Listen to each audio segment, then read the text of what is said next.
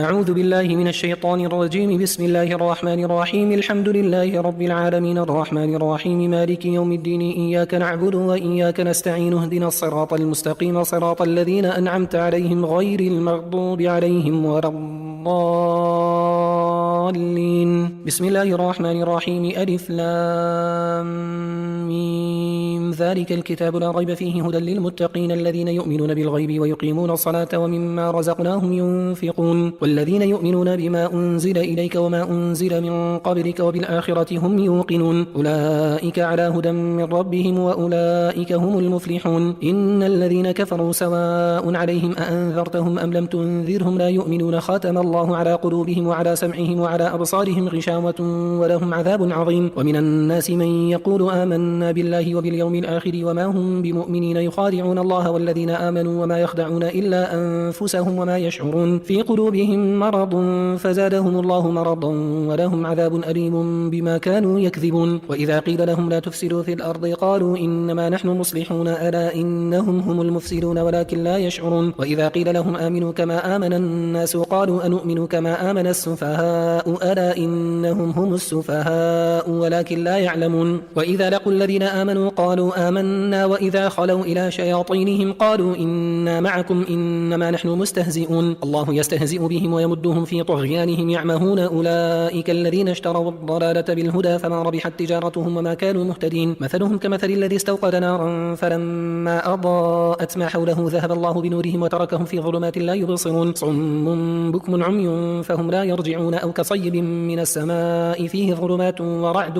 وبرق يجعلون أصابعهم في آذانهم من الصواعق حذر الموت والله محيط بالكافرين. يكاد البرق يخطف أبصارهم كلما أضاء لهم مشوا فيه وإذا أظلم عليهم قاموا ولو شاء الله لذهب بسمعهم وأبصارهم إن الله على كل شيء قدير. يا أيها الناس اعبدوا ربكم الذي خلقكم والذين من قبلكم لعلكم تتقون الذي جعل لكم الأرض فراشا والسماء بناء وأنزل من السماء ماء فأخرج به من الثمرات رزقا لكم فلا تجعلوا لله أندادا وأنتم تعلمون. وإن كنتم في ريب مما نزلنا على عبدنا فأتوا بسورة من مثله وادعوا شهداءكم من دون الله إن كنتم صادقين. فإن لم تفعلوا ولن تفعلوا فاتقوا النار التي وقودها الناس والحجارة أعدت للكافرين. وبشر الذين آمنوا وعملوا الصالحات أن لهم جنات تجري من تحتها الأنهار كلما رزقوا منها من ثمرة رزقا قالوا هذا الذي رزقنا من قبل وأتوا به متشابها ولهم فيها أزواج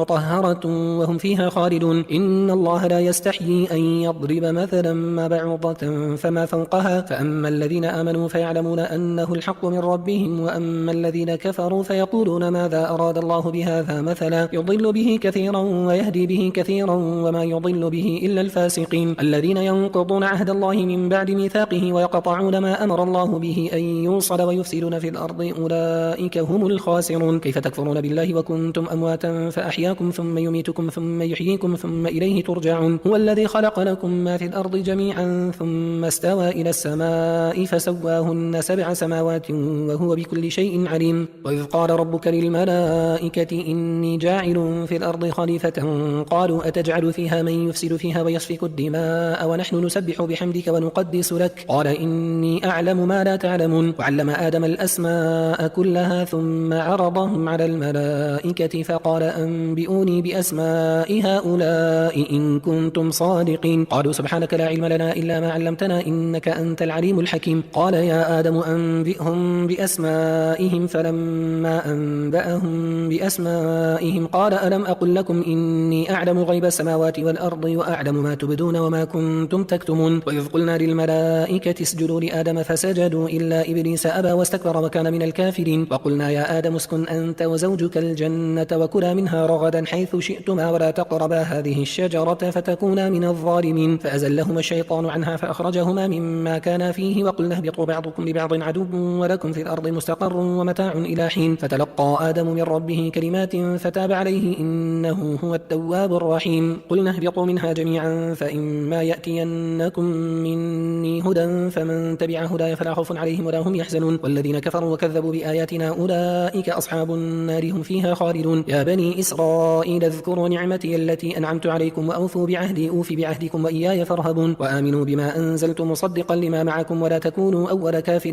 به ولا تشتروا بآياتي ثمنا قليلا وإياي فاتقون. ولا تلبسوا الحق بالباطل وتكتموا الحق وأنتم تعلمون. وأقيموا الصلاة وآتوا الزكاة واركعوا مع الراكعين. أتأمرون الناس بالبر وتنسون أنفسكم وأنتم تتلون الكتاب أفلا تعقلون. واستعينوا بالصبر والصلاة وإنها لكبيرة إلا على الخاشعين الذين يظنون أنهم ملاقو ربهم وأنهم إليه راجعون. يا بني إسرائيل اذكروا نعمتي التي أنعمت عليكم وأني فضلتكم على العالمين. واتقوا يوما لا تجزي نفس عن نفس شيئا ولا يقبل منها شفاعة ولا يؤخذ منها عدل ولا هم ينصرون. وإذ نجيناكم من آل فرعون يسومونكم سوء العذاب يذبحون أبناءكم ويستحيون نساءكم وفي ذلكم بلاء من ربكم عظيم. وإذ فرقنا بكم البحر فأنجيناكم وأغرقنا آل فرعون وأنتم تنظرون. وإذ واعدنا موسى 40 ليلة ثم اتخذتم العجل من بعده وأنتم ظالمون ثم عفونا عنكم من بعد ذلك لعلكم تشكرون. وإذ آتينا موسى الكتاب والفرقان لعلكم تهتدون. وإذ قال موسى لقومه يا قوم إنكم ظلمتم أنفسكم باتخاذكم العجل فتوبوا إلى بارئكم فاقتلوا أنفسكم ذلكم خير لكم عند بارئكم فتاب عليكم إنه هو التواب الرحيم. وإذ قلتم يا موسى لن نؤمن لك حتى نرى الله جهرة فأخذتكم الصاعقة وأنتم تنظرون ثم بعثناكم من بعد موتكم لعلكم تشكرون. وظللنا عليكم الغمام وأنزلنا عليكم المن والسلوى كلوا من طيبات ما رزقناكم وما ظلمونا ولكن كانوا أنفسهم يظلمون. وإذ قلنا ادخلوا هذه القرية فكلوا منها حيث شئتم رغدا وادخلوا الباب سجدا وقولوا حطة نغفر لكم خطاياكم وسنزيد المحسنين. فبدل الذين ظلموا قولا غير الذي قيل لهم فأنزلنا على الذين ظلموا رجزا من السماء بما كانوا يفسقون. وإذ استسقى موسى لقومه فقلنا اضرب بعصاك الحجر فانفجرت منه 12 عينا قد علم كل أناس مشربهم كلوا واشربوا من رزق الله ولا تعثوا في الأرض مفسدين. وإذ قلتم يا موسى لن نصبر على طعام واحد فادع لنا ربك يخرج لنا مما تنبت الأرض من بقرها وقثائها وفومها وعدسها وبصلها قال أتستبدلون الذي هو أدنى بالذي هو خير اهبطوا مصرا فإن لكم ما سألتم وضربت عليهم الذلة والمسكنة وباءوا بغضب من الله ذلك بأنهم كانوا يكفرون بآيات الله ويقتلون النبيين بغير الحق ذلك بما عصوا وكانوا يعتدون. إن الذين آمنوا والذين هادوا والنصارى والصابئين من آمن بالله واليوم الآخر وعمل صالحا فلهم أجرهم عند ربهم ولا خوف عليهم ولا هم يحزنون. وإذ أخذنا ميثاقكم ورفعنا فوقكم الطور خذوا ما آتيناكم بقوة واذكروا ما فيه لعلكم تتقون ثم توليتم من بعد ذلك فلولا فضل الله عليكم ورحمته لكنتم من الخاسرين. ولقد علمتم الذين اعتدوا منكم في السبت فقلنا لهم كونوا قردة خاسئين فجعلناها نكالا لما بين يديها وما خلفها وموعظة للمتقين. وإذ قال موسى لقومه إن الله يأمركم أن تذبحوا بقرة قالوا أتتخذنا هزوا قال أعوذ بالله أن أكون من الجاهلين. قالوا ادع لنا ربك يبين لنا ما هي قال إنه يقول إنها بقرة لا فارض ولا بكر عوان بين ذلك فافعلوا ما تؤمرون. قالوا ادع لنا ربك يبين لنا ما لونها قال إنه يقول إنها بقرة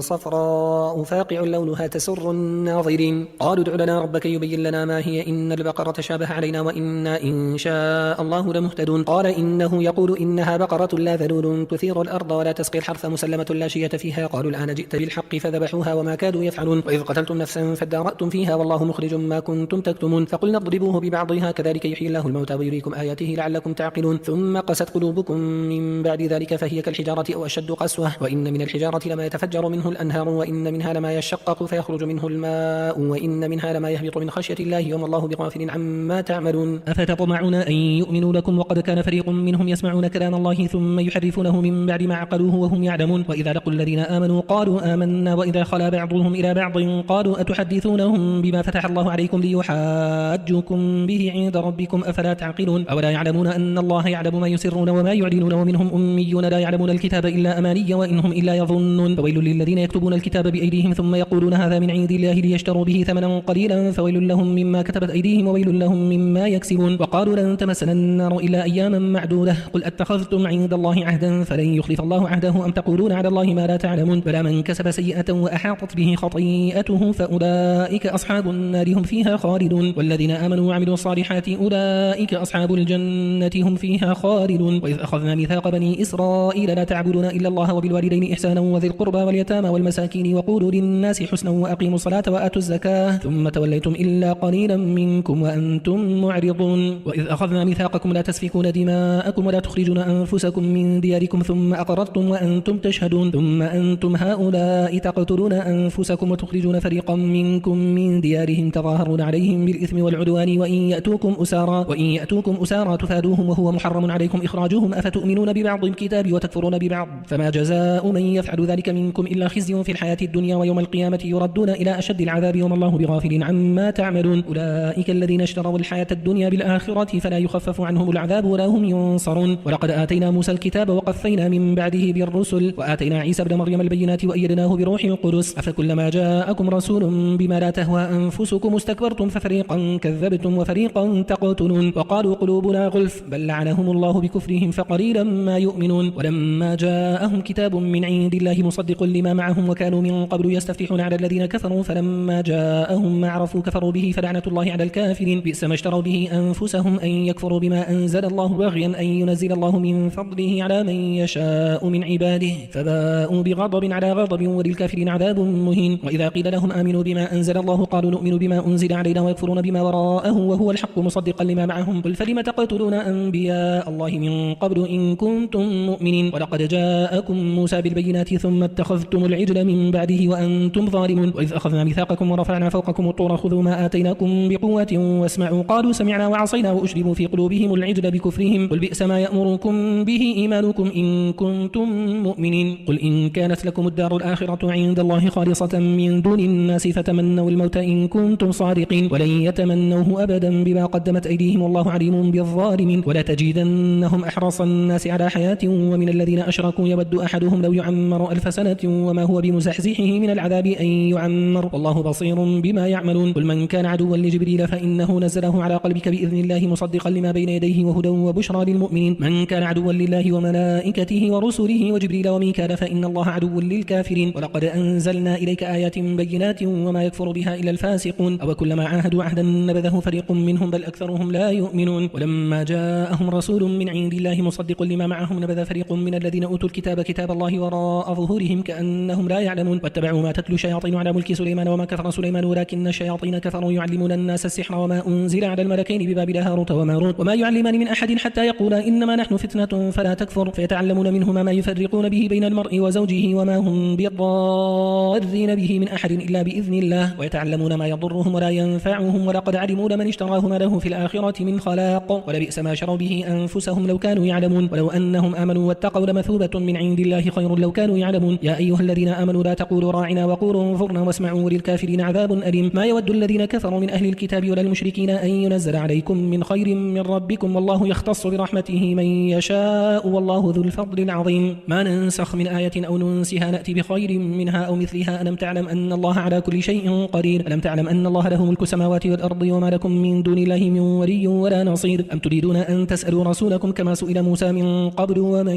يتبدل الكفر بالإيمان فقد ضل سواء السبيل ود كثير من أهل الكتاب لو يردونكم من بعد إيمانكم كفارا حسدا من عند أنفسهم من بعد ما تبين لهم الحق فاعفوا واصفحوا حتى يأتي الله بأمره إن الله على كل شيء قدير وأقيموا الصلاة وآتوا الزكاة وما تقدموا لأنفسكم من خير تجدوه عند الله إن الله بما تعملون بصير وقالوا لن يدخل الجنة إلا من كان هودا أو نصارى تلك أمانيهم قل هاتوا برهانكم إن كنتم صادقين بلى من أسلم وجهه لله وهو محسن فله أجره عند ربه ولا خوف عليهم ولا هم يحزنون وقالت اليهود ليست النصارى على شيء وقالت النصارى ليست اليهود على شيء وهم يتلون الكتاب كذلك قال الذين لا يعلمون مثل قولهم فالله يحكم بينهم يوم القيامة فيما كانوا فيه يختلفون ومن أظلم ممن منع مساجد الله أن يذكر فيها اسمه وسعى في خرابها أولئك ما كان لهم أن يدخلوها إلا خائفين لهم في الدنيا خزي ولهم في الآخرة عذاب عظيم ولله المشرق والمغرب فإنما تولوا فثم وجه الله إن الله واسع عليم وقالوا اتخذ الله ولدا سبحانه بل له ما في السماوات والأرض كل له قانتون بديع السماوات والأرض وإذا قضى أمرا فإنما يقول له كن فيكون وقال الذين لا يعلمون لولا يكلمنا الله أو تأتينا آية كذلك قال الذين من قبلهم مثل قولهم تشابهت قلوبهم قد بينا الآيات لقوم يوقنون إنا أرسلناك بالحق بشيرا ونذيرا ولا تسأل عن أصحاب الجحيم ولن ترضى عنك اليهود ولا النصارى حتى تتبع ملتهم قل إن هدى الله هو الهدى ولئن اتبعت أهواءهم بعد الذي جاءك من العلم ما لك من الله من ولي ولا نصير الذين آتيناهم الكتاب يتلونه حق تلاوته أولئك يؤمنون به ومن يكفر به فأولئك هم الخاسرون يا بني إسرائيل اذكروا نعمتي التي أنعمت عليكم وأني فضلتكم على العالمين واتقوا يوما لا تجزي نفس عن نفس شيئا ولا يقبل منها عدل ولا تنفعها شفاعة ولا هم ينصرون وإذ ابتلى إبراهيم إبراهيم ربه بكلمات فأتمهن قال إني جاعلك للناس إماما قال ومن ذريتي قال لا ينال عهد الظالمين وإذ جعلنا البيت مثابة للناس وأمنا واتخذوا من مقام إبراهيم مصلى وعهدنا إلى إبراهيم وإسماعيل أن طهر بيتي للطائفين والعاكفين والركع السجود وإذ قال إبراهيم رب اجعل هذا بلدا آمنا وارزق أهله من الثمرات من آمن منهم بالله واليوم الآخر قال ومن كفر فأمتعه قليلا ثم أضطره إلى عذاب النار وبئس المصير وإذ يرفع إبراهيم القواعد من البيت وإسماعيل ربنا تقبل منا إنك أنت السميع العليم ربنا واجعلنا مسلمين لك ومن ذريتنا أمة مسلمة لك وأرنا مناسكنا وتب علينا إنك أنت التواب الرحيم ربنا وابعث فيهم رسولا منهم يتلو عليهم آياتك ويعلمهم الكتاب والحكمة ويزكيهم إنك أنت العزيز الحكيم ومن يرغب عن ملة إبراهيم إلا من سفه نفسه ولقد اصطفيناه في الدنيا وإنه في الآخرة لمن الصالحين إذ قال له ربه أسلم قال أسلمت لرب العالمين ووصى بها إبراهيم بنيه ويعقوب يا بني إن الله اصطفى لكم الدين فلا تموتن إلا وأنتم مسلمون أم كنتم شهداء إذ حضر يعقوب الموت إذ قال لبنيه ما تعبدون من بعدي قالوا نعبد إلهك وإله آبائك إبراهيم وإسماعيل وإسحاق إلها واحدا ونحن له مسلمون تلك أمة قد خلت لها ما كسبت ولكم ما كسبتم ولا تسألون عما كانوا يعملون وقالوا كونوا هودا أو نصارى تهتدوا قل بل ملة إبراهيم حنيفا وما كان من المشركين قولوا آمنا بالله وما أنزل إلينا وما أنزل إلى إبراهيم وإسماعيل وإسحاق ويعقوب والأسباط وما أوتي موسى وعيسى وما أوتي النبيون من ربهم لا نفرق بين أحد منهم ونحن له مسلمون فإن آمنوا بمثل ما آمنتم به فقد اهتدوا وإن تولوا فإنما هم في شقاق فسيكفيكهم الله وهو السميع العليم صبغة الله ومن أحسن من الله صبغة ونحن له عابدون قل أتحاجوننا في الله وهو ربنا وربكم ولنا أعمالنا ولكم أعمالكم ونحن له مخلصون أم تقولون إن إبراهيم وإسماعيل وإسحاق ويعقوب والأسباط كانوا هودا أو نصارى قل أأنتم أعلم أم الله ومن أظلم ممن كتم شهادة عنده من الله وما الله بغافل عما تعملون تلك أمة قد خلت لها ما كسبت ولكم ما كسبتم ولا تسألون عما كانوا يعملون سيقول السفهاء من الناس ما ولاهم عن قبلتهم التي كانوا عليها قل لله المشرق والمغرب يهدي من يشاء إلى صراط مستقيم وكذلك جعلناكم أمة وسطا لتكونوا شهداء على الناس ويكون الرسول عليكم شهيدا وما جعلنا القبلة التي كنت عليها إلا لنعلم من يتبع الرسول ممن ينقلب على عقبيه وإن كانت لكبيرة إلا على الذين هدى الله وما كان الله ليضيع إيمانكم إن الله بالناس لرؤوف رحيم قد نرى تقلب وجهك في السماء فلنولينك قبلة ترضاها فولي وجهك شطر المسجد الحرام وحيث ما كنتم فولوا وجوهكم شطره وإن الذين أوتوا الكتاب ليعلمون أنه الحق من ربهم وما الله بغافل عما يعملون ولئن أتيت الذين أوتوا الكتاب بكل آية ما تبعوا قبلتك وما أنت بتابع قبلتهم وما بعضهم بتابع قبلة بعض ولئن اتبعت أهواءهم من بعد ما جاءك من العلم إنك إذا لمن الظالمين الذين آتيناهم الكتاب يعرفونه كما يعرفون أبناءهم وإن فريقا منهم ليكتمون الحق وهم يعلمون الحق من ربك فلا تكونن من الممترين ولكل وجهة هو موليها فاستبقوا الخيرات أينما تكونوا يأتي بكم الله جميعا إن الله على كل شيء قدير ومن حيث خرجت فولي وجهك شطر المسجد الحرام وإنه للحق من ربك وما الله بغافل عما تعملون ومن حيث خرجت فولي وجهك شطر المسجد الحرام وحيث ما كنتم فولوا وجوهكم شطره لئلا يكون للناس عليكم حجة إلا الذين ظلموا منهم فلا تخشوهم واخشوني ولأتم نعمتي عليكم ولعلكم تهتدون كما أرسلنا فيكم رسولا منكم يتلو عليكم آياتنا ويزكيكم ويعلمكم الكتاب والحكمة ويعلمكم ما لم تكونوا تعلمون فاذكروني أذكركم واشكروا لي ولا تكفرون يا أيها الذين آمنوا استعينوا بالصبر والصلاة إن الله مع الصابرين ولا تقولوا لمن يقتل في سبيل الله أموات بل أحياء ولكن لا تشعرون ولنبلونكم بشيء من الخوف والجوع ونقص من الأموال والأنفس والثمرات وبشر الصابرين الذين إذا أصابتهم مصيبة قالوا إنا لله وإنا إليه راجعون أولئك عليهم صلوات من ربهم ورحمة وأولئك هم المهتدون إن الصفا والمروة من شعائر الله فمن حج البيت أو اعتمر فلا جناح عليه أن يطوف بهما ومن تطوع خيرا فإن الله شاكر عليم إن الذين يكتمون ما أنزلنا من البينات والهدى من بعد ما بيناه للناس في الكتاب أولئك يلعنهم الله ويلعنهم اللاعنون إلا الذين تابوا وأصلحوا وبينوا فأولئك أتوب عليهم وأنا التواب الرحيم إن الذين كفروا وماتوا وهم كفار كفار أولئك عليهم لعنة الله والملائكة والناس أجمعين خالدين فيها لا يخفف عنهم العذاب ولا هم ينظرون وإلهكم إله واحد لا إله إلا هو الرحمن الرحيم إن في خلق السماوات والأرض واختلاف الليل والنهار والفلك التي تجري في البحر بما ينفع الناس وما أنزل الله من السماء من ماء فأحيا به الأرض بعد موتها وبث فيها من كل دابة وتصريف الرياح والسحاب المسخر بين السماء والأرض لآيات لقوم يعقلون ومن الناس من يتخذ من دون الله أندادا يحبونهم كحب الله والذين آمنوا أشد حبا لله ولو يرى الذين ظلموا إذ يرون العذاب أن القوة لله جميعا وأن الله شديد العذاب إذ تبرأ الذين اتبعوا من الذين اتبعوا ورأوا العذاب وتقطعت بهم الأسباب وقال الذين اتبعوا لو أن لنا كرة فنتبرأ منهم كما تبرأوا منا كذلك يريهم الله أعمالهم حسرات عليهم وما هم بخارجين من النار يا أيها الناس كلوا مما في الأرض حلالا طيبا ولا تتبعوا خطوات الشيطان إنه لكم عدو مبين إنما يأمركم بالسوء والفحشاء وأن تقولوا على الله ما لا تعلمون وإذا قيل لهم اتبعوا ما أنزل الله قالوا بل نتبع ما ألفينا عليه آباءنا أولو كان آباؤهم لا يعقلون شيئا ولا يهتدون ومثل الذين كفروا كمثل الذي ينعق بما لا يسمع إلا دعاء ونداء صم بكم عمي فهم لا يعقلون يا أيها الذين آمنوا كلوا من طيبات ما رزقناكم واشكروا لله إن كنتم إياه تعبدون إنما حرم عليكم الميتة والدم ولحم الخنزير وما أهل به لغير الله فمن يضطر غير باغ ولا عاد فلا إثم عليه إن الله غفور رحيم إن الذين يكتمون ما أنزل الله من الكتاب ويشترون به ثمنا قليلا أولئك ما يأكلون في بطونهم إلا النار ولا يكلمهم الله يوم القيامة ولا يزكيهم ولهم عذاب أليم أولئك الذين اشتروا الضلالة بالهدى والعذاب بالمغفرة فما أصبرهم على النار ذلك بأن الله نزل الكتاب بالحق وإن الذين اختلفوا في الكتاب لفي شقاق بعيد ليس البر أن تولوا وجوهكم قبل المشرق والمغرب ولكن البر من آمن بالله واليوم الآخر والملائكة والكتاب والنبيين وآتى المال على حبه ذوي القربى واليتامى والمساكين وابن السبيل والسائلين وفي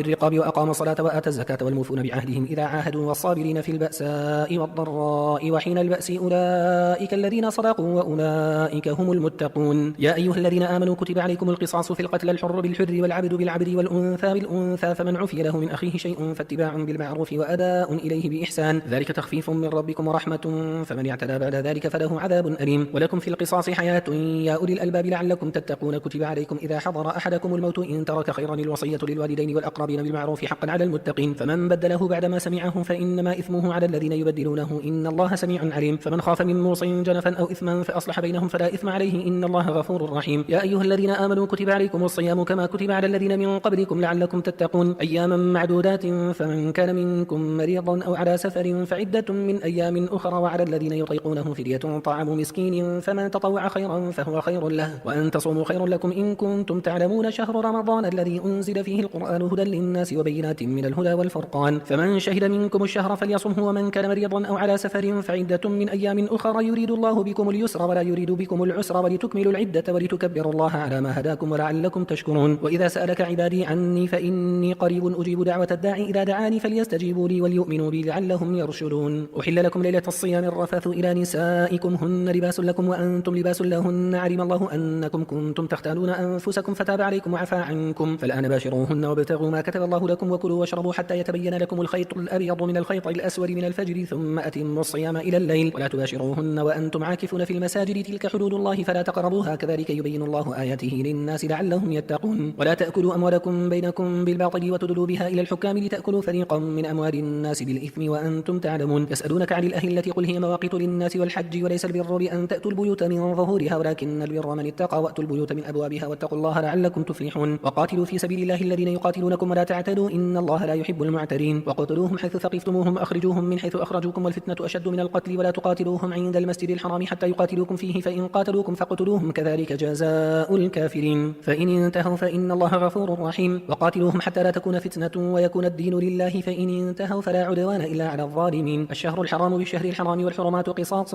فمن اعتدى عليكم فاعتدوا عليه بمثل ما اعتدى عليكم واتقوا الله واعلموا أن الله مع المتقين وأنفقوا في سبيل الله ولا تلقوا بأيديكم إلى التهلكة وأحسنوا إن الله يحب المحسنين وأتموا الحج والعمرة لله فإن أحصرتم فما استيسر من الهدي ولا تحلقوا رؤوسكم حتى يبلغ الهدي محله فمن كان منكم مريضا أو به أذى من رأسه ففدية من صيام أو صدقة أو نسك فإذا أمنتم فمن تمتع بالعمرة إلى الحج فما استيسر من الهدي فمن لم يجد فصيام 3 أيام في الحج و7 إذا رجعتم تلك 10 كاملة ذلك لمن لم يكن أهله حاضر حاضري المسجد الحرام واتقوا الله واعلموا أن الله شديد العقاب. الحج أشهر معلومات فمن فرض فيهن الحج فلا رفث ولا فسوق ولا جدال في الحج وما تفعلوا من خير يعلمه الله وتزودوا فإن خير الزاد التقوى واتقون يا أولي الألباب. ليس عليكم جناح أن تبتغوا فضلا من ربكم فإذا أفضتم من عرفات فاذكروا الله عند المشعر الحرام واذكروه كما هداكم وإن كنتم من قبله لمن الضالين. ثم أفيضوا من حيث أفاض الناس واستغفروا الله إن الله غفور رحيم. فإذا قضيتم مناسككم فاذكروا الله كذكركم آباءكم أو أشد ذكرا. فمن الناس من يقول ربنا آتنا في الدنيا وما له في الآخرة من خلاق ومنهم من يقول ربنا آتنا في الدنيا حسنة وفي الآخرة حسنة وقنا عذاب النار. أولئك لهم نصيب مما كسبوا والله سريع الحساب. واذكروا الله في أيام معدودات فمن تعجل في يومين فلا إثم عليه ومن تأخر فلا إثم عليه لمن اتقى واتقوا الله واعلموا أنكم إليه تحشرون. ومن الناس من يعجبك قوله في الحياة الدنيا ويشهد الله على ما في قلبه وهو ألد الخصام وإذا تولى سعى في الأرض ليفسد فيها ويهلك الحرث والنسل والله لا يحب الفساد. وإذا قيل له اتق الله أخذته العزة بالإثم فحسبه جهنم ولبئس المهاد. ومن الناس من يشري نفسه ابتغاء مرضات الله والله رؤوف بالعباد. يا أيها الذين آمنوا ادخلوا في السلم كافة ولا تتبعوا خطوات الشيطان إنه لكم عدو مبين. فإن زللتم من بعد ما جاءتكم البينات فاعلموا أن الله عزيز حكيم. هل ينظرون إلا أن يأتيهم الله في ظلل من الغمام والملائكة وقضي الأمر وإلى الله ترجع الأمور. سل بني إسرائيل كم آتيناهم من آية بينة ومن يبدل نعمة الله من بعد ما جاءته فإن الله شديد العقاب. زين للذين كفروا الحياة الدنيا ويسخرون من الذين آمنوا والذين اتقوا فوقهم يوم القيامة والله يرزق من يشاء بغير حساب. كان الناس أمة واحدة فبعث الله النبيين مبشرين ومنذرين وأنزل معهم الكتاب بالحق ليحكم بين الناس فيما اختلفوا فيه وما اختلف فيه إلا الذين أوتوه من بعد ما جاءتهم البينات بغيا بينهم فهدى الله الذين آمنوا لما اختلفوا فيه من الحق بإذنه والله يهدي من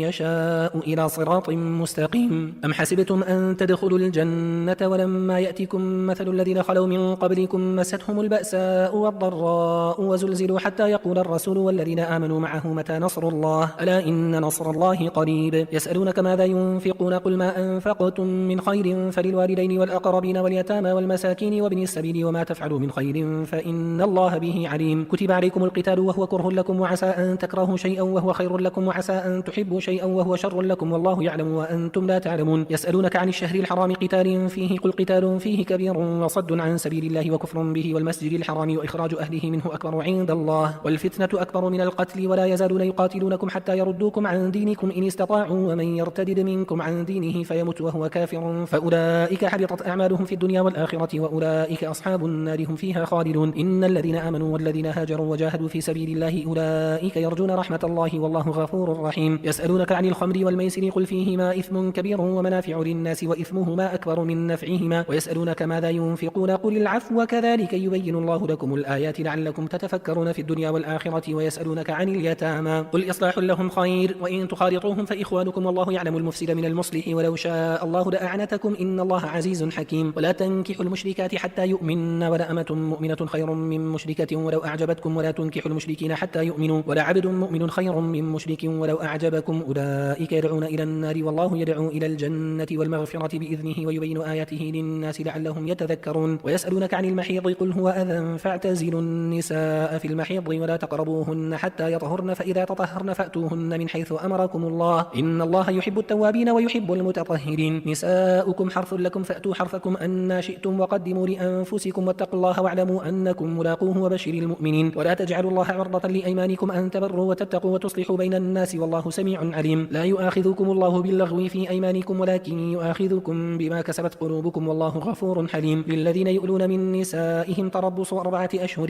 فإن فاءوا فإن الله غفور رحيم وإن عزموا الطلاق فإن الله سميع عليم. والمطلقات يتربصن بأنفسهن 3 قروء ولا يحل لهن أن يكتمن ما خلق الله في أرحامهن إن كن يؤمن بالله واليوم الآخر وبعولتهن أحق بردهن في ذلك إن أرادوا إصلاحا ولهن مثل الذي عليهن بالمعروف وللرجال عليهن درجة والله عزيز حكيم. الطلاق 2 مرتان فإمساك بمعروف أو تسريح بإحسان ولا يحل لكم أن تأخذوا مما آتيتموهن شيئا إلا أن يخافا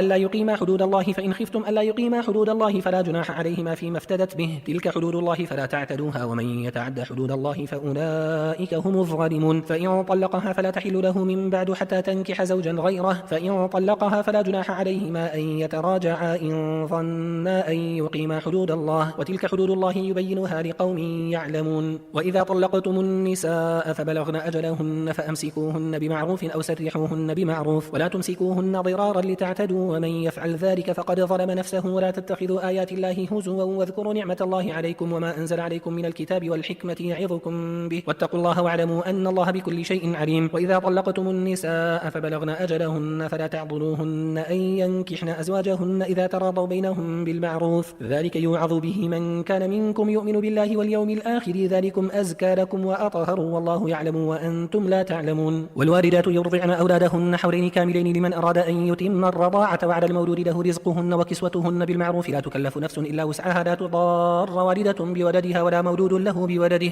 وعلى الوارث مثل ذلك فإن أرادا فصالا عن تراض منهما وتشاور فلا جناح عليهما. وإن أردتم أن تسترضعوا أولادكم فلا جناح عليكم إذا سلمتم ما آتيتم بالمعروف، واتقوا الله واعلموا أن الله بما تعملون بصير. والذين يتوفون منكم ويذرون أزواجا يتربصن بأنفسهن 4 أشهر و10، فإذا بلغن أجلهن فلا جناح عليكم فيما فعلن في أنفسهن بالمعروف، والله بما تعملون خبير. ولا جناح عليكم فيما عرضتم به من خطبة النساء أو أكننتم في أنفسكم، علم الله أنكم ستذكرونهن ولكن لا تواعدوهن سرا إلا أن تقولوا قولا معروفا، ولا تعزموا عقدة النكاح حتى يبلغ الكتاب أجله، واعلموا أن الله يعلم ما في أنفسكم فاحذروه، واعلموا أن الله غفور حليم. لا جناح عليكم إن طلقتم النساء ما لم تمسوهن أو تفرضوا لهن فريضة، ومتعوهن على الموسع قدره وعلى المقتر قدره متاعا بالمعروف حقا على المحسنين. وإن طلقتموهن من قبل أن تمسوهن وقد فرضتم لهن فريضة فنصف ما فرضتم إلا أن يعفون أو يعفو الذي بيده عقدة النكاح، وأن تعفوا أقرب للتقوى، ولا تنسوا الفضل بينكم إن الله بما تعملون بصير. حافظوا على الصلوات والصلاة الوسطى وقوموا لله قانتين، فإن خفتم فرجالا أو ركبانا فإذا أمنتم فاذكروا الله كما علمكم ما لم تكونوا تعلمون. والذين يتوفون منكم ويذرون أزواجا وصية لأزواجهم متاعا إلى الحول غير إخراج،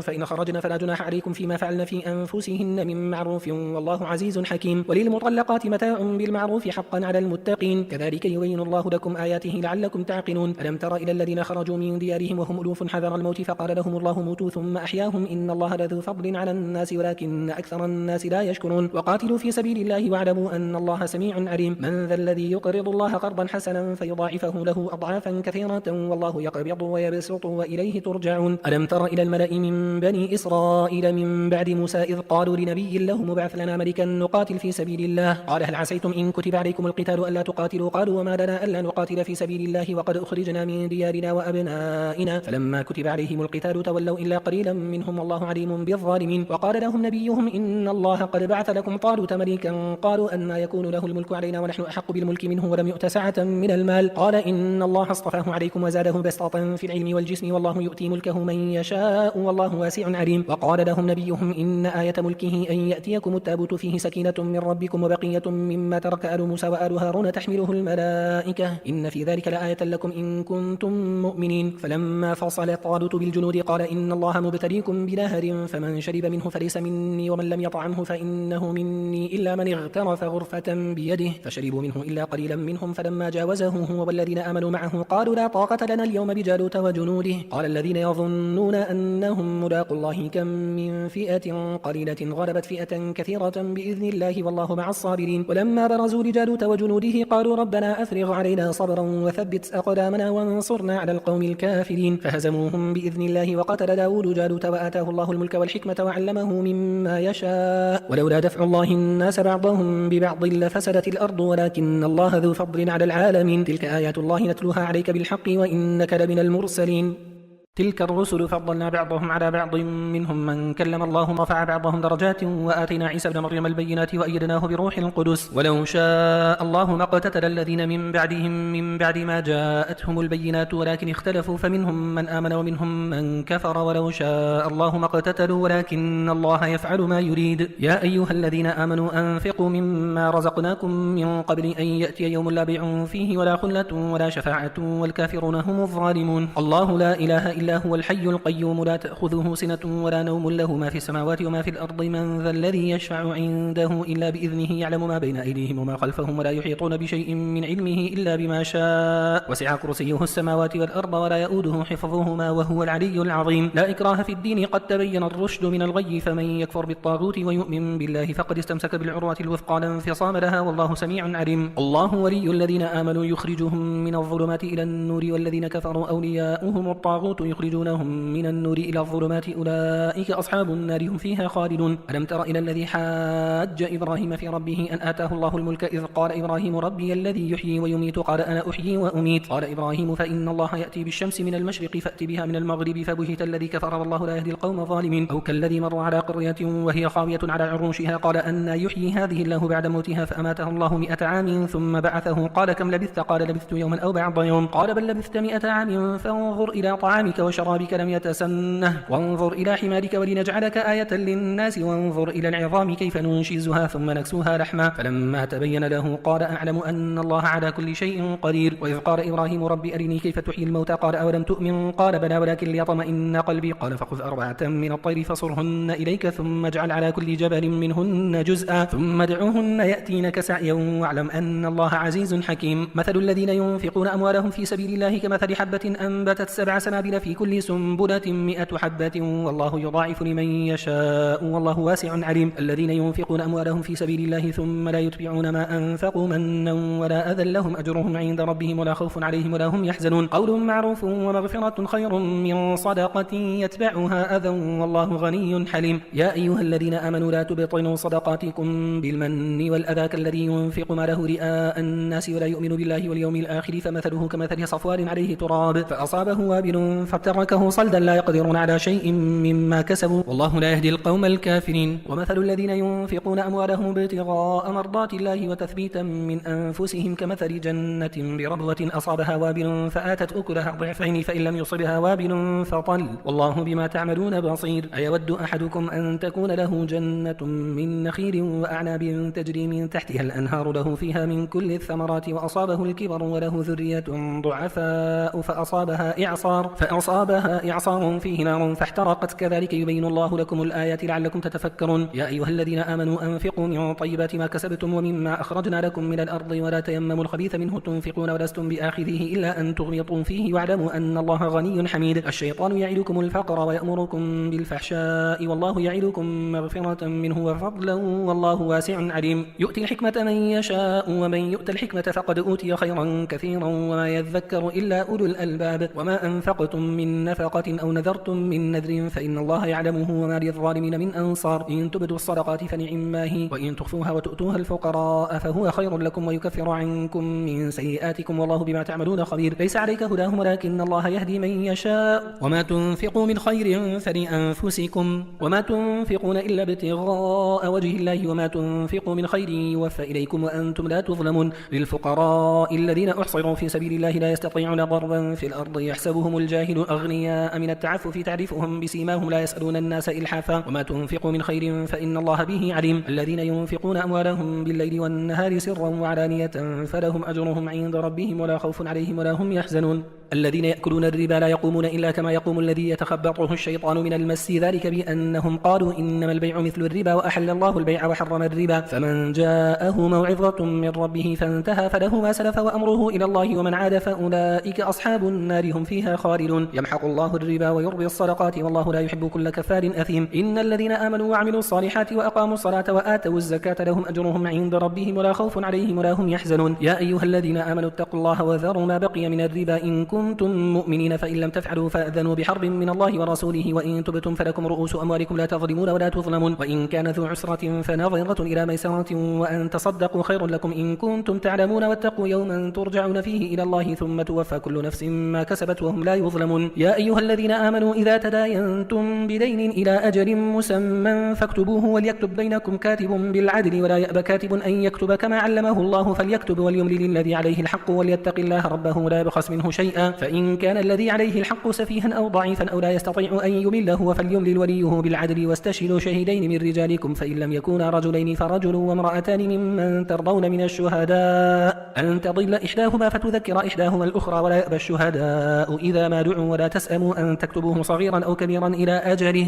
ذلكم أقسط عند الله وأقوم للشهادة وأدنى ألا ترتابوا إلا أن تكون تجارة حاضرة تديرونها بينكم فليس عليكم جناح ألا تكتبوها وأشهدوا إذا تبايعتم ولا يضار كاتب ولا شهيد وإن تفعلوا فإنه فسوق بكم واتقوا الله ويعلمكم الله والله بكل شيء عليم. وإن كنتم على سفر ولم تجدوا كاتبا فرهان مقبوضة فإن أمن بعضكم بعضا فليؤدي الذي اؤتمن أمانته وليتق الله ربه ولا تكتموا الشهادة ومن يكتمها فإنه آثم قلبه والله بما تعملون عليم. لله ما في السماوات وما في الأرض وإن تبدوا ما في أنفسكم أو تخفوه يحاسبكم به الله فيغفر لمن يشاء ويعذب من يشاء والله على كل شيء قدير. آمن الرسول بما أنزل إليه من ربه والمؤمنون كل آمن بالله وملائكته وكتبه ورسله لا نفرق بين أحد من رسله وقالوا سمعنا وأطعنا غفرانك ربنا وإليك المصير. لا يكلف الله نفسا إلا وسعها لها ما كسبت وعليها ما اكتسبت ربنا لا تؤاخذنا إن نسينا أو أخطأنا ربنا ولا تحمل علينا إصرا كما حملته على الذين من قبلنا ربنا ولا تحملنا ما لا طاقة لنا به واعف عنا واغفر لنا وارحمنا أنت مولانا فانصرنا على القوم الكافرين. بسم الله الرحمن الرحيم ألف لام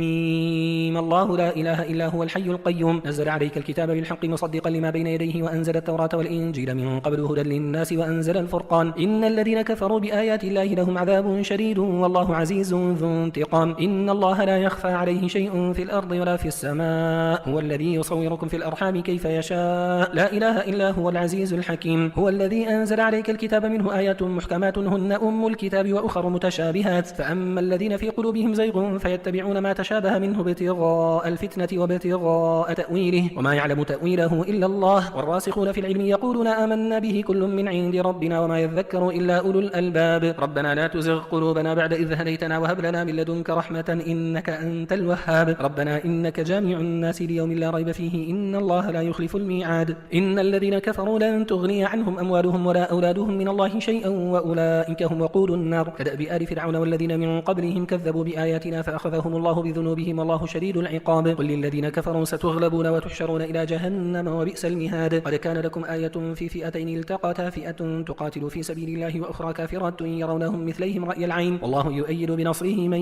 يشاء إن في ذلك لعبرة لأولي الأبصار. زين للناس حب الشهوات من النساء والبنين والقناطير المقنطرة من الذهب والفضة والخيل المسومة والأنعام والحرث ذلك متاع الحياة الدنيا والله عنده حسن المآب. قل أنبئكم بخير من ذلكم للذين اتقوا عند ربهم جنات تجري من تحتها الأنهار خالدين فيها وأزواج مطهرة ورضوان من الله والله بصير بالعباد. الذين يقولون ربنا إننا آمنا فاغفر لنا ذنوبنا وقنا عذاب النار الصابرين والصادقين والقانتين والمنفقين والمستغفرين بالأسحار شهد الله أنه لا إله إلا هو والملائكة وأولو العلم قائما بالقسط لا إله إلا هو العزيز الحكيم. إن الدين عند الله الإسلام وما اختلف الذين أوتوا الكتاب إلا من بعد ما جاءهم العلم بغيا بينهم ومن يكفر بآيات الله فإن الله سريع الحساب. فإن حاجوك فقل أسلمت وجهي لله ومن اتبعني وقل للذين أوتوا الكتاب والأميين أأسلمتم فإن أسلموا فقد اهتدوا وإن تولوا فإنما عليك البلاغ والله بصير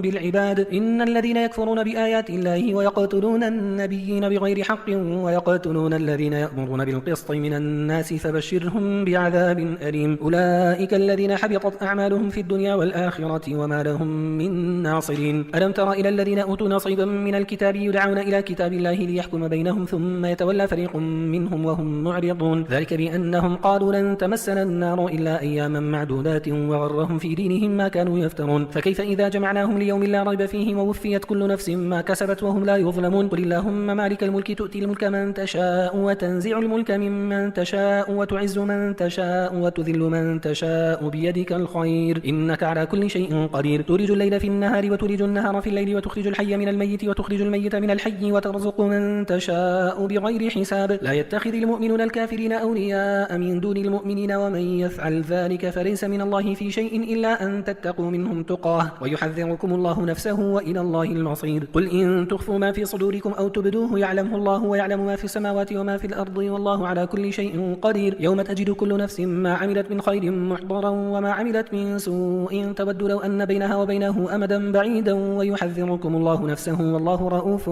بالعباد. قل إن كنتم تحبون الله فاتبعوني يحببكم الله ويغفر لكم ذنوبكم والله غفور رحيم. قل أطيعوا الله والرسول فإن تولوا فإن الله لا يحب الكافرين. إن الله اصطفى آدم ونوحا وآل إبراهيم وآل عمران على العالمين ذرية بعضها من بعض والله سميع عليم. إذ قالت امرأة عمران ربي إني نذرت لك ما في بطني محررا فتقبل مني إنك أنت السميع العليم. فلما وضعتها قالت ربي إني وضعتها أنثى والله أعلم بما وضعت وليس الذكر كالأنثى وإني سميتها مريم وإني أعيذها بك وذريتها من الشيطان الرجيم. فتقبلها ربها بقبول حسن وأنبتها نباتا حسنا وكفلها زكريا. كلما دخل عليها زكريا المحراب وجد عندها رزقا قال يا مريم أنى لك هذا قالت هو من عند الله إن الله يرزق من يشاء بغير حساب. هنالك دعا زكريا ربه قال رب هب لي من لدنك ذرية طيبة إنك سميع الدعاء. فنادته الملائكة وهو قائم يصلي في المحراب أن الله يبشرك بيحيى مصدقا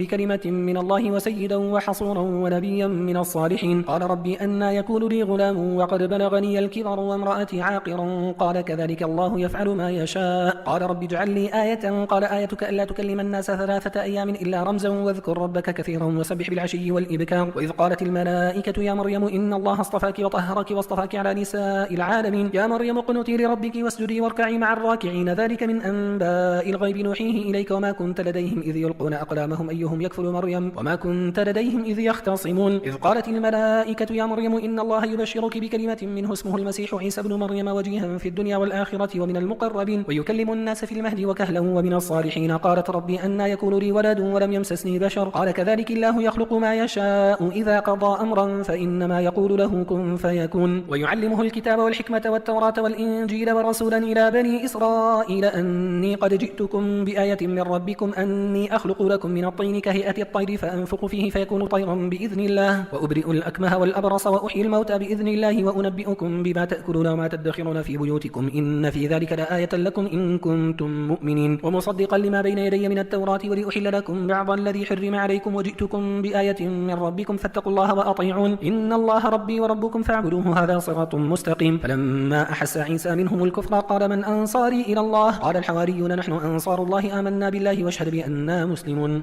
ربنا آمنا بما أنزلت واتبعنا الرسول فاكتبنا مع الشاهدين ومكروا ومكر الله والله خير الماكرين. إذ قال الله يا عيسى إني متوفيك ورافعك إلي ومطهرك من الذين كفروا وجاعل الذين اتبعوك فوق الذين كفروا إلى يوم القيامة ثم إلي مرجعكم فأحكم بينكم فيما كنتم فيه تختلفون. فأما الذين كفروا فأعذبهم عذابا شديدا في الدنيا والآخرة وما لهم من ناصرين. وأما الذين آمنوا وعملوا الصالحات فيوفيهم أجورهم والله لا يحب الظالمين ذلك نتلوه عليك من الآيات والذكر الحكيم. إن مثل عيسى عند الله كمثل آدم خلقه من تراب ثم قال له كن فيكون. الحق من ربك فلا تكن من الممترين. فمن حاجك فيه من بعد ما جاءك من العلم فقل تعالوا ندع أبناءنا وأبناءكم ونساءنا ونساءكم وأنفسنا وأنفسكم ثم نبتهل فنجعل لعنة الله على الكاذبين. إن هذا لهو القصص الحق وما من إله إلا الله وإن الله لهو العزيز الحكيم. فإن تولوا فإن الله عليم بالمفسدين. قل يا أهل الكتاب تعالوا إلى كلمات سواء بيننا وبينكم ألا نعبد إلا الله ولا نشرك به شيئا ولا يتخذ بعضنا بعضا أربابا من دون الله فإن تولوا فقولوا اشهدوا بأننا مسلمون. يا أهل الكتاب لم تحاجون في إبراهيم وما أنزلت التوراة والإنجيل إلا من بعده أفلا تعقلون. ها أنتم هؤلاء حاججتم فيما لكم به علم فلم تحاجون فيما ليس لكم به علم والله يعلم وأنتم لا تعلمون. ما كان إبراهيم يهوديا ولا نصرانيا ولكن كان حنيفا مسلما وما كان من المشركين. إن أولى الناس بإبراهيم للذين اتبعوه وهذا النبي والذين آمنوا والله ولي المؤمنين. ودت طائفة من أهل الكتاب لو يضلونكم وما يضلون إلا أنفسهم وما يشعرون. يا أهل الكتاب لم تكفرون بآيات الله وأنتم تشهدون. يا أهل الكتاب لم تلبسون الحق بالباطل وتكتمون الحق وأنتم تعلمون. وقالت طائفة من أهل الكتاب آمنوا بالذي أنزل على الذين آمنوا وجه النهار واكفروا آخره لعلهم يرجعون. ولا تؤمنوا إلا لمن تبع دينكم قل إن الهدى هدى الله أن يؤتى أحد مثل ما أوتيتم أو يحاجوكم عند ربكم قل إن الفضل بيد الله يؤتيه من يشاء والله واسع عليم. يختص برحمته من يشاء والله ذو الفضل العظيم. ومن أهل الكتاب من إن تأمنه بقنطار يؤديه إليك ومنهم من إن تأمنه بدينار لا يؤديه إليك إلا ما دمت عليه قائما ذلك بأنهم قالوا ليس علينا في الأميين سبيل ويقولون على الله الكذب وهم يعلمون. يعلمون بلى من أوفى بعهده واتقى فإن الله يحب المتقين إن الذين يشترون بعهد الله وإيمانهم ثمنا قليلا أولئك لا خلاق لهم في الآخرة ولا يكلمهم الله ولا ينظر إليهم يوم القيامة ولا يزكيهم ولهم عذاب أليم وإن منهم لفريقا يلوون ألسنتهم بالكتاب لتحسبوه من الكتاب وما هو من الكتاب ويقولون هو من عند الله وما هو من عند الله ويقولون على الله الكذب وهم يعلمون ما كان لبشر أن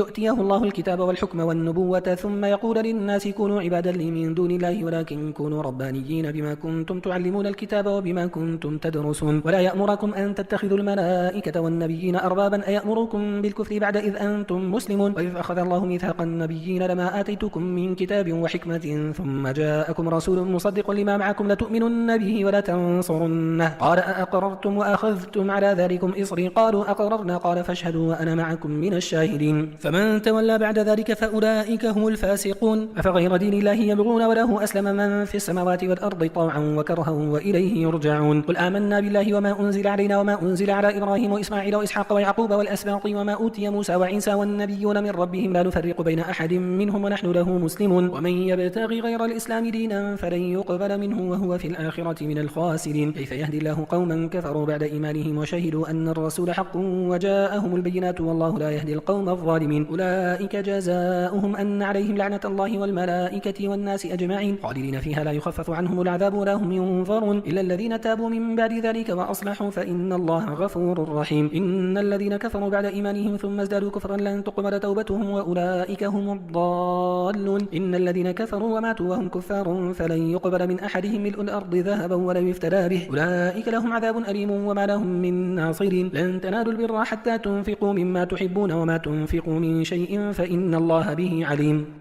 كل الطعام كان حلا لبني إسرائيل إلا ما حرم إسرائيل على نفسه من قبل أن تنزل التوراة قل فأتوا بالتوراة فاتلوها إن كنتم صادقين فمن افترى على الله الكذب من بعد ذلك فأولئك هم الظالمون قل صدق الله فاتبعوا ملة إبراهيم حنيفا وما كان من المشركين إن أول بيت وضع للناس للذي ببكة مباركا وهدى للعالمين فيه آيات بينات مقام إبراهيم ومن دخله كان آمنا ولله على الناس حج البيت من استطاع إليه سبيلا ومن كفر فإن الله غني عن العالمين قل يا أهل الكتاب لم تكفرون بآيات الله والله شهيد على ما تعملون قل يا أهل الكتاب لم تصدون عن سبيل الله من آمن تبغونها عوجا وأنتم شهداء وما الله بغافل عما تعملون يا أيها الذين آمنوا إن تطيعوا فريقا من الذين أوتوا الكتاب يردوكم بعد إيمانكم كافرين وكيف تكفرون وأنتم تتلى عليكم آيات الله وفيكم رسوله ومن يعتصم بالله فقد هدي إلى صراط مستقيم يا أيها الذين آمنوا اتقوا الله حق تقاته ولا تموتن إلا وأنتم مسلمون واعتصموا بحبل الله جميعا ولا تفرقوا واذكروا نعمة الله عليكم إذ كنتم أعداء فألف بين قلوبكم فأصبحتم بنعمته إخوانا وكنتم على شفا حفرة من النار فأنقذكم منها كذلك يبين الله لكم آياته لعلكم تهتدون ولتكن منكم أمة يدعون إلى الخير ويأمرون بالمعروف وينهون عن المنكر وأولئك هم المفلحون ولا تكونوا كالذين تفرقوا واختلفوا من بعد ما جاءهم البينات وأولئك لهم عذاب عظيم يوم تبيض وجوه وتسود وجوه فأما الذين اسودت وجوههم أكفرتم بعد إيمانكم فذوقوا العذاب بما كنتم تكفرون وأما الذين ابيضت وجوههم ففي رحمة الله هم فيها خالدون تلك آيات الله نتلوها عليك بالحق وما الله يريد ظلما للعالمين ولله ما في السماوات وما في الأرض وإلى الله ترجع الأمور كنتم خير أمة أخرجت للناس تأمرون بالمعروف وتنهون عن المنكر وتؤمنون بالله ولو آمن أهل الكتاب لكان خيرا لهم منهم المؤمنون وأكثرهم الفاسقون لن يضروكم إلا أذى وإن يقاتلوكم يولوكم الأدبار ثم لا ينصرون ضربت عليهم الذلة أينما ثقفوا إلا بحبل من الله وحبل من الناس وباءوا بغضب من الله وضربت عليهم المسكنة ذلك بأنهم كانوا يكفرون بآيات الله ويقتلون الأنبياء بغير حق ذلك بما عصوا وكانوا يعتدون ليسوا سواء من أهل الكتاب أمة قائمة يتلون آيات الله آناء الليل وهم يسجدون يؤمنون بالله واليوم الآخر ويأمرون بالمعروف وينهون عن المنكر ويسارعون في الخيرات وأولئك من الصالحين وما يفعلوا من خير فلن يكفروه والله عليم بالمتقين إن الذين كفروا لن تغني عنهم أموالهم ولا أولادهم من الله شيئا وأولئك أصحاب النار هم فيها خالدون مثل ما ينفقون في هذه الحياة الدنيا كمثل ريح فيها صر أصابت حرث قوم ظلموا أنفسهم فأهلكته وما ظلمهم الله ولكن أنفسهم يظلمون يا أيها الذين آمنوا لا تتخذوا بطانة من دونكم لا يألونكم خبالا ودوا ما عنتم قد بدت البغضاء من أفواههم وما تخفي صدورهم أكبر قد بينا لكم الآيات إن كنتم تعقلون ها أنتم أولئك تحبونهم ولا يحبونكم وتؤمنون بالكتاب كله وإذا لقوكم قالوا آمنا وإذا خلوا عضوا عليكم الأنامل من الغيظ قل موتوا بغيظكم إن الله عليم بذات الصدور إن تمسسكم حسنة تسؤهم وإن تصبكم سيئة يفرحوا بها وإن تصبروا وتتقوا لا يضركم كيدهم شيئا إن الله بما يعملون محيط. وإذ غدوت من أهلك تبوئ المؤمنين مقاعد للقتال والله سميع عليم. إذ هم الطائفتان منكم أن تفشلا والله وليهما وعلى الله فليتوكل المؤمنون. ولقد نصركم الله ببدر وأنتم أذلة فاتقوا الله لعلكم تشكرون. إذ تقول للمؤمنين ألن يكفيكم أن يمدكم ربكم ب3,000 من الملائكة منزلين بلى إن تصبروا وتتقوا ويأتوكم من فورهم هذا يمددكم ربكم ب5,000 من الملائكة مسومين. وما جعله الله إلا بشرى لكم ولتطمئن قلوبكم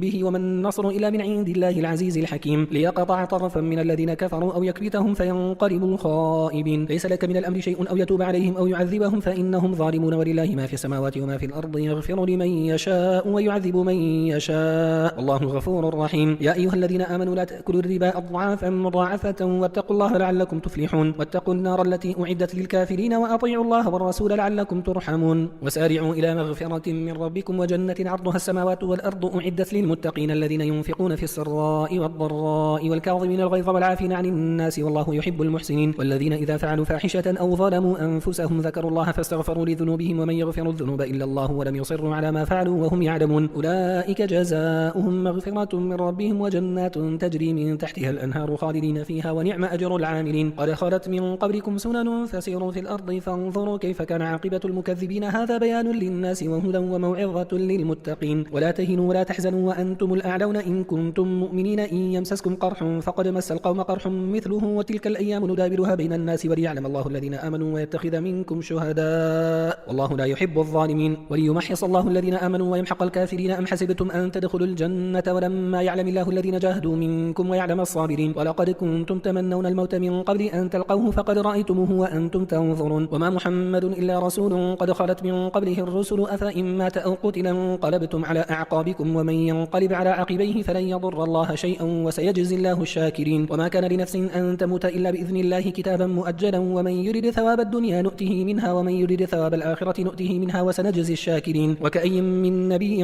قاتل معه ربيون كثير فما وهنوا لما أصابهم في سبيل الله وما ضعفوا وما استكانوا والله يحب الصابرين. وما كان قولهم إلا أن قالوا ربنا اغفر لنا ذنوبنا وإسرافنا في أمرنا وثبت أقدامنا وانصرنا على القوم الكافرين. فآتاهم الله ثواب الدنيا وحسن ثواب الآخرة والله يحب المحسنين. يا أيها الذين آمنوا إن تطيعوا الذين كفروا يردوكم على أعقابكم فتنقلبوا خاسرين بل الله مولاكم وهو خير الناصرين. سنلقي في قلوب الذين كفروا الرعب بما أشركوا بالله ما لم ينزل به سلطانا ومأواهم النار وبئس مثوى الظالمين. ولقد صدقكم الله وعده إذ تحسونهم بإذنه حتى إذا فشلتم وتنازعتم في الأمر وعصيتم من بعد ما أراكم ما تحبون منكم من يريد الدنيا ومنكم من يريد الآخرة ثم صرفكم عنهم ليبتليكم ولقد عفا عنكم والله ذو فضل على المؤمنين. إذ تصعدون ولا تلوون على أحد والرسول يدعوكم في أخراكم فأثابكم غما بغم لكي لا تحزنوا على ما فاتكم ولا ما أصابكم والله خبير بما تعملون. ثم أنزل عليكم من بعد الغم أمنة نعاسا يغشى طائفة منكم وطائفة قد أهمتهم أنفسهم يظنون بالله غير الحق ظن الجاهلية يقولون هل لنا من الأمر من شيء قل إن الأمر كله لله يخفون في أنفسهم ما لا يبدون لك يقولون لو كان لنا من الأمر شيء ما قتلنا هنا قل لو كنتم في بيوتكم لبرز الذين كتب عليهم القتل إلى مضاجعهم وليبتلي الله ما في صدوركم وليمحص ما في قلوبكم والله عليم بذات الصدور. إن الذين تولوا منكم يوم التقى الجمعان إنما استزلهم الشيطان ببعض ما كسبوا ولقد عفى الله عنهم إن الله غفور حليم. يا أيها الذين آمنوا لا تكونوا كالذين كفروا وقالوا لإخوانهم إذا ضربوا في الأرض أو كانوا غزا لو كانوا عندنا ما ماتوا وما قتلوا ليجعل الله ذلك حسرة في قلوبهم والله يحيي ويميت والله بما تعملون بصير. ولئن قتلتم في سبيل الله أو متم مغفرة من الله ورحمة خير مما يجمعون. ولئن متم أو قتلتم لإلى الله تحشرون فبما رحمة من الله لنت لهم ولو كنت فظا غليظ القلب لانفضوا من حولك فاعف عنهم واستغفر لهم وشاورهم في الأمر فإذا عزمت فتوكل على الله إن الله يحب المتوكلين. إن ينصركم الله فلا غالب لكم وإن يخذلكم فمن ذا الذي ينصركم من بعده وعلى الله فليتوكل المؤمنون. وما كان لنبي أن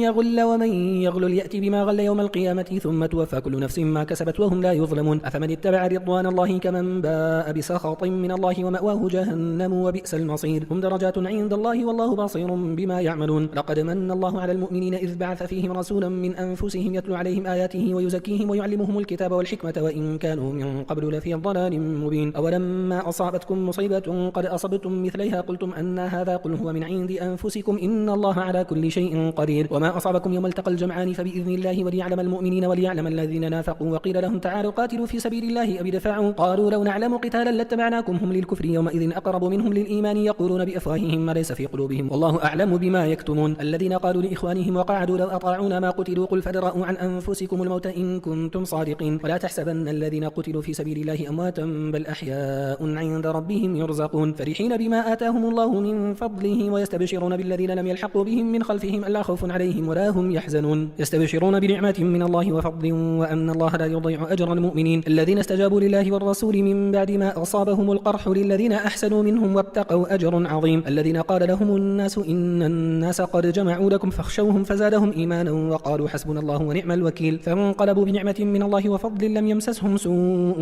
واتبعوا رضوان الله والله ذو فضل عظيم إنما ذلكم الشيطان يخوف أولياءه فلا تخافوهم وخافون إن كنتم مؤمنين ولا يحزنك الذين يسارعون في الكفر إنهم لن يضروا الله شيئا يريد الله ألا يجعل لهم حظا في الآخرة ولهم عذاب عظيم إن الذين اشتروا الكفر بالإيمان لن يضروا الله شيئا ولهم عذاب أليم ولا يحسبن الذين كفروا أنما نملي لهم خير لأنفسهم إنما نملي لهم ليزدادوا إثما ولهم عذاب مهين ما كان الله ليذر المؤمنين على ما أنتم عليه حتى يميز الخبيث من الطيب وما كان الله ليطلعكم على الغيب ولكن الله يجتبي من رسله من يشاء فآمنوا بالله ورسله وإن تؤمنوا وتتقوا فلكم أجر عظيم ولا يحسبن الذين يبخلون بما آتاهم الله من فضله هو خيرا لهم بل هو شر لهم سيطوقون ما بخلوا به يوم القيامة ولله ميراث السماوات والأرض والله بما تعملون خبير لقد سمع الله قول الذين قالوا إن الله فقير ونحن أغنياء سنكتب ما قالوا وقتلهم الأنبياء بغير حق ونقول ذوقوا عذاب الحريق ذلك بما قدمت أيديكم وأن الله ليس بظلام للعبيد الذين قالوا إن الله عهد إلينا ألا نؤمن لرسول حتى يأتينا بقربان تأكله النار قل قد جاءكم رسل من قبلي بالبينات وبالذي قلتم فلم قتلتموهم إن كنتم صادقين فإن كذبوك فقد كذب رسل من قبلك جاءوا بالبينات والزبر والكتاب المنير كل نفس ذائقة الموت وإنما توفون أجوركم يوم القيامة فمن زحزح عن النار وأدخل الجنة فقد فاز وما الحياة الدنيا إلا متاع الغرور لتبلون في أموالكم وأنفسكم ولتسمعن من الذين أوتوا الكتاب من قبلكم ومن الذين أشركوا أذى كثيرا وإن تصبروا وتتقوا فإن ذلك من عزم الأمور وإذ أخذ الله ميثاق الذين أوتوا الكتاب لتبيننه للناس ولا تكتمونه فنبذوه وراء ظهورهم واشتروا به ثمنا قليلا فبئس ما يشترون لا تحسبن الذين يفرحون بما أتوا ويحبون أن يحمدوا بما لم يفعلوا فلا تحسبنهم بمفازة من العذاب ولهم عذاب أليم ولله ملك السماوات والأرض والله على كل شيء قدير إن في خلق السماوات والأرض واختلاف الليل والنهار لآيات لأولي الألباب الذين يذكرون الله قياما وقعودا وعلى جنوبهم ويتفكرون في خلق السماوات والأرض ربنا ما خلقت هذا باطلا سبحانك فقنا عذاب النار ربنا إنك من تدخل النار فقد أخزيته وما للظالمين من أنصار ربنا إننا سمعنا مناديا ينادي للإيمان أن آمنوا بربكم فآمنا ربنا فاغفر لنا ذنوبنا وكفر عنا سيئاتنا وتوفنا مع الأبرار ربنا وآتنا ما وعدتنا على رسلك ولا تخزنا يوم القيامة إنك لا تخلف الميعاد فاستجاب لهم ربهم أني لا أضيع عمل عامل منكم من ذكر أو أنثى بعضكم من بعض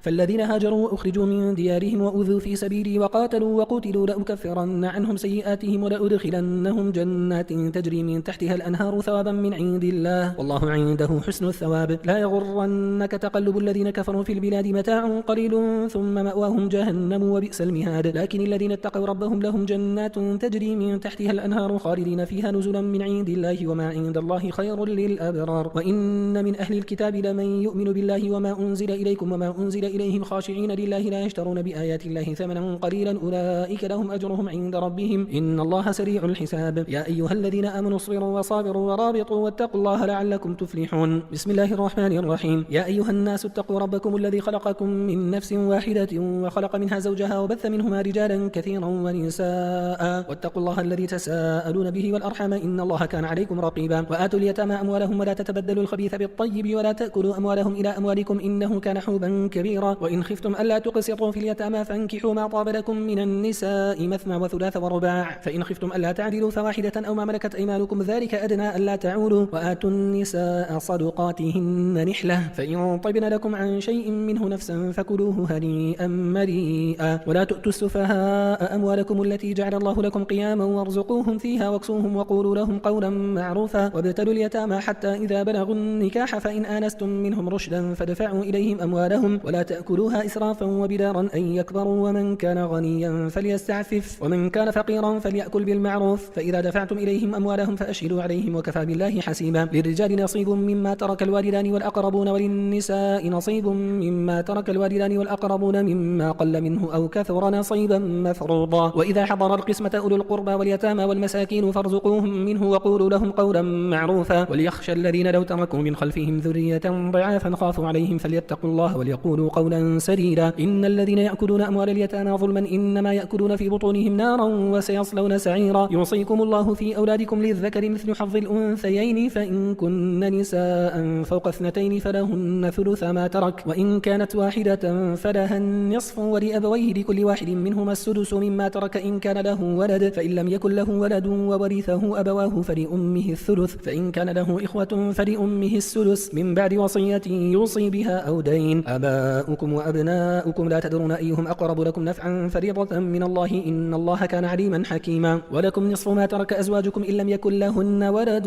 فإن كان لهن ولد فلكم الربع مما تركن من بعد وصية يوصين بها أو دين. ولهن الربع مما تركتم إن لم يكن لكم ولد فإن كان لكم ولد فلهن الثمن مما تركتم من بعد وصية توصون بها أو دين. وإن كان رجل يورث كلالة أو امرأة وله أخ أو أخت فلكل واحد منهما السدس فإن كانوا أكثر من ذلك فهم شركاء في الثلث من بعد وصية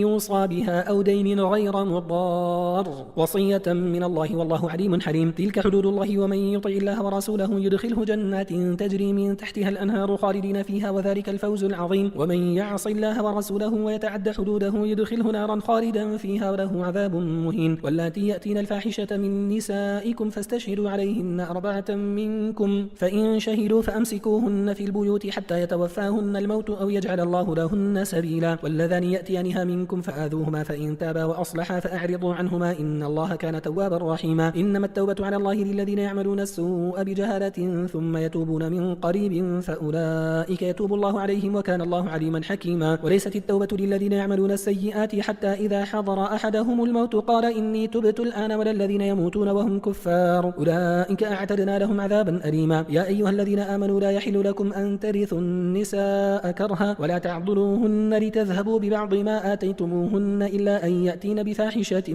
مبينة وعاشروهن بالمعروف فإن كرهتموهن فعسى أن تكرهوا شيئا ويجعل الله فيه خيرا كثيرا. وإن أردتم استبدال زوج مكان زوج وآتيتم إحداهن قنطارا فلا تأخذوا منه شيئا أتأخذونه بهتانا وإثما مبينا. وكيف تأخذونه وقد أفضى بعضكم إلى بعض وأخذن منكم ميثاقا غليظا. ولا تنكحوا ما نكح آباؤكم من النساء إلا ما قد سلف إنه كان فاحشة ومقتا وساء سبيلا. حرمت عليكم أمهاتكم وبناتكم وأخواتكم وعماتكم وخالاتكم وبنات الأخ وبنات الأخت وأمهاتكم اللاتي أرضعنكم وأخواتكم من الرضاعة وأمهات نسائكم وربائبكم اللاتي في حجوركم من نسائكم اللاتي دخلتم بهن فإن لم تكونوا دخلتم بهن فلا جناح عليكم وحلائل أبنائكم الذين من أصلابكم وأن تجمعوا بين الأختين إلا ما قد سلف إن الله كان غفورا رحيما.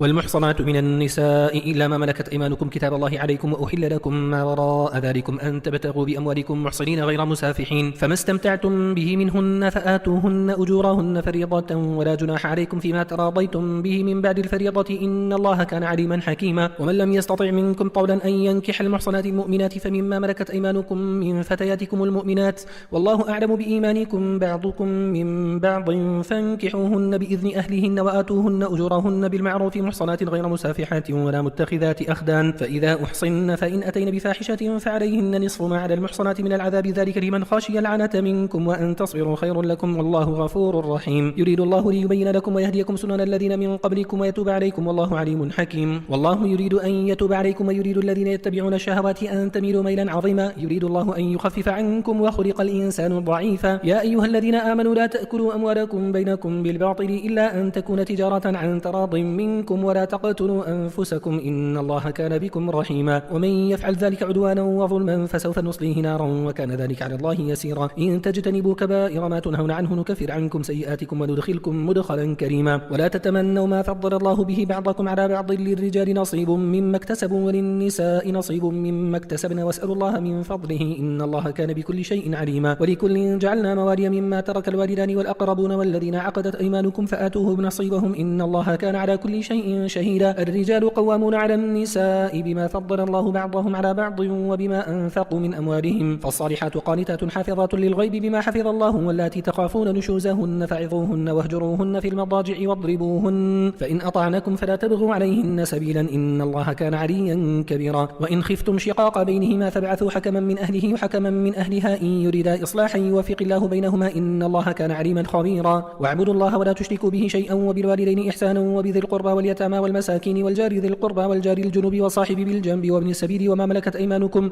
إن الله لا يحب من كان مختالا فخورا. الذين يبخلون ويأمرون الناس بالبخل ويكتمون ما آتاهم الله من فضله وأعتدنا للكافرين عذابا مهينا. والذين ينفقون أموالهم رئاء الناس ولا يؤمنون بالله ولا باليوم الآخر ومن يكن الشيطان له قرينا فساء قرينا. وماذا عليهم لو آمنوا بالله واليوم الآخر وأنفقوا مما رزقهم الله وكان الله بهم عليما. إن الله لا يظلم مثقال ذرة وإن تك حسنة يضاعفها ويؤتي من لدنه أجرا عظيما. فكيف إذا جئنا من كل أمة بشهيد وجئنا بك على هؤلاء شهيدا. يومئذ يود الذين كفروا وعصوا الرسول لو تسوى بهم الأرض ولا يكتمون الله حديثا. يا أيها الذين آمنوا لا تقربوا الصلاة وأنتم سكارى حتى تعلموا ما تقولون ولا جنوبا إلا عابري سبيل حتى تغتسلوا وإن كنتم مرضى أو على سفر أو جاء أحد منكم من الغائط أو لامستم النساء فلم تجدوا ماء فتيمموا صعيدا طيبا فامسحوا بوجوهكم وأيديكم إن الله كان عفوا غفورا. ألم تر إلى الذين أوتوا نصيبا من الكتاب يشترون الضلالة ويريدون أن تضلوا السبيل والله أعلم بأعدائكم وكفى بالله وليا وكفى بالله ناصيرا. من الذين هادوا يحرفون الكلم عن مواضعه ويقولون سمعنا وعصينا واسمع غير مسمع وراعنا ليا بألسنتهم وطعنا في الدين ولو أنهم قالوا سمعنا وأطعنا واسمع وانظرنا لكان خيرا لهم وأقوم ولكن لعنهم الله بكفرهم فلا يؤمنون إلا قليلا. يا أيها الذين أوتوا الكتاب آمنوا بما نزلنا مصدقا لما معكم من قبل أن نطمس وجوها فنردها على أدبارها أو نلعنهم كما لعنا أصحاب السبت وكان أمر الله مفعولا. إن الله لا يغفر أن يشرك به ويغفر ما دون ذلك لمن يشاء ومن يشرك بالله فقد افترى إثما عظيما. ألم تر إلى الذين يزكون أنفسهم بل الله يزكي من يشاء ولا يظلمون فتيلا.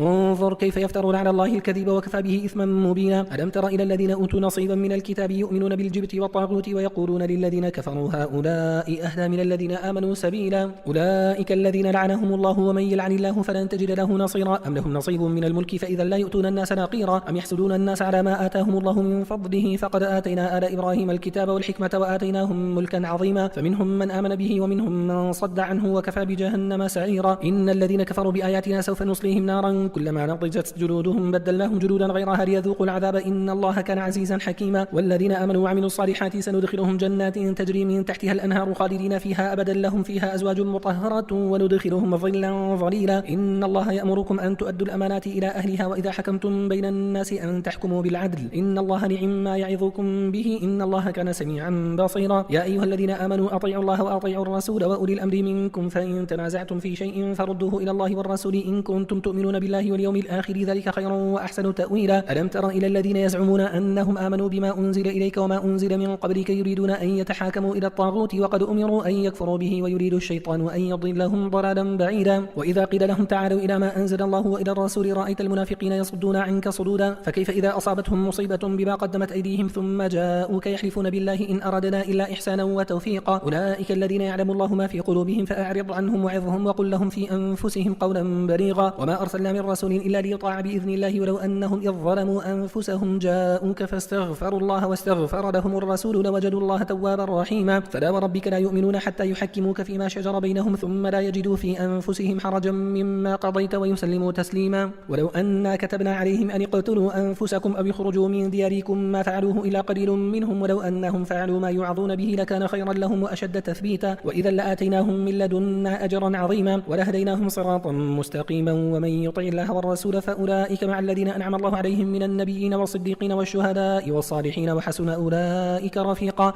ذلك الفضل من الله وكفى بالله عليما. يا أيها الذين آمنوا خذوا حذركم فانفروا ثبات أو ينفروا جميعا وإن منكم لمن لن يبطئن فإن أصابتكم مصيبة قال قد أنعم الله علي إذ لم أكن معهم شهيدا ولئن أصابكم فضل من الله لا يقولن كأن لم تكن بينكم وبينه مودة يا ليتني كنت معهم فأفوز فوزا عظيما. فليقاتل في سبيل الله الذين يشرون الحياة الدنيا الدنيا بالآخرة ومن يقاتل في سبيل الله فيقتل أو يغلب فسوف نؤتيه أجرا عظيما وما لكم لا تقاتلون في سبيل الله والمستضعفين من الرجال والنساء والولدان الذين يقولون ربنا أخرجنا من هذه القرية الظالم أهلها واجعل لنا من لدنك وليا واجعل لنا من لدنك ناصيرا الذين آمنوا يقاتلون في سبيل الله والذين كفروا يقاتلون في سبيل الطاغوت فقاتلوا أولياء الشيطان إن كيد الشيطان كان ضعيفا ألم تر إلى الذين قيل لهم كفوا أيديكم وأقيموا الصلاة وآتوا الزكاة فلما كتب عليهم القتال إذا فريق منهم يخشون الناس كخشية الله أو أشد خشية وقالوا ربنا لما كتبت علينا القتال لولا أخرتنا إلى أجل قريب قل متاع الدنيا قليل والآخرة خير لمن اتقى ولا تظلمون فتيلا أينما تكونوا يدرككم الموت ولو كنتم في بروج مشيدة وإن تصبهم حسنة يقولوا هذه من عند الله وإن تصبهم سيئة يقولوا هذه من عندك قل كل من عند الله فما لهؤلاء القوم لا يكادون يفقهون حديثا ما أصابك من حسنة فمن الله وما أصابك من سيئة فمن نفسك وأرسلناك للناس رسولا وكفى بالله شهيدا من يطع الرسول فقد أطاع الله ومن تولى فما أرسلناك عليهم حفيظا ويقولون طاعة فإذا برزوا من عندك بيت طائفة منهم غير الذي تقول والله يكتب ما يبيتون فأعرض عنهم وتوكل على الله وكفى بالله وكيلا أفلا يتدبرون القرآن ولو كان من عند غير الله لوجدوا فيه اختلافا كثيرا وإذا جاءهم أمر من الأمن أم الخوف أذاعوا به ولو ردوه إلى الرسول وإلى أولي الأمر منهم لعلمه الذين يستنبطونه منهم ولولا فضل الله عليكم ورحمته لتبعتم الشيطان إلا قليلا فقاتل في سبيل الله لا تكلف إلا نفسك وحرض المؤمنين عسى الله أن يكف بأس الذين كفروا والله أشد بأسا وأشد تنكيلا من يشفع شفاعة حسنة يكن له نصيب منها ومن يشفع شفاعة سيئة يكن له كفل منها وكان الله على كل شيء مقيتا وإذا حييتم بتحية فحيوا بأحسن منها أو ردوها إن الله كان على كل شيء حسيبا الله لا إله إلا هو لا يجمعنكم إلى يوم القيامة لا ريب فيه ومن أصدق من الله حديثا فما لكم في المنافقين فئتين والله أركسهم بما كسبوا أتريدون أن تهدوا من أضل الله ومن يضلل الله فلن تجد له سبيلا ودوا لو تكفرون كما كفروا فتكونون سواء فلا تتخذوا منهم أولياء حتى يهاجروا في سبيل الله فإن تولوا فخذوهم وقتلوهم حيث وجدتموهم ولا تتخذوا منهم وليا ولا نصيرا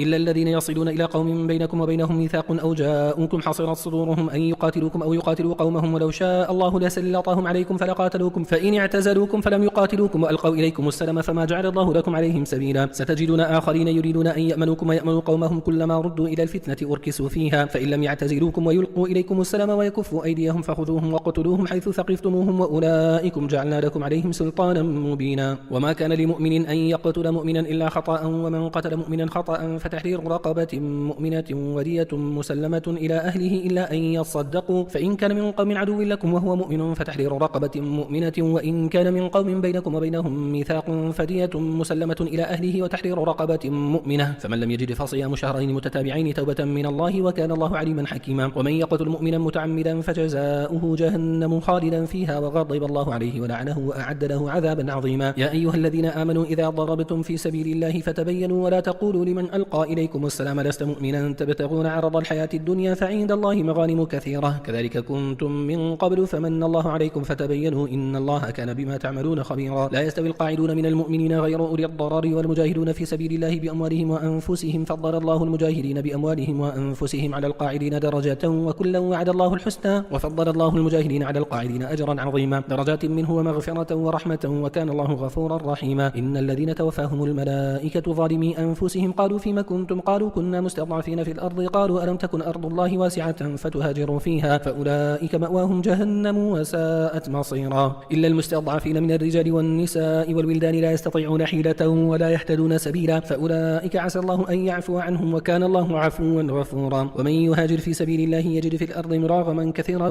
وسعة ومن يخرج من بيته مهاجرا إلى الله ورسوله ثم يدركه الموت فقد وقع أجره على الله وكان الله غفورا رحيما وإذا ضربتم في الأرض فليس عليكم جناح أن تقصروا من الصلاة إن خفتم أن يفتنكم الذين كفروا إن الكافرين كانوا لكم عدوا مبينا وإذا كنت فيهم فأقمت لهم الصلاة فلتقم طائفة منهم معك وليأخذوا أسلحتهم فإذا سجدوا فليكونوا من ورائكم ولتأتي طائفة أخرى لم يصلوا فليصلوا معك وليأخذوا حذرهم وأسلحتهم ود الذين كفروا لو تغفلون عن أسلحتكم وأمتعتكم فيميلون عليكم ميلة واحدة ولا جناح عليكم إن كان بكم أذى من مطر أو كنتم مرضى أن تضعوا أسلحتكم وخذوا حذركم إن الله أعد للكافرين عذابا مهينا فإذا قضيتم الصلاة فاذكروا الله قياما وقعودا وعلى جنوبكم فإذا طمأننتم فأقيموا الصلاة إن الصلاة كانت على المؤمنين كتابا موقوتا ولا تهنوا في ابتغاء القوم إن تكونوا تألمون فإنهم يعلمون كما تألمون وترجون من الله ما لا يرجون وكان الله عليما حكيما إنا أنزلنا إليك الكتاب بالحق لتحكم بين الناس بما أراك الله أخاهم ولا تكن للخائنين خصيما واستغفر الله إن الله كان غفورا رحيما ولا تجادل عن الذين يختانون أنفسهم إن الله لا يحب من كان خوانا أثيما يستخفون من الناس ولا يستخفون من الله وهو معهم إذ يبيتون ما لا يرضى من القول وكان الله بما يعملون محيطا ها أنتم هؤلاء جادلتم عنهم في الحياة الدنيا فمن يجادل الله عنهم يوم القيامة أم من يكون عليهم وكيلا ومن يعمل سوءا أو يظلم نفسه ثم يستغفر الله يجد الله غفورا رحيما ومن يكسب إثما فإنما يكسبه على نفسه وكان الله عليما حكيما ومن يكسب خطيئة أو إثما ثم يرم به بريئا فقد احتمل بهتانا وإثما مبينا ولولا فضل الله عليك ورحمته لهم طائفة منهم أن يضلوك وما يضلون إلا أنفسهم وما يضرونك من شيء وأنزل الله عليك الكتاب والحكمة وعلمك ما لم تكن تعلم وكان فضل الله عليك عظيما لا خير في كثير من نجواهم إلا من أمر بصدقة أو معروف أو إصلاح بين الناس ومن يفعل ذلك ابتغاء مرضات الله فسوف نؤتيه أجرا عظيما ومن يشاقق الرسول من بعد ما تبين له الهدى ويتبع غير سبيل المؤمنين نوله ما تولى ونصله جهنم وساءت مصيرا إن الله لا يغفر أن يشرك به ويغفر ما دون ذلك لمن يشاء ومن يشرك بالله فقد ضل ضلالا بعيدا إن يدعون من دونه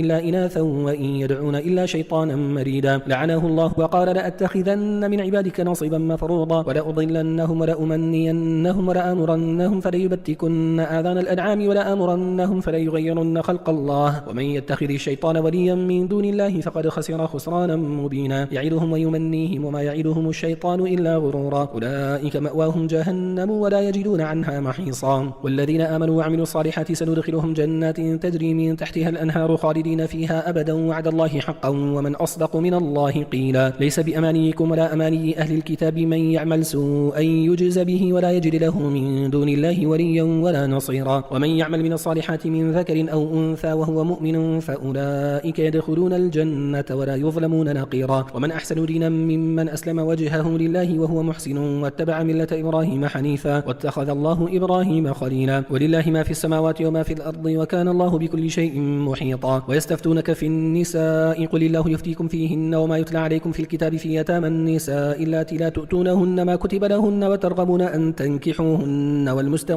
والمستضعفين من الولدان وأن تقوموا لليتامى بالقسط وما تفعلوا من خير فإن الله كان به عليما وإن امرأة خافت من بعدها نشوزا أو إعراضا فلا جناح عليهما أن يصلح بينهما صلحا والصلح خير وأحضرت الأنفس الشح وإن تحسنوا وتتقوا فإن الله كان بما تعملون خبيرا ولن تستطيعوا أن تعدلوا بين النساء ولو حرصتم فلا تميلوا كل الميل فتذروها كالمعلقة وإن تصلحوا وتتقوا فإن الله كان غفورا رحيما وإن يتفرقا يغني الله كلا من سعته وكان الله واسعا حكيما ولله ما في السماوات وما في الأرض ولقد وصينا الذين أوتوا الكتاب من قبلكم وإياكم أن اتقوا الله وإن تكفروا فإن لله ما في السماوات وما في الأرض وكان الله غنيا حميدا ولله ما في السماوات وما في الأرض وكفى بالله وكيلا إن يشأ يذهبكم أيها الناس ويأتي بآخرين وكان الله على ذلك قديرا من كان يريد ثواب الدنيا فعند الله ثواب الدنيا والآخرة وكان الله سميعا بصيرا يا أيها الذين آمنوا كونوا قوامين بالقسط شهداء لله ولو على أنفسكم أو الوالدين والأقربين إن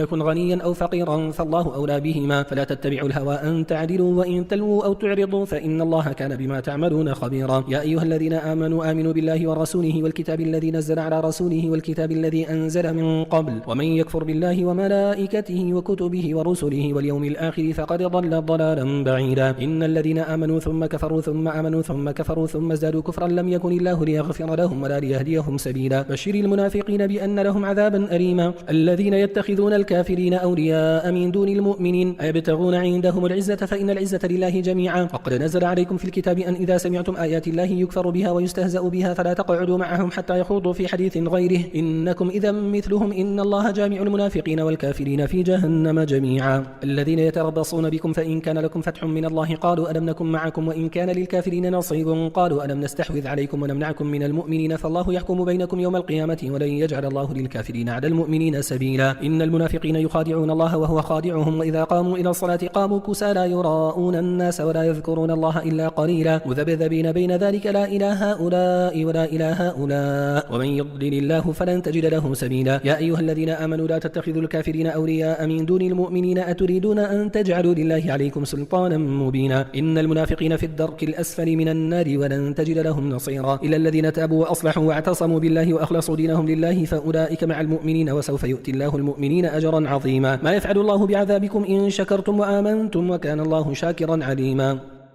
لا يحب الله الجهر بالسوء من القول إلا من ظلم وكان الله سميعا عليما. إن تبدوا خيرا أو تخفوه أو تعفو عن سوء فإن الله كان عفوا قديرا. إن الذين يكفرون بالله ورسله ويريدون أن يفرقوا بين الله ورسله ويقولون نؤمن ببعض ونكفر ببعض ويريدون أن يتخذوا بين ذلك سبيلا أولئك هم الكافرون حقا وأعتدنا للكافرين عذابا مهينا. والذين آمنوا بالله ورسله ولم يفرقوا بين أحد منهم أولئك سوف يؤتيهم أجورهم وكان الله غفورا رحيما. يسألك أهل الكتاب أن تنزل عليهم كتابا من السماء فقد سألوا موسى أكبر من ذلك فقالوا أرنا الله جهرة فأخذتهم الصاعقة بظلمهم ثم اتخذوا العجل من بعد ما جاءتهم البينات فعفونا عن ذلك وآتينا موسى سلطانا مبينا. ورفعنا فوقهم الطور بميثاقهم وقلنا لهم ادخلوا الباب سجدا وقلنا لهم لا تعدوا في السبت وأخذنا منهم ميثاقا غليظا. فبما نقضهم ميثاقهم وكفرهم بآيات الله وقتلهم الأنبياء بغير حق وقولهم قلوبنا غلف بل طبع الله عليها بكفرهم فلا يؤمنون إلا قليلا. وبكفرهم وقولهم على مريم بهتانا عظيما. وقولهم إنا قتلنا المسيح عيسى ابن مريم رسول الله وما قتلوه وما صلبوه ولكن شبه لهم وإن الذين اختلفوا فيه لفي شك منه ما لهم به من علم إلا اتباع الظن وما قتلوه يقينا بل رفعه الله إليه وكان الله عزيزا حكيما. وإن من أهل الكتاب إلا ليؤمنن به قبل موته ويوم القيامة يكون عليهم شهيدا. فبظلم من الذين هادوا حرمنا عليهم طيبات أحلت لهم وبصدهم عن سبيل الله كثيرا وأخذهم الربا وقد نهوا عنه وأكلهم أموال الناس بالباطل وأعتدنا للكافرين منهم عذابا أليما. لكن الراسخون في العلم منهم والمؤمنون يؤمنون بما أنزل إليك وما أنزل من قبلك والمقيمين الصلاة والمؤتون الزكاة والمؤمنون بالله واليوم الآخر أولئك سنؤتيهم أجرا عظيما. إنا أوحينا إليك كما أوحينا إلى نوح والنبيين من بعده وأوحينا إلى إبراهيم وإسماعيل وإسحاق ويعقوب والأسباط وعيسى وأيوب ويونس وهارون وسليمان وآتينا داود زبورا. ورسلا قد قصصناهم عليك من قبل ورسلا لم نقصصهم عليك وكلم الله موسى تكليما. رسلا مبشرين ومنذرين لئلا يكون للناس على الله حجة بعد الرسل وكان الله عزيزا حكيما. لكن الله يشهد بما أنزل إليك أنزله بعلمه والملائكة يشهدون وكفى بالله شهيدا. إن الذين كفروا وصدوا عن سبيل الله قد ضلوا ضلالا بعيدا. إن الذين كفروا وظلموا لم يكن الله ليغفر لهم ولا ليهديهم طريقا إلا طريق جهنم خالدين فيها أبدا وكان ذلك على الله يسيرا. يا أيها الناس قد جاءكم الرسول بالحق من ربكم فآمنوا خيرا لكم وإن تكفروا فإن لله ما في السماوات والأرض وكان الله عليما حكيما. يا أهل الكتاب لا تغلوا في دينكم ولا تقولوا على الله إلا الحق إنما المسيح عيسى ابن مريم رسول الله وكلمته ألقاها إلى مريم وروح منه فآمنوا بالله ورسوله ولا تقولوا ثلاثة انتهوا خيرا لكم إنما الله إله واحد سبحانه أن يكون له ولد له ما في السماوات وما في الأرض وكفى بالله وكيلا. لن يستنكف المسيح أن يكون عبدا لله ولا الملائكة المقربون ومن يستنكف عن عبادته ويستكبر فسيحشرهم إليه جميعا. فأما الذين آمنوا وعملوا الصالحات فيوفيهم أجورهم ويزيدهم من فضله وأما الذين استنكفوا واستكبروا فيعذبهم عذابا أليما ولا يجدون لهم من دون الله وليا ولا نصيرا. يا أيها الناس قد جاءكم برهان من ربكم وأنزلنا إليكم نورا مبينا. فأما الذين آمنوا بالله واعتصموا به فسيدخلهم في رحمة منه وفضل ويهديهم إليه صراطا مستقيما. يستفتونك قل الله يفتيكم في الكلالة إن امرؤ هلك ليس له ولد وله أخت فلها نصف ما ترك وهو يرثها إن لم يكن لها ولد فإن كانت اثنتين فلهما الثلثان مما ترك وإن كانوا إخوة رجالا ونساء فللذكر مثل حظ الأنثيين يبين الله لكم أن تضلوا والله بكل شيء عليم. بسم الله الرحمن الرحيم. يا أيها الذين آمنوا أوفوا بالعقود أحلت لكم بهيمة الأنعام إلا ما يتلى عليكم غير محل الصيد وأنتم حرم إن الله يحكم ما يريد. يا أيها الذين آمنوا لا تحلوا شعائر الله ولا الشهر الحرام ولا الهدي ولا القلائد ولا آمين البيت الحرام يبتغون فضلا من ربهم ورضوانا وإذا حللتم فاصطادوا لا يجرمنكم شنآن قوم أن صدوكم عن المسجد الحرام أن تعتدوا وتعاونوا على البر والتقوى ولا تعاونوا على الإثم والعدوان واتقوا الله إن الله شديد العقاب. حرمت عليكم الميتة والدم ولحم الخنزير وما أهل لغير الله به والمنخنقة والموقوذة والمتردية والنطيحة وما أكل السبع إلا ما ذكيتم وما ذبح على النصب وأن تستقسموا بالأزلام ذلكم فسق. اليوم يئس الذين كفروا من دينكم فلا تخشوهم واخشون اخشوني اليوم أكملت لكم دينكم وأتممت عليكم نعمتي ورضيت لكم الإسلام دينا فمن يضطر في مخمصة غير متجانف لإثم فإن الله غفور رحيم يسألونك ماذا أحل لهم قل أحل لكم الطيبات وما علمتم من الجوارح مكلبين تعلمونهن مما علمكم الله فكلوا مما أمسكنا عليكم واذكروا اسم الله عليه واتقوا الله إن الله سريع الحساب اليوم أحل لكم الطيبات وطعام الذين أوتوا الكتاب حل لكم وطعامكم حل لهم والمحصنات من المؤمنات والمحصنات من الذين أوتوا الكتاب من قبلكم إذا آتيتموهن أجورهن محصنين غير مسافحين ولا متخذي أخدان ومن يكفر بالإيمان فقد حبط عمله وهو في الآخرة من الخاسرين يا أيها الذين آمنوا إذا قمتم إلى الصلاة فاغسلوا وجوهكم وأيديكم إلى المرافق وامسحوا برؤوسكم وأرجلكم إلى الكعبين وإن كنتم جنبا فطهروا وإن كنتم مرضى أو على سفر أو جاء أحد منكم من الغائط أو لامستم النساء فلم تجدوا ماء فتيمموا صعيدا طيبا فامسحوا بوجوهكم وأيديكم منه ما يريد الله ليجعل عليكم من حرج ولكن يريد ليطهركم وليتم نعمته عليكم لعلكم تشكرون واذكروا نعمة الله عليكم وميثاقه الذي واثقكم به إذ قلتم سمعنا وأطعنا واتقوا الله إن الله عليم بذات الصدور يا أيها الذين آمنوا كونوا قوامين لله شهداء بالقسط ولا يجرمنكم شنآن قوم على ألا تعدلوا اعدلوا هو أقرب للتقوى واتقوا الله إن الله خبير بما تعملون وعد الله الذين آمنوا وعملوا الصالحات لهم مغفرة وأجر عظيم والذين كفروا وكذبوا بآياتنا أولئك أصحاب الجحيم يا أيها الذين آمنوا اذكروا نعمة الله عليكم إذ هم قوم أن يبسطوا إليكم أيديهم فكف أيديهم عنكم واتقوا الله وعلى الله فليتوكل المؤمنون ولقد أخذ الله ميثاق بني إسرائيل وبعثنا منهم 12 نقيبا وقال الله إني معكم لئن أقمتم الصلاة وآتيتم الزكاة وآمنتم برسلي وعزرتموهم وأقرضتم الله قرضا حسنا لأكفرن عنكم سيئاتكم ولأدخلنكم جنات تجري من تحتها الأنهار فمن كفر بعد ذلك منكم فقد ضل سواء السبيل فبما نقضهم ميثاقهم لعناهم وجعلنا قلوبهم قاسية يحرفون الكلم عن مواضعه ونسوا حظا مما ذكروا به ولا تزال تطلع على خائنة منهم إلا قليلا منهم فاعف عنهم واصفح إن الله يحب المحسنين ومن الذين قالوا إنا نصارى أخذنا ميثاقهم فنسوا حظا مما ذكروا به فأغرينا بينهم العداوة والبغضاء إلى يوم القيامة وسوف ينبئهم الله بما كانوا يصنعون يا أهل الكتاب قد جاءكم رسولنا يبين لكم كثيرا مما كنتم تخفون من الكتاب ويعفو عن كثير قد جاءكم من الله نور وكتاب مبين يهدي به الله من اتبع رضوانه سبل السلام ويخرجهم من الظلمات إلى النور بإذنه ويهديهم إلى صراط مستقيم لقد كفر الذين قالوا إن الله هو المسيح ابن مريم قل فمن يملك من الله شيئا إن أراد أن يهلك المسيح ابن مريم وأمه ومن في الأرض جميعا ولله ملك السماوات والأرض وما بينهما يخلق ما يشاء والله على كل شيء قدير وقالت اليهود والنصارى نحن أبناء الله وأحباؤه قل فلم يعذبكم بذنوبكم بل أنتم بشر ممن خلق يغفر لمن يشاء ويعذب من يشاء ولله ملك السماوات والأرض وما بينهما وإليه المصير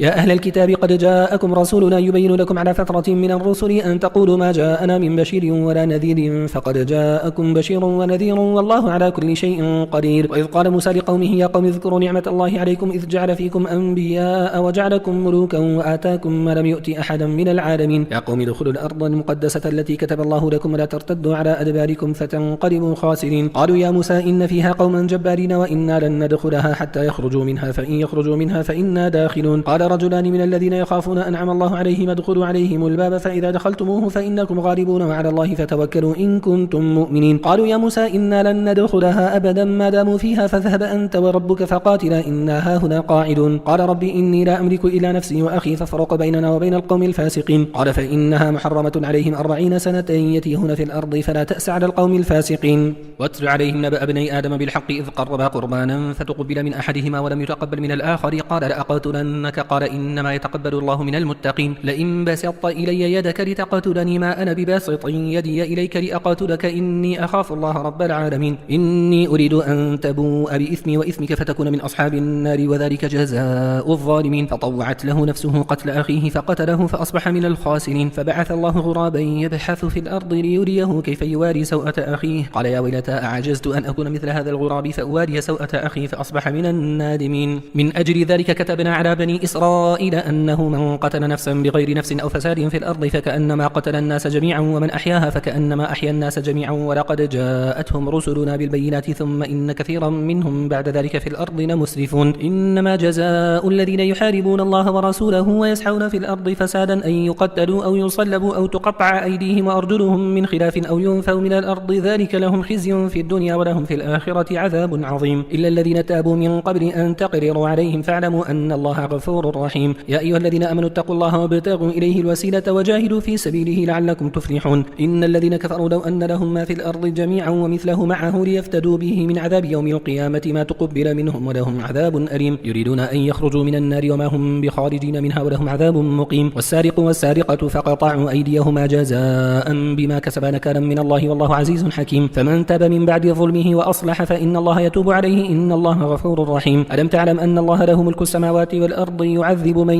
يشاء ويغفر لمن يشاء والله على كل شيء قدير. يا أيها الرسول لا يحزنك الذين يسارعون في الكفر من الذين قالوا آمنا بأفواههم ولم تؤمن قلوبهم ومن الذين هادوا سماعون للكذب سماعون لقوم آخرين لم يأتوك يحرفون الكلمة من بعد مواضعه يقولون إن أوتيتم هذا فخذوه وإن لم تؤتوه فاحذروا ومن يرد الله فتنته فلن تملك له من الله شيئا. أولئك الذين لم يرد الله أن يطهر قلوبهم لهم في الدنيا خزي ولهم في الآخرة عذاب عظيم. سماعون للكذب أكالون للسحت فإن جاءوك فاحكم بينهم أو أعرض عنهم وإن تعرض عنهم فلن يضروك شيئا وإن حكمت فاحكم بينهم بالقسط إن الله يحب المقسطين. وكيف يحكمونك وعندهم التوراة فيها حكم الله ثم يتولون من بعد ذلك وما أولئك بالمؤمنين. إنا أنزلنا التوراة فيها هدى ونور يحكم بها النبيون الذين أسلموا للذين هادوا والربانيون والأحبار بما استحفظوا من كتاب الله وكانوا عليه شهداء فلا تخشوا الناس واخشوني ولا تشتروا بآياتي ثمنا قليلا ومن لم يحكم بما أنزل الله فأولئك هم الكافرون. وكتبنا عليهم فيها أن النفس بالنفس والعين بالعين والأنف بالأنف والأذن بالأذن والسن بالسن والجروح قصاص فمن تصدق به فهو كفارة له ومن لم يحكم بما أنزل الله فأولئك هم الظالمون. وقفينا على آثارهم بعيسى بن مريم مصدقا لما بين يديه من التوراة وآتيناه الإنجيل فيه هدى ونور ومصدقا لما بين يديه من التوراة وهدى وموعظة للمتقين. وليحكم أهل الإنجيل بما أنزل الله فيه ومن لم يحكم بما أنزل الله فأولئك هم الفاسقون. وأنزلنا إليك الكتاب بالحق مصدقا لما بين يديه من الكتاب ومهيمنا عليه فاحكم بينهم بما أنزل الله ولا تتبع أهواءهم عما جاءك من الحق لكل جعلنا منكم شرعة ومنهاجا ولو شاء الله لجعلكم أمة واحدة ولكن ليبلوكم فيما آتاكم فاستبقوا الخيرات إلى الله مرجعكم جميعا فينبئكم بما كنتم فيه تختلفون. وأن يحكم بينهم بما أنزل الله ولا تتبع أهواءهم واحذرهم أن يفتنوك عن بعض ما أنزل الله إليك فإن تولوا فاعلم أنما يريد الله أن يصيبهم ببعض ذنوبهم وإن كثيرا من الناس لفاسقون. أفحكم الجاهلية يبغون ومن أحسن من الله حكما لقوم يوقنون. يا أيها الذين آمنوا لا تتخذوا اليهود والنصارى أولياء بعضهم أولياء بعض ومن يتولهم منكم فإنه منهم إن الله لا يهدي القوم الظالمين. فترى الذين في قلوبهم مرض يسارعون فيهم يقولون نخشى أن تصيبنا دائرة فعسى الله أن يأتي بالفتح أو أمر من عنده فيصبحوا على ما أسروا في أنفسهم نادمين. ويقول الذين آمنوا أهؤلاء الذين أقسموا بالله جهد أيمانهم إنهم لمعكم حبطت أعمالهم فأصبحوا خاسرين. يا أيها الذين آمنوا من يرتد منكم عن دينه فسوف يأتي الله بقوم يحبهم ويحبونه أذلة على المؤمنين أعزة على الكافرين يجاهدون في سبيل الله ولا يخافون لومة لائم ذلك فضل الله يؤتيه من يشاء والله واسع عليم. إنما وليكم الله ورسوله والذين آمنوا الذين يقيمون الصلاة ويؤتون الزكاة وهم راكعون ومن يتولى الله ورسوله والذين آمنوا فإن حزب الله هم الغالبون. يا أيها الذين آمنوا لا تتخذوا الذين اتخذوا دينكم هزوا ولعبا من الذين أوتوا الكتاب من قبلكم والكفار أولياء واتقوا الله إن كنتم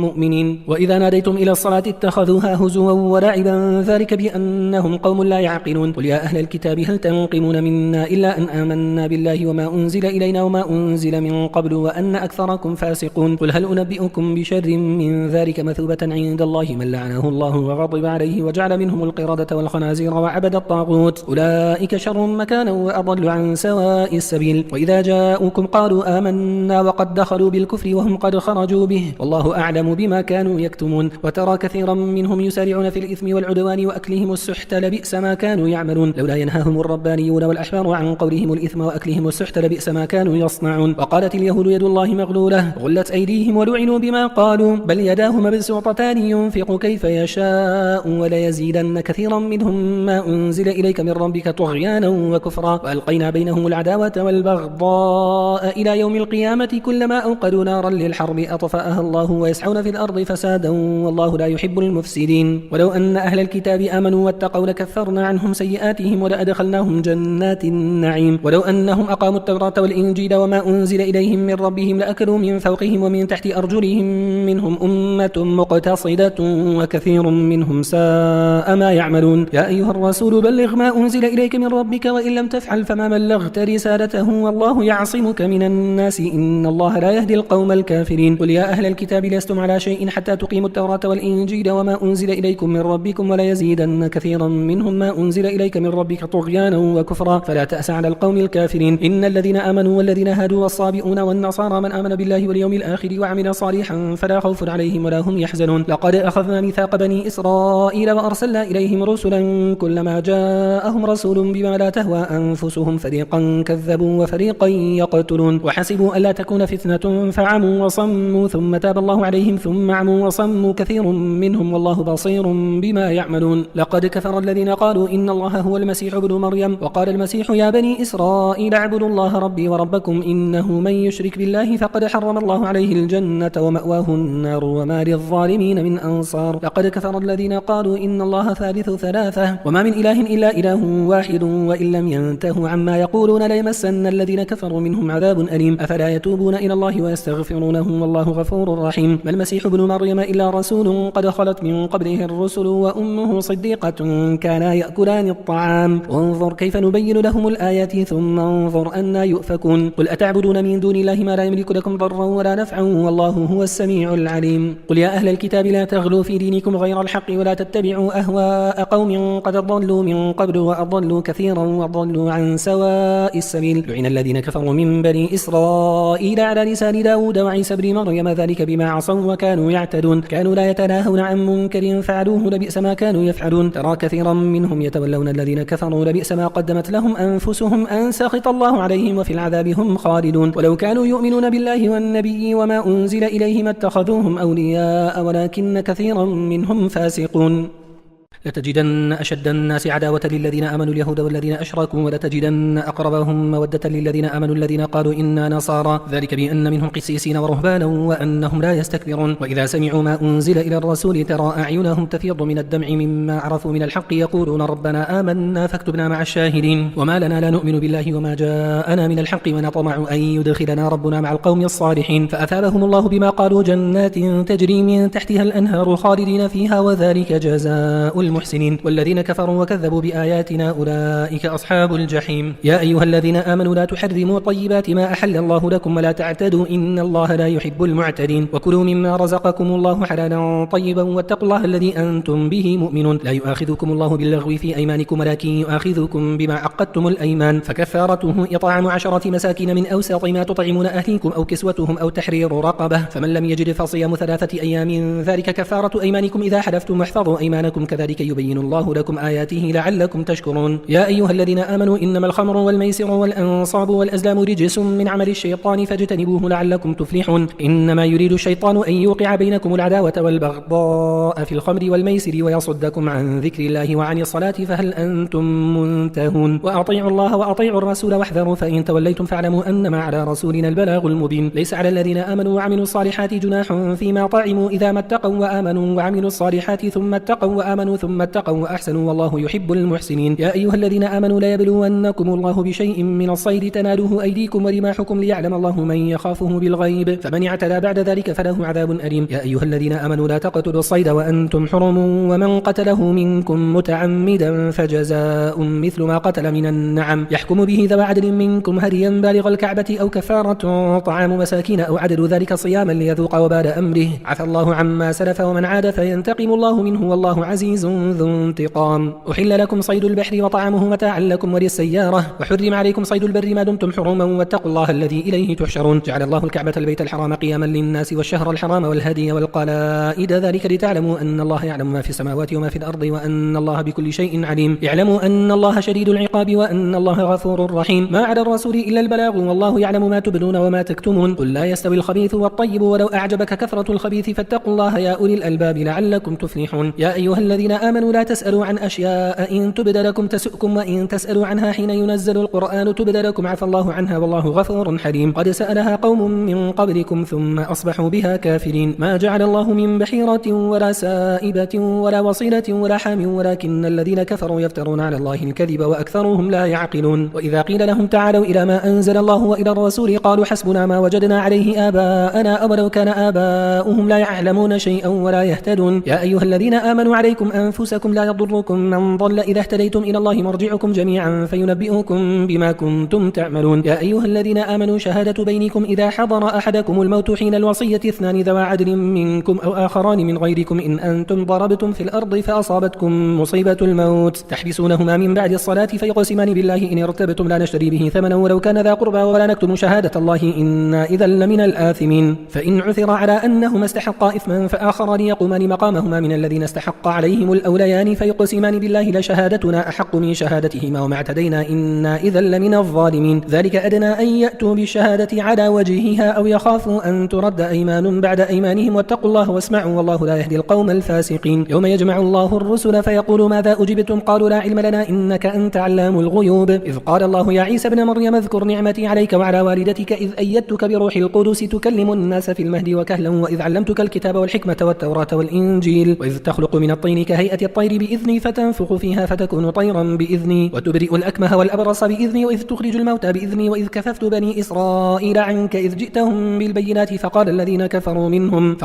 كفروا منهم إن هذا إلا سحر مبين. وإذ أوحيت إلى الحواريين أن آمنوا بي وبالرسول قالوا آمنا واشهد بأننا مسلمون. إذ قال الحواريون يا عيسى ابن مريم هل يستطيع ربك أن ينزل علينا مائدة من السماء قال اتقوا الله إن كنتم مؤمنين. قالوا نريد أن نأكل منها وتطمئن قلوبنا ونعلم أن قد صدقتنا ونكون عليها من الشاهدين. قال عيسى ابن مريم اللهم ربنا أنزل علينا مائدة من السماء تكون لنا عيدا لأولنا وآخرنا وآية منك وارزقنا وأنت خير الرازقين. قال الله إني منزلها عليكم فمن يكفر بعد منكم فإني أعذبه عذابا لا أعذبه أحدا من العالمين. وإذ قال الله يا عيسى ابن مريم أأنت قلت للناس اتخذوني وأمي إلهين من دون الله قال سبحانك ما يكون لي أن أقول ما ليس لي بحق إن كنت قلته فقد علمته تعلم ما في نفسي ولا أعلم ما في نفسك إنك أنت علام الغيوب. ما قلت لهم إلا ما أمرتني به أن يعبدوا الله ربي وربكم وكنت عليهم شهيدا ما دمت فيهم فلما توفيتني كنت أنت الرقيب عليهم وأنت على كل شيء شهيد. إن تعذبهم فإنهم عبادك وإن تغفر لهم فإنك أنت العزيز الحكيم. قال الله هذا يوم ينفع الصادقين صدقهم لهم جنات تجري من تحتها الأنهار خالدين فيها أبدا رضي الله عنهم ورضوا عنه ذلك الفوز العظيم لله ملك السماوات والأرض وما فيهن وهو على كل شيء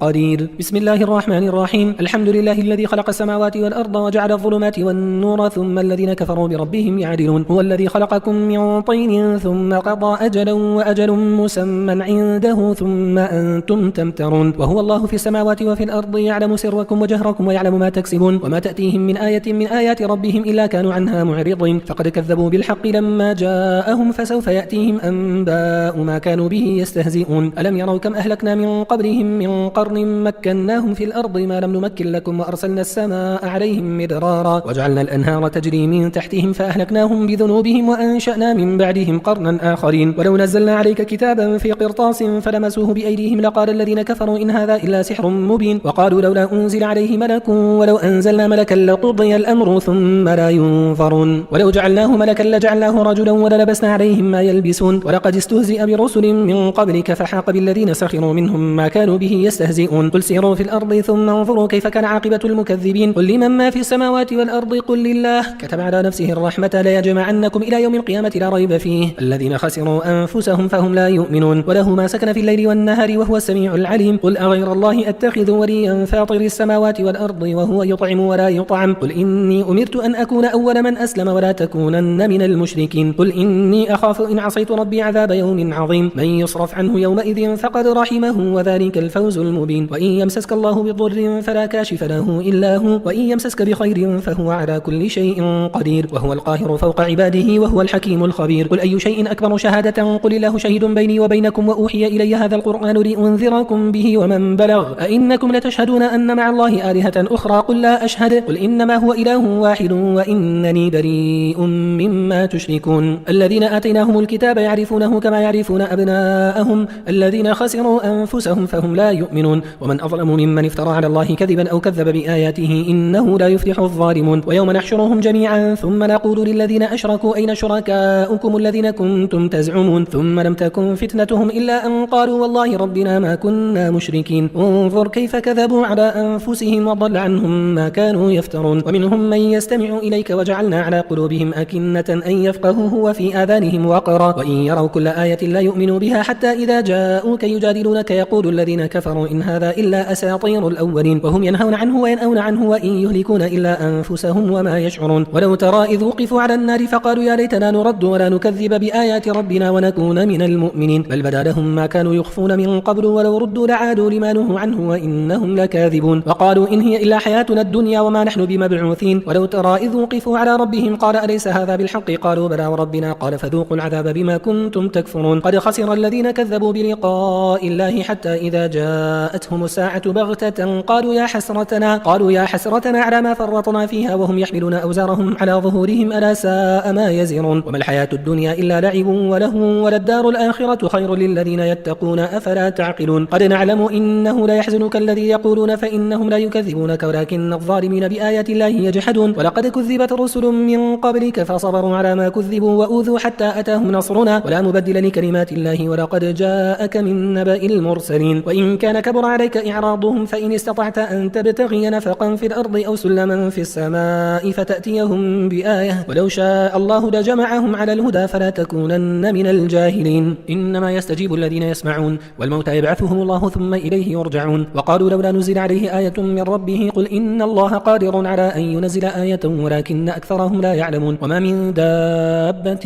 في الأرض ولا طائر يطير بجناحيه إلا أمثالكم ما فرطنا في الكتاب من شيء ثم إلى ربهم يحشرون والذين كذبوا بآياتنا صم وبكم في الظلمات من يشاء الله يضلله ومن يشاء يجعله على صراط مستقيم قل أرأيتكم إن أتاكم عذاب الله أو أتتكم الساعة أغير الله تدعون إن كنتم صادقين بل إياه تدعون فيكشف ما تدعون إليه إن شاء وتنسون ما تشركون ولقد أرسلنا إلى من قبلك فأخذناهم بالبأساء والضراء لعلهم يتضرعون فلولا إذ جاءهم بأسنا تضرعوا ولكن قست قلوبهم وزين لهم الشيطان ما كانوا يعملون فلما نسوا ما ذكروا به فتحنا عليهم أبواب كل شيء حتى إذا فرحوا بما أوتوا أخذناهم بغتة فإذا هم مبلسون فقطع دابر القوم الذين ظلموا والحمد لله رب العالمين قل أرأيتم إن أخذ الله سمعكم وأبصاركم وختم على قلوبكم من إله غير الله يأتيكم به انظر كيف نصرف الآيات ثم هم يصدفون قل أرأيتكم إن أتاكم عذاب الله بغتة أو جهرة هل يهلك إلا القوم الظالمون وما نرسل المرسلين إلا مبشرين ومنذرين فمن آمن وأصلح فلا خوف عليهم ولا هم يحزنون والذين كذبوا بآياتنا يمسهم العذاب بما كانوا يفسقون قل لا أقول لكم عندي خزائن الله ولا أعلم الغيب ولا أقول لكم إني ملك إن أتبع إلا ما يوحى إلي قل هل يستوي الأعمى والبصير أفلا تتفكرون وأنذر به الذين يخافون أن يحشروا إلى ربهم ليس لهم من دونه ولي ولا شفيع لعلهم يتقون ولا تطرد الذين يدعون ربهم بالغداة والعشي يريدون وجهه ما عليك من حسابهم من شيء وما من حسابك عليهم من شيء فتطردهم فتكون من الظالمين وكذلك فتنا بعضهم ببعض ليقولوا أهؤلاء من الله عليهم من بيننا أليس الله بأعلم بالشاكرين وإذا جاءك الذين يؤمنون بآياتنا فقل سلام عليكم كتب ربكم على نفسه الرحمة أنه من عمل منكم سوءا بجهالة ثم تاب من بعده وأصلح فأنه غفور رحيم وكذلك نفصل الآيات ولتستبين سبيل المجرمين قل إني نهيت أن أعبد الذين تدعون من دون الله قل لا أتبع أهواءكم قد ضللت إذا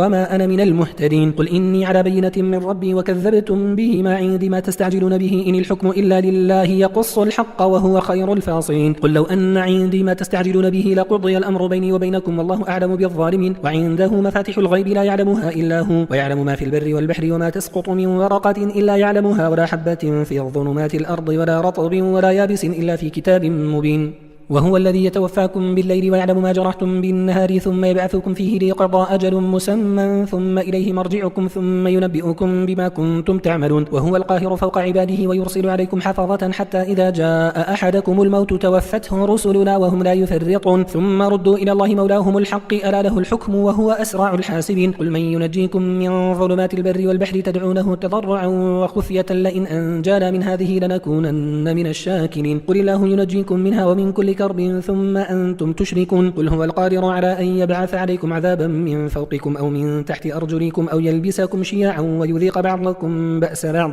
انظر كيف نصرف الآيات لعلهم يفقهون وكذب به قومك وهو الحق قل لست عليكم بوكيل لكل نبأ مستقر وسوف تعلمون وإذا رأيت الذين يخوضون في آياتنا فأعرض عنهم حتى يخوضوا في حديث غيره وإما ينسينك الشيطان فلا تقعد بعد الذكرى مع القوم الظالمين وما على الذين يتقون من حسابهم من شيء ولكن ذكرى لعلهم يتقون وذر الذين اتخذوا دينهم لعبا ولهوا وغرتهم الحياة الدنيا وذكر به أن تبسل نفس بما كسبت ليس لها من دون الله ولي ولا شفيع وإن تعدل كل عدل لا يؤخذ منها أولئك الذين أبسلوا بما كسبوا لهم شراب من حميم وعذاب أليم بما كانوا يكفرون قل أندعو من دون الله ما لا ينفعنا ولا يضرنا ونرد على أعقابنا بعد إذ هدانا الله كالذي استهوته الشياطين في الأرض حيران له أصحاب يدعونه إلى الهدى ائتنا قل إن هدى الله هو الهدى وأمرنا لنسلم لرب العالمين وأن أقيموا الصلاة واتقوه وهو الذي إليه تحشرون وهو الذي خلق السماوات والأرض بالحق ويوم يقول كن فيكون قوله الحق وله الملك يوم ينفخ في الصور عالم الغيب والشهادة وهو الحكيم الخبير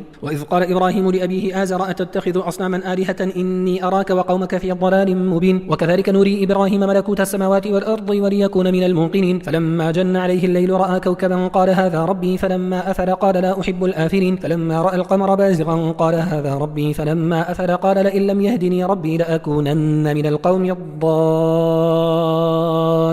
فلما رأى الشمس بازغة قال هذا ربي هذا أكبر فلما أفلت قال يا قوم إني بريء مما تشركون إني وجهت وجهي للذي فطر السماوات والأرض حنيفا وما أنا من المشركين وحاجه قومه قال أتحاجوني في الله وقد هدان ولا أخاف ما تشركون به إلا أن يشاء ربي شيئا وسع ربي كل شيء علما أفلا تتذكرون وكيف أخاف ما أشركتم ولا تخافون أنكم أشركتم بالله ما لم ينزل به عليكم سلطانا فأي الفريقين أحق بالأمن إن كنتم تعلمون الذين آمنوا ولم يلبسوا إيمانهم بظلم أولئك لهم الأمن وهم مهتدون وتلك حجتنا آتيناها إبراهيم على قومه نرفع درجات من نشاء إن ربك حكيم عليم ووهبنا له إسحاق ويعقوب كلا هدينا ونوحا هدينا من قبل ومن ذريته داود وسليمان وأيوب ويوسف وموسى وهارون وكذلك نجزي المحسنين وزكريا ويحيى وعيسى وإلياس كل من الصالحين وإسماعيل واليسع ويونس ولوطا وكلا فضلنا على العالمين ومن آبائهم وذرياتهم وإخوانهم واجتبيناهم وهديناهم إلى صراط مستقيم ذلك هدى الله يهدي به من يشاء من عباده ولو أشركوا لحبط عنهم ما كانوا يعملون أولئك الذين آتيناهم الكتاب والحكم والنبوة فإن يكفر بها هؤلاء فقد وكلنا بها قوما ليسوا بها بكافرين أولئك الذين هدى الله فبهداه مقتده قل لا أسألكم عليه أجرا إن هو إلا ذكرى للعالمين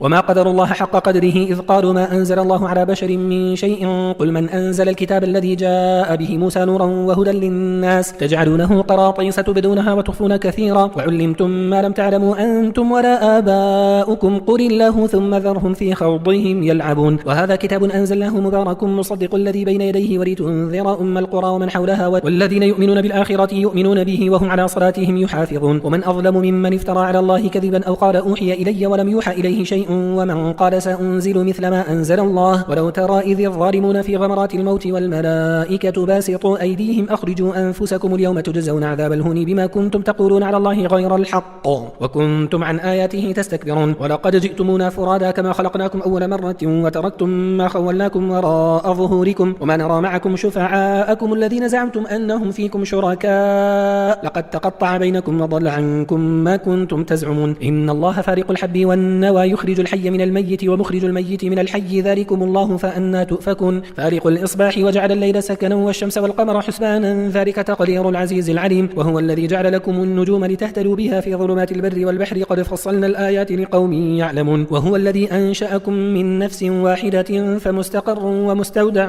قد فصلنا الآيات لقوم يفقهون وهو الذي أنزل من السماء ماء فأخرجنا به نبات كل شيء فأخرجنا منه خضرا نخرج منه حبا متراكبا ومن النخل من طلعها قنوان دانية وجنات من أعناب والزيتون والرمان مشتبها وغير متشابه انظروا إلى ثمره إذا أثمر وينعه إن في ذلكم لآيات لقوم يؤمنون وجعلوا لله شركاء الجن وخلقهم وخرقوا له بنين وبنات بغير علم سبحانه وتعالى عما يصفون بديع السماوات والأرض أنى يكون له ولد ولم تكن له صاحبة وخلق كل شيء وهو بكل شيء عليم. ذلكم الله ربكم لا إله إلا هو خالق كل شيء فاعبدوه وهو على كل شيء وكيل. لا تدركه الأبصار وهو يدرك الأبصار وهو اللطيف الخبير. قد جاءكم بصائر من ربكم فمن أبصر فلنفسه ومن عمي فعليها وما أنا عليكم بحفيظ. وكذلك نصرف الآيات وليقولوا درست ولنبينه لقوم يعلمون. اتبع ما أوحي إليك من ربك لا إله إلا هو وأعرض عن المشركين. ولو شاء الله ما أشركوا وما جعلناك عليهم حفيظا وما أنت عليهم بوكيل. ولا تسبوا الذين يدعون من دون الله فيسبوا الله عدوا بغير علم. كذلك زينا لكل أمة عملهم ثم إلى ربهم مرجعهم فينبئهم بما كانوا يعملون. وأقسموا بالله جهد أيمانهم لئن جاءتهم آية ليؤمنن بها قل إنما الآيات عند الله وما يشعركم أنها إذا جاءت لا يؤمنون. ونقلب أفئدتهم وأبصارهم كما لم يؤمنوا به أول مرة ونذرهم في طغيانهم يعمهون.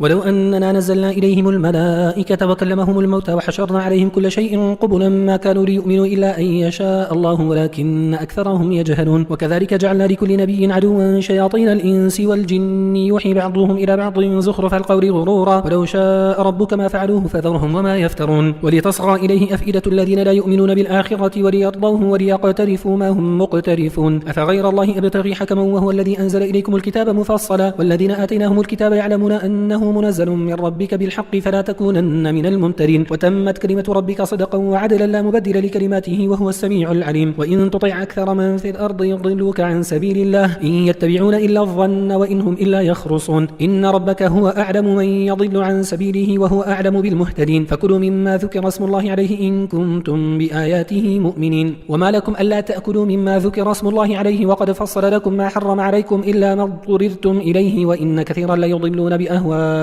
بغير علم. إن ربك هو أعلم بالمعتدين. وذروا ظاهر الإثم وباطنه إن الذين يكسبون الإثم سيجزون بما كانوا يقترفون. ولا تأكلوا مما لم يذكر اسم الله عليه وإنه لفسق. وإن الشياطين ليوحون إلى أوليائهم ليجادلوكم وإن أطعتموهم إنكم لمشركون. أو من كان ميتا فأحييناه وجعلنا له نورا يمشي به في الناس كمن مثله في الظلمات ليس بخارج منها كذلك زين للكافرين ما كانوا يعملون. وكذلك جعلنا في كل قرية أكابر مجرميها ليمكروا فيها وما يمكرون إلا بأنفسهم وما يشعرون. وإذا جاءتهم آية قالوا لن نؤمن حتى نؤتى مثل ما أوتي رسل الله الله أعلم حيث يجعل رسالته سيصيب الذين أجرموا صغار عند الله وعذاب شديد بما كانوا يمكرون. فمن يريد الله أن يهديه يشرح صدره للإسلام ومن يريد أن يضله يجعل صدره ضيقا حرجا كأنما يصعد في السماء كذلك يجعل الله الرجس على الذين لا يؤمنون. وهذا صراط ربك مستقيما قد فصلنا الآيات لقوم يذكرون. لهم دار السلام عند ربهم وهو وليهم بما كانوا يعملون. ويوم يحشرهم جميعا يا معشر الجن قد استكثرتم من الإنس وقال أولياؤهم من الإنس ربنا استمتع بعضنا ببعض وبلغنا أجلنا الذي أجلت لنا قال النار مثواكم خالدين فيها إلا ما شاء الله إن ربك حكيم عليم. وكذلك نولي بعض الظالمين بعضا بما كانوا يكسبون. يا معشر الجن والإنس ألم يأتكم رسل منكم يقصون عليكم آياتي وينذرونكم لقاء يومكم هذا قالوا شهدنا على أنفسنا وغرتهم الحياة الدنيا وشهدوا على أنفسهم أنهم كانوا كافرين ذلك أن لم يكن ربك مهلك القرى بظلم وأهلها غافلون. ولكل درجات مما عملوا وما ربك بغافل عما يعملون. وربك الغني ذو الرحمة إن يشأ يذهبكم ويستخلف من بعدكم ما يشاء كما أنشأكم من ذرية قوم آخرين إنما توعدون لآت وما أنتم بمعجزين. قل يا قوم اعملوا على مكانتكم إني عامل فسوف تعلمون من تكون له عاقبة الدار إنه لا يفلح الظالمون. وجعلوا لله مما ذرأ من الحرث والأنعام نصيبا فقالوا هذا لله بزعمهم وهذا لشركائنا فما كان لشركائهم فلا يصل إلى الله وما كان لله فهو يصل إلى شركائهم ساء ما يحكمون. وكذلك زين لكثير من المشركين قتل أولادهم شركاؤهم ليردوهم وليلبسوا عليهم دينهم ولو شاء الله ما فعلوه فذرهم وما يفترون. وقالوا هذه أنعام وحرث حجر لا يطعمها إلا من نشاء بزعمهم أنعام حرمت ظهورها وأنعام لا يذكرون اسم الله عليها افتراء عليه سيجزيهم بما كانوا يفترون. وقالوا ما في بطون هذه الأنعام خالصة لذكورنا ومحرم على أزواجنا وإن يكن ميتة فهم فيه شركاء سيجزيهم وصفهم إنه حكيم عليم. قد خسر الذين قتلوا أولادهم سفها بغير علم وحرموا ما رزقهم الله افتراء على الله قد ضلوا وما كانوا مهتدين. وهو الذي أنشأ جنات معروشات وغير معروشات والنخل والزرع مختلفا أكله والزيتون والرمان متشابها وغير متشابه كلوا من ثمره إذا أثمر وآتوا حقه يوم حصاده ولا تسرفوا إنه لا يحب المسرفين. ومن الأنعام حمولة وفرشا كلوا مما رزقكم الله ولا تتبعوا خطوات الشيطان إنه لكم عدو مبين. 8 أزواج من الضأن 2 ومن المعز 2 قل الذكرين حرم أم الأنثيين أما اشتملت عليه أرحام الأنثيين نبئوني بعلم إن كنتم صادقين. ومن الإبل 2 ومن البقر 2 قل الذكرين حرم أم الأنثيين أما اشتملت عليه أرحام الأنثيين أم كنتم شهداء إذ وصاكم الله بهذا فمن أظلم ممن افترى على الله كذبا ليضل الناس بغير علم إن الله لا يهدي القوم الظالمين. قل لا أجد فيما أوحي إلي محرما على طاعم يطعمه إلا أن يكون ميتة أو دما مسفوحا أو لحم خنزير فإنه رجس أو فسقا أهل لغير الله به فمن يضطر غير باغ ولا عاد فإن ربك غفور رحيم. وعلى الذين هادوا حرمنا كل ذي ظفر ومن البقر والغنم حرمنا عليهم شحومهما إلا ما حملت ظهورهما أو الحوايا أو ما اختلط بعظم ذلك جزيناهم ببغيهم وإنا لصادقون. فإن كذبوك فقل ربكم ذو رحمة واسعة ولا يرد بأسه عن القوم المجرمين. سيقول الذين أشركوا لو شاء الله ما أشركنا ولا آباؤنا ولا حرمنا من شيء كذلك كذب الذين من قبلهم حتى ذاقوا بأسنا قل هل عندكم من علم فتخرجوه لنا إن تتبعون إلا الظن وإن أنتم إلا تخرصون. قل فلله الحجة البالغة فلو شاء لهداكم أجمعين. قل هلم شهداءكم الذين يشهدون أن الله حرم هذا فإن شهدوا فلا تشهد معهم ولا تتبع أهواء الذين كذبوا بآياتنا والذين لا يؤمنون بالآخرة وهم بربهم يعدلون. قل تعالوا أتل ما حرم ربكم عليكم ألا تشركوا به شيئا وبالوالدين إحسانا ولا تقتلوا أولادكم من إملاق نحن نرزقكم وإياهم ولا تقربوا الفواحش ما ظهر منها وما بطن ولا تقتلوا النفس التي حرم الله إلا بالحق ذلكم وصاكم به لعلكم تعقلون. ولا تقربوا مال اليتيم إلا بالتي هي أحسن حتى يبلغ أشده وأوفوا الكيل والميزان بالقسط لا نكلف نفسا إلا وسعها وإذا قلتم فاعدلوا ولو كان ذا قربى وبعهد الله أوفوا ذلكم وصاكم به لعلكم تذكرون. وأن هذا صراطي مستقيما فاتبعوه ولا تتبعوا السبل فتفرق بكم عن سبيله ذلكم وصاكم به لعلكم تتقون. ثم آتينا موسى الكتاب تماما على الذي أحسن وتفصيلا لكل شيء وهدى ورحمة لعلهم بلقاء ربهم يؤمنون. وهذا كتاب أنزلناه مبارك فاتبعوه واتقوا لعلكم ترحمون. أن تقولوا إنما أنزل الكتاب على طائفتين من قبلنا وإن كنا عن دراستهم لغافلين أو تقولوا لو أن أنزل علينا الكتاب لكنا أهدى منهم فقد جاءكم بينة من ربكم وهدى ورحمة فمن أظلم ممن كذب بآيات الله وصدف عنها سنجزي الذين يصدفون عن آياتنا سوء العذاب بما كانوا يصدفون. هل ينظرون إلا أن تأتيهم الملائكة أو يأتي ربك أو يأتي بعض آيات ربك يوم يأتي بعض آيات ربك لا ينفع نفسا إيمانها لم تكن آمنت من قبل أو كسبت في إيمانها خيرا قل انتظروا إنا منتظرون. إن الذين فرقوا دينهم وكانوا شيعا لست منهم في شيء إنما أمرهم إلى الله ثم ينبئهم بما كانوا يفعلون. من جاء بالحسنة فله 10 أمثالها ومن جاء بالسيئة فلا يجزى إلا مثلها وهم لا يظلمون. قل إنني هداني ربي إلى صراط مستقيم دينا قيما ملة إبراهيم حنيفا وما كان من المشركين. قل إن صلاتي ونسكي ومحياي ومماتي لله رب العالمين لا شريك له وبذلك أمرت وأنا أول المسلمين. قل أغير الله أبغي ربا وهو رب كل شيء ولا تكسب كل نفس إلا عليها ولا تزر وازرة وزر أخرى ثم إلى ربكم مرجعكم فينبئكم بما كنتم فيه تختلفون. وهو الذي جعلكم خلائف الأرض ورفع بعضكم فوق بعض درجات ليبلوكم فيما آتاكم إن ربك سريع العقاب وإنه لغفور رحيم. بسم الله الرحمن الرحيم ألف لام ميم صاد كتاب أنزل إليك فلا يكن في صدرك حرج منه لتنذر به وذكرى للمؤمنين اتبعوا ما أنزل إليكم من ربكم ولا تتبعوا من دونه أولياء قليلا ما تذكرون. وكم من قرية أهلكناها فجاءها بأسنا بياتا أو هم قائلون فما كان دعواهم إذ جاءهم بأسنا إلا أن قالوا إنا كنا ظالمين فلنسألن الذين أرسل إليهم ولنسألن المرسلين فلنقصن عليهم بعلم وما كنا غائبين الغائبين والوزن يومئذ الحق فمن ثقلت موازينه فأولئك هم المفلحون ومن خفت موازينه فأولئك الذين خسروا أنفسهم بما كانوا بآياتنا يظلمون ولقد مكناكم في الأرض وجعلنا لكم فيها معايش قليلا ما تشكرون ولقد خلقناكم ثم صورناكم ثم قلنا للملائكة اسجدوا لآدم فسجدوا إلا إبليس لم يكن من الساجدين قال ما منعك ألا تسجد إذ أمرتك قال أنا خير منه خلقتني من نار وخلقته من طين قال فاهبط منها فما يكون لك أن تتكبر فيها فاخرج إنك من الصاغرين قال أنظرني إلى يوم يبعثون قال إنك من المنظرين قال فبما أغويتني لأقعدن لهم صراطك المستقيم ثم لآتينهم من بين أيديهم ومن خلفهم وعن أيمانهم وعن شمائلهم ولا تجد أكثرهم شاكرين قال اخرج منها مذءوما مدحورا لمن تبعك منهم لأملأن جهنم منكم أجمعين ويا آدم اسكن أنت وزوجك الجنة فكلا من حيث شئتما ولا تقربا هذه الشجرة فتكونا من الظالمين فوسوس لهما الشيطان ليبدي لهما ما وري عنهما من سوآتهما وقال ما نهاكما ربكما عن هذه الشجرة إلا أن تكونا ملكين أو تكونا من الخالدين وقاسمهما إني لكما لمن الناصحين فدلاهما بغرور فلما ذاقا الشجرة بدت لهما سوآتهما وطفقا يخصفان عليهما من ورق الجنة وناداهما ربهما ألم أنهكما عن تلكما الشجرة وأقل لكما إن الشيطان لكما عدو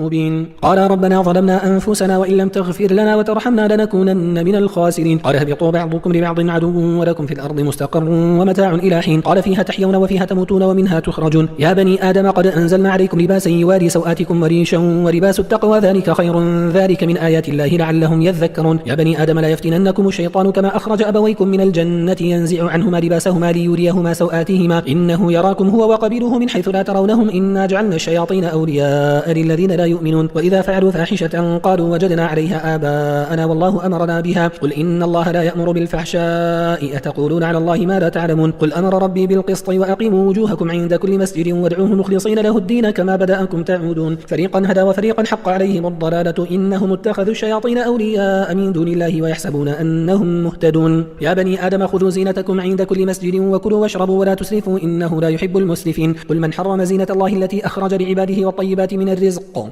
قل هي للذين آمنوا في الحياة الدنيا خالصة يوم القيامة كذلك نفصل الآيات لقوم يعلمون قل إنما حرم ربي الفواحش ما ظهر منها وما بطن والإثم والبغي بغير الحق وأن تشركوا بالله ما لم ينزل به سلطانا وأن تقولوا على الله ما لا تعلمون ولكل أمة أجل فإذا جاء أجلهم لا يستأخرون ساعة ولا يستقدمون يا بني آدم إما يأتينكم رسل منكم يقصون عليكم آياتي فمن اتقى وأصلح فلا خوف عليهم ولا هم يحزنون والذين كذبوا بآياتنا واستكبروا عنها أولئك أصحاب النار هم فيها خالدون فمن أظلم ممن افترى على الله كذبا أو كذب بآياته أولئك ينالهم نصيبهم من الكتاب حتى إذا جاءتهم رسلنا يتوفونهم قالوا أينما كنتم تدعون من دون الله قالوا ضلوا عنا وشهدوا على أنفسهم أنهم كانوا كافرين قال ادخلوا في أمم قد خلت من قبلكم من الجن والإنس في النار كلما دخلت أمة لعنت أختها حتى إذا اداركوا فيها جميعا قالت أخراهم لأولاهم ربنا هؤلاء أضلونا فآتهم عذابا ضعفا من النار قال لكل ضعف ولكن لا تعلمون وقالت أولاهم لأخراهم فما كان لكم علينا من فضل فذوقوا العذاب بما كنتم تكسبون إن الذين كذبوا بآياتنا واستكبروا عنها لا تفتح لهم أبواب السماء ولا يدخلون الجنة حتى يلج الجمل في سم الخياط وكذلك نجزي المجرمين لهم من جهنم مهاد ومن فوقهم غواش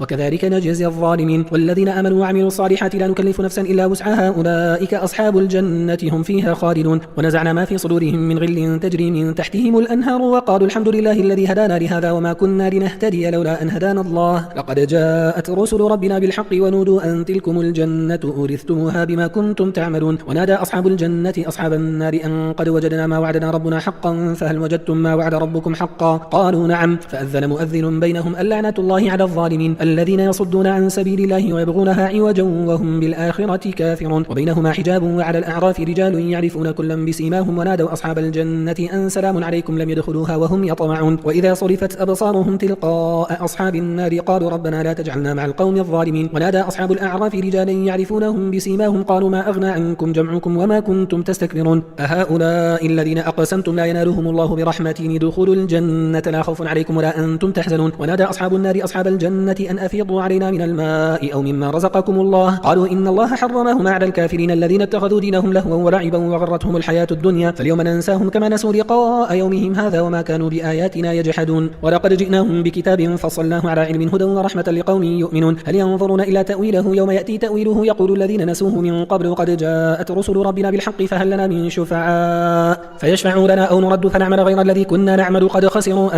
أنفسهم وضل عنهم ما كانوا يفترون. إن ربكم الله الذي خلق السماوات والأرض في 6 أيام ثم استوى على العرش يغشي الليل النهار يطلبه حثيثا والشمس والقمر والنجوم مسخرات بأمره ألا له الخلق والأمر تبارك الله رب العالمين. ادعوا ربكم تضرعا وخفية إنه لا يحب المعتدين. ولا تفسدوا في الأرض بعد إصلاحها وادعوه خوفا وطمعا إن رحمة الله قريب من المحسنين. وهو الذي يرسل الرياح بشرا بين يدي رحمته حتى إذا أقلت سحابا ثقالا سقناه لبلد ميت فأنزلنا به الماء فأخرجنا به من كل الثمرات كذلك نخرج الموتى لعلكم تذكرون. والبلد الطيب يخرج نباته بإذن ربه والذي خبث لا يخرج إلا نكدا كذلك نصرف الآيات لقوم يشكرون. لقد أرسلنا نوحا إلى قومه فقال يا قوم اعبدوا الله ما لكم من إله غيره إني أخاف عليكم عذاب يوم عظيم. قال الملأ من قومه إنا لنراك في ضلال مبين. قال يا قوم ليس بي ضلالة ولكني رسول من رب العالمين أبلغكم رسالات ربي وأنصح لكم وأعلم من الله ما لا تعلمون. أو عجبتم أن جاءكم ذكر من ربكم على رجل منكم لينذركم ولتتقوا ولعلكم ترحمون. فكذبوه فأنجيناه والذين معه في الفلك وأغرقنا الذين كذبوا بآياتنا إنهم كانوا قوما عمين. وإلى عاد أخاهم هودا قال يا قوم اعبدوا الله ما لكم من إله غيره أفلا تتقون. قال الملأ الذين كفروا من قومه إنا لنراك في سفاهة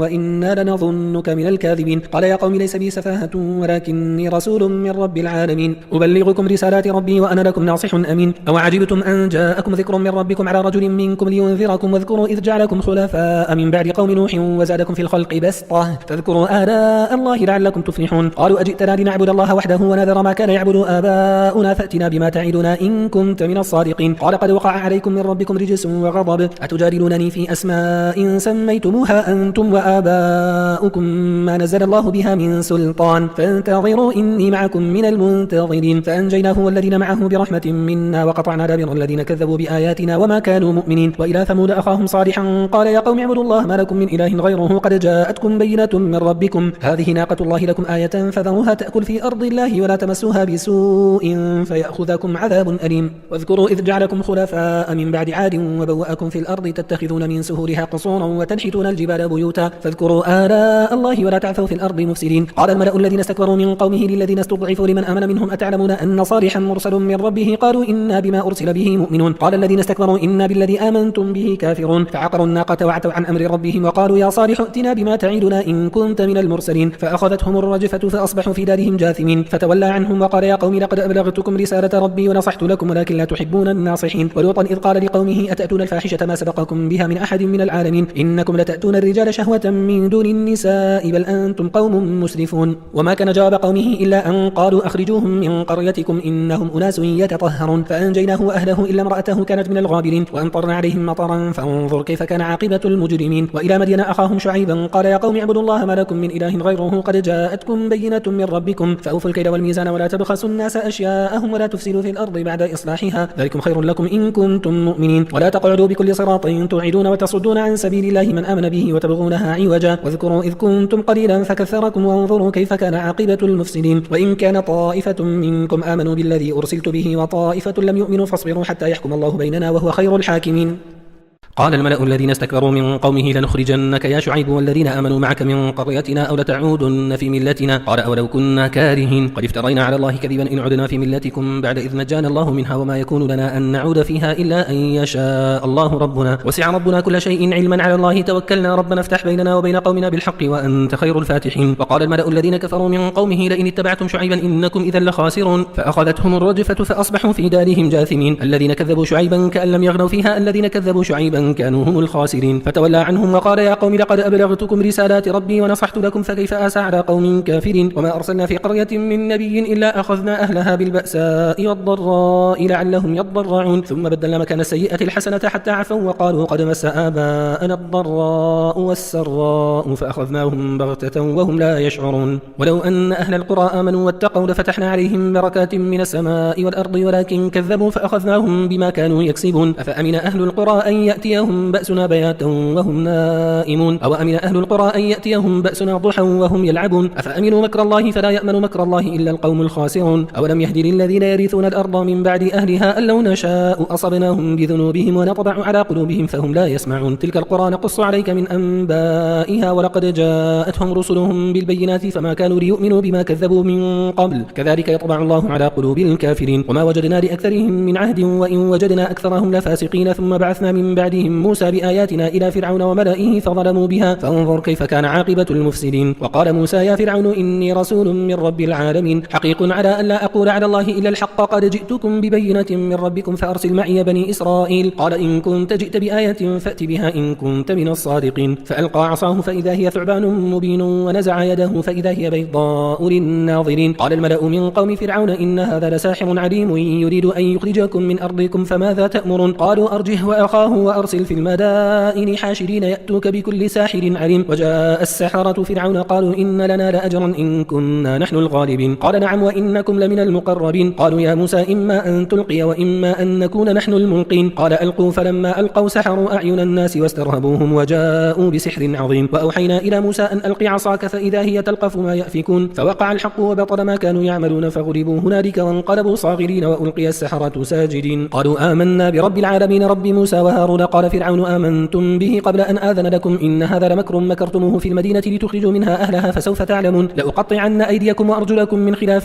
ثم لأصلبنكم أجمعين. قالوا إنا إلى ربنا منقلبون. وما تنقم منا إلا أن آمنا بآيات ربنا لما جاءتنا ربنا أفرغ علينا صبرا وتوفنا مسلمين. وقال الملأ من قوم فرعون أتذر موسى وقومه ليفسدوا في الأرض ويذرك وآلهتك؟ قال سنقتل أبناءهم ونستحيي نساءهم وإنا فوقهم قاهرون. قال موسى لقومه استعينوا بالله واصبروا إن الأرض لله يورثها من يشاء من عباده والعاقبة للمتقين. قالوا أوذنا من قبل أن تأتينا ومن بعد ما جئتنا. قال عسى ربكم أن يهلك عدوكم ويستخلفكم في الأرض فينظر كيف تعملون. ولقد أخذنا آل فرعون بالسنين ونقص من الثمرات لعلهم يذكرون. فإذا جاءتهم الحسنة قالوا لنا هذه وإن تصبهم سيئة يطيروا بموسى ومن معه ألا إنما طائرهم عند الله ولكن أكثرهم لا يعلمون. وقالوا مهما تأتنا به من آية لتسحرنا بها فما نحن لك بمؤمنين. فأرسلنا عليهم الطوفان والجراد والقمل والضفادع والدم آيات مفصلات فاستكبروا وكانوا قوما مجرمين. ولما وقع عليهم الرجز قالوا يا موسى ادع لنا ربك بما عهد عندك لئن كشفت عنا الرجز لنؤمنن لك ولنرسلن معك بني إسرائيل. فلما كشفنا عنهم الرجز إلى أجل هم بالغوه إذا هم ينكثون. فانتقمنا منهم فأغرقناهم في اليم بأنهم كذبوا بآياتنا وكانوا عنها غافلين. وأورثنا القوم الذين كانوا يستضعفون مشارق الأرض ومغاربها التي باركنا فيها وتمت كلمة ربك الحسنى على بني إسرائيل بما صبروا ودمرنا ما كان يصنع فرعون وقومه وما كانوا يعرشون. وجاوزنا ببني إسرائيل البحر فأتوا على قوم يعكفون على أصنام لهم. قالوا يا موسى اجعل لنا إلها كما لهم آلهة. قال إنكم قوم تجهلون إن هؤلاء متبر ما هم فيه وباطل ما كانوا يعملون. قال أغير الله أبغيكم إلها وهو فضلكم على العالمين. وإذ أنجيناكم من آل فرعون يسومونكم سوء العذاب يقتلون أبناءكم ويستحيون نساءكم وفي ذلكم بلاء من ربكم عظيم. وواعدنا موسى 30 ليلة وأتممناها ب10 فتم ميقات ربه 40 ليلة. وقال موسى لأخيه هارون اخلفني في قومي وأصلح ولا تتبع سبيل المفسدين. ولما جاء موسى لميقاتنا وكلمه ربه قال رب أرني أنظر إليك قال لن تراني ولكن انظر إلى الجبل فإن استقر مكانه فسوف تراني. فلما تجلى ربه للجبل جعله دكا وخر موسى صاعقا. فلما أفاق قال سبحانك تبت إليك وأنا أول المؤمنين. قال يا موسى إني اصطفيتك على الناس برسالاتي وبكلامي فخذ ما آتيتك وكن من الشاكرين. وكتبنا له في الألواح من كل شيء موعظة وتفصيلا لكل شيء فخذها بقوة وأمر قومك يأخذوا بأحسنها سأريكم دار الفاسقين. سأصرف عن آياتي الذين يتكبرون في الأرض بغير الحق وإن يروا كل آية لا يؤمنوا بها وإن يروا سبيل الرشد لا يتخذوه سبيلا وإن يروا سبيل الغي يتخذوه سبيلا ذلك بأنهم كذبوا بآياتنا وكانوا عنها غافلين. والذين كذبوا بآياتنا ولقاء الآخرة حبطت أعمالهم هل يجزون إلا ما كانوا يعملون. واتخذ قوم موسى من بعده من حليهم عجلا جسدا له خوار ألم يروا أنه لا يكلمهم ولا يهديهم سبيلا اتخذوه وكانوا ظالمين. ولما سقط في أيديهم ورأوا أنهم قد ضلوا قالوا لئن لم يرحمنا ربنا ويغفر لنا لنكونن من الخاسرين. ولما رجع موسى إلى قومه غضبان آسفا قال بئس ما خلفتموني من بعدي أعجلتم أمر ربكم وألقى الألواح وأخذ برأس أخيه يجره إليه قال ابن أم إن القوم استضعفوني وكادوا يقتلونني فلا تشمت بي الأعداء ولا تجعلني مع القوم الظالمين. قال رب اغفر لي ولأخي وأدخلنا في رحمتك وأنت أرحم الراحمين. إن الذين اتخذوا العجل سينالهم غضب من ربهم وذلة في الحياة الدنيا وكذلك نجزي المفترين. والذين عملوا السيئات ثم تابوا من بعدها وآمنوا إن ربك من بعدها لغفور رحيم. ولما سكت عن موسى الغضب أخذ الألواح وفي نسختها هدى ورحمة للذين هم لربهم يرهبون. واختار موسى قومه 70 رجلا لميقاتنا فلما أخذتهم الرجفة قال رب لو شئت أهلكتهم من قبل وإياي أتهلكنا بما فعل السفهاء منا إن هي إلا فتنتك تضل بها من تشاء وتهدي من تشاء، أنت ولينا فاغفر لنا وارحمنا وأنت خير الغافرين. واكتب لنا في هذه الدنيا حسنة وفي الآخرة إنا هدنا إليك، قال عذابي أصيب به من أشاء ورحمتي وسعت كل شيء فسأكتبها للذين يتقون ويؤتون الزكاة والذين هم بآياتنا يؤمنون، الذين يتبعون الرسول النبي الأمي الذي يجدونه مكتوبا عندهم في التوراة والإنجيل، يأمرهم بالمعروف وينهاهم عن المنكر ويحل لهم الطيبات ويحرم عليهم الخبائث ويضع عنهم إصرهم والأغلال التي كانت عليهم، فالذين آمنوا به وعزروه ونصروه واتبعوا النور الذي أنزل معه أولئك هم المفلحون. قل يا أيها الناس إني رسول الله إليكم جميعا الذي له ملك السماوات والأرض لا إله إلا هو يحيي ويميت، فآمنوا بالله ورسوله النبي الأمي الذي يؤمن بالله وكلماته واتبعوه لعلكم تهتدون. ومن قوم موسى أمة يهدون بالحق وبه يعدلون، وقطعناهم 12 أسباطا أمما، وأوحينا إلى موسى إذ استسقاه قومه أن يضرب بعصاك الحجر فانبجست منه 12 عينا، قد علم كل أناس مشربهم وظللنا عليهم الغمام وأنزلنا عليهم المن والسلوى، كلوا من طيبات ما رزقناكم وما ظلمونا ولكن كانوا أنفسهم يظلمون. وإذ قيل لهم اسكنوا هذه القرية وكلوا منها حيث شئتم وقولوا حطة وادخلوا الباب سجدا نغفر لكم خطيئاتكم سنزيد المحسنين، فبدل الذين ظلموا منهم قولا غير الذي قيل لهم فأرسلنا عليهم رجزا من السماء بما كانوا يظلمون. واسألهم عن القرية التي كانت حاضرة البحر إذ يعدون في السبت إذ تأتيهم حيتانهم يوم سبتهم شرعا ويوم لا يسبتون لا تأتيهم كذلك نبلوهم بما كانوا يفسقون. وإذ قالت أمة منهم لم تعظون قوما الله مهلكهم أو معذبهم عذابا شديدا قالوا معذرة إلى ربكم ولعلهم يتقون، فلما نسوا ما ذكروا به أنجينا الذين ينهون عن السوء وأخذنا الذين ظلموا بعذاب بئيس بما كانوا يفسقون، فلما عتوا عما نهوا عنه قلنا لهم كونوا قردة خاسئين. وإذ تأذن ربك ليبعثن عليهم إلى يوم القيامة من يسومهم سوء العذاب إن ربك لسريع العقاب وإنه لغفور رحيم. وقطعناهم في الأرض أمما منهم الصالحون ومنهم دون ذلك وبلوناهم بالحسنات والسيئات لعلهم يرجعون، فخلف من بعدهم خلف ورثوا الكتاب يأخذون عرض هذا الأدنى ويقولون سيغفر لنا وإن يأتيهم عرض مثله يأخذوه، ألم يؤخذ عليهم ميثاق الكتاب ألا يقولوا على الله إلا الحق ودرسوا ما فيه، والدار الآخرة خير للذين يتقون أفلا تعقلون. والذين يمسكون بالكتاب وأقاموا الصلاة إنا لا نضيع أجر المصلحين.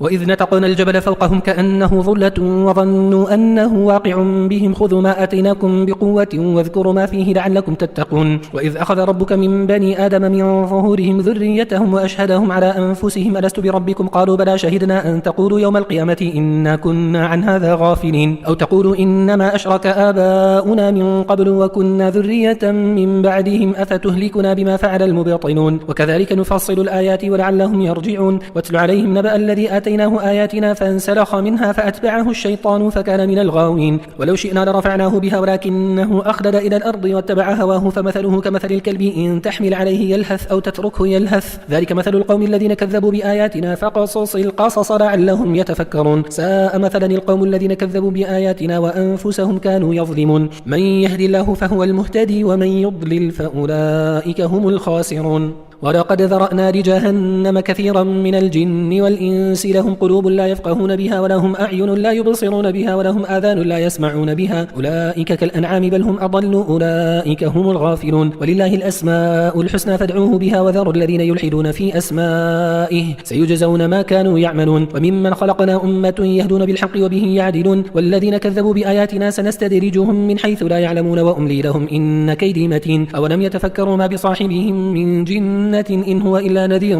مبين. أولم ينظروا في ملكوت السماوات والأرض وما خلق الله من شيء وأن عسى أن يكون قد اقترب أجلهم فبأي حديث بعده يؤمنون. من يضلل الله فلا هادي له ويذرهم في طغيانهم يعمهون. يسألونك عن الساعة أيان مرساها قل إنما علمها عند ربي لا يجليها لوقتها إلا هو ثقلت في السماوات والأرض لا تأتيكم إلا بغتة يسألونك كأنك حفي عنها قل إنما علمها عند الله ولكن أكثر الناس لا يعلمون. قل لا أملك لنفسي نفعا ولا ضرا إلا ما شاء الله ولو كنت أعلم الغيب لاستكثرت من الخير وما مسني السوء إن أنا إلا نذير وبشير لقوم يؤمنون. هو الذي خلقكم من نفس واحدة وجعل منها زوجها ليسكن إليها فلما تغشاها حملت حملا خفيفا فمرت به فلما أثقلت دعوا الله ربهما لئن آتيتنا صالحا لنكونن من الشاكرين فلما آتاهما صالحا جعل له شركاء فيما آتاهما فتعالى الله عما يشركون. أيشركون ما لا يخلق شيئا وهم يخلقون ولا يستطيعون لهم نصرا ولا أنفسهم أنفسهم ينصرون وإن تدعوهم إلى الهدى لا يتبعوكم سواء عليكم أدعوتموهم أم أنتم صامتون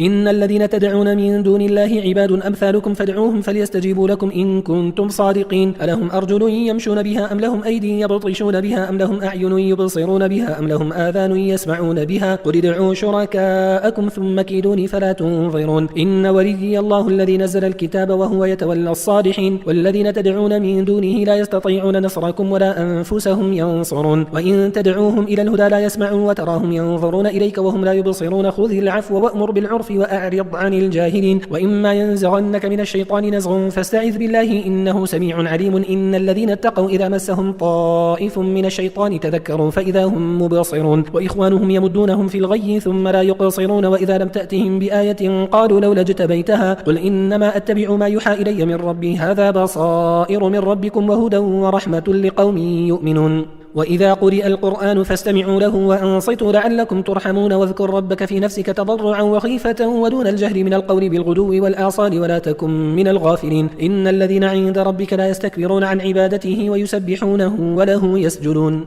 بسم الله الرحمن الرحيم يسألونك عن الأنفال قل الأنفال لله والرسول فاتقوا الله وأصلحوا ذات بينكم وأطيعوا الله ورسوله إن كنتم مؤمنين إنما المؤمنون الذين إذا ذكر الله وجلت قلوبهم وإذا تليت عليهم آياته زادتهم إيمانا وعلى ربهم يتوكلون الذين يقيمون الصلاة ومما رزقناهم ينفقون أولئك هم المؤمنون حقا لهم درجات عند ربهم ومغفرة ورزق كريم كما أخرجك ربك من بيتك بالحق وإن فريقا من المؤمنين لكارهون يجادلونك في الحق بعدما تبين كأنما يساقون إلى الموت وهم ينظرون وإذ يعدكم الله إحدى الطائفتين أنها لكم وتودون أن غير ذات الشوكة تكون لكم ويريد الله أن يحق الحق بكلماته ويقطع دابر الكافرين ليحق الحق ويبطل الباطل ولو كره المجرمون إذ تستغيثون ربكم فاستجاب لكم أني ممدكم بألف من الملائكة مردفين وما جعله الله إلا بشرى ولتطمئن به قلوبكم وما النصر إلا من عند الله إن الله عزيز حكيم إذ يغشيكم النعاس أمنة منه وينزل عليكم من السماء ماء ليطهركم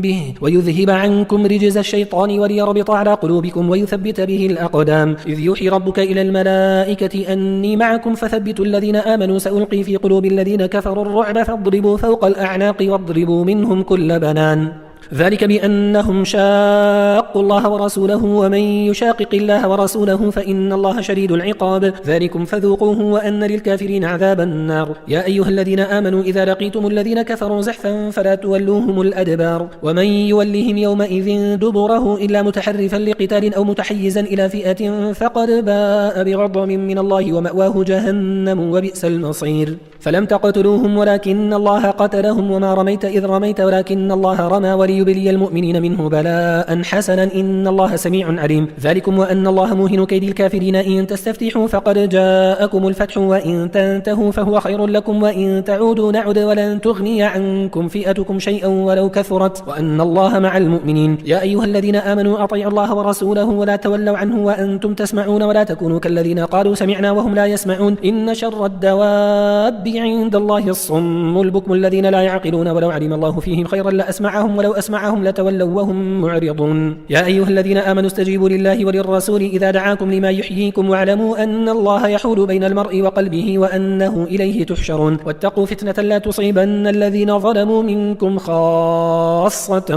واعلموا أن الله شديد العقاب واذكروا إذ أنتم قليل مستضعفون في الأرض تخافون أن يتخطفكم الناس فآواكم وأيدكم بنصره ورزقكم من الطيبات لعلكم تشكرون يا أيها الذين آمنوا لا تخونوا الله والرسول وتخونوا أماناتكم وأنتم تعلمون واعلموا أنما أموالكم وأولادكم فتنة وأن الله عنده أجر عظيم يا أيها الذين آمنوا إن تتقوا الله يجعل لكم فرقانا ويكفر عنكم سيئاتكم ويغفر لكم والله ذو الفضل العظيم وإذ يمكر بك الذين كفروا ليثبتوك أو يقتلوك أو يخرجوك ويمكرون ويمكر الله والله خير الماكرين وإذا تتلى عليهم آياتنا قالوا قد سمعنا لو نشاء لقلنا مثل هذا إن هذا إلا أساطير الأولين وإذ قالوا اللهم إن كان هذا هو الحق من عندك فأمطر علينا حجارة من السماء أو ائتنا بعذاب أليم وما كان الله ليعذبهم وأنت فيهم وما كان الله معذبهم وهم يستغفرون وما لهم ألا يعذبهم الله وهم يصدون عن المسجد الحرام وما كانوا أولياءه إن أولياؤه إلا المتقون ولكن أكثرهم لا يعلمون وما كان صلاتهم عند البيت إلا مكاء وتصدية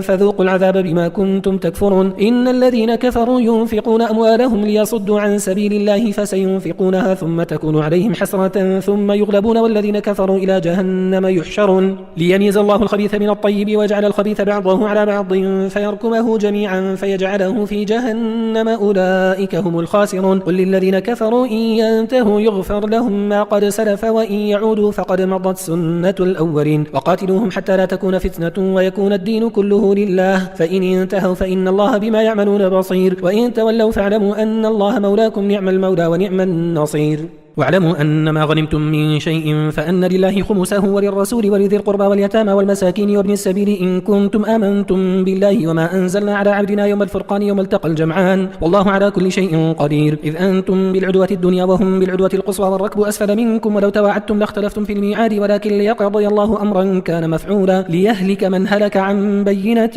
ويحيى من حي عن بينة وإن الله لسميع عليم إذ يريكهم الله في منامك قليلا ولو أراكهم كثيرا لفشلتم ولتنازعتم في الأمر ولكن الله سلم إنه عليم بذات الصدور وإذ يريكموهم إذ التقيتم في أعينكم قليلا ويقللكم في أعينهم ليقضي الله أمرا كان مفعولا وإلى الله ترجع الأمور يا أيها الذين آمنوا إذا لقيتم فئة فاثبتوا واذكروا الله كثيرا لعلكم تفلحون وأطيعوا الله ورسوله ولا تنازعوا فتفشلوا وتذهب ريحكم واصبروا إن الله مع الصابرين ولا تكونوا كالذين خرجوا من ديارهم بطرا ورئاء الناس ويصدون عن سبيل الله والله بما يعملون محيط وإذ زين لهم الشيطان أعمالهم وقال لا غالب لكم اليوم من الناس وإني جار لكم فلما تراءت الفئتان نكص على عقبيه وقال إني بريء منكم إني أرى ما لا ترون إني أخاف الله والله شديد العقاب إذ يقول المنافقون والذين في قلوبهم مرض غر هؤلاء دينهم ومن يتوكل على الله فإن الله عزيز حكيم ولو ترى إذ يتوفى الذين كفروا الملائكة يضربون وجوههم وأدبارهم وذوقوا عذاب الحريق ذلك بما قدمت أيديكم وأن الله ليس بظلام للعبيد كدأب آل فرعون والذين من قبلهم كفروا بآيات الله فأخذهم الله بذنوبهم إن الله قوي شديد العقاب ذلك بأن الله لم يكن مغيرا نعمة أنعمها على قوم حتى يغيروا ما بأنفسهم وأن الله سميع عليم كدأب آل فرعون والذين من قبلهم كذبوا بآيات ربهم فأهلكناهم بذنوبهم وأغرقنا آل فرعون وكل كانوا ظالمين إن شر الدواب عند الله الذين كفروا فهم لا يؤمنون الذين عاهدت منهم ثم ينقضون عهدهم في كل مرة وهم لا يتقون فإما تثقفنهم في الحرب فشرد بهم من خلفهم لعلهم يذكرون وإما تخافن من قوم خيانة فانبذ إليهم على سواء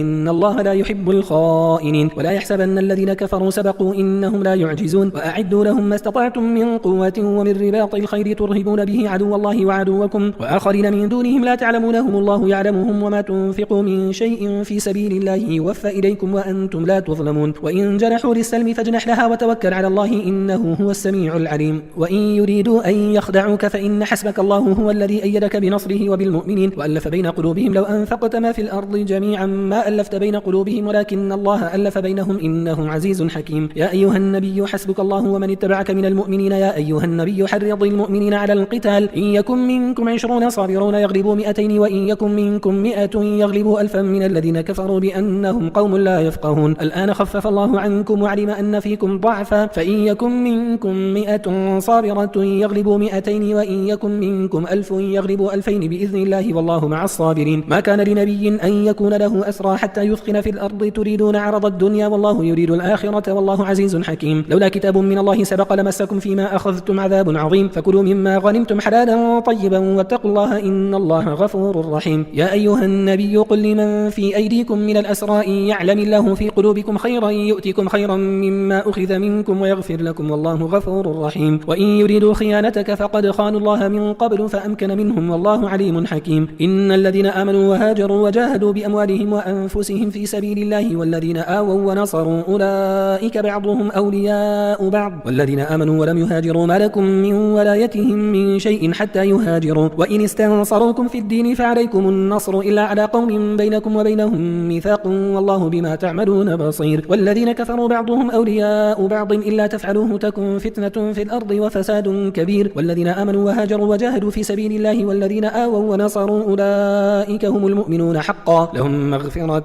ورزق كريم. والذين آمنوا من بعد وهاجروا وجاهدوا معكم فأولئك منكم وأولو الأرحام بعضهم أولى ببعض في كتاب الله إن الله بكل شيء عليم. براءة من الله ورسوله إلى الذين عاهدتم من المشركين فسيحوا في الأرض 4 أشهر واعلموا أنكم غير معجز الله وأن الله مخزي الكافرين. وأذان من الله ورسوله إلى الناس يوم الحج الأكبر أن الله بريء من المشركين ورسوله فإن تبتم فهو خير لكم وإن توليتم فاعلموا أنكم غير معجز الله وبشر الذين كفروا بعذاب أليم. إلا الذين عاهدتم من المشركين ثم لم ينقصوكم شيئا ولم يظاهروا عليكم أحدا فأتموا إليهم عهدهم إلى مدتهم إن الله يحب المتقين. فإذا انسلخ الأشهر الحرم فاقتلوا المشركين حيث وجدتموهم وخذوهم واحصروهم واقعدوا لهم كل مرصد فإن تابوا وأقاموا الصلاة وآتوا الزكاة فخلوا سبيلهم إن الله غفور رحيم. وإن أحد من المشركين استجارك فأجره حتى يسمع كلام الله ثم أبلغه مأمنه ذلك بأنهم قوم لا يعلمون. كيف يكون للمشركين عهد عند الله وعند رسوله إلا الذين عاهدتم عند المسجد الحرام فما استقاموا لكم فاستقيموا لهم إن الله يحب المتقين. كيف وإن يظهروا عليكم لا يرقبوا فيكم إلا ولا ذمة يرضونكم بأفواههم وتأبى قلوبهم وأكثرهم فاسقون. اشتروا بآيات الله ثمنا قليلا فصدوا عن سبيله إنهم ساء ما كانوا يعملون. لا يرقبون في مؤمن إلا ولا ذمة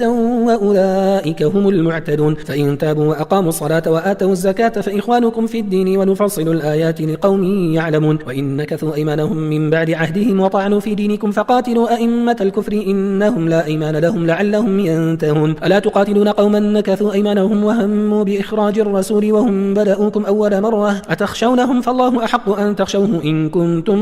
مؤمنين. قاتلوهم يعذبهم الله بأيديكم ويخزيهم وينصركم عليهم ويشفي صدور قوم مؤمنين ويذهب غيظ قلوبهم ويتوب الله على من يشاء والله عليم حكيم. أم حسبتم أن تتركوا ولما يعلم الله الذين جاهدوا منكم ولم يتخذوا من دون الله ولا رسوله ولا المؤمنين وليجة والله خبير بما تعملون. ما كان للمشركين أن يعمروا مساجد الله شاهدين على أنفسهم بالكفر أولئك حبطت أعمالهم وفي النار هم خالدون. إنما يعمر مساجد الله من آمن بالله واليوم الآخر وأقام الصلاة وآتى الزكاة ولم يخش إلا الله فعسى أولئك أن يكونوا من المهتدين. أجعلتم سقاية الحاج وعمارة المسجد الحرام كمن آمن بالله واليوم الآخر وجاهد في سبيل الله لا يستوون عند الله والله لا يهدي القوم الظالمين. الذين آمنوا وهاجروا وجاهدوا في سبيل الله بأموالهم وأنفسهم أعظم درجة عند الله وأولئك هم الفائزون. يبشرهم ربهم برحمة منه ورضوان وجنات لهم فيها نعيم مقيم خالدين فيها أبدا إن الله عنده أجر عظيم. يا أيها الذين آمنوا لا تتخذوا آباءكم وإخوانكم أولياء إن استحبوا الكفر على الإيمان ومن يتولهم منكم فأولئك هم الظالمون. قل إن كان آباؤكم وأبناؤكم وإخوانكم وأزواجكم وعشيرتكم وأموال اقترفتموها وتجارة تخشون كسادها ومساكن ترضونها أحب إليكم من الله ورسوله وجهاد في سبيله فتربصوا حتى يأتي الله بأمره والله لا يهدي القوم الفاسقين. لقد نصركم الله في مواطن كثيرة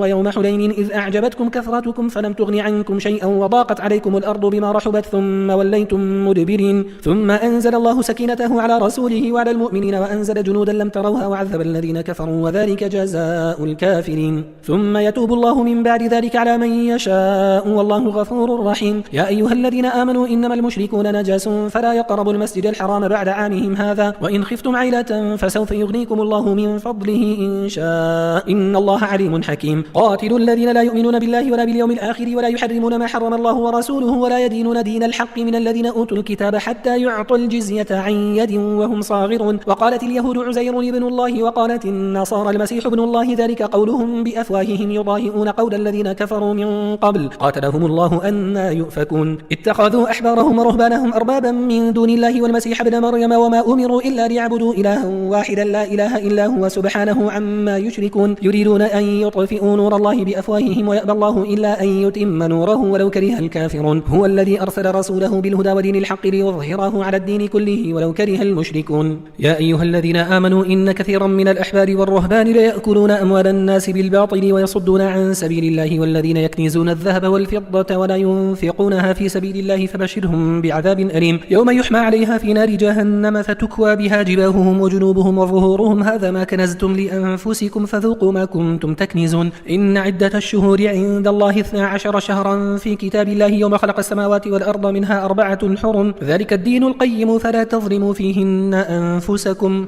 وقاتلوا المشركين كافة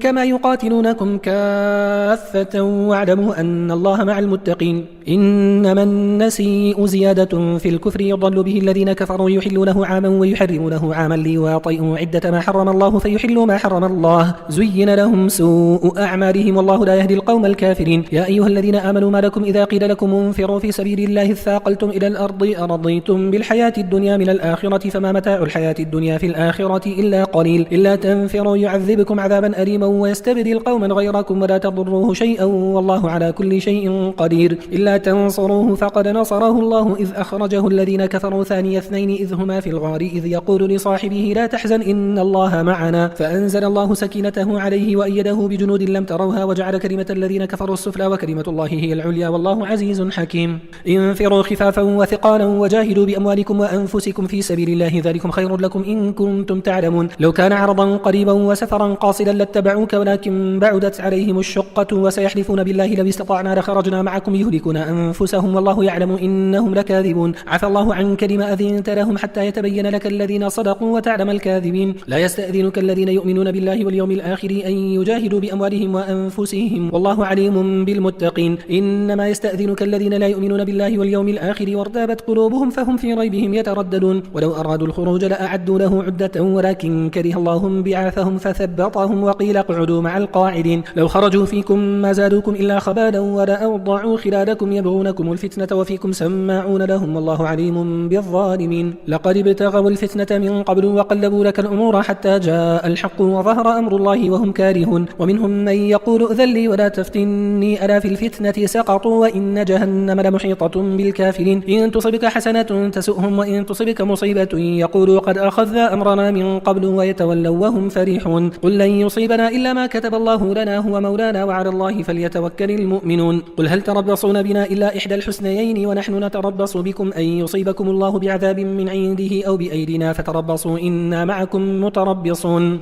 قل أنفقوا طوعا أو كرها لن يتقبل منكم إنكم كنتم قوما فاسقين. وما منعهم أن تقبل منهم نفقاتهم إلا أنهم كفروا بالله وبرسوله ولا يأتون الصلاة إلا وهم كسالى ولا ينفقون إلا وهم كارهون. فلا تعجبك أموالهم ولا أولادهم إنما يريد الله ليعذبهم بها في الحياة الدنيا وتزهق أنفسهم وهم كافرون ويحلفون بالله إنهم لمنكم وما هم منكم ولكنهم قوم يفرقون. لو يجدون ملجأ أو مغارات أو مدخلا لولوا إليه وهم يجمحون. ومنهم من يلمزك في الصدقات فإن أعطوا منها رضوا وإن لم يعطوا منها إذا هم يسخطون. ولو أنهم رضوا ما آتاهم الله ورسوله وقالوا حسبنا الله سيؤتينا الله من فضله ورسوله إنا إلى الله راغبون. إنما الصدقات للفقراء والمساكين والعاملين عليها والمؤلفة قلوبهم وفي الرقاب والغارمين وفي سبيل الله وابن السبيل فريضة من الله والله عليم حكيم. ومنهم الذين يؤذون النبي ويقولون هو أذن قل أذن خير لكم يؤمن بالله ويؤمن للمؤمنين ورحمة للذين آمنوا منكم والذين يؤذون رسول الله لهم عذاب أليم. يحلفون بالله لكم ليرضوكم والله ورسوله أحق أن يرضوه إن كانوا مؤمنين. ألم يعلموا أنه من يحادد الله ورسوله فأن له نار جهنم خالدا فيها ذلك الخزي العظيم. يحذر المنافقون أن تنزل عليهم سورة تنبئهم بما في قلوبهم قل استهزئوا إن الله مخرج ما تحذرون. ولئن سألتهم ليقولن إنما كنا نخوض ونلعب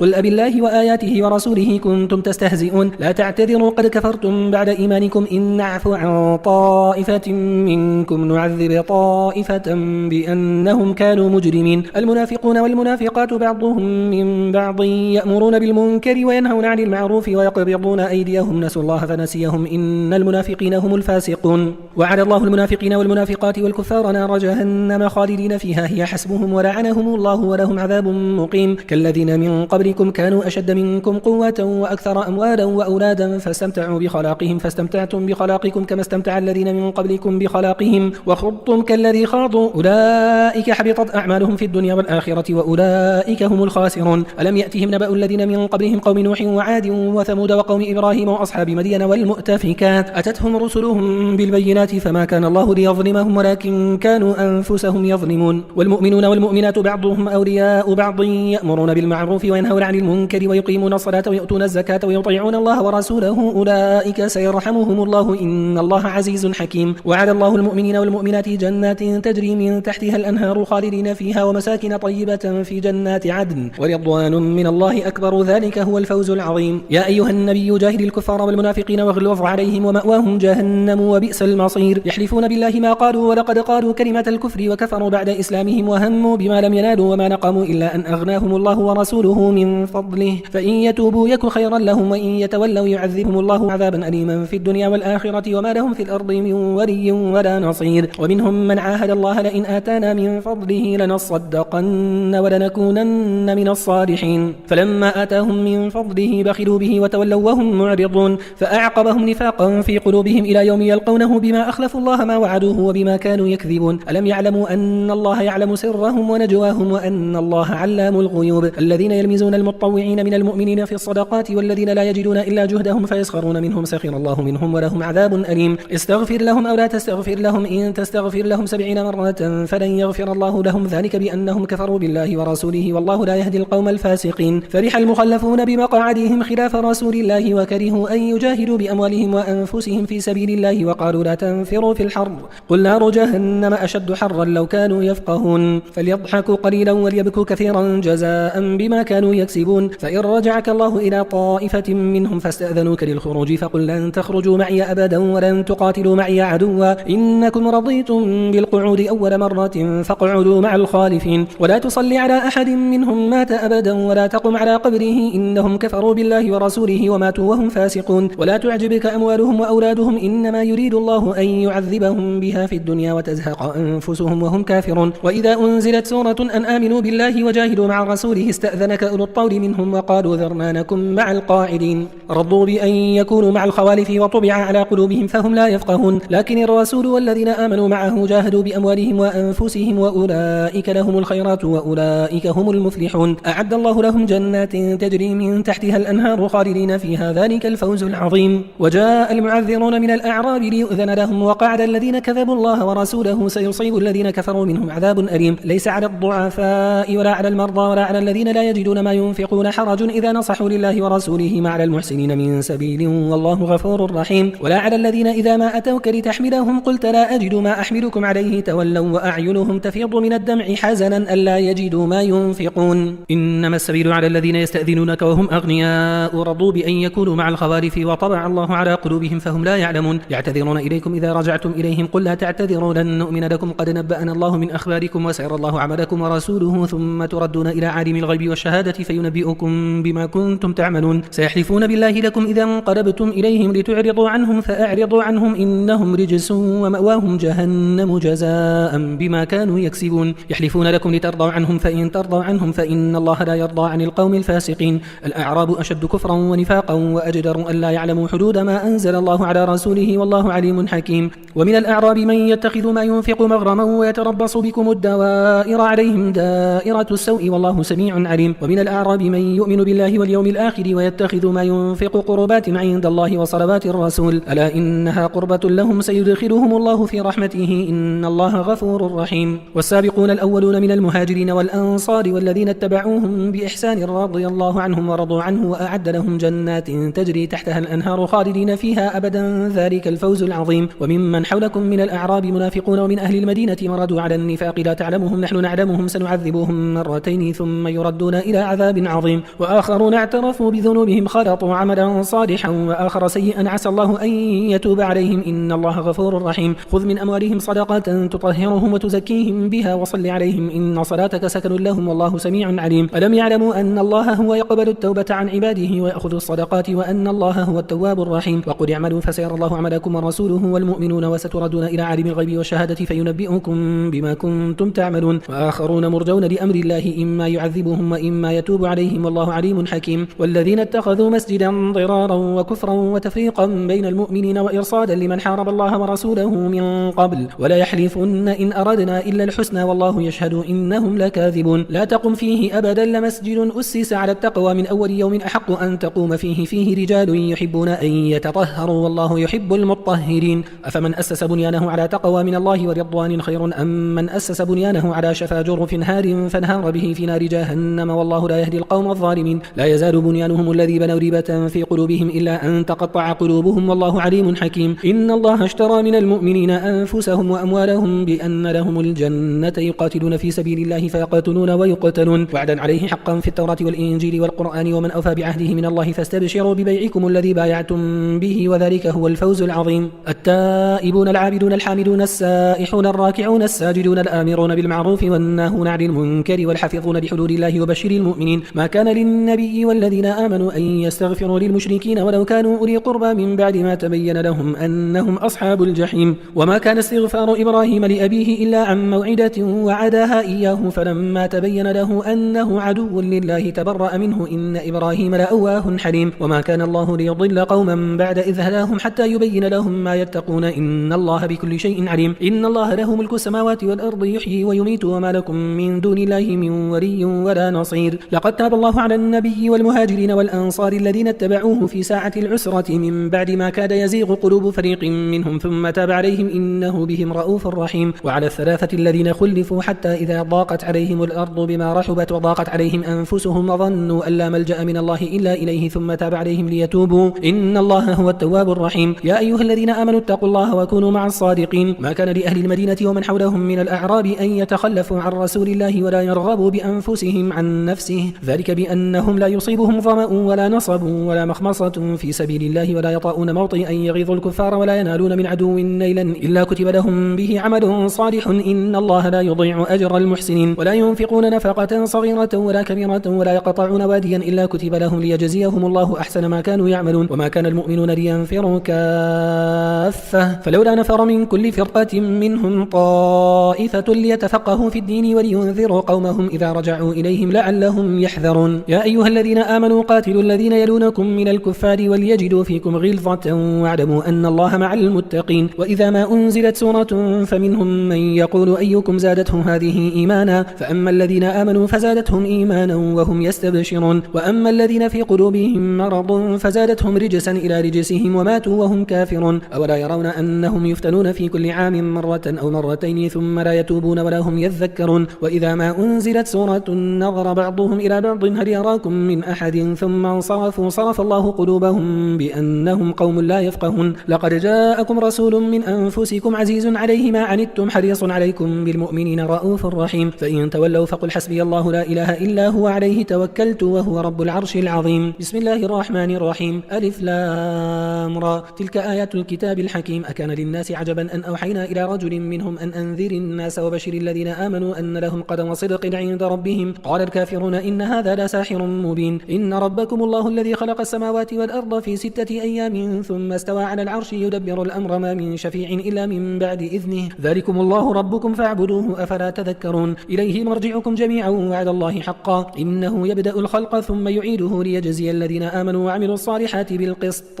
والذين كفروا لهم شراب من حميم وعذاب أليم بما كانوا يكفرون. هو الذي جعل الشمس ضياء والقمر نورا وقدره منازل لتعلموا عدد السنين والحساب ما خلق الله ذلك إلا بالحق يفصل الآيات لقوم يعلمون. إن في اختلاف الليل والنهار وما خلق الله في السماوات والأرض لآيات لقوم يتقون. إن الذين لا يرجون لقاءنا ورضوا بالحياة الدنيا وطمأنوا بها والذين هم عن آياتنا غافلون أولئك مأواهم النار بما كانوا يكسبون. إن الذين آمنوا وعملوا الصالحات يهديهم ربهم بإيمانهم تجري من تحتهم الأنهار في جنات النعيم دعواهم فيها سبحانك اللهم وتحيتهم فيها سلام وآخر دعواهم أن الحمد لله رب العالمين. ولو يعجل الله للناس الشر استعجالهم بالخير لقضي إليهم أجلهم فنذر الذين لا يرجون لقاءنا في طغيانهم يعمهون. وإذا مس الإنسان الضر دعانا لجنبه أو قاعدا أو قائما فلما كشفنا عنه ضره مر كأن لم يدعنا إلى ضر مسه كذلك زين للمسرفين ما كانوا يعملون. ولقد أهلكنا القرون من قبلكم لما ظلموا وجاءتهم رسلهم بالبينات وما كانوا ليؤمنوا كذلك نجزي القوم المجرمين. ثم جعلناكم خلائف في الأرض من بعدهم لننظر كيف تعملون. وإذا تتلى عليهم آياتنا بينات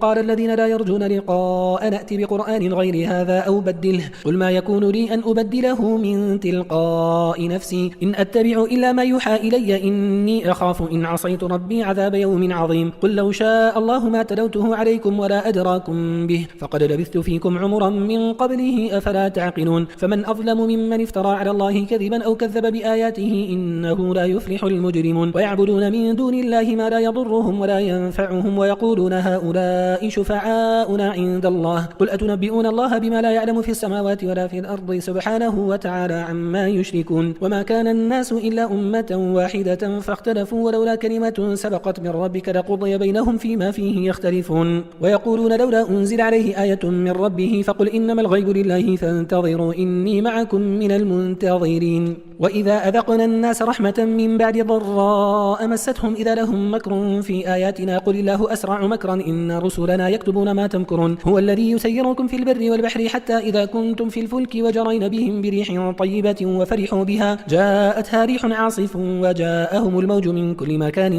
وظنوا أنهم أحيط بهم دعوا الله مخلصين له الدين لئن أنجيتنا من هذه لنكونن من الشاكرين فلما أنجاهم إذا هم يبغون في الأرض بغير الحق يا أيها الناس إنما بغيكم على أنفسكم متاع الحياة الدنيا ثم إلينا مرجعكم فننبئكم بما كنتم تعملون إنما مثل الحياة الدنيا كماء إن أنزلناه من السماء فاختلط به نبات الأرض مما يأكل الناس والأنعام حتى إذا أخذت الأرض زخرفها وزينت وظن أهلها أنهم قادرون عليها أتاها أمرنا ليلا أو نهارا فجعلناها حصيدا كأن لم تغن بالأمس كذلك نفصل الآيات لقوم يتفكرون والله يدعو إلى دار السلام ويهدي من يشاء إلى صراط مستقيم للذين أحسنوا الحسنى وزيادة ولا يرهق وجوههم قتر ولا ذلة أولئك أصحاب الجنة هم فيها خالدون والذين كسبوا سيئة جزاء سيئة بمثلها وترهقهم ذلة ما لهم من الله من عاصم كأنما أغشيت وجوههم قطعا من الليل مظلما أولئك أصحاب النار هم فيها خالدون ويوم نحشرهم جميعا ثم نقول للذين أشركوا مكانكم أنتم وشركاؤكم فزيلنا بينهم وقال شركاؤهم ما كنتم إيانا تعبدون فكفى بالله شهيدا بيننا وبينكم إن كنا عن عبادتكم لغافلين هنالك تبلو كل نفس ما أسلفت وردوا إلى الله مولاهم الحق وضل عنهم ما كانوا يفترون قل من يرزقكم من السماء والأرض أم من يملك السمع والأبصار ومن يخرج الحي من الميت ويخرج الميت من الحي ومن يدبر الأمر فسيقولون الله فقل أفلا تتقون فذلكم الله ربكم الحق فماذا بعد الحق إلا الضلال فأنا تصرفون كذلك حقت كلمة ربك على الذين فسقوا أنهم لا يؤمنون قل هل من شركائكم من يبدأ الخلق ثم يعيده قل الله يبدأ الخلق ثم يعيده فأنا تؤفكون قل هل من شركائكم من يهدي إلى الحق قل الله يهدي للحق أفمن يهدي إلى الحق أحق أن يتبع أم من لا يهدي إلا أن يهدى فما لكم كيف تحكمون وما يتبع أكثرهم إلا ظنا إن الظن لا يغني من الحق شيئا إن الله عليم بما يفعلون وما كان هذا القرآن أن يفترى من دون الله ولكن تصديق الذي بين يديه وتفصيل الكتاب لا ريب فيه من رب العالمين أم يقولون افتراه قل فأتوا بسورة مثله وادعوا من استطعتم من دون الله إن كنتم صادقين بل كذبوا بما لم يحيطوا بعلمه ولما يأتهم تأويله كذلك كذب الذين من قبلهم فانظر كيف كان عاقبة الظالمين ومنهم من يؤمن به ومنهم من لا يؤمن به وربك أعلم بالمفسدين وإن كذبوك فقل لي عملي ولكم عملكم أنتم بريئون مما أعمل وأنا بريء مما تعملون ومنهم من يستمعون إليك أفأنت تسمع الصم ولو كانوا لا يعقلون ومنهم من ينظر إليك أفأنت تهدي العمي ولو كانوا لا يبصرون إن الله لا يظلم الناس شيئا ولكن الناس أنفسهم يظلمون ويوم يحشرهم كأن لم يلبثوا إلا ساعة من النهار يتعارفون بينهم قد خسر الذين كذبوا بلقاء الله وما كانوا مهتدين وإما نرينك بعض الذي نعدهم أو نتوفينك فإلينا مرجعهم ثم الله شهيد على ما يفعلون ولكل أمة رسول فإذا جاء رسولهم قضي بينهم بالقسط وهم لا يظلمون ويقولون متى هذا الوعد إن كنتم صادقين قل لا أملك لنفسي ضرا ولا نفعا إلا ما شاء الله لكل أمة أجل إذا جاء أجلهم فلا يستأخرون ساعة ولا يستقدمون قل أرأيتم إن أتاكم عذابه بياتا أو نهارا ماذا يستعجل منه المجرمون أثم إذا ما وقع آمنتم به الآن وقد كنتم به تستعجلون ثم قيل للذين ظلموا ذوقوا عذاب الخلد هل تجزون إلا بما كنتم تكسبون ويستنبئونك أحق هو قل إي وربي إنه لحق وما أنتم بمعجزين ولو أن لكل نفس ظلمت ما في الأرض لافتدت به وأسروا الندامة لما رأوا العذاب وقضي بينهم بالقسط وهم لا يظلمون ألا إن لله لله ما في السماوات والأرض ألا إن وعد الله حق ولكن أكثرهم لا يعلمون هو يحيي ويميت وإليه ترجعون يا أيها الناس قد جاءتكم موعظة من ربكم وشفاء لما في الصدور وهدى ورحمة للمؤمنين قل بفضل الله وبرحمته فبذلك فليفرحوا هو خير مما يجمعون قل أرأيتم ما أنزل الله لكم من رزق فجعلتم منه حراما وحلالا قل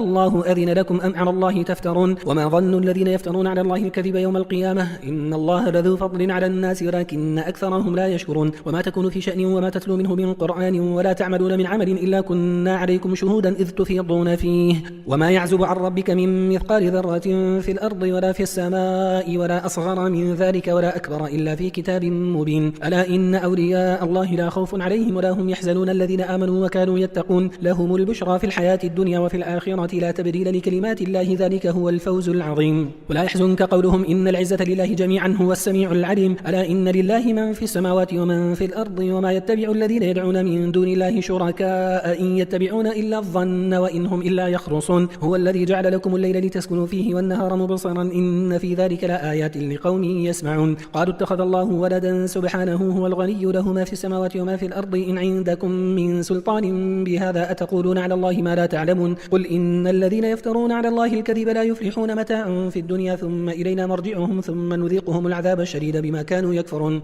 واتل عليهم نبأ نوح إذ قال لقومه يا قوم إن كان كبر عليكم مقامي وتذكيري بآيات الله فعلى الله توكلت فأجمعوا أمركم وشركاءكم ثم لا يكن أمركم عليكم غمة ثم اقضوا إلي ولا تنظرون فإن توليتم فما سألتكم من أجر إن أجري إلا على الله وأمرت أن أكون من المسلمين فكذبوه فنجيناه ومن معه في الفلك وجعلناهم خلائف وأغرقنا الذين كذبوا بآياتنا فانظر كيف كان عاقبة المنذرين ثم بعثنا من بعده رسلا إلى قومهم فجاءوهم بالبينات فما كانوا ليؤمنوا بما كذبوا به من قبل كذلك نطبع على قلوب المعتدين ثم بعثنا من بعدهم موسى وهارون إلى فرعون وملئه بآياتنا فاستكبروا وكانوا قوما مجرمين فلما جاءهم الحق من عندنا قالوا إن هذا لسحر مبين قال موسى أتقولون للحق لما جاءكم أسحر هذا ولا يفلح الساحرون قالوا أجئتنا لتلفتنا عما وجدنا عليه آباءنا وتكون لكما الكبرياء في الأرض وما نحن لكما بمؤمنين وقال فرعون ائتوني بكل ساحر عليم فلما جاء السحرة قال لهم موسى ألقوا ما أنتم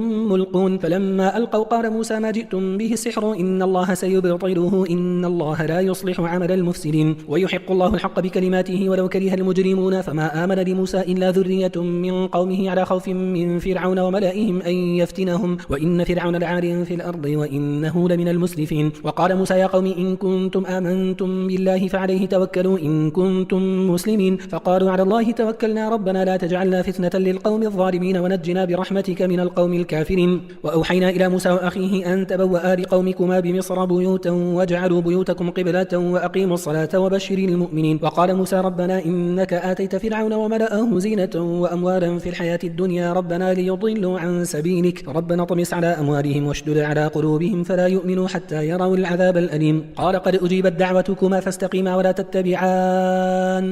سبيل الذين لا يعلمون وجاوزنا ببني إسرائيل البحر فأتبعهم فرعون وجنوده بغيا وعدوا حتى إذا أدركه الغرق قال آمنت أنه لا إله إلا الذي آمنت به بنو إسرائيل وأنا من المسلمين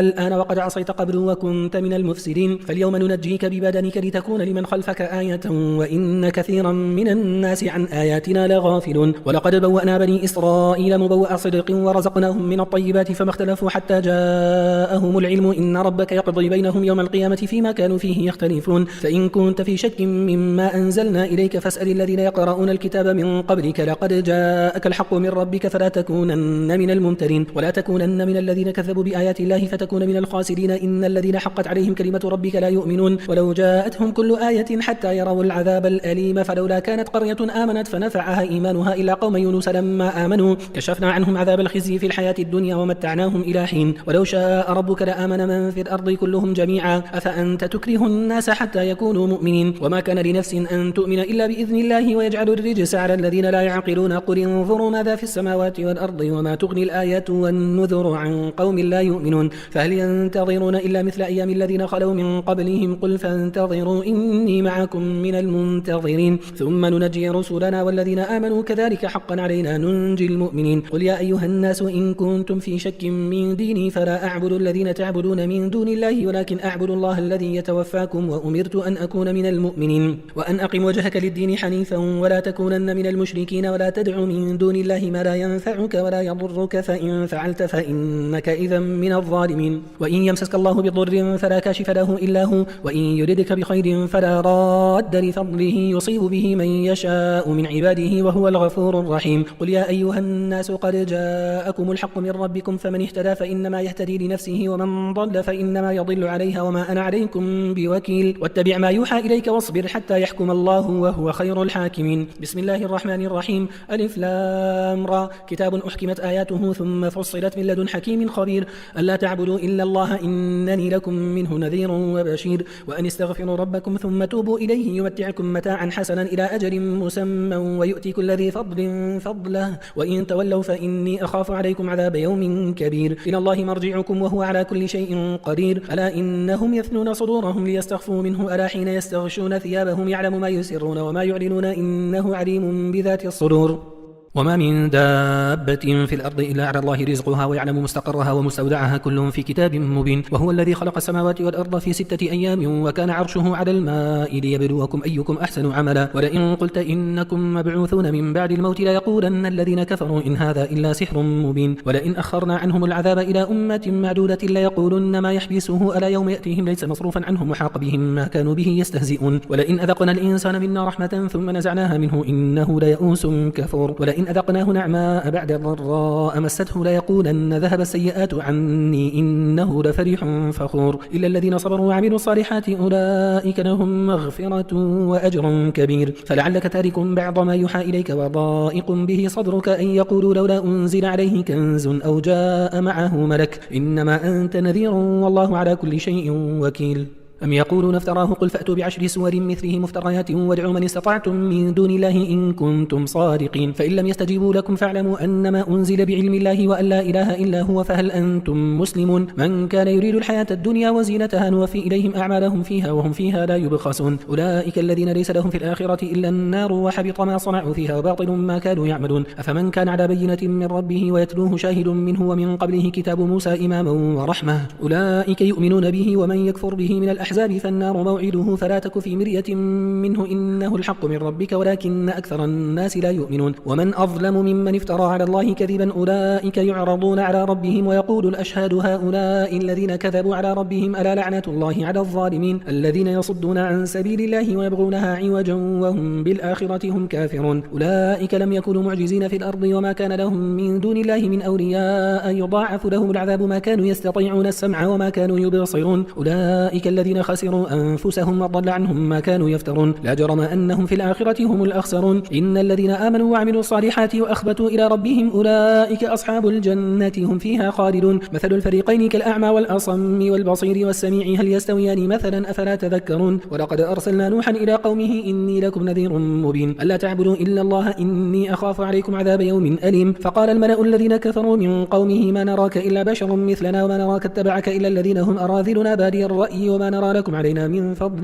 بل نظنكم كاذبين قال يا قوم أرأيتم إن كنت على بينة من ربي وآتاني رحمة من عنده فعميت عليكم أنلزمكموها وأنتم لها كارهون ويا قوم لا أسألكم عليه مالا إن أجري إلا على الله وما أنا بطارد الذين آمنوا إنهم ملاقو ربهم ولكني أراكم قوما تجهلون ويا قوم من ينصرني من الله إن طردتهم أفلا تذكرون ولا أقول لكم عندي خزائن الله ولا أعلم الغيب ولا أقول إني ملك ولا أقول للذين تزدري أعينكم لن يؤتيهم الله خيرا الله أعلم بما في أنفسهم إني إذا لمن الظالمين قالوا يا نوح قد جادلتنا فأكثرت جدالنا فأتنا بما تعدنا إن كنت من الصادقين قال إنما يأتيكم به الله إن شاء وما أنتم بمعجزين ولا ينفعكم نصحي إن أردت أن أنصح لكم إن كان الله يريد أن يغويكم هو ربكم وإليه ترجعون أم يقولون افتراه قل إن افتريته فعلي إجرامي وأنا بريء مما تجرمون وأوحي إلى نوح أنه لن يؤمن من قومك إلا من قد آمن فلا تبتئس بما كانوا يفعلون واصنع الفلك بأعيننا ووحينا ولا تخاطبني في الذين ظلموا إنهم مغرقون ويصنع الفلك وكلما مر عليه ملأ من قومه سخروا منه قال إن تسخروا منا منا فإنا نسخر منكم كما تسخرون فسوف تعلمون من يأتيه عذاب يخزيه ويحل عليه عذاب مقيم حتى إذا جاء أمرنا وفارت النور قل نحمل فيها من كل زوجين اثنين وأهلك إلا من سبق عليه القول ومن آمن وما آمن معه إلا قليل وقال اركبوا فيها بسم الله مجريها ومرساها إن ربي لغفور رحيم وهي تجري بهم في موج كالجبال ونادى نوح ابنه وكان في معزل يا بني اركب معنا ولا تكن مع الكافرين قال سآوي إلى جبل يعصمني من الماء قال لا عاصم اليوم من أمر الله إلا من رحم وحال بينهما الموج فكان من المغرقين وقيل يا أرض ابلعي ماءك ويا سماء أقلعي وغيض الماء وقضي الأمر واستوت على الجودي وقيل بعدا للقوم الظالمين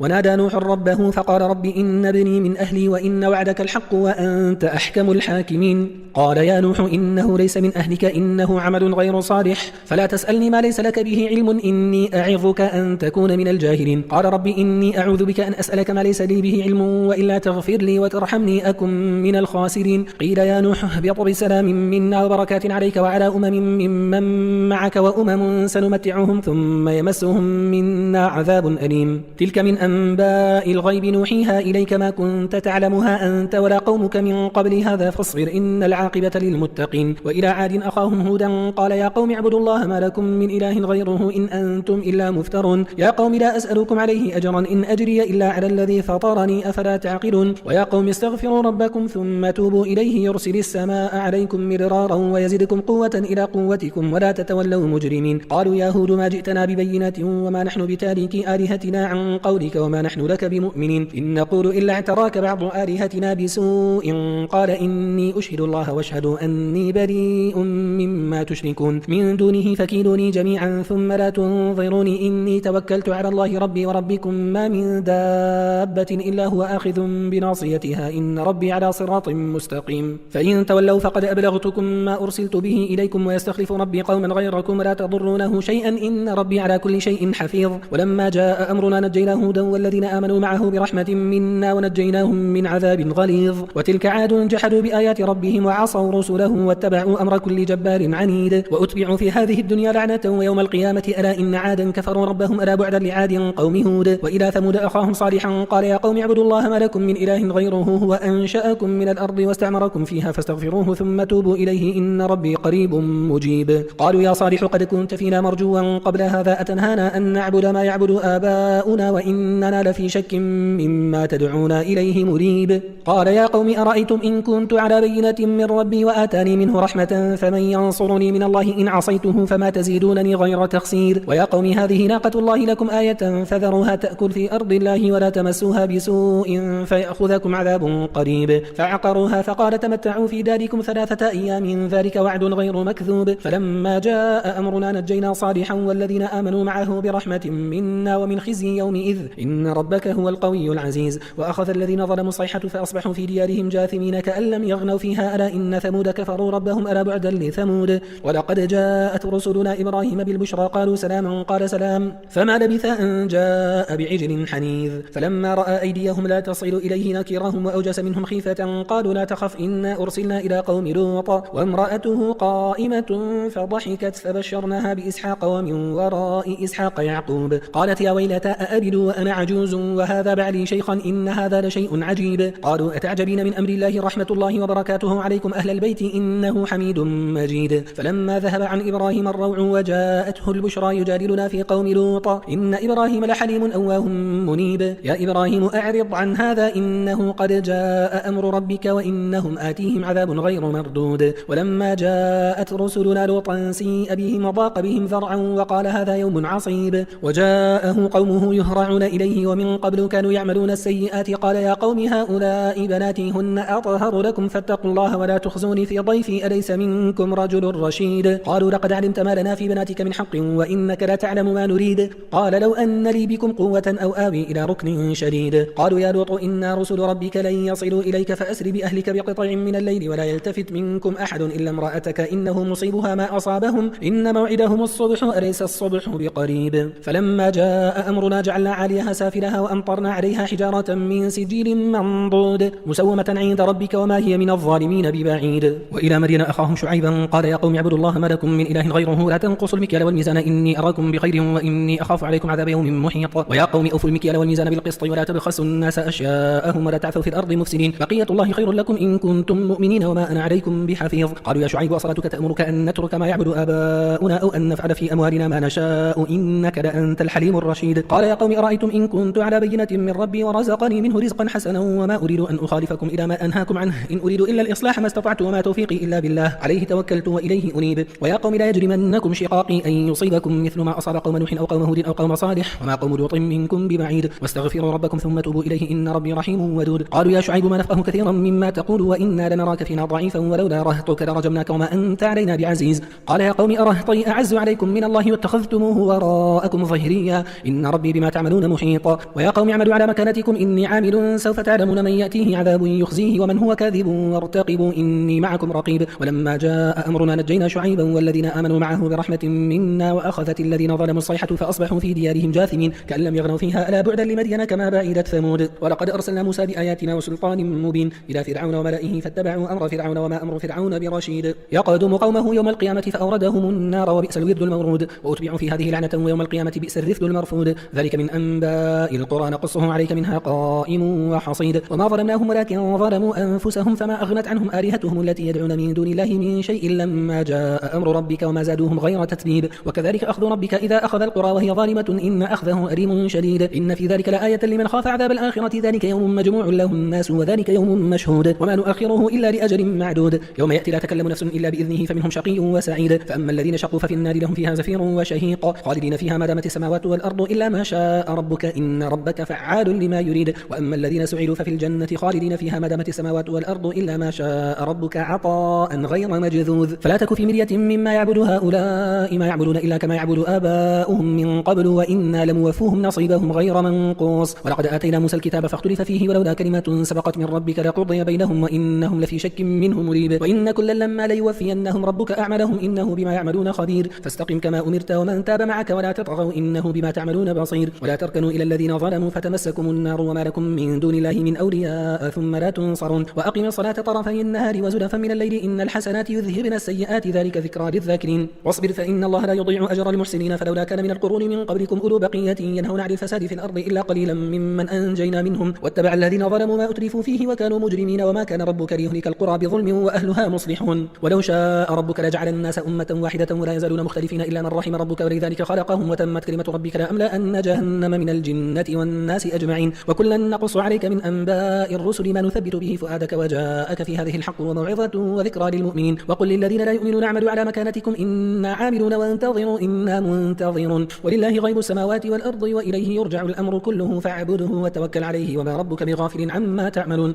بسم الله الرحمن الرحيم ألف لام را تلك آيات الكتاب المبين إنا أنزلناه قرآنا عربيا لعلكم تعقلون نحن نقص عليك أحسن القصص بما أوحينا إليك هذا القرآن وإن كنت من قبله لمن الغافلين إذ قال يوسف لأبيه يا أبت إني رأيت 11 كوكبا والشمس والقمر رأيتهم لي ساجدين قال يا بني لا تقصص رؤياك على إخوتك فيكيد لك كيدا إن الشيطان للإنسان عدو مبين وكذلك يجتبيك ربك ويعلمك من تأويل الأحاديث ويتم نعمته عليك وعلى آل يعقوب كما أتمها على أبويك من قبل إبراهيم وإسحاق إن ربك عليم حكيم لقد كان في يوسف وإخوته آيات للسائلين إذ قالوا ليوسف وأخوه أحب إلى أبينا منا ونحن عصبة إن أبانا لفي ضلال مبين اقتلوا يوسف أو اطرحوه أرضا يخل لكم وجه أبيكم وتكونوا من بعده قوما صالحين قال قائل منهم لا تقتلوا يوسف وألقوه في غيابة الجب يلتقطه بعض السيارة إن كنتم فاعلين قالوا يا أبانا ما لك لا تأمنا على يوسف وإنا له لناصح أرسله معنا غدا يرتع ويلعب وإنا له لحافظون قال إني ليحزنني أن تذهبوا به وأخاف أن يأكله الذئب وأنتم عنه غافلون قالوا لئن أكله الذئب ونحن عصبة إنا إذا لخاسرون فلما ذهبوا به وأجمعوا أن يجعلوه في غيابة الجب وأوحينا إليه لتنبئنهم بأمرهم هذا وهم لا يشعرون وجاءوا أباهم عشاء يبكون قالوا يا أبانا إنا ذهبنا نستبق وتركنا يوسف عند متاعنا فأكله الذئب وما أنت بمؤمن لنا ولو كنا صادقين وجاءوا على قميصه بدم كذب قال بل سولت لكم أنفسكم أمرا فصبر جميل والله المستعان على ما تصفون وجاءت سيارة فأرسلوا واردهم فأدلى دلوه قال يا بشرى هذا غلام وأسروه بضاعة والله عليم بما يعملون وشروه بثمن بخس دراهم معدودة وكانوا فيه من الزاهدين وقال الذي اشتراه من مصر لامرأته أكرمي مثواه عسى أن ينفعنا أو نتخذه ولدا وكذلك مكنا ليوسف في الأرض ولنعلمه من تأويل الأحاديث والله غالب على أمره ولكن أكثر الناس لا يعلمون ولما بلغ أشده آتيناه حكما وعلما وكذلك نجزي المحسنين وراودته التي هو في بيتها عن نفسه وغلقت الأبواب وقالت هيت لك قال معاذ الله إنه ربي أحسن مثواي إنه لا يفلح الظالمون ولقد همت به وهم بها لولا أن رأى برهان ربه كذلك لنصرف عنه السوء والفحشاء إنه من عبادنا المخلصين. واستبق الباب وقدت قميصه من دبر وألف يا سيدها لدى الباب. قالت ما جزاء من أراد بأهلك سوءا إلا أن يسجن أو عذاب أليم. قال هي راودتني عن نفسي وشهد شاهد من أهلها إن كان قميصه قد من قبل فصدقت وهو من الكاذبين وإن كان قميصه قد من دبر فكذبت وهو من الصادقين. فلما رأى قميصه قد من دبر قال إنه من كيدكن إن كيدكن عظيم. يوسف أعرض عن هذا واستغفري لذنبك إنك كنت من الخاطئين. وقال نسوة في المدينة امرأة العزيز تراود فتاها عن نفسه قد شغفها حبا إنا لنراها في ضلال مبين. فلما سمعت بمكرهن أرسلت إليهن وأعتدت لهن متكأ وآتت كل واحدة منهن سكينا وقالت اخرج عليهن. فلما رأينه أكبرنه وقطعن أيديهن وقلن حاش لله ما هذا بشرا إن هذا إلا ملك كريم. قالت فذلكن الذي لمتنني فيه ولقد راودته عن نفسه فاستعصم ولئن لم يفعل ما آمره ليسجنن وليكون من الصاغرين. قال رب السجن أحب إلي مما يدعونني إليه وإلا تصرف عني كيدهن أصب إليهن وأكن من الجاهلين. فاستجاب له ربه فصرف عنه كيدهن إنه هو السميع العليم. ثم بدأ لهم من بعد ما رأوا الآيات ليسجننه حتى حين. ودخل معه السجن فتيان قال أحدهما إني أراني أعصر خمرا وقال الآخر إني أراني أحمل فوق رأسي خبزا تأكل الطير منه نبئنا بتأويله إنا نراك من المحسنين. قال لا يأتيكما طعام ترزقانه إلا نبأتكما بتأويله قبل أن يأتيكما ذلكما مما علمني ربي إني تركت ملة قوم لا يؤمنون بالله وهم بالآخرة هم كافرون واتبعت ملة آبائي إبراهيم وإسحاق ويعقوب ما كان لنا أن نشرك بالله من شيء ذلك من فضل الله علينا وعلى الناس ولكن أكثر الناس لا يشكرون. يا صاحبي السجن أأرباب متفرقون خير أم الله الواحد القهار ما تعبدون من دونه إلا أسماء سميتموها أنتم وآباؤكم ما أنزل الله بها من سلطان إن الحكم إلا لله أمر ألا تعبدوا إلا إياه ذلك الدين القيم ولكن أكثر الناس لا يعلمون. يا صاحبي السجن أما أحدكما فيسقي ربه خمرا وأما الآخر فيصلب فتأكل الطير من رأسه قضي الأمر الذي فيه تستفتيان. وقال للذي ظن أنه ناج منه اذكرني عند ربك فأنساه الشيطان ذكر ربه فلبث في السجن بضع سنين. وقال الملك إني أرى 7 بقرات سمان يأكلهن 7 عجاف و7 سنبلات خضر وأخرى يابسات يا أيها الملأ أفتوني في رؤياي إن كنتم للرؤيا تعبرون. قالوا أضغاث أحلام وما نحن بتأويل الأحلام بعالمين. وقال الذي نجا منهما وادكر بعد أمة أنا أنبئكم بتأويله فأرسلون. يوسف أيها الصديق أفتنا في 7 بقرات سمان يأكلهن 7 عجاف و7 سنبلات خضر وأخرى يابسات لعلي أرجع إلى الناس لعلهم يعلمون. قال تزرعون 7 سنين دأبا فما حصدتم فذروه في سنبله إلا قليلا مما تأكلون ثم يأتي من بعد ذلك 7 شداد يأكلن ما قدمتم لهن إلا قليلا مما تحصنون ثم يأتي من بعد ذلك عام فيه يغاث الناس وفيه يعصرون. وقال الملك ائتوني به فلما جاءه الرسول قال ارجع إلى ربك فاسأله ما بال النسوة اللاتي قطعن أيديهن إن ربي بكيدهن عليم. قال ما خطبكن إذ راوتن يوسف عن نفسه قلنا حاش لله ما علمنا عليه من سوء. قالت امرأة العزيز الآن حصحص الحق أنا راودته عن نفسه وإنه لمن الصادقين ذلك ليعلم أني لم أخنه بالغيب وأن الله لا يهدي كيد الخائنين. وما أبرئ نفسي إن النفس لأمارة بالسوء إلا من رحم ربي إن ربي غفور رحيم. وقال الملك ائتوني به أستخلصه لنفسي فلما كلمه قال إنك اليوم لدينا مكين أمين. قال اجعلني على خزائن الأرض إني حفيظ عليم. وكذلك مكنا ليوسف في الأرض يتبوأ منها حيث يشاء نصيب برحمتنا من نشاء ولا نضيع أجر المحسنين ولأجر الآخرة خير للذين آمنوا وكانوا يتقون. وجاء إخوة يوسف فدخلوا عليه فعرفهم وهم له منكرون. ولما جهزهم بجهازهم قال ائتوني بأخ لكم من أبيكم ألا ترون أني أوفي الكيل وأنا خير المنزلين فإن لم تأتوني به فلا كيل لكم عندي ولا تقربون. قالوا سنراود عنه أباه وإنا لفاعلون. وقال لفتيانه جعلوا بضاعتهم في رحالهم لعلهم يعرفونها إذا انقلبوا إلى أهلهم لعلهم يرجعون. فلما رجعوا إلى أبيهم قالوا يا أبانا منع منا الكيل فأرسل معنا أخانا نكتل وإنا له لحافظون. قال هل آمنكم عليه إلا كما أمنتكم على أخيه من قبل فالله خير حافظا وهو أرحم الراحمين. ولما فتحوا متاعهم وجدوا بضاعتهم ردت إليهم قالوا يا أبانا ما نبغي هذه بضاعتنا ردت إلينا ونمير أهلنا ونحفظ أخانا ونزداد كيل بعير ذلك كيل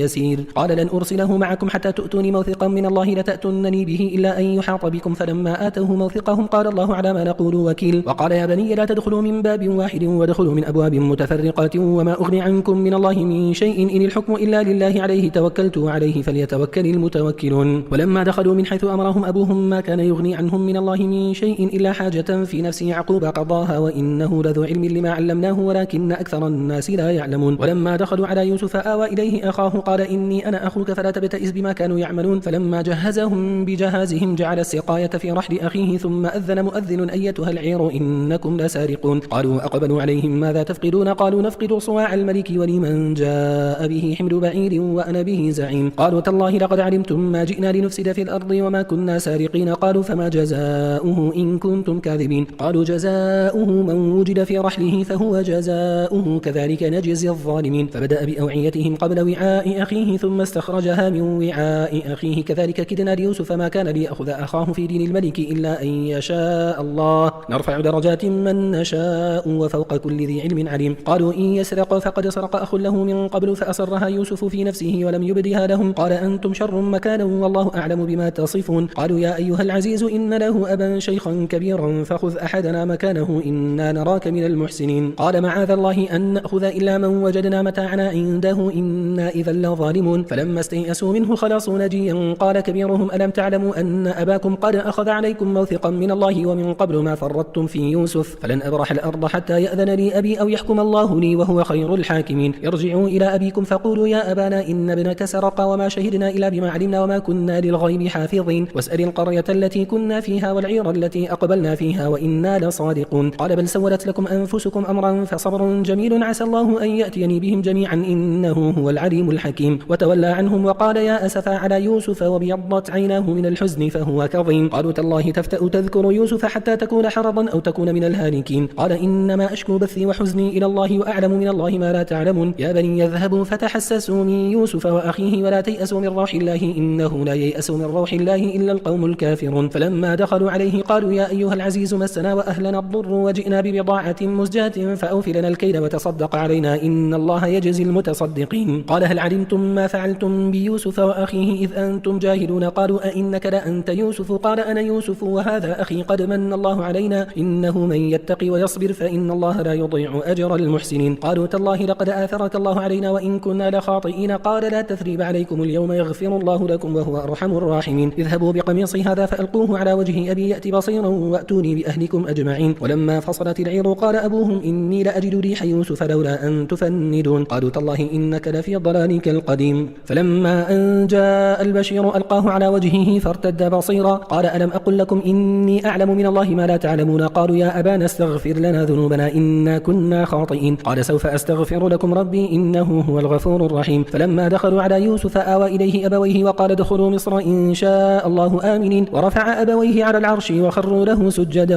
وقال يا أبت هذا تأويل رؤياي من قبل قد جعلها ربي حقا وقد أحسن بي إذ أخرجني من السجن وجاء بكم من البدو من بعد أن نزغ الشيطان بيني وبين إخوتي إن ربي لطيف لما يشاء إنه هو العليم الحكيم. ربي قد آتيتني من الملك وعلمتني من تأويل الأحاديث فاطر السماوات والأرض أنت ولي في الدنيا والآخرة توفني مسلما وألحقني بالصالحين. ذلك من أنباء الغيب نوحيه إليك وما كنت لديهم إذ أجمعوا أمرهم وهم يمكرون وما أكثر الناس ولو حرصت بمؤمنين وما تسألهم عليه من أجر إن هو إلا ذكر للعالمين. وكأي من آية في السماوات والأرض يمرون عليها وهم عنها معرضون وما يؤمن أكثرهم بالله إلا وهم مشركون. أفأمنوا أن تأتيهم غاشية من عذاب الله أو تأتيهم الساعة بغتة وهم لا يشعرون. قل هذه سبيلي أدعو إلى الله على بصيرة أنا ومن اتبعني وسبحان الله وما أنا من المشركين. وما أرسلنا من قبلك إلا رجالا نوحي إليهم من أهل القرى أفلم يسيروا في الأرض فينظروا كيف كان عاقبة الذين من قبلهم ولدار الآخرة خير للذين اتقوا أفلا تعقلون. حتى إذا استيأس الرسل وظنوا أنهم قد كذبوا جاءهم نصرنا فنجي من نشاء ولا يرد بأسنا عن القوم المجرمين. لقد كان في قصصهم عبرة لأولي الألباب ما كان حديثا يفترى ولكن تصديق الذي بين يديه وتفصيل كل شيء وهدى ورحمة لقوم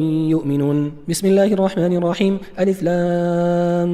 ميم را. تلك آيات الكتاب والذي أنزل إليك من ربك الحق ولكن أكثر الناس لا يؤمنون. الله الذي رفع السماوات بغير عمد ترونها ثم استوى على العرش وسخر الشمس والقمر كل يجري لأجل مسمى يدبر الأمر يفصل الآيات لعلكم بلقاء ربكم توقنون. وهو الذي مد الأرض وجعل فيها رواسي وأنهارا ومن كل الثمرات جعل فيها زوجين اثنين يغشي الليل النهار إن في ذلك لآيات لقوم يتفكرون. وفي الأرض قطاع متجاورات وجنات من أعناب وزرع ونخيل صنوان وغير صنوان يسقى بماء إناء واحد ونفضل بعضها على بعض في الأكل إن في ذلك لآيات لقوم يعقلون وإن تعجب فعجب قولهم أإذا كنا ترابا أإنا لفي خلق جديد أولئك الذين كفروا بربهم وأولئك الأغلال في أعناقهم وأولئك أصحاب النار هم فيها خالدون ويستعجلونك بالسيئة قبل الحسنة وقد خلت من قبلهم المثلات وإن ربك لذو مغفرة للناس على ظلمهم وإن ربك لشديد العقاب ويقول الذين كفروا لولا أنزل عليه آية من ربه إنما أنت منذر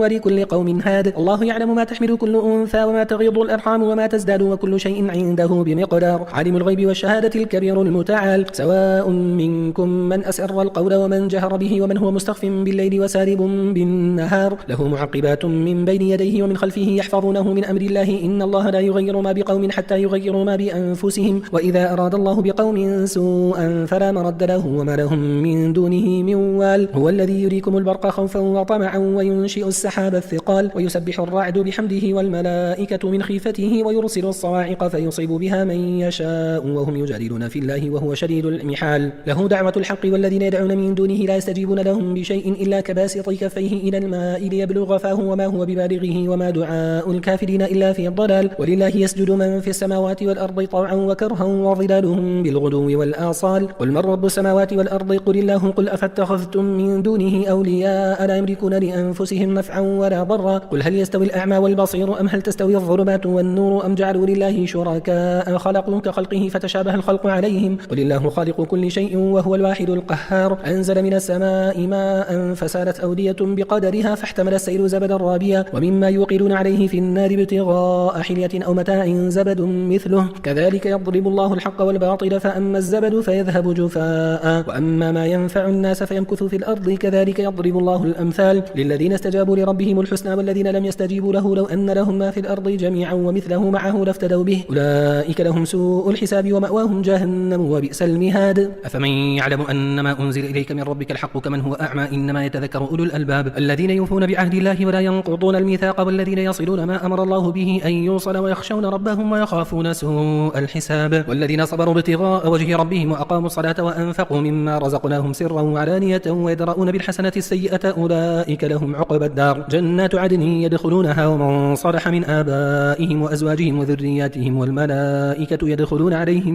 من كل باب سلام عليكم بما صبرتم فنعم عقبى الدار والذين ينقضون عهد الله من بعد ميثاقه ويقطعون ما أمر الله به أن يوصل ويفسدون في الأرض أولئك لهم اللعنة ولهم سوء الدار الله يبسط الرزق لمن يشاء ويقدر وفرحوا بالحياة الدنيا وما الحياة الدنيا في الآخرة إلا متاع ويقول الذين كفروا لولا أنزل عليه آية من ربه قل إن الله يضل من يشاء ويهدي إليه من أناب الذين آمنوا وتطمئن قلوبهم بذكر الله ألا بذكر الله تطمئن القلوب الذين آمنوا وعملوا الصالحات طوبى لهم وحسن مآب كذلك أرسلناك في أمة قد خلت من قبلها لتتلو عليهم الذي أوحينا إليك وهم يكفرون بالرحمن قل هو ربي لا إله إلا هو عليه توكلت وإليه متاب ولو أن قرآنا سيرت به الجبال أو قطعت به الأرض أو كلم به الموتى بل لله الأمر جميعا أفلم ييأس الذين آمنوا أن لو يشاء الله لهدى الناس جميعا ولا يزال الذين كفروا تصيبهم بما صنعوا قارعة أو تحل قريبا من دارهم حتى يأتي وعد الله إن الله لا يخلف الميعاد ولقد استهزئ برسل من قبلك فأمليت للذين كفروا ثم أخذتهم فكيف كان عقاب أفمن هو قائم على كل نفس بما كسبت وجعلوا لله شركاء قل سموهم أم تنبئونه بما لا يعلم في الأرض أم بظاهر من القول بل زين للذين كفروا مكرهم وصدوا عن السبيل ومن يضلل الله فما له من هاد لهم عذاب في الحياة الدنيا والعذاب الآخرة أشق وما لهم من الله من واق مثل الجنة التي وعد المتقون تجري من تحتها الأنهار أكلها دائم وظلها تلك عقبى الذين اتقوا وعقبى الكافرين النار والذين آتيناهم الكتاب يفرحون بما أنزل إليك ومن الأحزاب من ينكر بعضه قل إنما أمرت أن أعبد الله ولا أشرك به إليه أدعو وإليه مآب وكذلك أنزلناه حكما عربيا ولئن اتبعت أهواءهم بعدما جاءك من العلم ما لك من الله من ولي ولا واق ولقد أرسلنا رسلا من قبلك وجعلنا لهم أزواجا وذرية وما كان لرسول أن يأتي بآية إلا بإذن الله لكل أجل كتاب يمحو الله ما يشاء ويثبت وعنده أم الكتاب وإما نرينك بعض الذي نعدهم أو نتوفينك فإنما عليك البلاغ وعلينا الحساب أولم يروا أنا نأتي الأرض ننقصها من أطرافها والله يحكم لا معقب لحكمه وهو سريع الحساب وقد مكر الذين من قبلهم فلله المكر جميعا يعلم ما تكسب كل نفس وسيعلم الكفار لمن عقب الدار ويقول الذين كفروا لست مرسلا قل كفى بالله شهيدا بيني وبينكم ومن عنده علم الكتاب. بسم الله الرحمن الرحيم. ألف لام را. كتاب أنزلناه إليك لتخرج الناس من الظلمات إلى النور بإذن ربهم إلى صراط العزيز الحميد. الله الذي له ما في السماوات وما في الأرض وويل للكافرين من عذاب شديد. الذين يستحبون الحياة الدنيا على الآخرة ويصدون عن سبيل الله ويبغونها عوجا أولئك في ضلال بعيد. وما أرسلنا من رسول إلا بلسان قومه ليبين لهم فيضل الله من يشاء ويهدي من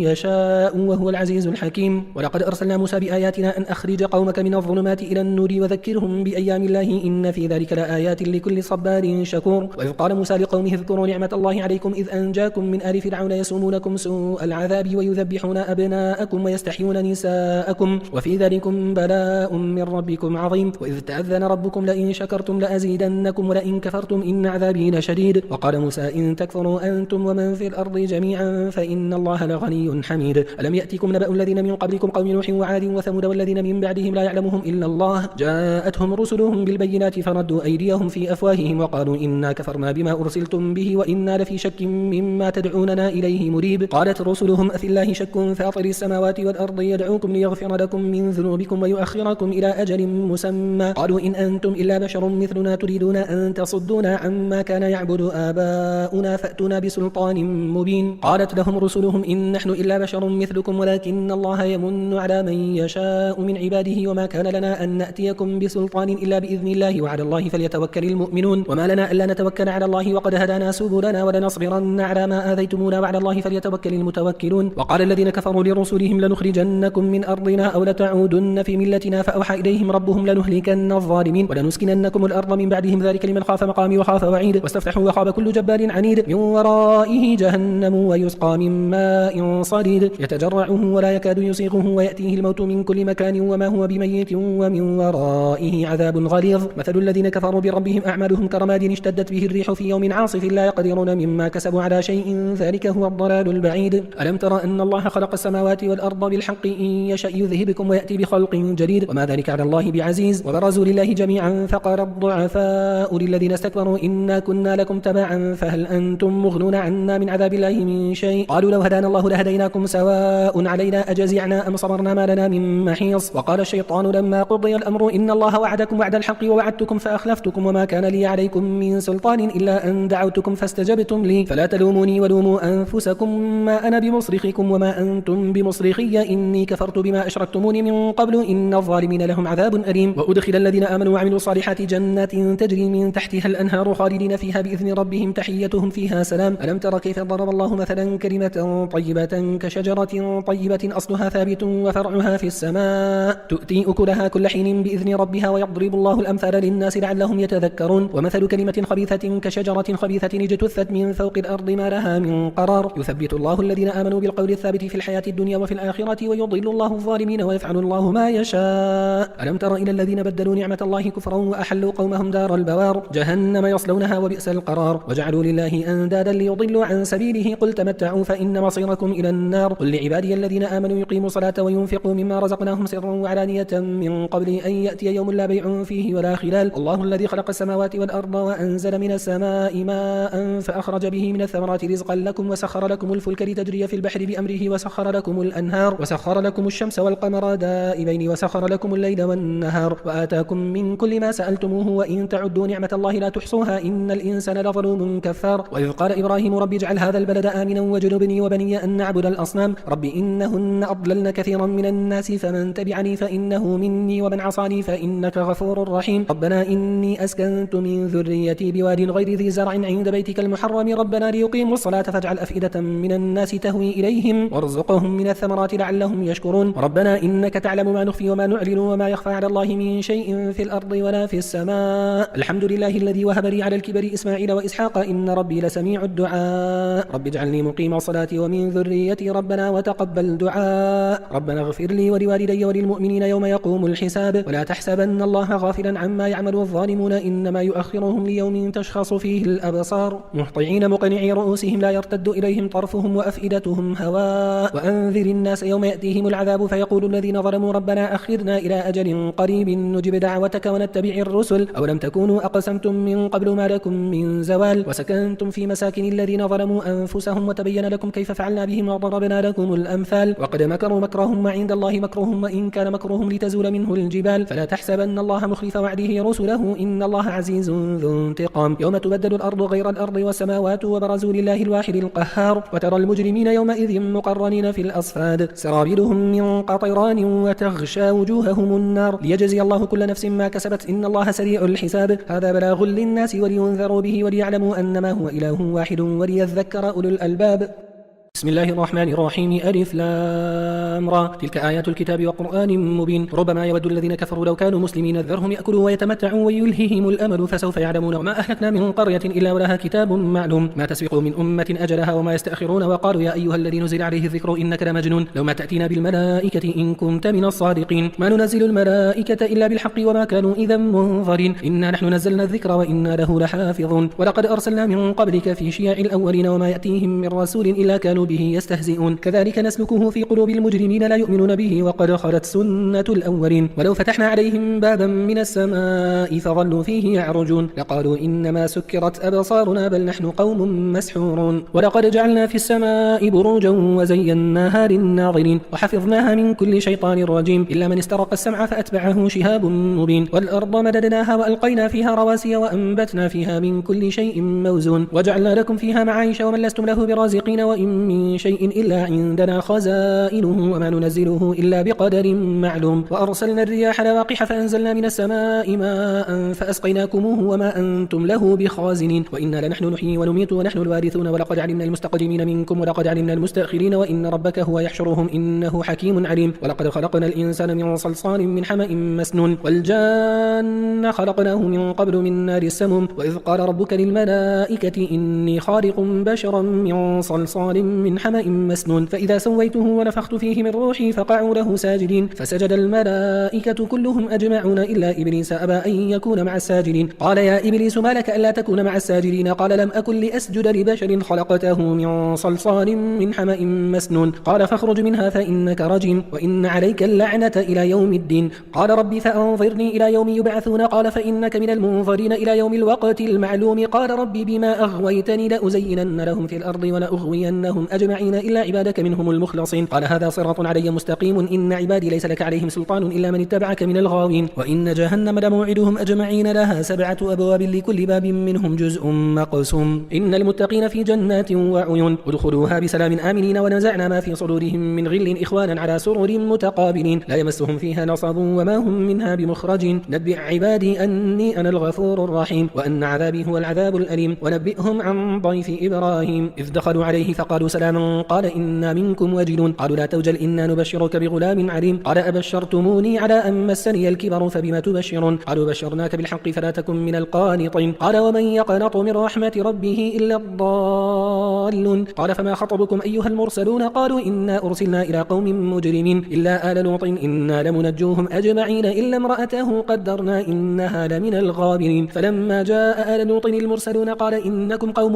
منكرون قالوا بل جئناك بما كانوا فيه يمترون وأتيناك بالحق وإنا لصادقون فأسر بأهلك بقطع من الليل واتبع أدبارهم ولا يلتفت منكم أحد وامضوا حيث تؤمرون وقضينا إليه ذلك الأمر أن دابر هؤلاء مقطوع مصبحين وجاء أهل المدينة يستبشرون قال إن هؤلاء ضيفي فلا تفضحون واتقوا الله ولا تخزون قالوا أولم ننهك عن العالمين قال هؤلاء بناتي إن كنتم فاعلين لعمرك إنهم لفي سكرتهم يعمهون فأخذتهم الصيحة مشرقين فجعلنا عاليها سافلها وأمطرنا عليهم حجارة من سجيل إن في ذلك لآيات للمتوسمين وإنها لبسبيل مقيم إن في ذلك لآية للمؤمنين وإن كان أصحاب الأيكة لظالمين فانتقمنا منهم وإنهما لبإمام مبين ولقد كذب أصحاب الحجر المرسلين وآتيناهم آياتنا فكانوا عنها معرضين وكانوا ينحتون من الجبال بيوتا آمنين فأخذتهم الصيحة مصبحين فما أغنى عنهم ما كانوا يكسبون وما خلقنا السماوات والأرض وما بينهما إلا بالحق وإن الساعة لآتية فاصفح الصفح الجميل إن ربك هو الخلاق العليم ولقد آتيناك 7 من المثاني والقرآن العظيم لا تمدن عينيك إلى ما متعنا به أزواجا منهم ولا تحزن عليهم واخفض جناحك للمؤمنين وقل إني أنا النذير المبين كما أنزلنا على المقتسمين الذين جعلوا القرآن عضين فوربك لنسألنهم أجمعين عما كانوا يعملون فاصدع بما تؤمر وأعرض عن المشركين إنا كفيناك المستهزئين الذين يجعلون مع الله إلها آخر فسوف يعلمون ولقد نعلم أنك يضيق صدرك بما يقولون فسبح بحمد ربك وكن من الساجدين واعبد ربك حتى يأتيك اليقين بسم الله الرحمن الرحيم. أتى أمر الله فلا تستعجلوه سبحانه وتعالى عما يشركون. ينزل الملائكة بالروح من أمره على من يشاء من عباده أن أنذروا أنه لا إله إلا أنا فاتقون. خلق السماوات والأرض بالحق تعالى عما يشركون. خلق الإنسان من نطفة فإذا هو خصيم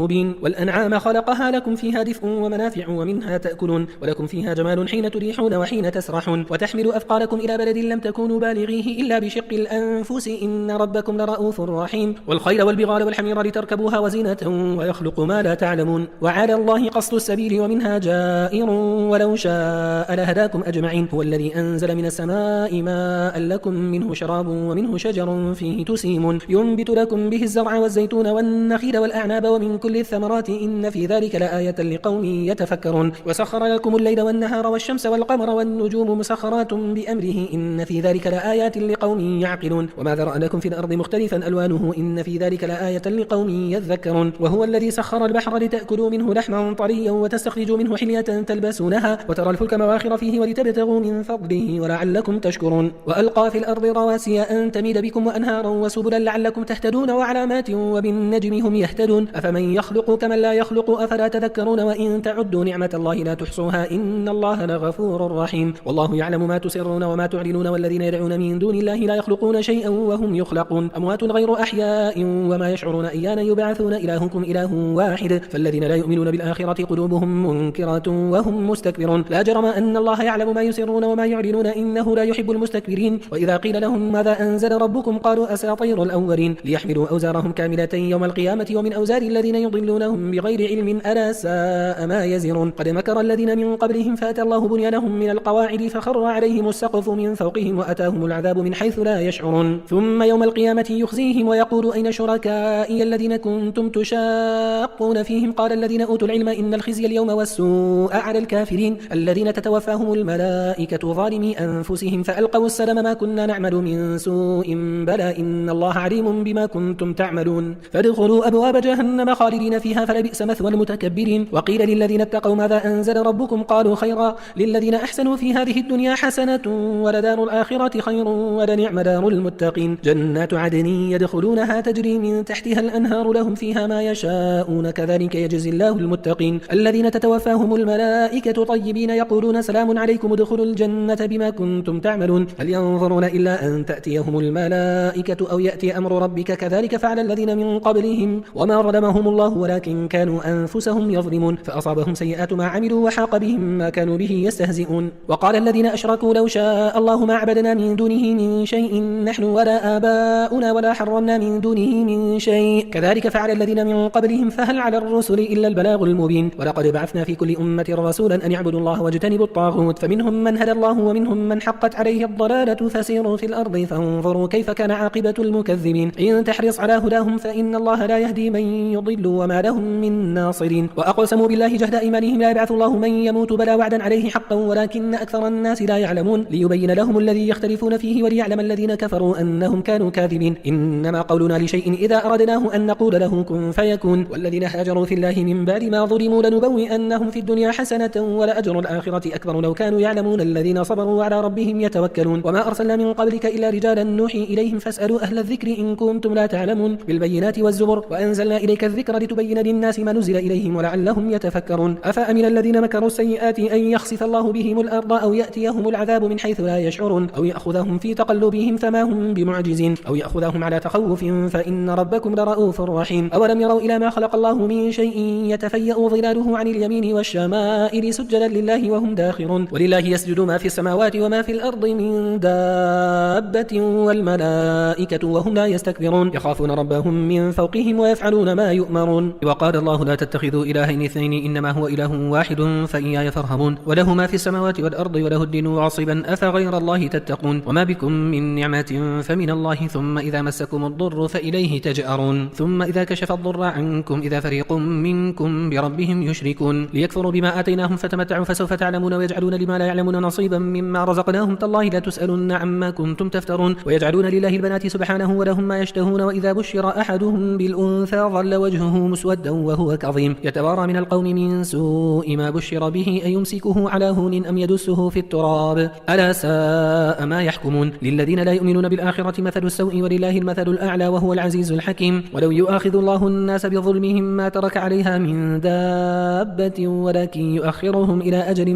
مسمى فإذا جاء أجلهم لا يستأخرون ساعة ولا يستقدمون. ويجعلون لله ما يكرهون وتصف ألسنتهم الكذب أن لهم الحسنى لا جرم أن لهم النار وأنهم مفرطون. تالله لقد أرسلنا إلى أمم من قبلك فزين لهم الشيطان أعمالهم فهو وليهم اليوم ولهم عذاب أليم. وما أنزلنا عليك الكتاب إلا لتبين لهم الذي اختلفوا فيه وهدى ورحمة لقوم يؤمنون. والله أنزل من السماء ماء فأحيا به الأرض بعد موتها إن في ذلك لآية لقوم يسمعون. وإن لكم في الأنعام لعبرة نسقيكم مما في بطونه من بين فرث ودم لبنا خالصا سائغا للشاربين ومن ثمرات النخيل والأعناب تتخذون منه سكرا ورزقا حسنا إن في ذلك لآية لقوم يعقلون. وأوحى ربك إلى النحل أن اتخذي من الجبال بيوتا ومن الشجر ومما يعرشون ثم كلي من كل الثمرات فاسلكي سبل ربك ذللا يخرج من بطونها شراب مختلف ألوانه فيه شفاء للناس إن في ذلك لآية لقوم يتفكرون. والله خلقكم ثم يتوفاكم ومنكم من يرد إلى أرذل العمر لكي لا يعلم بعد علم شيئا إن الله عليم قدير. والله فضل بعضكم على بعض في الرزق فما الذين فضلوا براد رزقهم على ما ملكت أيمانهم فهم فيه سواء فبنعمة الله يجحدون. والله جعل لكم من أنفسكم أزواجا وجعل لكم من أزواجكم بنين وحفدة ورزقكم من الطيبات أفبالباطل يؤمنون وبنعمة الله هم يكفرون. ويعبدون من دون الله ما لا يملك لهم رزقا من السماوات والأرض شيئا ولا يستطيعون فلا تضربوا لله الأمثال إن الله يعلم وأنتم لا تعلمون. ضرب الله مثلا عبدا مملوكا لا يقدر على شيء ومن رزقناه منا رزقا حسنا فهو ينفق منه سرا وجهرا هل يستوون الحمد لله بل أكثرهم لا يعلمون. وضرب الله مثلا الرجلين أحدهما أبكم لا يقدر على شيء وهو كل على مولاه أينما يوجهه لا يأتي بخير هل يستوي هو ومن يأمر بالعدل وهو على صراط مستقيم. ولله غيب السماوات والأرض وما أمر الساعة إلا كلمح البصر أو هو أقرب إن الله على كل شيء قدير. والله أخرجكم من بطون أمهاتكم لا تعلمون شيئا وجعل لكم السمع والأبصار والأفئدة لعلكم تشكرون. ألم يروا إلى الطير مسخرات في جو السماء ما يمسكوهن إلا الله إن في ذلك لآيات لقوم يؤمنون. والله جعل لكم من بيوتكم سكنا وجعل لكم من جلود الأنعام بيوتا تستخفونها يوم ظعنكم ويوم إقامتكم ومن أصوافها وأوبارها وأشعارها أثاثا ومتاعا إلى حين. والله جعل لكم مما خلق ظلالا وجعل لكم من الجبال أكنانا وجعل لكم سرابيل تقيكم الحر وسرابيل تقيكم بأسكم كذلك يتم نعمته عليكم لعلكم تسلمون. فإن تولوا فإنما عليك البلاغ المبين يعرفون نعمة الله ثم ينكرونها وأكثرهم الكافرون. ويوم نبعث من كل أمة شهيدا ثم لا يؤذن للذين كفروا ولا هم يستعتبون. وإذا رأى الذين ظلموا العذاب فلا يخفف عنهم ولا هم ينظرون. وإذا رأى الذين أشركوا شركاءهم قالوا ربنا هؤلاء شركاؤنا الذين كنا ندعو من دونك فألقوا إليهم القول إنكم لكاذبون. وألقوا إلى الله يومئذ السلام وضل عنهم ما كانوا يفترون. الذين كفروا وصدوا عن سبيل الله زدناهم عذابا فوق العذاب بما كانوا يفسدون. ويوم نبعث في كل أمة شهيدا عليهم من أنفسهم وجئنا بك شهيدا على هؤلاء ونزلنا عليك الكتاب تبيانا لكل شيء وهدى ورحمة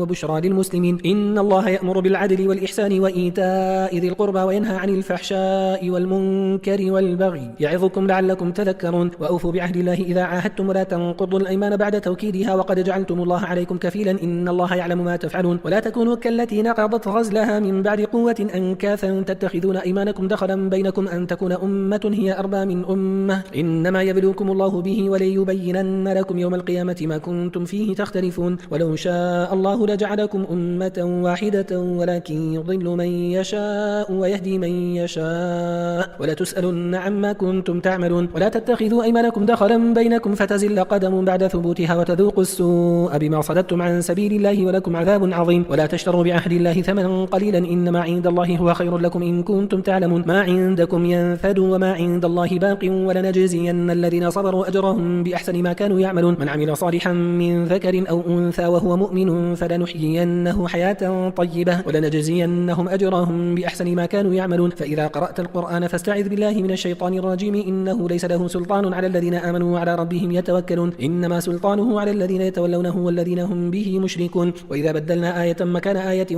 والله أعلم بما ينزل قالوا إنما أنت مفتر بل أكثرهم لا يعلمون. قل نزله روح القدس من ربك بالحق ليثبت الذين آمنوا وهدى وبشرى للمسلمين. ولقد نعلم أنهم يقولون إنما يعلمه بشر اللسان الذي يلحدون إليه أعجمي وهذا لسان عربي مبين. إن الذين لا يؤمنون بآيات الله لا يهديهم الله ولهم عذاب أليم. إنما يفتري الكذب الذين لا يؤمنون بآيات الله وأولئك هم الكاذبون. من كفر بالله من بعد إيمانه إلا من أكره وقلبه مطمئن بالإيمان ولكن من شرح بالكفر صدرا فعليهم غضب من الله ولهم عذاب عظيم. ذلك بأنه مستحب الحياة الدنيا على الآخرة وأن الله لا يهدي القوم الكافرين. أولئك الذين طبع الله على قلوبهم وسمعهم وأبصارهم وأولئك هم الغافلون. لا جرم أنهم في الآخرة هم الخاسرون. ثم إن ربك للذين هاجروا من بعد ما فتنوا ثم جاهدوا وصبروا إن ربك من بعدها لغفور رحيم. يوم تأتي كل نفس تجادل عن نفسها وتوفى كل نفس ما عملت وهم لا يظلمون. وضرب الله مثلا قرية كانت آمنة مطمئنة يأتيها رزقها رغدا من كل مكان فكفرت بأنعم الله فأذاقها الله لباس الجوع والخوف بما كانوا يصنعون. ولقد جاءهم رسول منهم فكذبوه فأخذهم العذاب وهم ظالمون. فكلوا مما رزقكم الله حلالا طيبا واشكروا نعمة الله إن كنتم إياه تعبدون. إنما حرم عليكم الميتة والدم ولحم الخنزير وما أهل لغير الله به فمن يضطر غير باغ ولا عاد فإن الله غفور رحيم. ولا تقولوا لما تصف ألسنتكم الكذب هذا حلال وهذا حرام لتفتروا على الله الكذب إن الذين يفترون على الله الكذب لا يفلحون. متاع قليل ولهم عذاب أليم. وعلى الذين هادوا حرمنا ما قصصنا عليك من قبل وما ظلمناهم ولكن كانوا أنفسهم يظلمون. ثم إن ربك للذين عملوا السوء بجهالة ثم تابوا من بعد ذلك وأصلحوا إن ربك من بعدها لغفور رحيم. إن إبراهيم كان أمة قانتا لله حنيفا ولم يكن من المشركين شاكرا لأنعمه اجتباه وهداه إلى صراط مستقيم. وآتيناه في الدنيا حسنة وإنه في الآخرة لمن الصالحين. ثم أوحينا إليك أن اتبع ملة إبراهيم حنيفا وما كان من المشركين. إنما جعل السبت على الذين اختلفوا فيه وإن ربك لا يحكم بينهم يوم القيامة فيما كانوا فيه يختلفون. ادع إلى سبيل ربك بالحكمة والموعظة الحسنة وجادلهم بالتي هي أحسن إن ربك هو أعلم بمن ضل عن سبيله وهو أعلم بالمهتدين. وإن عاقبتم فعاقبوا بمثل ما عوقبتم به ولئن صبرتم لهو خير للصابرين. واصبر وما صبرك إلا بالله ولا تحزن عليهم ولا تك في ضيق مما يمكرون إن الله مع الذين اتقوا والذين هم محسنون.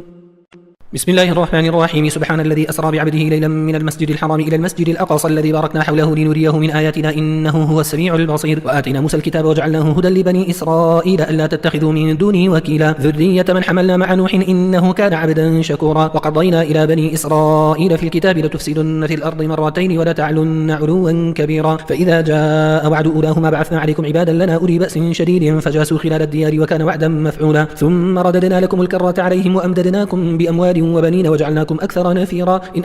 أحسنتم لأنفسكم وإن أسأتم فلها. فإذا جاء وعد الآخرة ليسوءوا وجوهكم وليدخلوا المسجد كما دخلوه أول مرة وليتبروا ما علوا تتبيرا. عسى ربكم أن يرحمكم وإن عدتم عدنا وجعلنا جهنم للكافرين حصيرا. إن هذا القرآن يهدي للتي هي أقوم ويبشر المؤمنين الذين يعملون الصالحات أن لهم أجرا كبيرا وأن الذين لا يؤمنون بالآخرة أعتدنا لهم عذابا أليما. ويدعو الإنسان بالشر دعاءه بالخير وكان الإنسان عجولا. وجعلنا الليل والنهار آيتين فمحونا آية الليل وجعلنا آية النهار مبصرة لتبتغوا فضلا من ربكم ولتعلموا عدد السنين والحساب وكل شيء فصلناه تفصيلا. وكل إنسان ألزمناه طائره في عنقه ونخرج له يوم القيامة كتابا يلقاه منشورا. اقرأ كتابك كفى بنفسك اليوم عليك حسيبا. من اهتدى فإنما يهتدي لنفسه ومن ضل فإنما يضل عليها ولا تزر وازرة وزر أخرى وما كنا معذبين حتى نبعث رسولا. وإذا أردنا أن نهلك قرية أمرنا متر فيها ففسقوا فيها فحق عليها القول فدمرناها تدميرا. وكم أهلكنا من القرون من بعد نوح وكفى بربك بذنوب عباده خبيرا بصيرا. من كان يريد العاجلة عجلنا له فيها ما نشاء لمن نريد ثم جعلنا له جهنم يصلاها مذموما مدحورا. ومن أراد الآخرة وسعى لها سعيها وهو مؤمن فأولئك كان سعيهم مشكورا. كلا نمد هؤلاء وهؤلاء من عطاء ربك وما كان عطاء ربك محظورا. انظر كيف فضلنا بعضهم على بعض وللآخرة أكبر درجات وأكبر تفضيلا. لا تجعل مع الله إلها آخر فتقعد مذموما مخذولا. وقضى ربك ألا تعبدوا إلا إياه وبالوالدين إحسانا. إما يبلغن عندك الكبر أحدهما أو كلاهما فلا تقل لهما أف ولا تنهرهما وقل لهما قولا كريما. واخفض لهما جناح الذل من الرحمة وقل رب ارحمهما كما ربياني صغيرا. ربكم أعلم بما في نفوسكم إن تكونوا صالحين فإنه كان للأوابين غفورا. وآت ذا القربى حقه والمسكين وابن السبيل ولا تبذر تبذيرا إن المبذرين كانوا إخوان الشياطين وكان الشيطان لربه كفورا. وإما تعرضن عنهم ابتغاء رحمة من ربك ترجوها فقل لهم قولا ميسورا. ولا تجعل يدك مغلولة إلى عنقك ولا تبسطها كل البسط فتقعد ملوما محسورا. إن ربك يبسط الرزق لمن يشاء ويقدر إنه كان بعباده خبيرا بصيرا. ولا تقتلوا أولادكم خشية إملاق نحن نرزقهم وإياكم إن قتلهم كان خطأ كبيرا. ولا تقربوا الزنا إنه كان فاحشة وساء سبيلا. ولا تقتلوا النفس التي حرم الله إلا بالحق ومن قتل مظلوما فقد جعلنا لوليه سلطانا فلا يسرف في القتل إنه كان منصورا. ولا تقربوا مال اليتيم إلا بالتي هي أحسن حتى يبلغ أشده وأوفوا بالعهد إن العهد كان مسؤولا وأوفوا الكيل إذا كلتم وزنوا بالقسطاس المستقيم ذلك خير وأحسن تأويلا ولا تقف ما ليس لك به علم إن السمع والبصر والفؤاد كل أولئك كان عنه مسؤولا ولا تمشي في الأرض مرحا إنك لن تخرق الأرض ولن تبلغ الجبال طولا كل ذلك كان سيئه عند ربك مكروها ذلك مما أوحى إليك ربك من الحكمة ولا تجعل مع الله إلها آخر فتلقى في جهنم ملوما مدحورا أفأصفاكم ربكم بالبنين واتخذ من الملائكة إناثا إنكم لتقولون قولا عظيما ولقد صرفنا في هذا القرآن ليذكروا وما يزيدهم إلا نفورا قل لو كان معه آلهة كما يقولون إذا لابتغوا إلى ذي العرش سبيلا سبحانه وتعالى عما يقولون علوا كبيرا تسبح له السماوات السبع والأرض ومن فيهن وإن من شيء إلا يسبح بحمده ولكن لا تفقهون تسبيحهم إنه كان حليما غفورا وإذا قرأت القرآن جعلنا بينك وبين الذين لا يؤمنون بالآخرة حجابا مستورا وجعلنا على قلوبهم أكنة أن يفقهوه وفي آذانهم وقرا وإذا ذكرت ربك في القرآن وحده ولوا على أدبارهم نفورا نحن أعلم بما يستمعون به إذ يستمعون إليك وإذ هم نجوى إذ يقول الظالمون إن تتبعون إلا رجلا مسحورا انظر كيف ضربوا لك الأمثال فضلوا فلا يستطيعون سبيلا وقالوا أئذا كنا عظاما ورفاتا أئنا لمبعوثون خلقا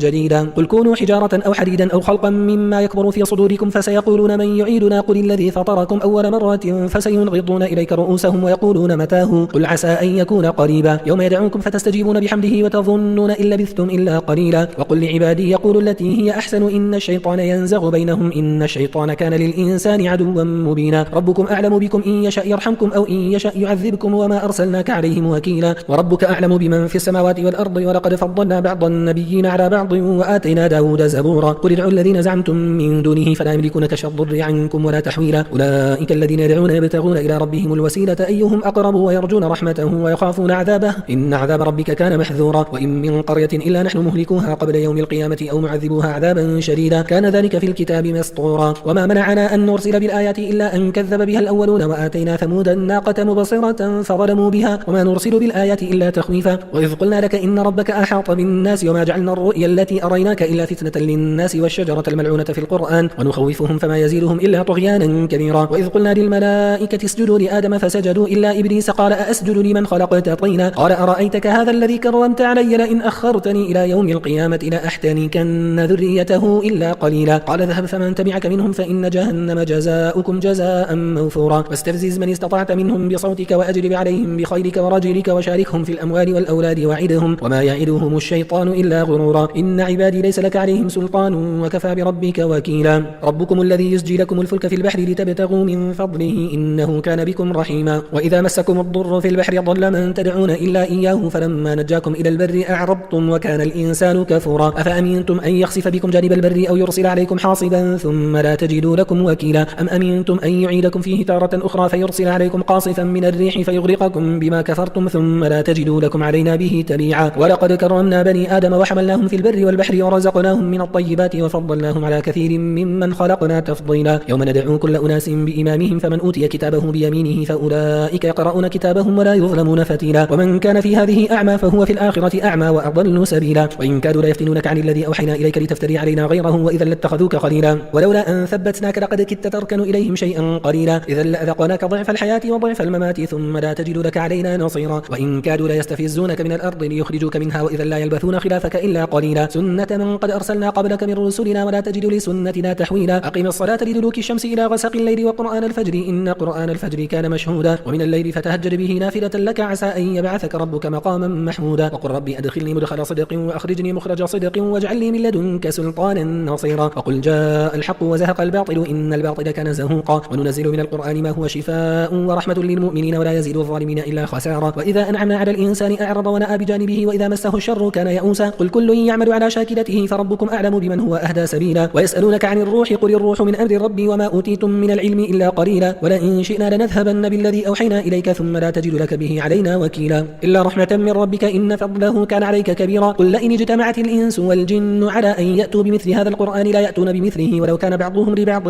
ظهيرا ولقد صرفنا للناس في هذا القرآن من كل مثل فأبى أكثر الناس إلا كفورا وقالوا لن نؤمن لك حتى تفجر لنا من الأرض ينبوعا أو تكون لك جنة من نخيل وعنب فتفجر الأنهار خلالها تفجيرا أو تسقط السماء كما زعمت علينا كسفا أو تأتي بالله والملائكة قبيلا أو يكون لك بيت من زخرف أو ترقى في السماء ولن نؤمن لرقيك حتى تنزل علينا كتابا نقرأه قل سبحان ربي هل كنت إلا بشرا رسولا وما منع الناس أن يؤمنوا إذ جاءهم الهدى إلا أن قالوا أبعث الله بشرا رسولا قل لو كان في الأرض ملائكة يمشون مطمئنين لنزلنا عليهم من السماء ملكا رسولا قل كفى بالله شهيدا بيني وبينكم إنه كان بعباده خبيرا بصيرا ومن يهدي الله فهو المهتد ومن يضلل فلن تجد لهم أولياء من دونه ونحشرهم يوم القيامة على وجوههم عميا وبكما وصما مأواهم جهنم كلما خبت زدناهم سعيرا ذلك جزاؤهم بأنهم كفروا بآياتنا وقالوا أئذا كنا عظاما ورفاتا أئنا لمبعوثون خلقا جديدا أولم يروا أن الله الذي خلق السماوات والأرض قادر على أن يخلق مثلهم وجعل لهم أجلا لا ريب فيه فأبى الظالمون إلا كفورا قل لو أنتم تملكون خزائن رحمة ربي إذا لأمسكتم خشية الإنفاق وكان الإنسان قتورا ولقد آتينا موسى 9 آيات بينات فاسأل بني إسرائيل إذ جاءهم فقال له فرعون إني لأظنك يا موسى مسحورا قال لقد علمت ما أنزل هؤلاء إلا رب السماوات والأرض بصائر وإني لأظنك يا فرعون مثبورا فأراد أن يستفزهم من الأرض فأغرقناه ومن معه جميعا وقلنا من بعده لبني إسرائيل اسكنوا الأرض فإذا جاء وعد الآخرة جئنا بكم لفيفا وبالحق أنزلناه وبالحق نزل وما أرسلناك إلا مبشرا ونذيرا وقرآنا فرقناه لتقرأه على الناس على مكث ونزلناه تنزيلا قل آمنوا به أو لا تؤمنوا إن الذين أوتوا العلم من قبله إذا يتلى عليهم يخرون للأذقان سجدا ويقولون سبحان ربنا إن كان وعد ربنا لمفعولا ويخرون للأذقان يبكون ويزيدهم خشوعا قل ادعوا الله أو ادعوا الرحمن أيما تدعوا فله الأسماء الحسنى ولا تجهر بصلاتك ولا تخافت بها وابتغ بين ذلك سبيلا وقل الحمد لله الذي لم يتخذ ولدا ولم يكن له شريك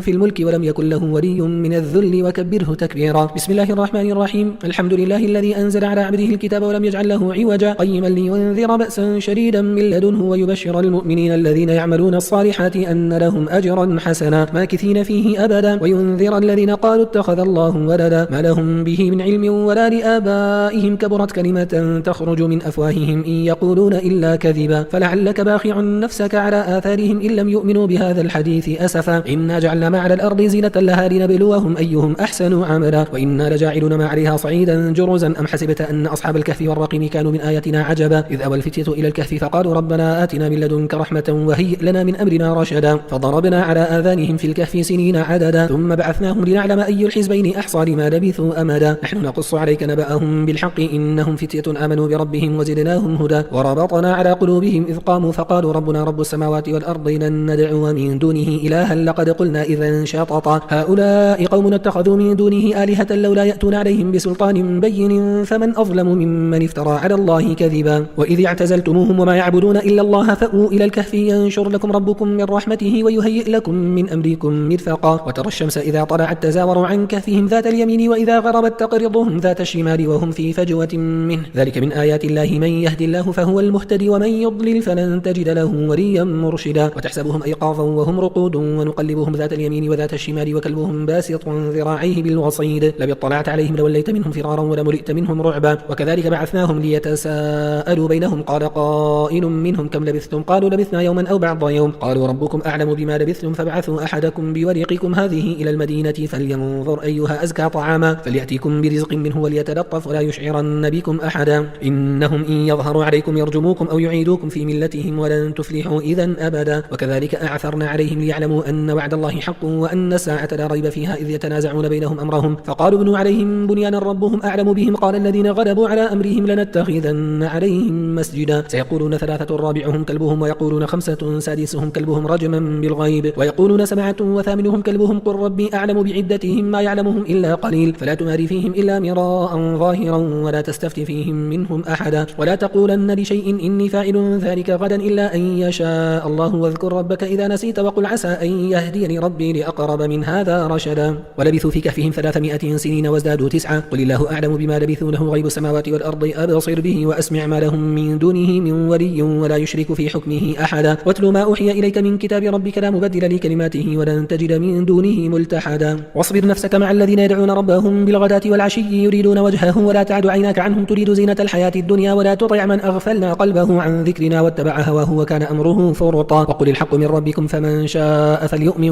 ومن شاء فليكفر إنا أعتدنا للظالمين نارا أحاط بهم سرادقها وإن يستغيثوا يغاثوا بماء كالمهل يشوي الوجوه بئس الشراب وساءت مرتفقا إن الذين آمنوا وعملوا الصالحات إنا لا نضيع أجر من أحسن عملا أولئك لهم جنات عدن تجري من تحتهم الأنهار يحلون فيها من أساور من ذهب ويلبسون ثيابا خضرا من سندس واستبرق متكئين فيها على الأرائك نعم الثواب وحسنت مرتفقا. واضرب لهم مثل الرجلين جعلنا لأحدهما جنتين من أعناب وحففناهما بنخل وجعلنا بينهما زرعا كلتا الجنتين آتت أكلها ولم تظلم منه شيئا وفجرنا خلالهما نهرا وكان له ثمر فقال لصاحبه وهو يحاوره أنا أكثر منك مالا وأعز نفرا ودخل جنته وهو ظالم لنفسه قال ما أظن أن تبيد هذه أبدا وما أظن الساعة قائمة ولئن رددت إلى ربي لأجدن خيرا منها منقلبا. قال له صاحبه وهو يحاوره أكفرت بالذي خلقك من تراب ثم من نطفة ثم سواك رجلا لكن هو الله ربي ولا أشرك بربي أحدا ولولا إذ دخلت جنتك قلت ما شاء الله لا قوة إلا بالله إن ترني أنا أقل منك مالا وولدا فعسى ربي أن يؤتيني خيرا من جنتك ويرسل عليها حسبانا من السماء فتصبح صعيدا زلقا أو يصبح ماؤها غورا فلن تستطيع له طلبا وأحيط بثمره فأصبح يقلب كفيه على ما أنفق فيها وهي خاوية على عروشها ويقول يا ليتني لم أشرك بربي أحدا ولم تكن له فئة ينصرونه من دون الله وما كان منتصرا. هنالك الولاية لله الحق هو خير ثوابا وخير عقبا. واضرب لهم مثل الحياة الدنيا كماء إن أنزلناه من السماء فاختلط به نبات الأرض فأصبح هشيما تذروه الرياح وكان الله على كل شيء مقتدرا. المال والبنون زينة الحياة الدنيا والباقيات الصالحات خير عند ربك ثوابا وخير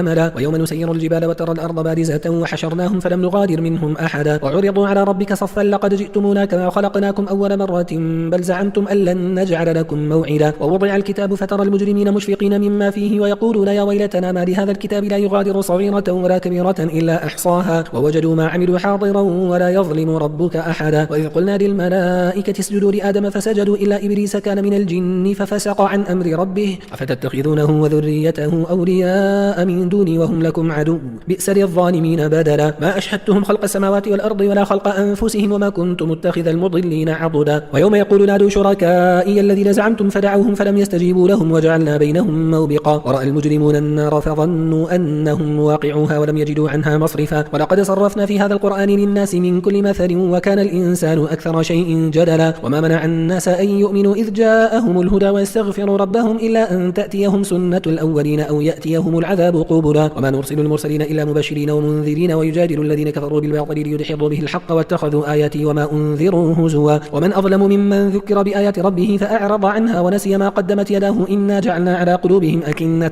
أن يفقهوه وفي آذانهم وقرا وإن تدعوهم إلى الهدى فلن يهتدوا إذا أبدا. وربك الغفور ذو الرحمة لو يؤاخذهم بما كسبوا لعجل لهم العذاب بل لهم موعد لن يجدوا من دونه موئلا. وتلك القرى أهلكناهم لما ظلموا وجعلنا لمهلكهم موعدا. وإذ قال موسى لفتاه لا أبرح حتى أبلغ مجمع البحرين أو أمضي حقبا فلما بلغا مجمع بينهما نسيا حوتهما فاتخذ سبيله في البحر سربا. فلما جاوزا قال لفتاه آتنا غداءنا لقد لقينا من سفرنا هذا نصبا. قال أرأيت إذ أوينا إلى الصخرة فإني نسيت الحوت وما أنسانيه إلا الشيطان أن أذكره واتخذ سبيله في البحر عجبا. قال ذلك ما كنا نبغي فارتدا على آثارهما قصصا فوجدا عبدا من عبادنا آتيناه رحمة من عندنا وعلمناه من لدنا علما. قال له موسى هل أتبعك على أن تعلمني مما علمت رشدا. قال إنك لن تستطيع معي صبرا وكيف تصبر على ما لم تحط به خبرا. قال ستجدني إن شاء الله صابرا ولا أعصي لك أمرا. قال فإن اتبعتني فلا تسألني عن شيء حتى أحدث لك منه ذكرا. فانطلقا حتى إذا ركبا في السفينة خرقها قال أخرقتها لتغرق أهلها لقد جئت شيئا إمرا.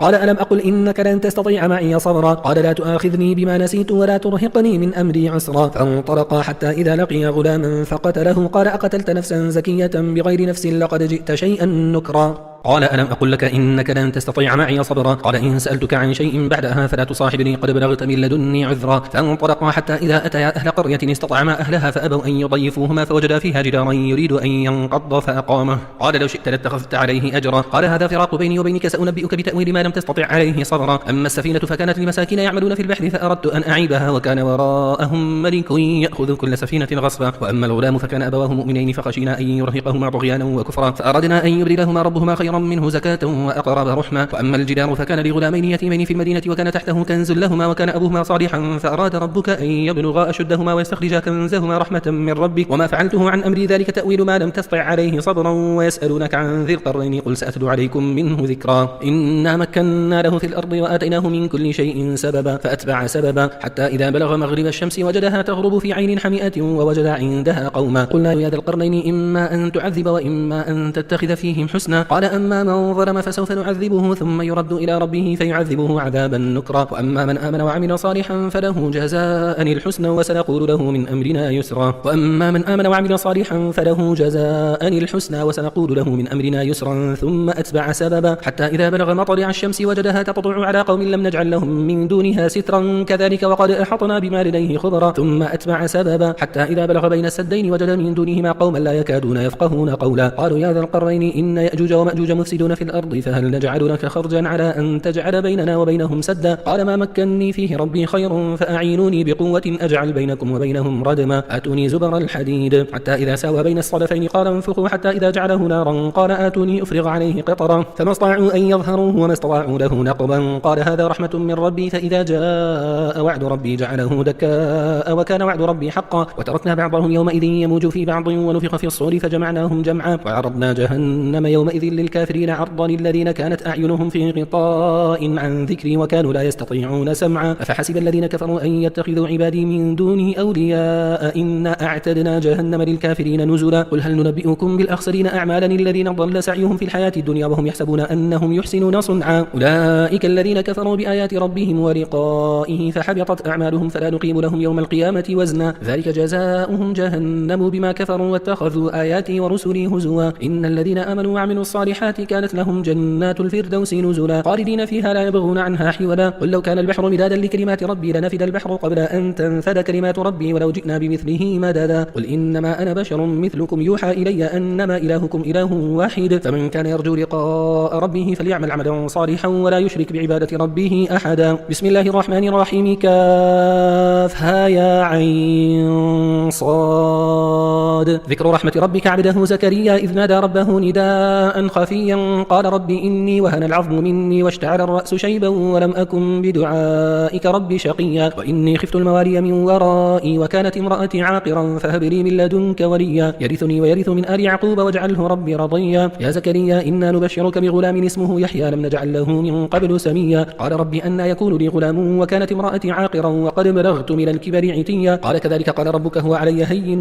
وقد خلقتك من قبل ولم تك شيئا قال رب اجعل لي آية قال آيتك ألا تكلم الناس 3 ليال سويا فخرج على قومه من المحراب فأوحى إليهم أن سبحوا بكرة وعشيا يا يحيى خذ الكتاب بقوة وآتناه الحكم صبيا وحنانا من لدنا وزكاة وكان تقيا وبرا بوالديه ولم يكن جبارا عصيا وسلام عليه يوم ولد ويوم يموت ويوم يبعث حيا واذكر في الكتاب مريم إذ انتبذت من أهلها مكانا شرقيا فاتخذت من دونهم حجابا فأرسلنا إليها روحنا فتمثل لها بشرا سويا قالت إني أعوذ بالرحمن منك إن كنت تقيا قال إنما أنا رسول ربك لأهب لك غلاما زكيا قالت أنى يكون لي غلام ولم يمسسني بشر ولم أك بغيا قال كذلك قال ربك هو علي هين ولنجعله آية للناس ورحمة منا وكان أمرا مقضيا فحملته فانتبذت به مكانا قصيا فأجاءها المخاض إلى جذع النخلة قالت يا ليتني مت قبل هذا وكنت نسيا منسيا فناداها من تحتها ألا تحزني قد جعل ربك تحتك سريا وهزي إليك بجذع النخلة تساقط عليك رطبا جنيا فكلي واشربي وقري عينا فإما ترين من البشر أحدا فقولي إني نذرت للرحمن صوما فلن أكلم اليوم إنسيا فأتت به قومها تحمله قالوا يا مريم لقد جئت شيئا فريا يا أخت هارون ما كان أبوك امرأ سوء وما كانت أمك بغيا فأشارت إليه قالوا كيف نكلم من كان في المهد صبيا قال إني عبد الله آتاني الكتاب وجعلني نبيا وجعلني مباركا أينما كنت وأوصاني بالصلاة والزكاة ما دمت حيا وبرا بوالدتي ولم يجعلني جبارا شقيا والسلام علي يوم ولدت ويوم أموت ويوم أبعث حيا ذلك عيسى بن مريم قول الحق الذي فيه يمترون ما كان لله أن يتخذ من ولد سبحانه إذا قضى أمرا فإنما يقول له كن فيكون وإن الله ربي وربكم فاعبدوه هذا صراط مستقيم فاختلف الأحزاب من بينهم فويل للذين كفروا من مشهد يوم عظيم أسمع بهم وأبصر يوم يأتوننا لكن الظالمون اليوم في ضلال مبين وأنذرهم يوم الحسرة إذ قضي الأمر وهم في غفلة وهم لا يؤمنون إنا نحن نرث الأرض ومن عليها وإلينا يرجعون واذكر في الكتاب إبراهيم إنه كان صديقا نبيا إذ قال لأبيه يا أبت لم تعبد ما لا يسمع ولا يبصر ولا يغني عنك شيئا يا أبت إني قد جاءني من العلم ما لم يأتك فاتبعني أهدك صراطا سويا يا أبت لا تعبد الشيطان إن الشيطان كان للرحمن عصيا يا أبت إني أخاف أن يمسك عذاب من الرحمن فتكون للشيطان وليا قال أراغب أنت عن آلهتي يا إبراهيم لئن لم تنته لأرجمنك واهجرني مليا قال سلام عليك سأستغفر لك ربي إنه كان بي حفيا وأعتزلكم وما تدعون من دون الله وأدعو ربي عسى ألا أكون بدعاء ربي شقيا فلما اعتزلهم وما يعبدون من دون الله وهبنا له إسحاق ويعقوب وكلا جعلنا نبيا ووهبنا لهم من رحمتنا وجعلنا لهم لسان صدق عليا واذكر في الكتاب موسى إنه كان مخلصا وكان رسولا نبيا وناديناه وناديناه من جانب الطور الأيمن وقربناه نجيا ووهبنا له من رحمتنا أخاه هارون نبيا. واذكر في الكتاب إسماعيل إنه كان صادق الوعد وكان رسولا نبيا وكان يأمر أهله بالصلاة والزكاة وكان عند ربه مرضيا. واذكر في الكتاب إدريس إنه كان صديقا نبيا ورفعناه مكانا عليا. أولئك الذين أنعم الله عليهم من النبيين من ذرية آدم وممن حملنا مع نوح ومن ذرية إبراهيم وإسرائيل وممن هدينا واجتبينا إذا تتلى عليهم آيات الرحمن خروا سجدا وبكيا. فخلف من بعدهم خلف أضاعوا الصلاة واتبعوا الشهوات فسوف يلقون غيا إلا من تاب وآمن وعمل صالحا فأولئك يدخلون الجنة ولا يظلمون شيئا. جنات عدن التي وعد الرحمن عباده بالغيب إنه كان وعده مأتيا لا يسمعون فيها لغوا إلا سلاما ولهم رزقهم فيها بكرة وعشيا. تلك الجنة التي نورث من عبادنا من كان تقيا. وما نتنزل إلا بأمر ربك له ما بين أيدينا وما خلفنا وما بين ذلك وما كان ربك نسيا. رب السماوات والأرض وما بينهما فاعبده واصطبر لعبادته هل تعلم له سميا. ويقول الإنسان أإذا ما مت لسوف أخرج حيا. أولا يذكر الإنسان أنا خلقناه من قبل ولم يك شيئا. فوربك لنحشرنهم وشياطين ثم لنحضرنهم حول جهنم جثيا ثم لننزعن من كل شيعة أيهم أشد على الرحمن عتيا ثم لنحن أعلم بالذين هم أولى بها صليا وإن منكم إلا واردها كان على ربك حتما مقضيا ثم ننجي الذين اتقوا ونذر الظالمين فيها جثيا. وإذا تتلى عليهم آياتنا بينات قال الذين كفروا للذين آمنوا أي الفريقين خير مقاما وأحسن نديا. وكم أهلكنا قبلهم من قرن هم أحسن أثاثا ورئيا. قل من كان في الضلالة فليمدد له الرحمن مدا حتى إذا رأوا ما يوعدون إما العذاب وإما الساعة فسيعلمون من هو شر مكانا وأضعف جندا. ويزيد الله الذين اهتدوا هدى والباقيات الصالحات خير عند ربك ثوابا وخير مردا. أفرأيت الذي كفر بآياتنا وقال لأوتين مالا وولدا أطلع الغيب أم اتخذ عند الرحمن عهدا. كلا سنكتب ما يقول ونمد له من العذاب مدا ونرثه ما يقول ويأتينا فردا. واتخذوا من دون الله آلهة ليكونوا لهم عزا. كلا سيكفرون بعبادتهم ويكونون عليهم ضدا.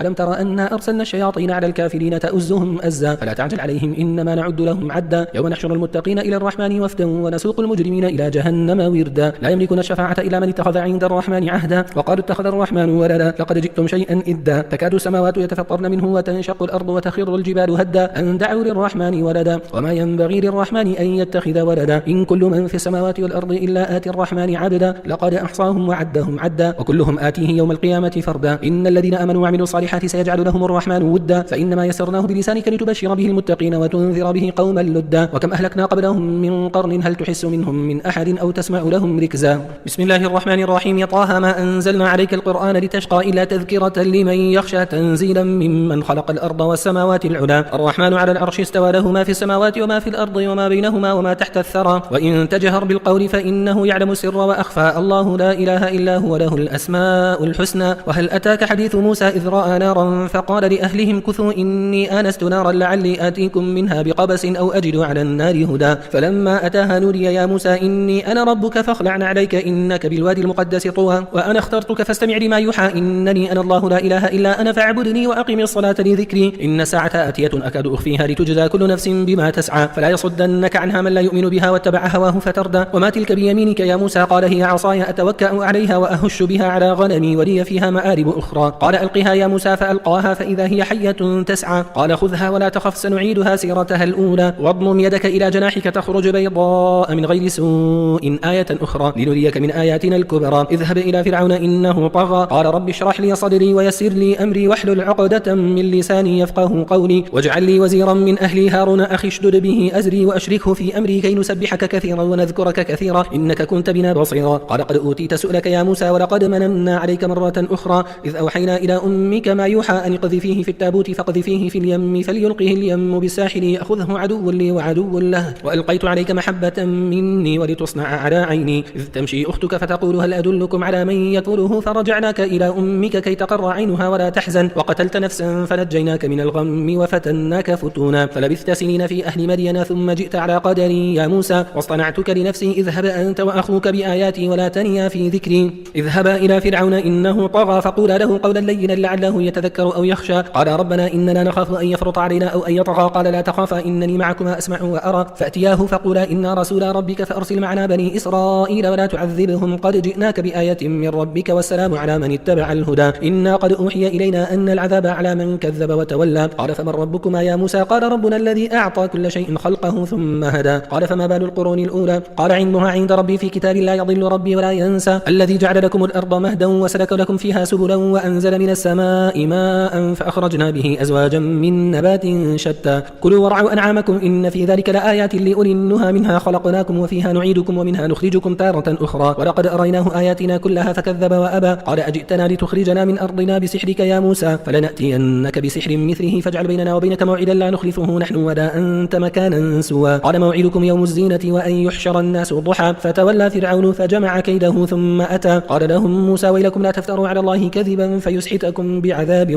وقد خاب من افترى فتنازعوا أمرهم بينهم وأسروا النجوى قالوا إن هذان لساحران يريدان أن يخرجاكم من أرضكم بسحرهما ويذهبا بطريقتكم المثلى فأجمعوا كيدكم ثم أتوا صفا وقد أفلح اليوم من استعلى قالوا يا موسى إما أن تلقي وإما أن نكون أول من ألقى قال بل ألقوا فإذا حبالهم وعصيهم يخيل إليه من سحرهم أنها تسعى فأوجس في نفسه خيفة موسى قلنا لا تخف إنك أنت الأعلى وألق ما في يمينك تلقف ما صنعوا إنما صنعوا كيد ساحر ولا يفلح الساحر حيث أتى فألقي السحرة سجدا قالوا آمنا برب هارون وموسى قال آمنتم له قبل أن آذن لكم إنه لكبيركم الذي علمكم السحر فلأقطعن أيديكم وأرجلكم من خلاف ولأصلبنكم في جذوع النخل ولتعلمن أينا أشد عذابا وأبقى قالوا لن نؤثرك على ما جاءنا من البينات والذي فطرنا فاقض ما أنت قاض إنما تقضي هذه الحياة الدنيا إنا آمنا بربنا ليغفر لنا خطايانا وما أكرهتنا عليه من السحر والله خير وأبقى إنه من يأتي ربه مجرما فإن له جهنم لا يموت فيها ولا يحيا ومن يأته مؤمنا قد عمل الصالحات فأولئك لهم الدرجات العلى جنات عدن تجري من تحتها الأنهار خالدين فيها وذلك جزاء من تزكى ولقد أوحينا إلى موسى أن أسري بعبادي فاضرب لهم طريقا في البحر يبسا لا تخاف دركا ولا تخشى فأتبعهم فرعون بجنوده فغشيهم من اليم ما غشيهم وأضل فرعون قومه وما هدى يا بني إسرائيل قد أنجيناكم من عدوكم وواعدناكم جانب الطور الأيمن ونزلنا عليكم المن والسلوى كلوا من طيبات ما رزقناكم ولا تطغوا فيه فيحل عليكم غضبي ومن يحلل عليه غضبي فقد هوى وإني لغفار لمن تاب وآمن وعمل صالحا ثم اهتدى وما أعجلك عن قومك يا موسى قال هم أولئك على أثري وعجلت إليك ربي لترضى قال فإنا قد فتنا قومك من بعدك وأضلهم السامري فرجع موسى إلى قومه غضبان أسفا قال يا قوم ألم يعدكم ربكم وعدا حسنا أفطال عليكم العهد أم أردتم أن يحل عليكم غضب من ربكم فأخلفتم موعدي قالوا ما أخلفنا موعدك بملكنا ولكننا حملنا أوزارا من زينة القوم فقذفناها فكذلك ألقى السامري فأخرج لهم عجلا جسدا له خوار فقالوا هذا إلهكم وإله موسى فنسي أفلا يرون ألا يرجع إليهم قولا ولا يملك لهم ضرا ولا نفعا ولقد قال لهم هارون من قبل يا قوم إنما فتنتم به وإن ربكم الرحمن فاتبعوني وأطيعوا أمري قالوا لن نبرح عليه عاكفين حتى يرجع إلينا موسى قال يا هارون ما منعك إذ رأيتهم ضلوا ألا تتبعني أفعصيت أمري قال يا ابن أم لا تأخذ بلحيتي ولا برأسي إني خشيت أن تقول فرقت بين بني إسرائيل ولم ترقب قولي قال فما خطبك يا سامري قال بصرت بما لم يبصروا به فقبضت قبضة من أثر الرسول فنبذتها وكذلك سولت لي نفسي قال فاذهب فإن لك في الحياة أن تقول لا مساس وإن لك موعدا لن تخلفه وانظر إلى إلهك الذي ظلت عليه عاكفا لنحرقنه ثم لننسفنه في اليم نسفا إنما إلهكم الله الذي لا إله إلا هو وسع كل شيء علما كذلك نقص عليك من أنباء ما قد سبق وقد آتيناك من لدنا ذكرا من أعرض عنه فإنه يحمل يوم القيامة وزرا خالدين فيه وساء لهم يوم القيامة حملا يوم ينفخ في الصور ونحشر المجرمين يومئذ زرقا يتخافتون بينهم إن لبثتم إلا عشرا نحن أعلم بما يقولون إذ يقول أمثلهم طريقة إن لبثتم إلا يوما ويسألونك عن الجبال فقل ينسفها ربي نسفا فيذرها قاعا صفصفا لا ترى فيها عوجا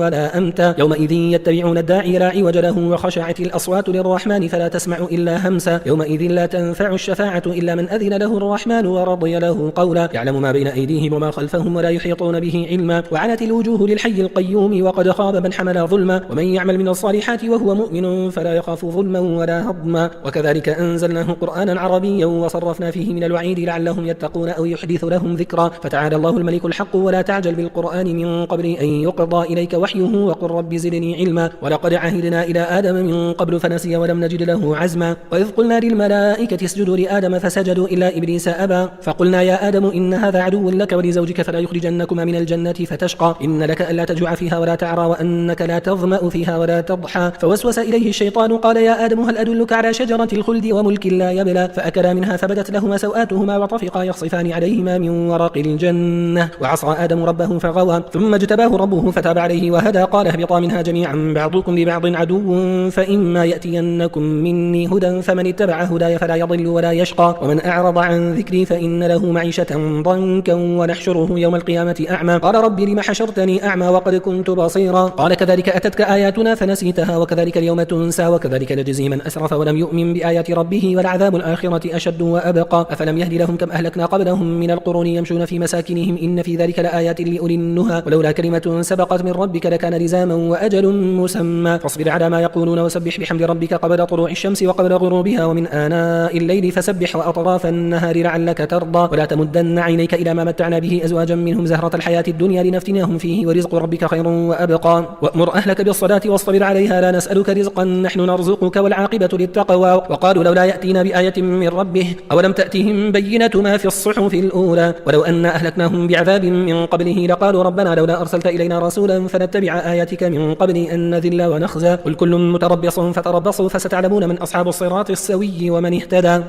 بسم الله الرحمن الرحيم اقترب للناس حسابهم وهم في غفلة معرضون ما يأتيهم من ذكر من ربهم محدث إلا استمعوه وهم يلعبون لاهية قلوبهم وأسروا النجوى الذين ظلموا هل هذا إلا بشر مثلكم أفتأتون السحر وأنتم تبصرون قال ربي يعلم القول في السماء والأرض وهو السميع العليم بل قالوا أضغاث أحلام بل افتراه بل هو شاعر فليأتنا بآية كما أرسل الأولون ما آمنت قبلهم من قرية أهلكناها أفهم يؤمنون وما أرسلنا قبلك إلا رجالا نوحي إليهم فاسألوا أهل الذكر إن كنتم لا تعلمون وما جعلناهم جسدا لا يأكلون الطعام وما كانوا خالدين ثم صدقناهم الوعد فأنجيناهم ومن نشاء وأهلكنا المسرفين لقد أنزلنا إليكم كتابا فيه ذكركم أفلا تعقلون وكم قصمنا من قرية كانت ظالمة وأنشأنا بعدها قوما آخرين فلما أحسوا بأسنا إذا هم منها يركضون لا تركضوا وارجعوا إلى ما أترفتم فيه ومساكنكم لعلكم تسألون قالوا يا ويلنا إنا كنا ظالمين فما زالت تلك دعواهم حتى جعلناهم حصيدا خامدين وما خلقنا السماء والأرض وما بينهما لاعبين لو أردنا أن نتخذ لهوا لاتخذناه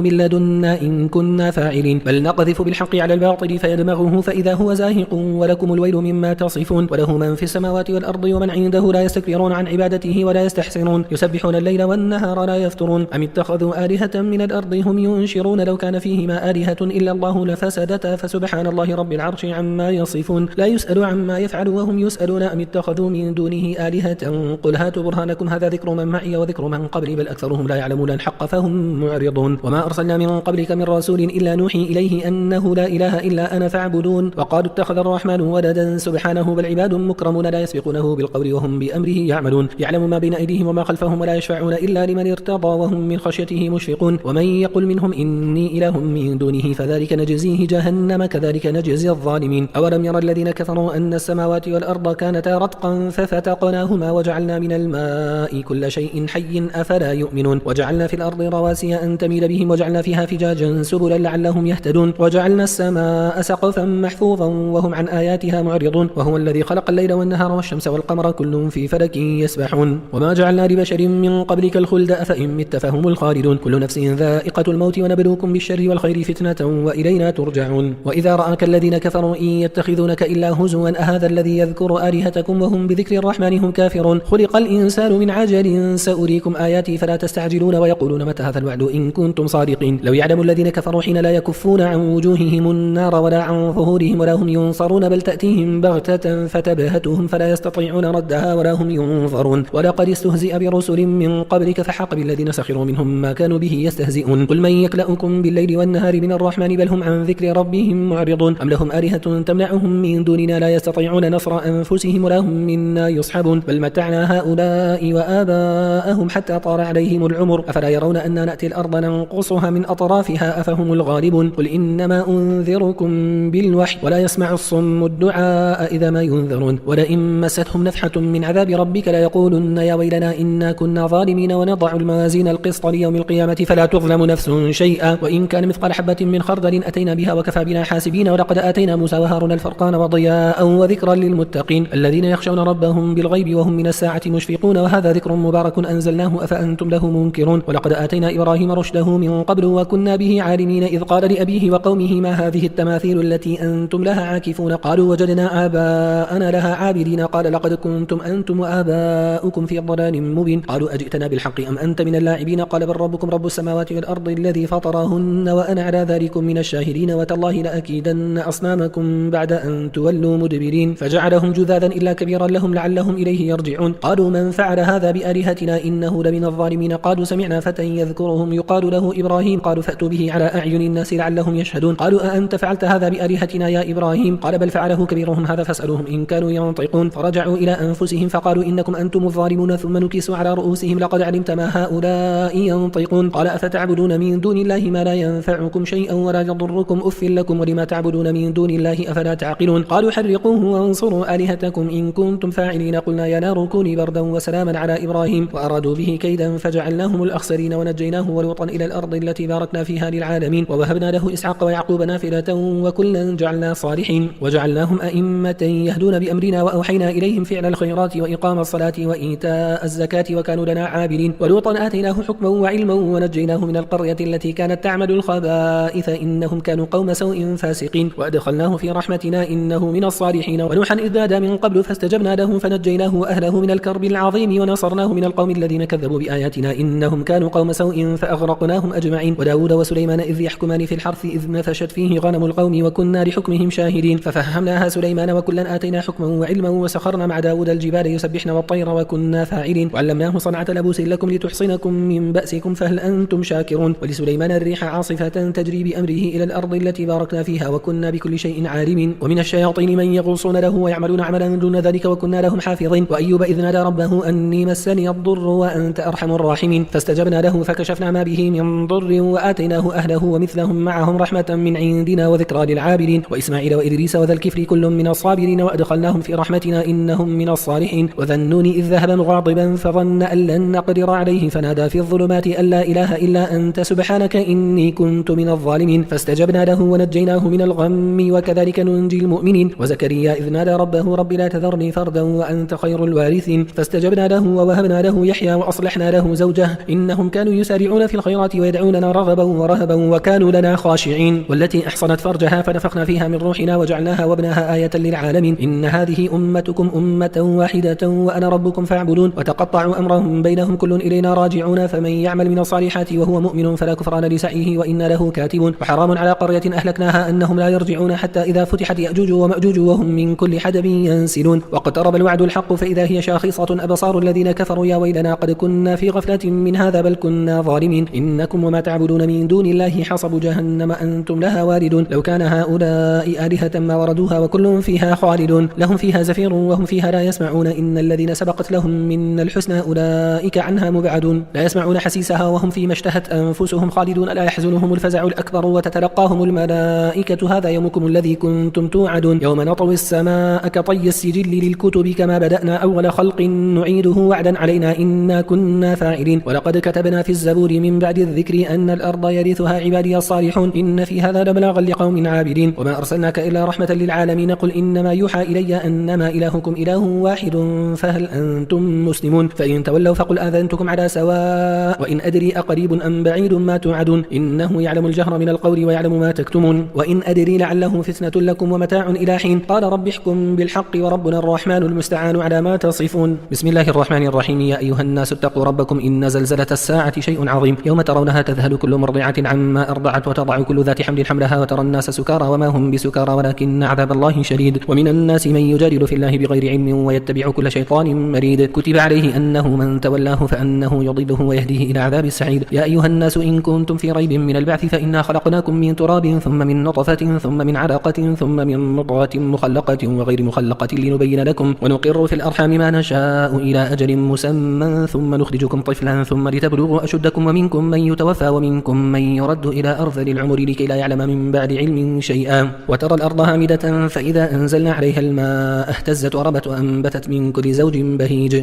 ذلك بأن الله هو الحق وأنه يحيي الموتى وأنه على كل شيء قدير وأن الساعة آتية لا ريب فيها وأن الله يبعث من في القبور ومن الناس من يجادل في الله بغير علم ولا هدى ولا كتاب منير ثاني عطفه ليضل عن سبيل الله له في الدنيا خزي ونذيقه يوم القيامة عذاب الحريق ذلك بما قدمت يداك وأن الله ليس بظلام للعبيد ومن الناس من يعبد الله على حرف فإن أصابه خير اطمأن به وإن أصابته فتنة انقلب على وجهه خسر الدنيا والآخرة ذلك هو الخسران المبين يدعو من دون الله ما لا يضره وما لا ينفعه ذلك هو الضلال البعيد يدعو لمن ضره أقرب من نفعه لبئس المولى ولبئس العشير إن الله يدخل الذين آمنوا وعملوا الصالحات جنات تجري من تحتها الأنهار إن الله يفعل ما يريد من كان يظن أن لن ينصره الله في الدنيا والآخرة فليمدد بسبب إلى السماء ثم ليقطع فلينظر هل يذهبن كيده ما يغيظ غليظ. وكذلك أنزلناه آيات بينات وأن الله يهدي من يريد. إن الذين آمنوا والذين هادوا والصابئين والنصارى والمجوس والذين أشركوا إن الله يفصل بينهم يوم القيامة إن الله على كل شيء شهيد. ألم تر أن الله يسجد له من في السماوات ومن في الأرض والشمس والقمر والنجوم والجبال والشجر والدواب وكثير من الناس وكثير حق عليه العذاب ومن يهن الله فما له من مكرم إن الله يفعل ما يشاء. هذان خصمان اختصموا في ربهم فالذين كفروا قطعت لهم ثياب من نار يصب من فوق رؤوسهم الحميم يصهر به ما في بطونهم والجلود ولهم مقامع من حديد كلما أرادوا أن يخرجوا منها من غم أعيدوا فيها وذوقوا عذاب الحريق.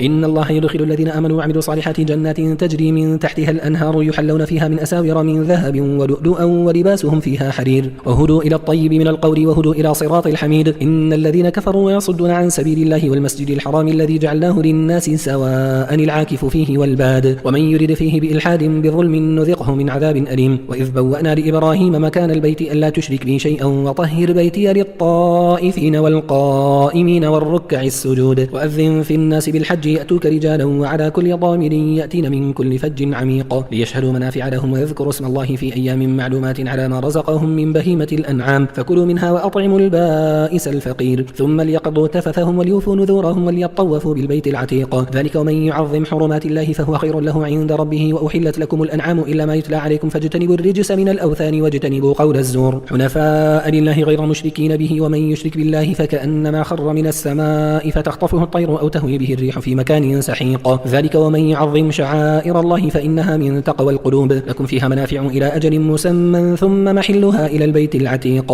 ولكل أمة جعلنا منسكا ليذكروا اسم الله على ما رزقهم من بهيمة الأنعام فإلهكم إله واحد فله أسلموا وبشر المخبتين الذين إذا ذكر الله وجلت قلوبهم والصابرين على ما أصابهم والمقيم الصلاة ومما رزقناهم ينفقون. والبدن جعلناها لكم من شعائر الله لكم فيها خير فاذكروا اسم الله عليها صواف فإذا وجبت جنوبها فكلوا منها وأطعموا القانع والمعتر كذلك سخرناها لكم لعلكم تشكرون. لن ينال الله لحومها ولا دماؤها ولكن يناله التقوى منكم كذلك سخرها لكم لتكبروا الله على ما هداكم وبشر المحسنين. إن الله يدافع عن الذين آمنوا إن الله لا يحب كل خوان كفور. أذن للذين يقاتلون بأنهم ظلموا وإن الله على نصرهم لقدير. الذين أخرجوا من ديارهم بغير حق إلا أن يقولوا ربنا الله ولولا دفع الله الناس بعضهم ببعض لهدمت صوامع وبيع وصلوات ومساجد يذكر فيها اسم الله كثيرا ولا ينصرن الله من ينصره إن الله لقوي عزيز. الذين إن مكناهم في الأرض أقاموا الصلاة وآتوا الزكاة وأمروا بالمعروف ونهوا عن المنكر ولله عاقبة الأمور. وإن يكذبوك فقد كذبت قبلهم قوم نوح وعاد وثمود وقوم إبراهيم وقوم لوط وأصحاب مدين وكذب موسى فأمليت للكافرين ثم أخذتهم فكيف كان نكير. فكأي من قرية أهلكناها وهي ظالمة فهي خاوية على عروشها وبئر معطلة وقصر مشيد أفلم يسيروا في الأرض فتكون لهم قلوب يعقلون بها أو آذان يسمعون بها فإنها لا تعمى الأبصار ولكن تعمى القلوب التي في الصدور. ويستعجلونك بالعذاب ولن يخلف الله وعده وإن يوما عند ربك كألف سنة مما تعدون. وكأي من قرية أمليت لها وهي ظالمة ثم أخذتها وإلي المصير قل يا أيها الناس إنما أنا لكم نذير مبين. فالذين آمنوا وعملوا الصالحات لهم مغفرة ورزق كريم والذين سعوا في آياتنا معاجزين أولئك أصحاب الجحيم. وما أرسلنا من قبلك من رسول ولا نبي إلا إذا تمنى ألقى الشيطان في أمنيته فينسخ الله ما يلقي الشيطان ثم يحكم الله آياته والله عليم حكيم. ليجعل ما يلقي الشيطان فتنة للذين في قلوبهم مرض والقاسية قلوبهم وإن الظالمين لفي شقاق بعيد. وليعلم الذين أوتوا العلم أنه الحق من ربك فيؤمنوا به فتخبت له قلوبهم وإن الله لهادي الذين آمنوا إلى صراط مستقيم. ولا يزال الذين كفروا في مرية منه حتى تأتيهم الساعة بغتة أو يأتيهم عذاب يوم عقيم. الملك يومئذ لله يحكم بينهم فالذين آمنوا وعملوا الصالحات في جنات النعيم والذين كفروا وكذبوا بآياتنا فأولئك لهم عذاب مهين. والذين هاجروا في سبيل الله ثم قتلوا أو ماتوا ليرزقنهم الله رزقا حسنا وإن الله لهو خير الرازقين. ليدخلنهم مدخلا يرضونه وإن الله لعليم حليم. ذلك ومن عاقب بمثل ما عوقب به ثم بغي عليه لينصرنه الله إن الله لعفو غفور. ذلك بأن الله يولج الليل في النهار ويولج النهار في الليل وأن الله سميع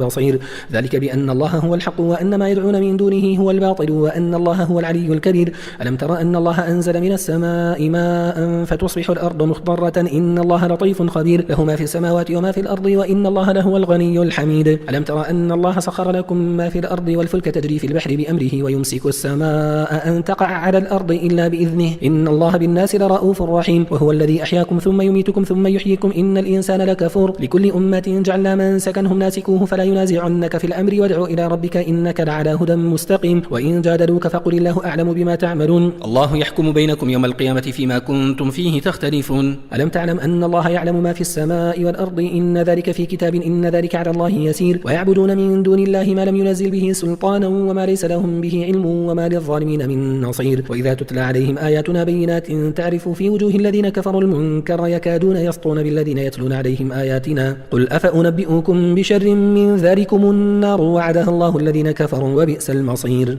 يا أيها الناس ضرب مثل فاستمعوا له إن الذين تدعون من دون الله لن يخلقوا ذبابا ولو اجتمعوا له وإن يسلبهم الذباب شيئا لا يستنقذوه منه ضعف الطالب والمطلوب. ما قدر الله حق قدره إن الله لقوي عزيز. الله يصطفي من الملائكة رسلا ومن الناس إن الله سميع بصير. يعلم ما بين أيديهم وما خلفهم وإلى الله ترجع الأمور. يا أيها الذين آمنوا اركعوا واسجدوا واعبدوا ربكم وافعلوا الخير لعلكم تفلحون. وجاهدوا في الله حق جهاده هو اجتباكم وما جعل عليكم في الدين من حرج ملة أبيكم إبراهيم هو سماكم المسلمين من قبل وفي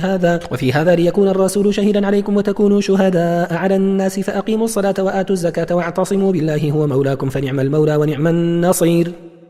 بسم الله الرحمن الرحيم. قد أفلح المؤمنون الذين هم في صلاتهم خاشعون والذين هم عن اللغو معرضون والذين هم للزكاة فاعلون والذين هم لفروجهم حافظون إلا على أزواجهم أو ما ملكت أيمانهم فإنهم غير ملومين فمن ابتغى وراء ذلك فأولئك هم العادون والذين هم لأماناتهم وعهدهم راعون والذين هم على صلواتهم يحافظون أولئك هم الوارثون الذين يرثون الفردوس هم فيها خالدون. ولقد خلقنا الإنسان من سلالة من طين ثم جعلناه نطفة في قرار مكين ثم خلقنا النطفة علقة فخلقنا العلقة مضغة فخلقنا المضغة عظاما فكسونا العظام لحما ثم أنشأناه خلقا آخر فتبارك الله أحسن الخالقين. ثم إنكم بعد ذلك لميتون ثم إنكم يوم القيامة تبعثون. ولقد خلقنا فوقكم 7 طرائق وما كنا عن الخلق غافلين. وأنزلنا من السماء ماء بقدر فأسكناه في الأرض وإنا على ذهاب به لقادرون. فأنشأنا لكم به جنات من نخيل وأعناب لكم فيها فواكه كثيرة ومنها تأكلون وشجرة تخرج من طور سيناء تنبت بالدهن وصبغ للآكلين. وإن لكم في الأنعام لعبرة نسقيكم مما في بطونها ولكم فيها منافع كثيرة ومنها تأكلون وعليها وعلى الفلك تحملون. ولقد أرسلنا نوحا إلى قومه فقال يا قوم اعبدوا الله ما لكم من إله غيره أفلا تتقون. فقال الملأ الذين كفروا من قومه ما هذا إلا بشر مثلكم يريد أن يتفضل عليكم ولو شاء الله لأنزل ملائكة ما سمعنا بهذا في آبائنا الأولين إن هو إلا رجل به جنة فتربصوا به حتى حين. قال رب انصرني بما كذبوني فأوحينا إليه أن يصنع الفلك بأعيننا ووحينا فإذا جاء أمرنا وفارت النور فاسلك فيها من كل زوجين 2 وأهلك إلا من سبق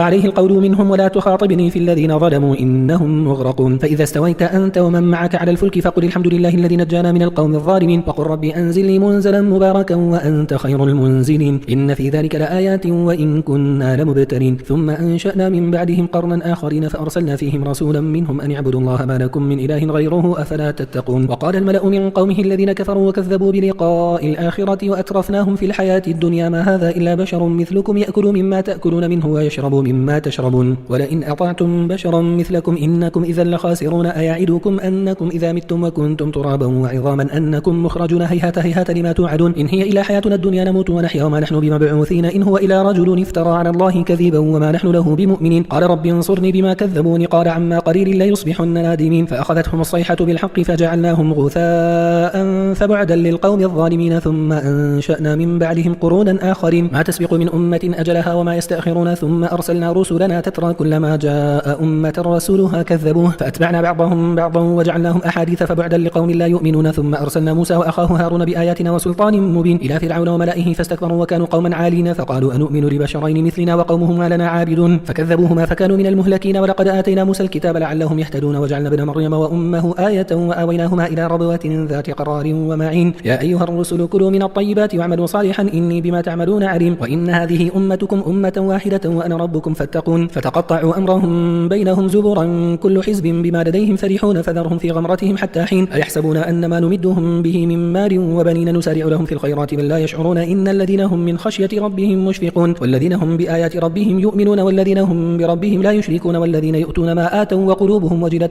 أنهم إلى ربهم راجعون أولئك يسارعون في الخيرات وهم لها سابقون ولا نكلف نفسا إلا وسعها ولدينا كتاب ينطق بالحق وهم لا يظلمون بل قلوبهم في غمرة من هذا ولهم أعمال من من دون ذلك هم لها عاملون حتى إذا أخذنا مترفيهم بالعذاب إذا هم يجأرون لا تجأروا اليوم إنكم منا لا تنصرون قد كانت آياتي تتلى عليكم فكنتم على أعقابكم تنكصون مستكبرين به سامرا تهجرون أفلم يدبروا القول أم جاءهم ما لم يأت آباءهم الأولين أم لم يعرفوا رسولهم فهم له منكرون أم يقولون به جنة بل جاءهم بالحق وأكثرهم للحق كارهون ولو اتبع الحق أهواءهم لفسدت السماوات والأرض ومن فيهن بل أتيناهم بذكرهم فهم عن ذكرهم معرضون أم تسألهم خرجا فخراج ربك خير وهو خير الرازقين وإنك لتدعوهم إلى صراط مستقيم وإن الذين لا يؤمنون بالآخرة عن الصراط لناكبون ولو رحمناهم وكشفنا ما بهم من ضر للجوا في طغيانهم يعمهون ولقد أخذناهم بالعذاب فما استكانوا لربهم وما يتضرعون حتى إذا فتحنا عليهم بابا ذا عذاب شديد إذا هم فيه مبلسون وهو الذي أنشأ لكم السمع والأبصار والأفئدة قليلا ما تشكرون وهو الذي ذرأكم في الأرض وإليه تحشرون وهو الذي يحيي ويميت وله اختلاف الليل والنهار أفلا تعقلون بل قالوا مثل ما قال الأولون قالوا أئذا متنا وكنا ترابا وعظاما أئنا لمبعوثون لقد وعدنا نحن وآباؤنا هذا من قبل إن هذا إلا أساطير الأولين قل لمن الأرض ومن فيها إن كنتم تعلمون سيقولون لله قل أفلا تذكرون قل من رب السماوات السبع ورب العرش العظيم سيقولون لله قل أفلا تتقون قل من بيده ملكوت كل شيء وهو يجير ولا يجار عليه إن كنتم تعلمون سيقولون لله قل فأنا تسحرون بل أتيناهم بالحق وإنهم لكاذبون ما اتخذ الله من ولد وما كان معه من إله إذا لذهب كل إله بما خلق ولعلى بعضهم على بعض سبحان الله عما يصفون عالم الغيب والشهادة فتعالى عما يشركون قل رب إما تريني ما يوعدون ربي فلا تجعلني في القوم الظالمين وإنا على أن نريك ما نعدهم لقادرون دفع بالتي هي أحسن السيئة نحن أعلم بما يصفون وقل رب أعوذ بك من همزات الشياطين وأعوذ بك رب أن يحضروني حتى إذا جاء أحدهم الموت قال رب ارجعون لعلي أعمل صالحا فيما تركت كلا إنها كلمة هو قائلها ومن ورائهم برزخ إلى يوم يبعثون فإذا نفخ في الصور فلا أنساب بينهم يومئذ ولا يتساءلون فمن ثقلت موازينه فأولئك هم المفلحون ومن خفت موازينه فأولئك الذين خسروا أنفسهم في جهنم خالدون تلفح وجوههم النار وهم فيها كارحون ألم تكن آياتي تتلى عليكم فكنتم بها تكذبون قالوا ربنا غلبت علينا شقوتنا وكنا قوما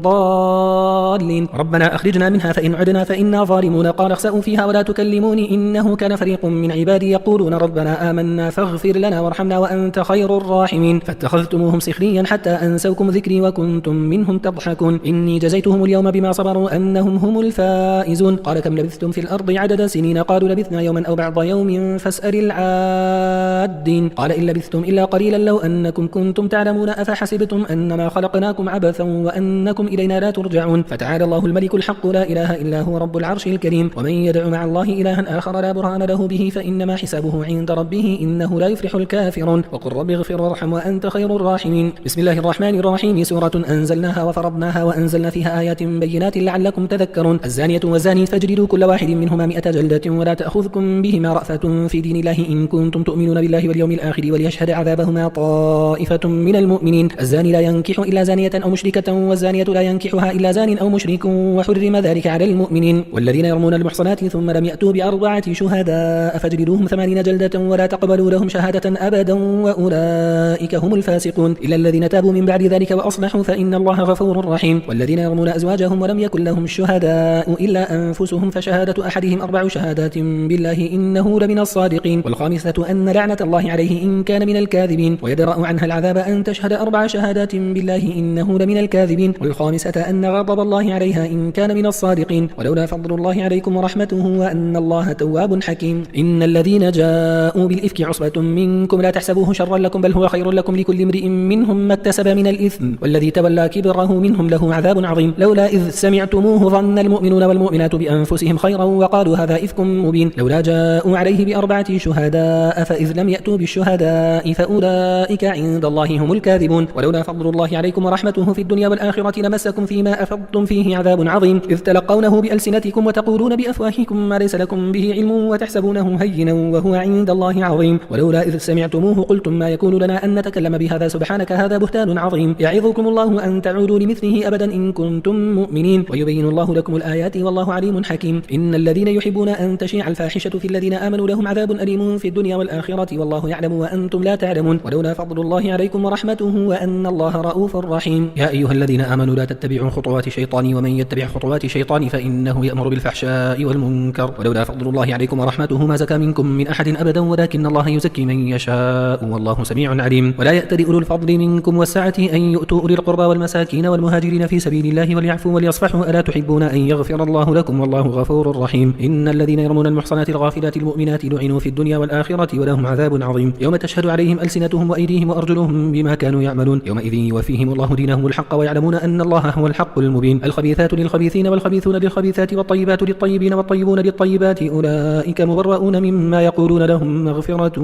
ورزق كريم. يا أيها الذين آمنوا لا تدخلوا بيوتا غير بيوتكم حتى تستأنسوا وتسلموا على أهلها ذلكم خير لكم لعلكم تذكرون. فإن لم تجدوا فيها أحدا فلا تدخلوها حتى يؤذن لكم وإن قيل لكم ارجعوا فارجعوا وأزكى لكم والله بما تعملون عليم. ليس عليكم جناح أن تدخلوا بيوتا غير مسكونة فيها متاع لكم والله يعلم ما تبدون وما تكتمون. قل للمؤمنين يغضوا من أبصارهم ويحفظوا فروجهم ذلك أزكى لهم إن الله خبير بما يصنعون. وقل للمؤمنات يغضضن من أبصارهن ويحفظن فروجهن ولا يبدين زينتهن إلا ما ظهر منها وليضربن بخمرهن على جيوبهن ولا يبدين زينتهن إلا لبعولتهن أو آبائهن أو آباء بعولتهن أو أبنائهن أو أبناء بعولتهن أو إخوانهن أو بني إخوانهن أو بني أخواتهن أو نسائهن أو ما ملكت أيمانهن أو التابعين غير أولي الإربة من الرجال أو الطفل الذين لم يظهروا على عورات النساء ولا يضربن بأرجلهن ليعلم ما يخفين من زينتهن وتوبوا إلى الله جميعا أيها المؤمنون لعلكم تفلحون. وأنكحوا الأيام منكم والصالحين من عبادكم وإمائكم إن يكونوا فقراء يغنيهم الله من فضله والله واسع عليم. وليستعفف الذين لا يجدون نكاحا حتى يغنيهم الله من فضله والذين يبتغون الكتاب مما ملكت أيمانكم فكاتبوهم إن علمتم فيهم خيرا وآتوهم مما لله الذي آتاكم ولا تكرهوا فتياتكم على البغاء إن أردنا تحصنا لتبتغوا عرض الحياة الدنيا ومن يكرههن فإن الله من بعد إكراههن غفور رحيم. ولقد أنزلنا إليكم آيات مبينات ومثلا من الذين خلوا من قبلكم وموعظة للمتقين. الله نور السماوات والأرض مثل نوره كمشكاة فيها مصباح المصباح في زجاجة الزجاجة كأنها كوكب دري يوقد من شجرة مباركة زيتونة لا شرقية ولا غربية يكاد زيتها يضيء ولو لم تمسسه نار نور على نور يهدي الله لنوره من يشاء ويضرب الله الأمثال للناس والله بكل شيء عليم. في بيوت أذن الله أن ترفع ويذكر فيها اسمه يسبح له فيها بالغدو والآصال رجال لا تلهيهم تجارة ولا بيع عن ذكر الله وإقام الصلاة وإيتاء الزكاة يخافون يوما تتقلب فيه القلوب والأبصار ليجزيهم الله أحسن ما عملوا ويزيدهم من فضله والله يرزق من يشاء بغير حساب. والذين كفروا أعمالهم كسراب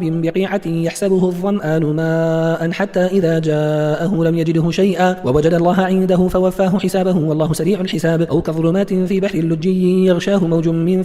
من فوقه سحاب ظلمات بعضها فوق بعض إذا أخرج يده لم يكد يراها ومن لم يجعل الله له نورا فما له من نور. ألم تر أن الله يسبح له من في السماوات والأرض والطير صافات كل قد علم صلاته وتسبيحه والله عليم بما يفعلون. ولله ملك السماوات والأرض وإلى الله المصير. ألم تر أن الله يزجي سحابا ثم يؤلف بينه ثم يجعله ركاما فترى الودق يخرج من خلاله وينزل من السماء من جبال فيها من برد فيصيب به من يشاء ويصرفه عن من يشاء يكاد سنا برقه يذهب بالأبصار يقلب الله الليل والنهار إن في ذلك لعبرة لأولي الأبصار. والله خلق كل دابة من ماء فمنهم من يمشي على بطنه ومنهم من يمشي على رجلين ومنهم من يمشي على أربع يخلق الله ما يشاء إن الله على كل شيء قدير. لقد أنزلنا آيات مبينات والله يهدي من يشاء إلى صراط مستقيم. ويقولون آمنا بالله وبالرسول وأطعنا ثم يتولى فريق منهم من بعد ذلك وما أولئك بالمؤمنين. وإذا دعوا إلى الله ورسوله ليحكم بينهم إذا فريق منهم معرضون وإن يكن لهم الحق يأتوا إليه مذعنين أفي قلوبهم مرض أم ارتابوا أم يخافون أن يحيف الله عليهم ورسوله بل أولئك هم الظالمون. إنما كان قول المؤمنين إذا دعوا إلى الله ورسوله ليحكم بينهم أن يقولوا سمعنا وأطعنا وأولئك هم المفلحون. ومن يطع الله ورسوله ويخشى الله ويتقه فأولئك هم الفائزون. وأقسموا بالله جهد أيمانهم لئن أمرتهم لا يخرجن قل لا تقسموا طاعة معروفة إن الله خبير بما تعملون. قل أطيعوا الله وأطيعوا الرسول فإن تولوا فإنما عليه ما حمل وعليكم ما حملتم وإن تطيعوه تهتدوا وما على الرسول إلا البلاغ المبين. وعد الله الذين آمنوا منكم وعملوا الصالحات لا يستخلفنهم في الأرض كما استخلف الذين من قبلهم وليمكنن لهم دينهم الذي ارتضى لهم وليبدلنهم من بعد خوفهم أمنا يعبدونني لا يشركون بي شيئا ومن كفر بعد ذلك فأولئك هم الفاسقون. وأقيموا الصلاة وآتوا الزكاة وأطيعوا الرسول لعلكم ترحمون. لا تحسبن الذين كفروا معجزين في الأرض ومأواهم النار ولبئس المصير. يا أيها الذين آمنوا ليستأذنكم الذين ملكت أيمانكم والذين لم يبلغوا الحلم منكم 3 مرات من قبل صلاة الفجر وحين تضعون ثيابكم من الظهيرة ومن بعد صلاة العشاء النساء 3 عورات لكم ليس عليكم ولا عليهم جناح بعدهن طوافون عليكم بعضكم على بعض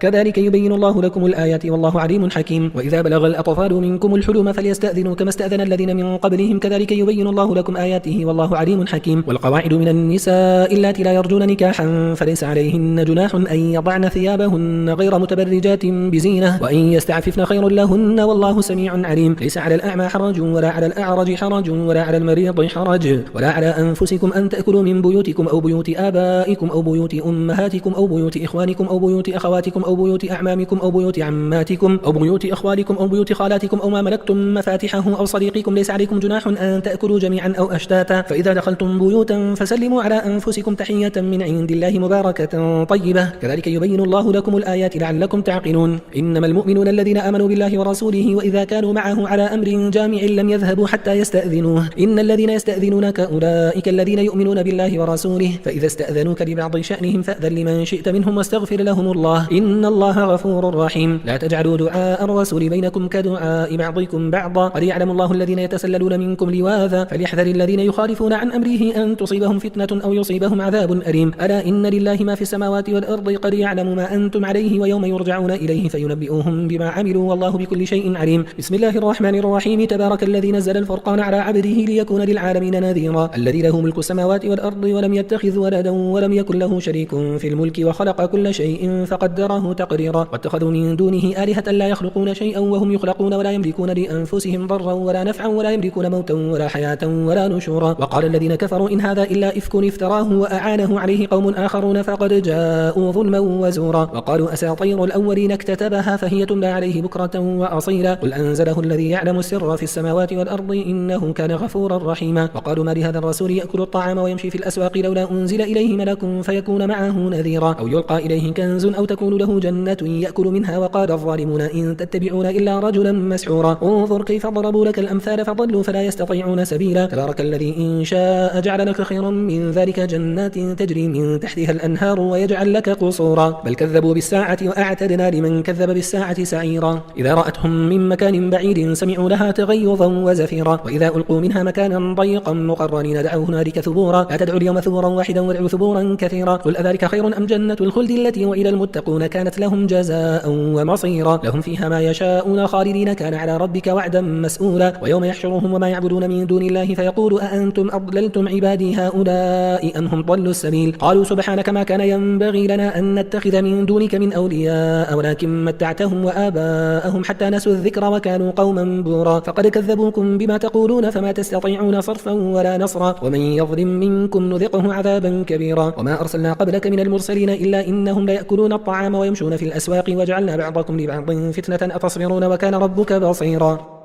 وقال الذين لا يرجون لقاءنا لولا أنزل علينا الملائكة أو نرى ربنا لقد استكبروا في أنفسهم وعتوا عتوا كبيرا يوم يرون الملائكة لا بشرى يومئذ للمجرمين ويقولون حجرا محجورا وقدمنا إلى ما عملوا من عمل فجعلناه هباء منثورا أصحاب الجنة يومئذ خير مستقرا وأحسن مقيلا. ويوم تشقق السماء بالغمام ونزل الملائكة تنزيلا الملك يومئذ الحق للرحمن وكان يوما على الكافرين عسيرا. ويوم يعض الظالم على يديه يقول يا ليتني اتخذت مع الرسول سبيلا يا ويلتى ليتني لم أتخذ فلانا خليلا لقد أضلني عن ذكري بعد إذ جاءني وكان الشيطان للإنسان خذولا. وقال الرسول يا ربي إن قوم اتخذوا هذا القرآن مهجورا وكذلك جعلنا لكل نبي عدوا من المجرمين وكفى بربك هاديا ونصيرا. وقال الذين كفروا لولا نزل عليه القرآن جملة واحدة كذلك لنثبت به فؤادك ورتلناه ترتيلا ولا يأتونك بمثل إلا جئناك بالحق وأحسن تفسيرا. الذين يحشرون على وجوههم إلى جهنم أولئك شر مكانا وأضل سبيلا. ولقد آتينا موسى الكتاب وجعلنا معه أخاه هارون وزيرا فقلنا اذهبا إلى القوم الذين كذبوا بآياتنا فدمرناهم تدميرا. وقوم نوح لما كذبوا الرسل أغرقناهم وجعلناهم للناس آية وأعتدنا للظالمين عذابا أليما. وعادا وثمود وأصحاب الرس وقرونا بين ذلك كثيرا وكلا ضربنا له الأمثال وكلا تبرنا تتبيرا. ولقد أتوا على القرية التي أمطرت مطر السوء أفلم يكونوا يرونها بل كانوا لا يرجون نشورا. وإذا رأوك إن يتخذونك إلا هزوا هذا الذي بعث الله رسولا إن كاد ليضلنا عن آلهتنا لولا أن صبرنا عليها وسوف يعلمون حين يرون العذاب من أضل سبيلا. أرأيت من اتخذ إلهه هواه أفأنت تكون عليه وكيلا أم تحسب أيحسب أن أكثرهم يسمعون أو يعقلون إنهم إلا كالأنعام بل هم أضل سبيلا ألم تر إلى ربك كيف مد الظل ولو شاء لجعله ساكنا ثم جعلنا الشمس عليه دليلا ثم قبضناه إلينا قبضا يسيرا وهو الذي جعل لكم الليل لباسا والنوم سباتا وجعل النهار نشورا وهو الذي أرسل الرياح بشرا بين يدي رحمته وأنزلنا من السماء ماء طهورا لنحيي به بلدة ميتا ونسقيه مما خلقنا أنعاما وأناسيا كثيرا ولقد صرفناه بينهم ليذكروا فأبى أكثر الناس إلا كفورا ولو شئنا لبعثنا في كل قرية نذيرا فلا تطع الكافرين وجاهدهم به جهادا كبيرا وهو الذي مرج البحرين هذا عذب فرات وهذا ملح أجاج وجعل بينهما برزخا وحجرا محجورا وهو الذي خلق من الماء بشرا فجعله نسبا وصهرا وكان ربك قديرا ويعبدون من دون الله ما لا ينفعهم ولا يضرهم وكان الكافر على ربه ظهيرا وما أرسلناك إلا مبشرا ونذيرا قل ما أسألكم عليه من أجر إلا من شاء أن يتخذ إلى ربه سبيلا وتوكل على الحي الذي لا يموت وسبح بحمده وكفى به بذنوب عباده خبيرا الذي خلق السماوات والأرض وما بينهما في 6 أيام ثم استوى على العرش الرحمن فاسأل به خبيرا وإذا قيل لهم اسجدوا للرحمن قالوا وما الرحمن أنسجد لما تأمرنا وزادهم نفورا تبارك الذي جعل في السماء بروجا وجعل فيها سراجا وقمرا منيرا وهو الذي جعل الليل والنهار خلفة لمن أراد أن يذكر أو أراد شكورا وعباد الرحمن الذين يمشون على الأرض هونا وإذا خاطبهم الجاهلون قالوا سلاما والذين يبيتون لربهم سجدا وقياما والذين يقولون ربنا اصرف عنا عذاب جهنم إن عذابها كان غراما إنها ساءت مستقرا ومقاما والذين إذا أنفقوا لم يسرفوا ولم يقتروا وكان بين ذلك قواما والذين لا يدعون مع الله إلها آخر ولا يقتلون النفس التي حرم الله إلا بالحق ولا يزنون ومن يفعل ذلك يلقى أثاما يضاعف له العذاب يوم القيامة ويخلد فيه مهانا إلا من تاب وآمن وعمل عملا صالحا فأولئك يبدل الله سيئاتهم حسنات وكان الله غفورا رحيما ومن تاب وعمل صالحا فإنه يتوب إلى الله متابا والذين لا يشهدون الزور وإذا مروا باللغو مروا كراما والذين إذا ذكروا بآيات ربهم لم يخروا عليها صما وعميانا والذين يقولون ربنا هب لنا من أزواجنا وذرياتنا قرة أعين واجعلنا للمتقين إماما أولئك يجزون الغرفة بما صبروا ويلقون فيها تحية وسلاما خالدين فيها حسنت مستقرا ومقاما قل ما يعبأ بكم ربي لولا دعاؤكم فقد كذبتم فسوف يكون لزاما بسم الله الرحمن الرحيم طاسيم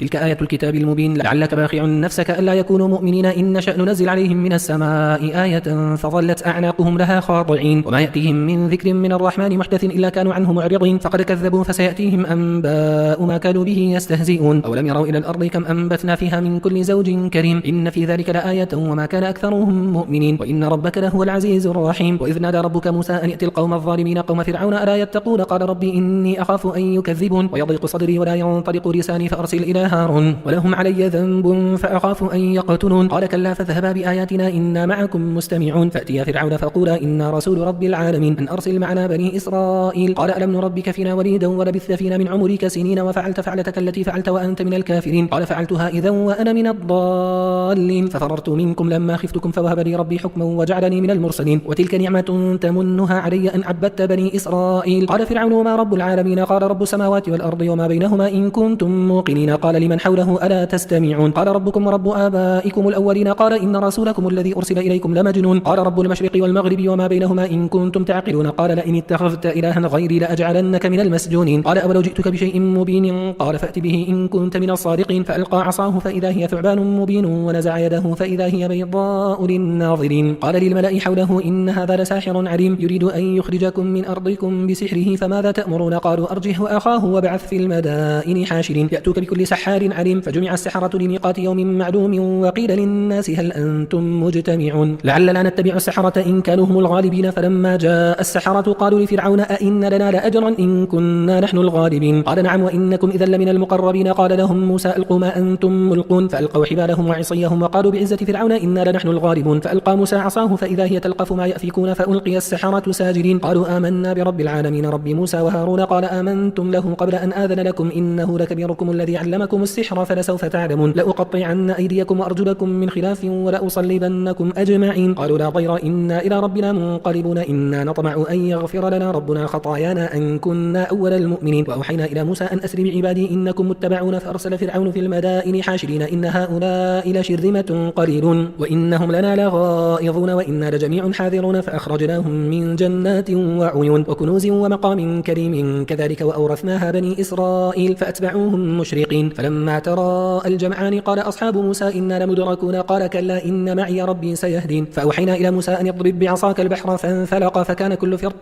كالطود العظيم وأزلفنا ثم الآخرين وأنجينا موسى ومن معه أجمعين ثم أغرقنا الآخرين إن في ذلك لآية وما كان أكثرهم مؤمنين وإن ربك لهو العزيز الرحيم واتل عليهم نبأ إبراهيم إذ قال لأبيه وقومه ما تعبدون قالوا نعبد أصناما فنظل لها عاكفين قال هل يسمعونكم إذ تدعون أو ينفعونكم أو يضرون قالوا بل وجدنا آباءنا كذلك يفعلون قال أفرأيتم ما كنتم تعبدون أنتم وآباؤكم الأقدمون فإنهم عدو لي إلا رب العالمين الذي خلقني فهو يهدين والذي هو يطعمني ويسقيني وإذا مرضت فهو يشفين والذي يميتني ثم يحيين والذي أطمع أن يغفر لي خطيئتي يوم الدين رب هب لي حكما وألحقني بالصالحين واجعل لي لسان صدق في الآخرين واجعلني من ورثة جنة النعيم واغفر لي أبي إنه كان من الضالين ولا تخزني يوم يبعثون يوم لا ينفع مال ولا بنون إلا من أتى الله بقلب سليم وأزلفت الجنة للمتقين وبرزت الجحيم للغاوين وقيل لهم أينما كنتم تعبدون من دون الله هل ينصرونكم أو ينتصرون فكبكبوا فيها هم الغاوون وجنود إبليس أجمعون قالوا وهم فيها يختصمون تالله إن كنا لفي ضلال مبين إذ نسويكم برب العالمين وما أضلنا إلا المجرمون فما لنا من شافعين ولا صديق حميم فلو أن لنا كرة فنكون من المؤمنين إن في ذلك لآية وما كان أكثرهم مؤمنين وإن ربك لهو العزيز الرحيم كذبت قوم نوح المرسلين إذ قال لهم أخوهم نوح ألا تتقون إني لكم رسول أمين فاتقوا الله وأطيعون وما أسألكم عليه من أجر إن أجري إلا على رب العالمين فاتقوا الله وأطيعون قالوا أنؤمن لك واتبعك الأرذلون قال وما علمي بما كانوا يعملون إن حسابهم إلا على ربي لو تشعرون وما أنا بطارد المؤمنين إن أنا إلا نذير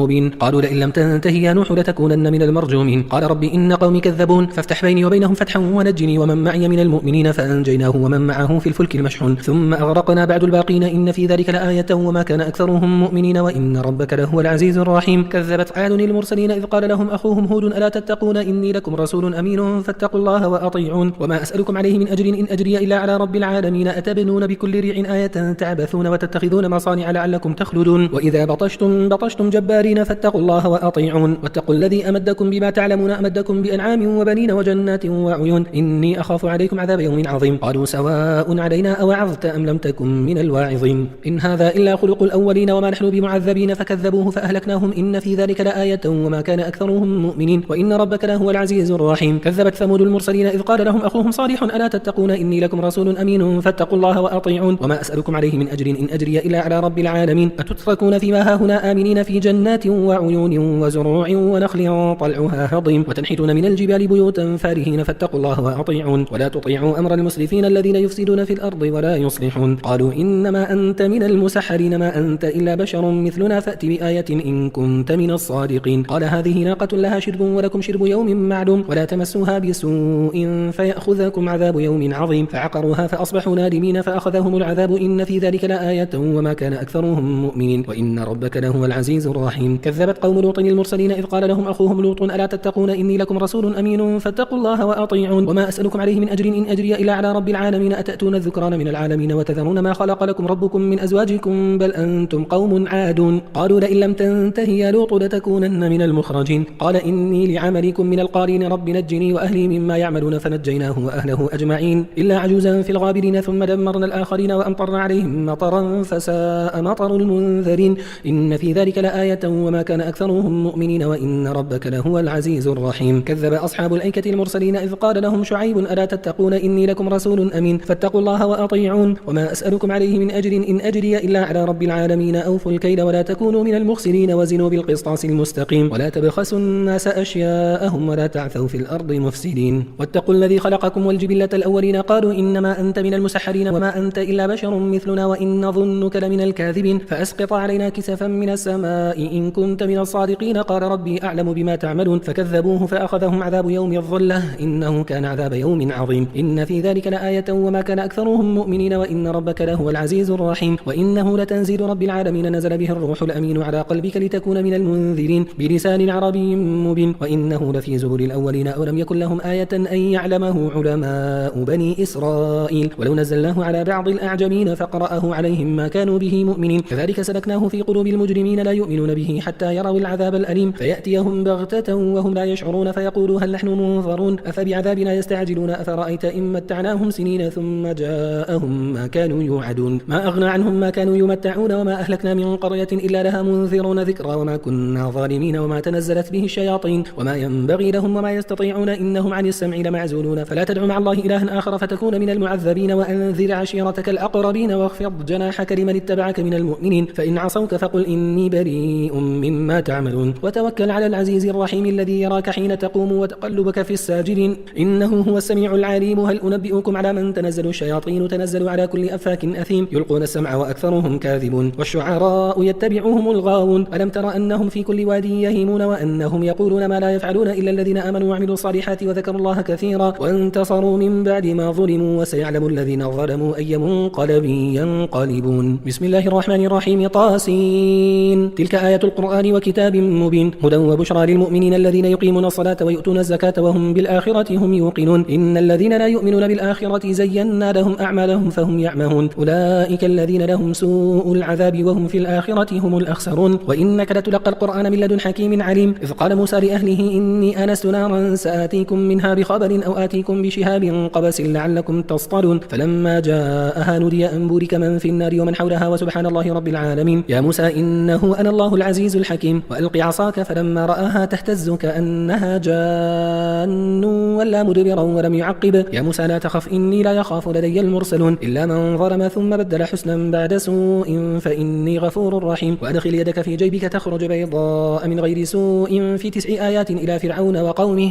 إنهم كانوا قوما فاسقين فلما جاءتهم آياتنا مبصرة قالوا هذا سحر مبين وجحدوا بها واستيقنتها أنفسهم ظلما وعلوا فانظر كيف كان عاقبة المفسدين ولقد آتينا داود وسليمان علما وقال الحمد لله الذي فضلنا على كثير من عباده المؤمنين وورث سليمان داود وقال يا أيها الناس علمنا منطق الطير وأوتينا من كل شيء إن هذا لهو الفضل المبين وحشر لسليمان جنوده من الجن والإنس والطير فهم يوزعون حتى إذا أتوا على وادي النمل قالت نملة يا أيها النمل ادخلوا مساكنكم لا يحطمنكم سليمان وجنوده وهم لا يشعرون فتبسم ضاحكا من قولها وقال ربي أوزعني أن أشكر نعمتك التي أنعمت علي وعلى والدي وأن أعمل صالحا ترضاه وأدخلني برحمتك في عبادك الصالحين وتفقد الطير فقال ما لي لا أرى الهدهد أم كان من الغائبين لأعذبنه عذابا شديدا أو لأذبحنه أو ليأتيني بسلطان مبين فمكث غير بعيد فقال أحط بما لم تحط به وجئتك من سبأ بنبأ يقين إني وجدت امرأة تملكهم وأوتيت من كل شيء ولها عرش عظيم وجدتها وقومها يسجدون للشمس من دون الله وزين لهم الشيطان أعمالهم فصدهم عن السبيل فهم لا يهتدون ألا يسجدوا لله الذي يخرج الخبأ في السماوات والأرض ويعلم ما تخفون وما تعلنون الله لا إله إلا هو رب العرش العظيم قال سننظر أصدقت أم كنت من الكاذبين اذهب بكتابي هذا فألقه إليهم ثم تول عنهم فانظر ماذا يرجعون قالت يا أيها الملأ إني ألقي إلي كتاب كريم إنه من سليمان وإنه بسم الله الرحمن الرحيم ألا تعلوا علي وأتوني مسلمين قالت يا أيها الملأ أفتوني في أمري ما كنت قاطعة أمرا حتى تشهدون قالوا نحن أولو قوة وأولو بأس شديد والأمر إليك فانظري ماذا تأمرين قالت إن الملوك إذا دخلوا قرية أفسدوها وجعلوا أعزة أهلها أذلة وكذلك يفعلون وإني مرسلة إليهم بهدية فناظرة بما يرجع المرسلون فلما جاء سليمان قال أتمدونني بمال فما آتاني الله خير مما آتاكم بل أنتم بهديتكم تفرحون ارجع إليهم فلنأتينهم بجنود لا قبل لهم بها ولنخرجنهم منها أذلة وهم صاغرون قال يا أيها الملأ أيكم يأتيني بعرشها قبل أن يأتوني مسلمين قال عفريت من الجن أنا آتيك به قبل أن تقوم من مقامك وإني عليه لقوي أمين قال الذي عنده علم من الكتاب أنا آتيك به قبل أن يرتد إليك طرفك فلما رآه مستقرا عنده قال هذا من فضل ربي ليبلوني أأشكر أم أكفر ومن شكر فإنما يشكر لنفسه ومن كفر فإن ربي غني كريم قال نكروا لها عرشها ننظر أتهتدي أم تكون من الذين لا يهتدون فلما جاءت قيل أهكذا عرشك قالت كأنه هو وأوتينا العلم من قبلها وكنا مسلمين وصدها ما كانت تعبد من دون الله إنها كانت من قوم كافرين قيل لها ادخلي الصرح فلما رأته حسبته لجة وكشفت عن ساقيها قال إنه صرح ممرد من قوارير قالت ربي إني ظلمت نفسي وأسلمت مع سليمان لله رب العالمين ولقد أرسلنا إلى ثمود أخاهم صالحا أن يعبدوا الله فإذا هم فريقان يختصمون قال يا قوم لم تستعجلون بالسيئة قبل الحسنة لولا تستغفرون الله لعلكم ترحمون قالوا طيرنا بك وبمن معك قال طائركم عند الله بل أنتم قوم تفتنون وكان في المدينة 9 رهط يفسدون في الأرض ولا يصلحون قالوا تقاسموا بالله لنبيتنه وأهله ثم لنقولن لوليه ما شهدنا مهلك أهله وإنا لصادقون ومكروا مكرا ومكرنا مكرا وهم لا يشعرون فانظر كيف كان عاقبة مكرهم أنا دمرناهم وقومهم أجمعين فتلك بيوتهم خاوية بما ظلموا إن في ذلك لآية لقوم يعلمون وأنجينا الذين آمنوا وكانوا يتقون ولوطا إذ قال لقومه أتأتون الفاحشة وأنتم تبصرون أئنكم لتأتون الرجال شهوة من دون النساء بل أنتم قوم تجهلون فما كان جواب قومه إلا أن قالوا أخرجوا آل لوط من قريتكم إنهم أناس يتطهرون فأنجيناه وأهله إلا امرأته وقدرناها من الغابرين وأمطرنا عليهم مطرا فساء مطر المنذرين قل الحمد لله وسلام على عباده الذين اصطفى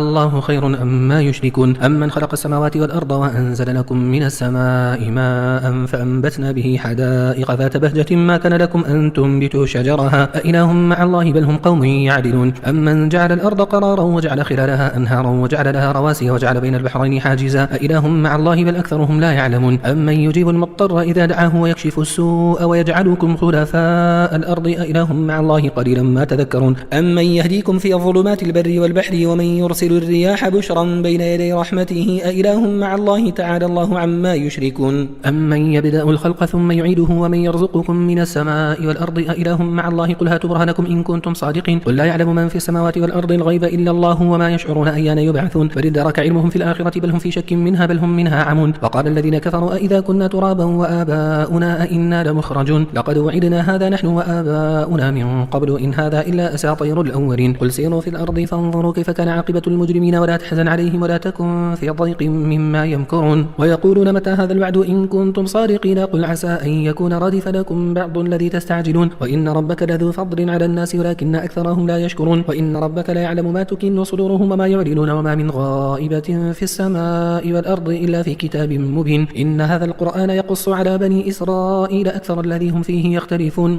وإنه لهدى ورحمة للمؤمنين إن ربك يقضي بينهم بحكمه وهو العزيز العليم فتوكل على الله إنك على الحق المبين إنك لا تسمع الموتى ولا تسمع الصم الدعاء إذا ولوا مدبرين وما أنت بهادي العمي عن ضلالتهم إن تسمع إلا من يؤمن بآياتنا فهم مسلمون وإذا وقع القول عليهم أخرجنا لهم دابة من الأرض تكلمهم أن الناس كانوا بآياتنا لا يوقنون ويوم نحشر من كل أمة فوجا ممن يكذب بآياتنا فهم يوزعون حتى إذا جاءوا قال أكذبتم بآياتي ولم تحيطوا بها علما أم ماذا كنتم تعملون ووقع القول عليهم بما ظلموا فهم لا ينطقون ألم يروا أنا جعلنا الليل ليسكنوا فيه والنهار مبصرا إن في ذلك لآيات لقوم يؤمنون ويوم ينفخ في الصور ففزع من في السماوات ومن في الأرض إلا من شاء الله وكل أتوه داخلين وترى الجبال تحسبها جامدة وهي تمر مر السحاب صنع الله الذي أتقن كل شيء إنه خبير بما تفعلون من جاء بالحسنة فله خير منها وهم من فزع يومئذ آمنون ومن جاء بالسيئة فكبت وجوههم في النار هل تجزون إلا ما كنتم تعملون إنما أمرت أن أعبد رب هذه البلدة الذي حرمها وله كل شيء وأمرت أن أكون من المسلمين وأن أتلو القرآن فمن اهتدى فإنما يهتدي لنفسه ومن ضل فقل إنما أنا من المنذرين وقل الحمد لله سيريكم آياته فتعرفونها وما ربك بغافل عما تعملون بسم الله الرحمن الرحيم طاسيم تلك آية الكتاب المبين نتلو عليك من نبأ موسى وفرعون بالحق لقوم يؤمنون إن فرعون علا في الأرض وجعل أهلها شيعا يستضعف طائفة منهم يذبح أبناءهم ويستحيي نساءهم إنه كان من المفسدين ونريد أن نمن على الذين استضعفوا في الأرض ونجعلهم أئمة ونجعلهم الوارثين ونمكن لهم في الأرض ونري فرعون وهامان وجنودهما منهم ما كانوا يحذرون وأوحينا إلى أم موسى أن أرضعيه فإذا خفت عليه فألقيه في اليم ولا تخافي ولا تحزني إنا رادوه إليك وجاعلوه من المرسلين فالتقطه آل فرعون ليكون لهم عدوا وحزنا إن فرعون وهامان وجنودهما كانوا خاطئين وقالت امرأة فرعون قرة عين لي ولك لا تقتلوه عسى أن ينفعنا أو نتخذه ولدا وهم لا يشعرون وأصبح فؤاد أم موسى فارغا إن كادت لتبدي به لولا أن ربطنا على قلبها لتكون من المؤمنين وقالت لأخته قصيه فبصرت به عن جنوب وهم لا يشعرون فحرمنا عليه المراضع من قبل فقالت هل أدلكم على أهل بيت يكفلونه لكم وهم له ناصحون فرددناه إلى أمه كي تقر عينها ولا تحزن ولتعلم أن وعد الله حق ولكن أكثرهم لا يعلمون ولما بلغ أشده واستوى آتيناه حكما وعلما وكذلك نجزي المحسنين ودخل المدينة على حين غفلة من أهلها فوجد فيها رجلين يقتتلان هذا من شيعته وهذا من عدوه فاستغاثه الذي من شيعته على الذي من عدوه فوكزه موسى فقضى عليه قال هذا من عمل الشيطان إنه عدو مضل مبين قال ربي إني ظلمت نفسي فاغفر لي فغفر له إنه هو الغفور الرحيم قال ربي بما أنعمت علي فلن أكون ظهيرا للمجرمين وأصبح في المدينة خائفا يترقب فإذا الذي استنصره بالأمس يستصرخه قال له موسى إنك لغوي مبين فلما أن أراد أن يبطش بالذي هو عدو لهما قال يا موسى أتريد أن تقتلني كما قتلت نفسا بالأمس إن تريد إلا أن تكون جبارا في الأرض وما تريد أن تكون من المصلحين وجاء رجل من أقصى المدينة يسعى قال يا موسى إن الملأ يأتمرون بك ليقاتلوك فاخرج إني لك من الناصحين فخرج منها خائفا يترقب قال رب نجني إني من القوم الظالمين. ولما توجه تلقاء مدين قال عسى ربي أن يهديني سواء السبيل. ولما ورد ماء مدين وجد عليه أمة من الناس يسقون ووجد من دونهم امرأتين تذودان قال ما خطبكما قالتا لا نسقي حتى يصدر الرعاء وأبونا شيخ كبير فسقى لهما ثم تولى إلى الظل فقال ربي إني لما أنزلت إلي من خير فقير. فجاءته إحداهما تمشي على استحياء قالت إن أبي يدعوك ليجزيك أجر ما سقيت لنا. فلما جاءه وقص عليه القصص قال لا تخف نجوت من القوم الظالمين. قالت إحداهما يا أبت استأجره إن خير من استأجرت القوي الأمين. قال إني أريد أن أنكحك إحدى ابنتي هاتين على أن تأجرني 8 حجج فإن أتممت 10 فمن عندك وما أريد أن أشق عليك ستجدني إن شاء الله من الصالحين. قال ذلك بيني وبينك أيما الأجلين قضيت فلا عدوان علي والله على ما نقول وكيل. فلما قضى موسى الأجل وسار بأهله آنس من جانب الطور نارا قال لأهلهم كثوا إني آنست نارا لعلي آتيكم منها بخبر أو جذوة من النار لعلكم تصطلون. فلما أتاها نودي من شاطئ الوادي الأيمن في البقعة المباركة من الشجرة أن يا موسى إني أنا الله رب العالمين وأن ألقي عصاك. فلما رآها تهتز كأنها جان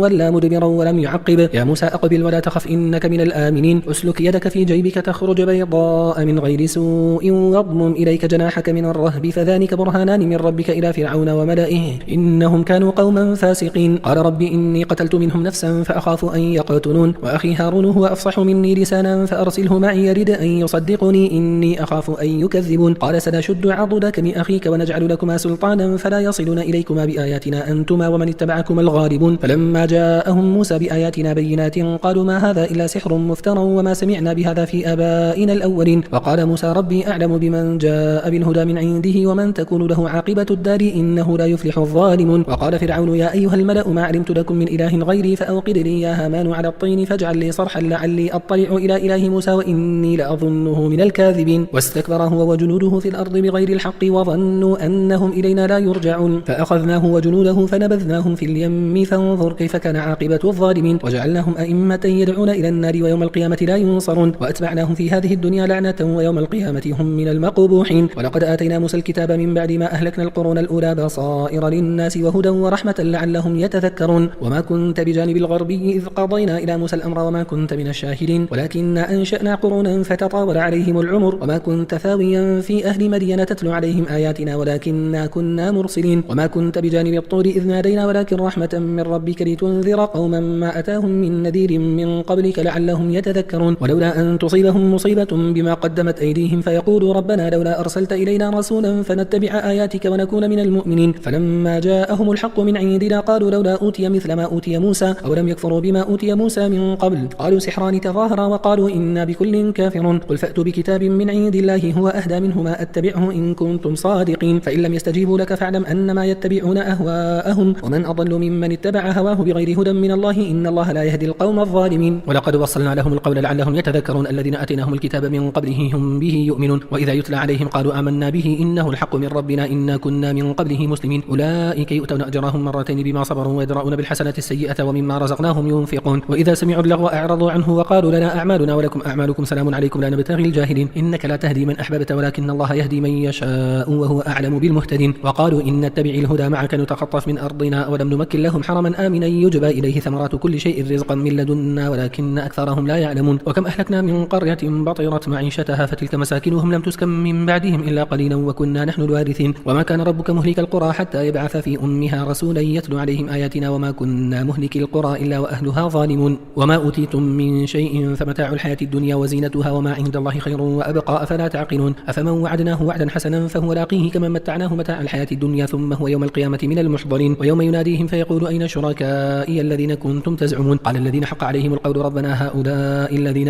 أغويناهم كما غوينا تبرأنا إليك ما كانوا إيانا يعبدون. وقيل دعوا شركاءكم فدعوهم فلم يستجيبوا لهم رأوا العذاب لو أنهم كانوا يهتدون. ويوم يناديهم فيقول ماذا أجبتم المرسلين فعميت عليهم الأنباء يومئذ فهم لا يتساءلون. فأما من تاب وآمن وعمل صالحا فعسى أن يكون من المفلحين. وربك يخلق ما يشاء ويختار ما كان لهم الخيرة سبحان الله وتعالى عما يشركون. وربك يعلم ما تكن صدورهم وما يعلنون وهو الله لا إله إلا هو له الحمد في الأولى والآخرة وله الحكم وإليه ترجعون. قل أرأيتم إن جعل الله عليكم الليل سرمدا إلى يوم القيامة من إله غير الله يأتيكم بضياء أفلا تسمعون. قل أرأيتم إن جعل الله عليكم النهار سرمدا إلى يوم القيامة من إله غير الله يأتيكم بليل تسكنون فيه أفلا تبصرون. ومن رحمته جعل لكم الليل والنهار لتسكنوا فيه ولتبتغوا من فضله ولعلكم تشكرون ويوم يناديهم فيقول أين شركائي الذين كنتم تزعمون ونزعنا من كل أمة شهيدا فقلنا هاتوا برهانكم فعلموا أن الحق لله وضل عنهم ما كانوا يفترون إن قارون كان من قوم موسى فبغى عليهم وآتيناه من الكنوز ما إن مفاتحه لتنوء بالعصبة أولي القوة إذ قال له قومه لا تفرح إن الله لا يحب الفرحين وابتغ فيما آتاك الله الدار الآخرة ولا تنس نصيبك من الدنيا وأحسن كما أحسن الله إليك ولا تبغي الفساد في الأرض إن الله لا يحب المفسدين قال إنما أوتيته على علم عندي أولم يعلم أن الله قد أهلك من قبله من القرون من هو أشد منهم قوة وأكثر جمعا ولا يسأل عن ذنوبهم المجرمون فخرج على قومه في زينته قال الذين يريدون الحياة الدنيا يا ليت لنا مثل ما أوتي قارون إنه لذو حظ عظيم وقال الذين أوتوا العلم ويلكم ثواب الله خير لمن آمن وعمل صالحا ولا يلقاها إلا الصابرون فخسفنا به وبداره الأرض فما كان له من فئة ينصرونه من دون الله وما كان من المنتصرين وأصبح الذين تمنوا مكانه بالأمس يقولون ويك أن الله يبسط الرزق لمن يشاء من عباده ويقدر لولا أمن الله علينا لخسف بنا ويكأنه لا يفلح الكافرون تلك الدار الآخرة نجعلها للذين لا يريدون علوا في الأرض ولا فسادا والعاقبة للمتقين من جاء بالحسنة فله خير منها ومن جاء بالسيئة فلا يجزى الذين عملوا السيئات إلا ما كانوا يعملون إن الذي فرض عليك القرآن لرادك إلى معاد والرب أعلم من جاء بالهدى ومن هو في ضلال مبين وما كنت ترجو أن يلقى إليك الكتاب إلا رحمة من ربك فلا تكونن ظهيرا للكافرين ولا يصدنك عن آيات الله بعد إذ أنزلت إليك وادع إلى ربك ولا تكونن من المشركين ولا تدع مع الله إلها آخر لا إله إلا هو كل شيء هالك إلا وجهه له الحكم وإليه ترجعون بسم الله الرحمن الرحيم ألف لام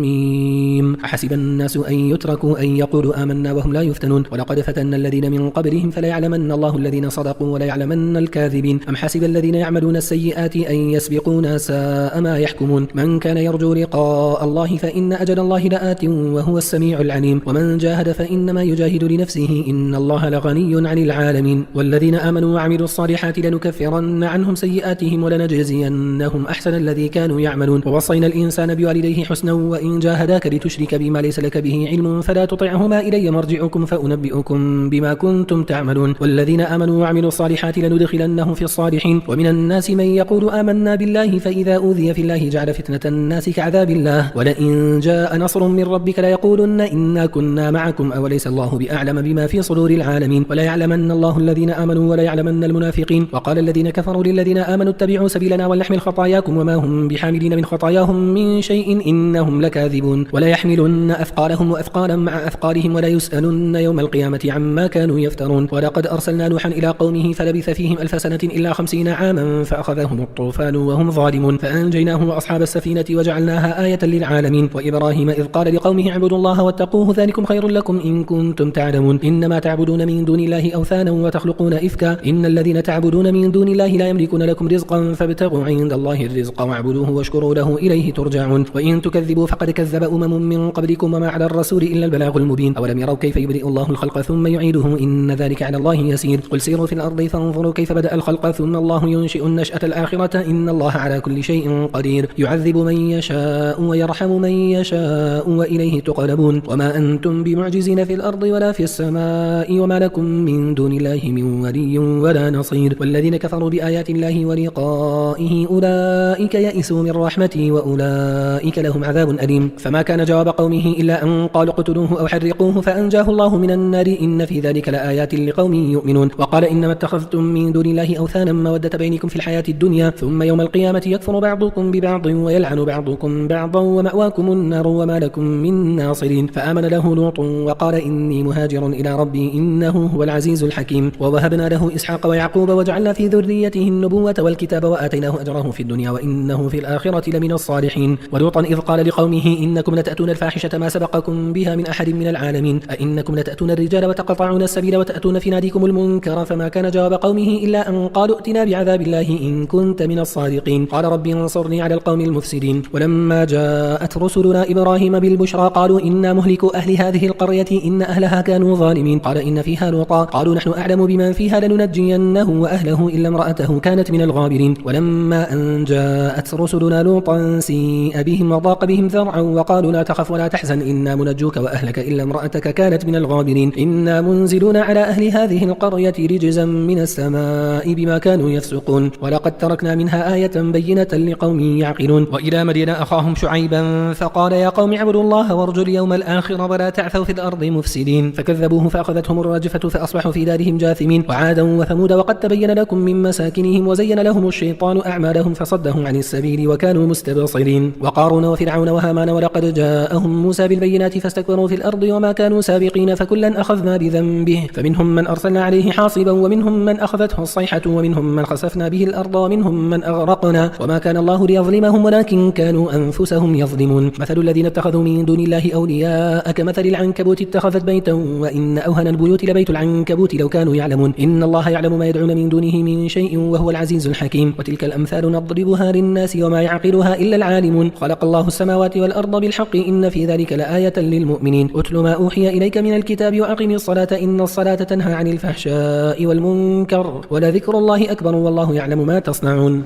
ولا تجادلوا أهل الكتاب إلا بالتي هي أحسن إلا الذين ظلموا منهم وقولوا آمنا بالذي أنزل إلينا وأنزل إليكم وإلهنا وإلهكم واحد ونحن له مسلمون وكذلك أنزلنا إليك الكتاب فالذين آتيناهم الكتاب يؤمنون به ومن هؤلاء من يؤمن به وما يجحد بآياتنا إلا الكافرون وما كنت تتلو من قبله من كتاب ولا تخطه بيمينك إذا لارتاب المبطلون بل هو آيات بينات في صدور الذين أوتوا العلم وما يجحد بآياتنا إلا الظالمون وقالوا لولا أنزل عليه آيات من ربه قل إنما الآيات عند الله وإنما أنا نذير مبين أولم يكفهم أنا أنزلنا عليك الكتاب يتلى عليهم إن في ذلك لرحمة وذكرى لقوم يؤمنون قل كفى بالله بيني وبينكم شهيدا يعلم ما في السماوات والأرض والذين آمنوا بالباطل وكفروا بالله أولئك هم الخاسرون ويستعجلونك بالعذاب ولولا أجل مسمى لجاءهم العذاب وليأتينهم بغتة وهم لا يشعرون يستعجلونك بالعذاب وإن جهنم لمحيطة بالكافرين يوم يغشاهم العذاب من فوقهم ومن تحت أرجلهم ويقول ذوقوا ما كنتم تعملون يا عبادي الذين آمنوا إن أرضي واسعة فإياي فاعبدون كل نفس ذائقة الموت ثم إلينا ترجعون والذين آمنوا وعملوا الصالحات لنبوئنهم من الجنة غرفا تجري من تحتها الأنهار خالدين فيها نعم أجر العاملين الذين صبروا على ربهم يتوكلون وكأي من دابة لا تحمل رزقها الله يرزقها وإياكم وهو السميع العليم ولئن سألتهم من خلق السماوات والأرض وسخر الشمس والقمر ليقولن الله فأنى يؤفكون الله يبسط الرزق لمن يشاء من عباده ويقدر له إن الله بكل شيء عليم ولئن سألتهم من نزل من السماء ماء فأحيا به الأرض من بعد موتها ليقولن الله قل الحمد لله بل أكثرهم لا يعقلون وما هذه الحياة الدنيا إلا له ولعب وإن الدار الآخرة لهي الحيوان لو كانوا يعلمون فإذا ركبوا في الفلك دعوا الله مخلصين له الدين فلما نجاهم إلى البر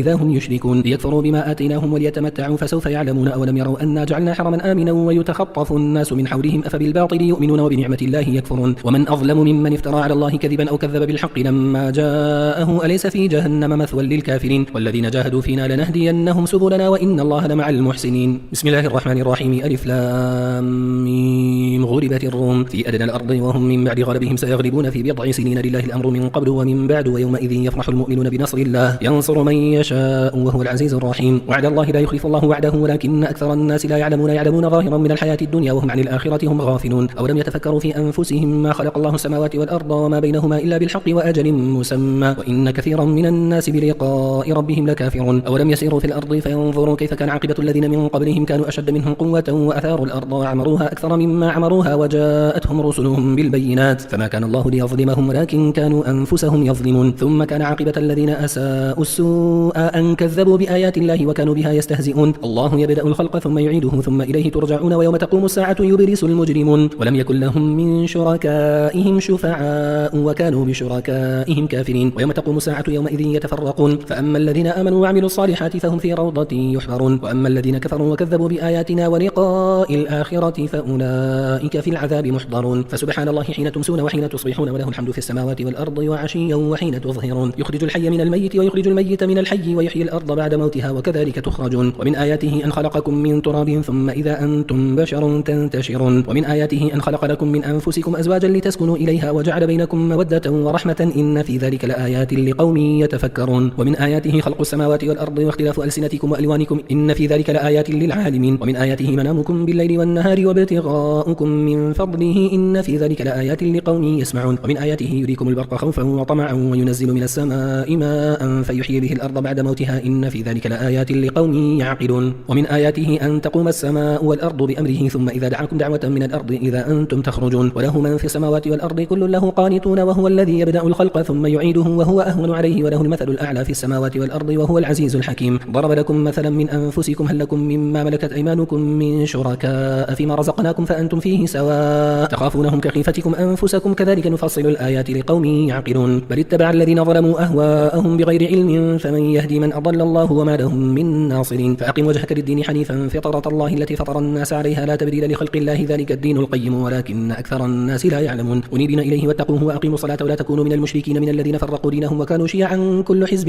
بما لديهم فرحون وإذا مس الناس ضر دعوا ربهم منيبين إليه ثم إذا أذاقهم منه رحمة إذا فريق منهم بربهم يشركون ليكفروا بما آتيناهم فتمتعوا فسوف تعلمون أم أنزلنا عليهم سلطانا فهو يتكلم بما كانوا به يشركون وإذا أذقنا الناس رحمة فرحوا بها وإن تصبهم سيئة بما قدمت أيديهم إذا هم يقنطون أولم يروا أن الله يبسط الرزق لمن يشاء ويقدر إن في ذلك لآيات لقوم يؤمنون فآت ذا القربى حقه والمسكين وابن السبيل ذلك خير للذين يريدون وجه الله وأولئك هم المفلحون وما آتيتم من ربا ليربو في أموال الناس فلا يربو عند الله وما آتيتم من زكاة تريدون وجه الله فأولئك هم المضعفون الله الذي خلقكم ثم رزقكم ثم يميتكم ثم يحييكم هل من شركائكم من يفعل من ذلكم من شيء سبحانه وتعالى عما يشركون ظهر الفساد في البر والبحر بما كسبت أيدي الناس ليذيقهم بعض الذي عملوا لعلهم يرجعون قل سيروا في الأرض فانظروا كيف كان عاقبة الذين من قبل كان أكثرهم مشركين فأقم وجهك للدين القيم من قبل أن يأتي يوم لا مرد له من الله يومئذ يصدعون من كفر فعليه كفره ومن عمل صالحا فلأنفسهم يمهدون ليجزي الذين آمنوا وعملوا الصالحات من فضله إنه لا يحب الكافرين ومن آياته أن يرسل الرياح مبشرات وليذيقكم من رحمته ولتجري الفلك بأمره ولتبتغوا من فضله ولعلكم تشكرون ولقد أرسلنا من قبلك رسلا إلى قومهم فجاءوهم بالبينات فانتقمنا من الذين أجرموا وكان حقا علينا نصر المؤمنين الله الذي يرسل الرياح فتثير سحابا فيبسطه في السماء كيف يشاء ويجعله كسفا فترى الودق يخرج من خلاله فإذا أصاب به من يشاء من عباده إذا هم يستبشرون وإن كانوا من قبل أن ينزل عليهم من قبله لمبلسين فانظر إلى آثار رحمة الله كيف يحيي الأرض بعد موتها إن ذلك لمحيي الموتى وهو على كل شيء قدير ولئن أرسلنا ريحا فرأوه مصفرا لظلوا من بعده يكفرون فإنك لا تسمع الموتى ولا تسمع الصم الدعاء إذا ولوا مدبرين وما أنت بهادي العمي عن ضلالتهم إن تسمع إلا من يؤمن بآياتنا فهم مسلمون الله الذي خلقكم من ضعف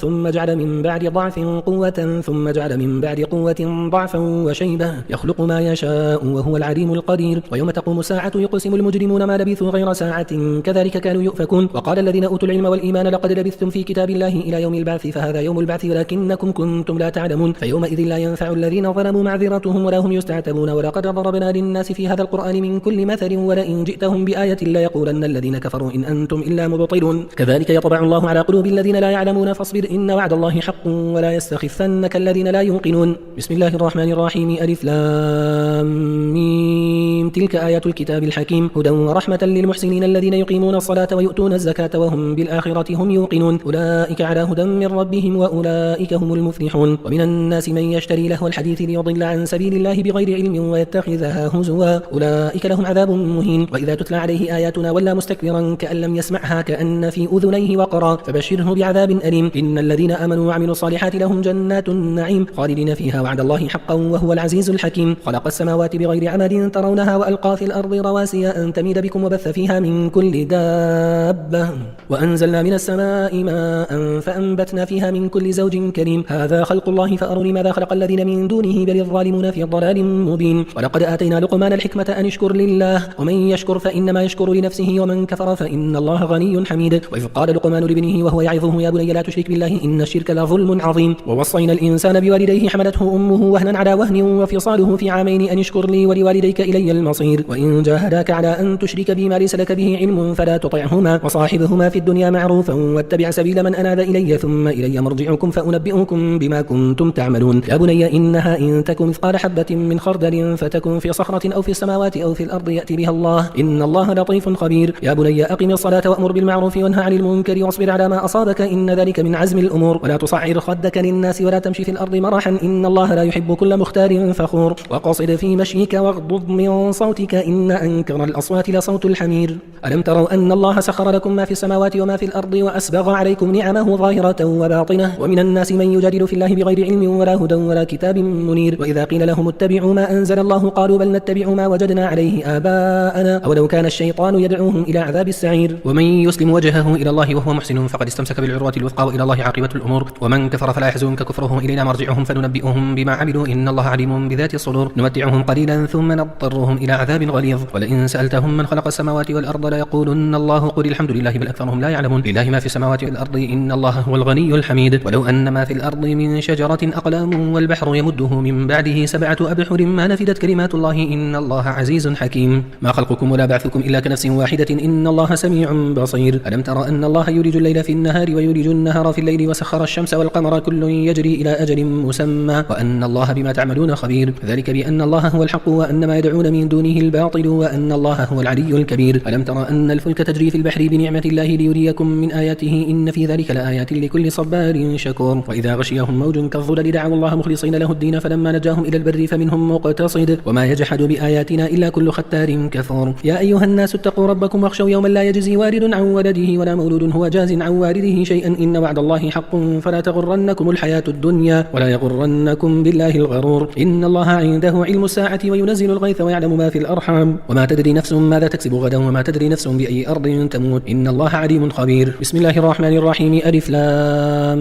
ميم تنزيل الكتاب لا ريب فيه من رب العالمين أم يقولون افتراه بل هو الحق من ربك لتنذر قوما ما أتاهم من نذير من قبلك لعلهم يهتدون الله الذي خلق السماوات والأرض وما بينهما في 6 أيام ثم استوى على العرش ما لكم من دونه من ولي ولا شفيع أفلا تتذكرون يدبر الأمر من السماء إلى الأرض ثم يعرج إليه في يوم كان مقداره 1000 سنة مما تعدون ذلك عالم الغيب والشهادة العزيز الرحيم الذي أحسن كل شيء خلقه وبدأ خلق الإنسان من طين ثم جعل نسله من سلالة من ماء مهين ثم سواه ونفخ فيه من روحه وجعل لكم السمع والأبصار والأفئدة قليلا ما تشكرون وقالوا أإذا ضللنا في الأرض أإنا لفي خلق جديد بل هم بلقاء ربهم كافرون قل يتوفاكم ملك الموت الذي وكل بكم ثم إلى ربكم ترجعون ولو ترى إذ المجرمون ناكسوا رؤوسهم عند ربهم ربنا أبصرنا وسمعنا فارجعنا نعمل صالحا إنا موقنون ولو شئنا لآتينا كل نفس هداها ولكن حق القول مني لأملأن جهنم من الجنة والناس أجمعين فذوقوا بما نسيتم لقاء يومكم هذا إنا نسيناكم وذوقوا عذاب الخلد بما كنتم تعملون إنما يؤمن بآياتنا الذين إذا ذكروا بها خروا سجدا وسبحوا بحمد ربهم وهم لا يستكبرون تتجافى جنوبهم عن المضاجع يدعون ربهم خوفا وطمعا ومما رزقناهم ينفقون فلا تعلم نفس ما أخفي لهم من قرة أعين جزاء بما كانوا يعملون أفمن كان مؤمنا كمن كان فاسقا لا يستوون أما الذين آمنوا وعملوا الصالحات فلهم جنات المأوى نزلا بما كانوا يعملون وأما الذين فسقوا فمأواهم النار كلما أرادوا أن يخرجوا منها أعيدوا فيها وقيل لهم ذوقوا عذاب النار الذي كنتم به تكذبون ولنذيقنهم من العذاب الأدنى دون العذاب الأكبر لعلهم يرجعون ومن أظلم ممن ذكر بآيات ربه ثم أعرض عنها إنا من المجرمين منتقمون ولقد آتينا موسى الكتاب فلا تكن في مرية من لقائه وجعلناه هدى لبني إسرائيل وجعلنا منهم أئمة يهدون بأمرنا لما صبروا وكانوا بآياتنا يوقنون إن ربك هو يفصل بينهم يوم القيامة فيما كانوا فيه يختلفون أولم يهد لهم كم أهلكنا من قبلهم من القرون يمشون في مساكنهم إن في ذلك لآيات أفلا يسمعون أولم يروا أنا نسوق الماء إلى الأرض الجرز فنخرج به زرعا تأكل منه أنعامهم وأنفسهم أفلا يبصرون ويقولون متى هذا الفتح إن كنتم صادقين قل يوم الفتح لا ينفع الذين كفروا إيمانهم ولا هم ينظرون فأعرض عنهم وانتظر إنهم منتظرون بسم الله الرحمن الرحيم يا أيها النبي اتق الله ولا تطع الكافرين والمنافقين إن الله كان عليما حكيما واتبع ما يوحى إليك من ربك إن الله كان بما تعملون خبيرا وتوكل على الله وكفى بالله وكيلا ما جعل الله لرجل من قلبين في جوفه وما جعل أزواجكم اللائي تظاهرون منهن أمهاتكم وما جعل أدعياءكم أبناءكم ذلكم قولكم بأفواهكم والله يقول الحق وهو يهدي السبيل ادعوهم لآبائهم هو أقسط عند الله فإن لم تعلموا آباءهم فإخوانكم في الدين ومواليكم وليس عليكم جناح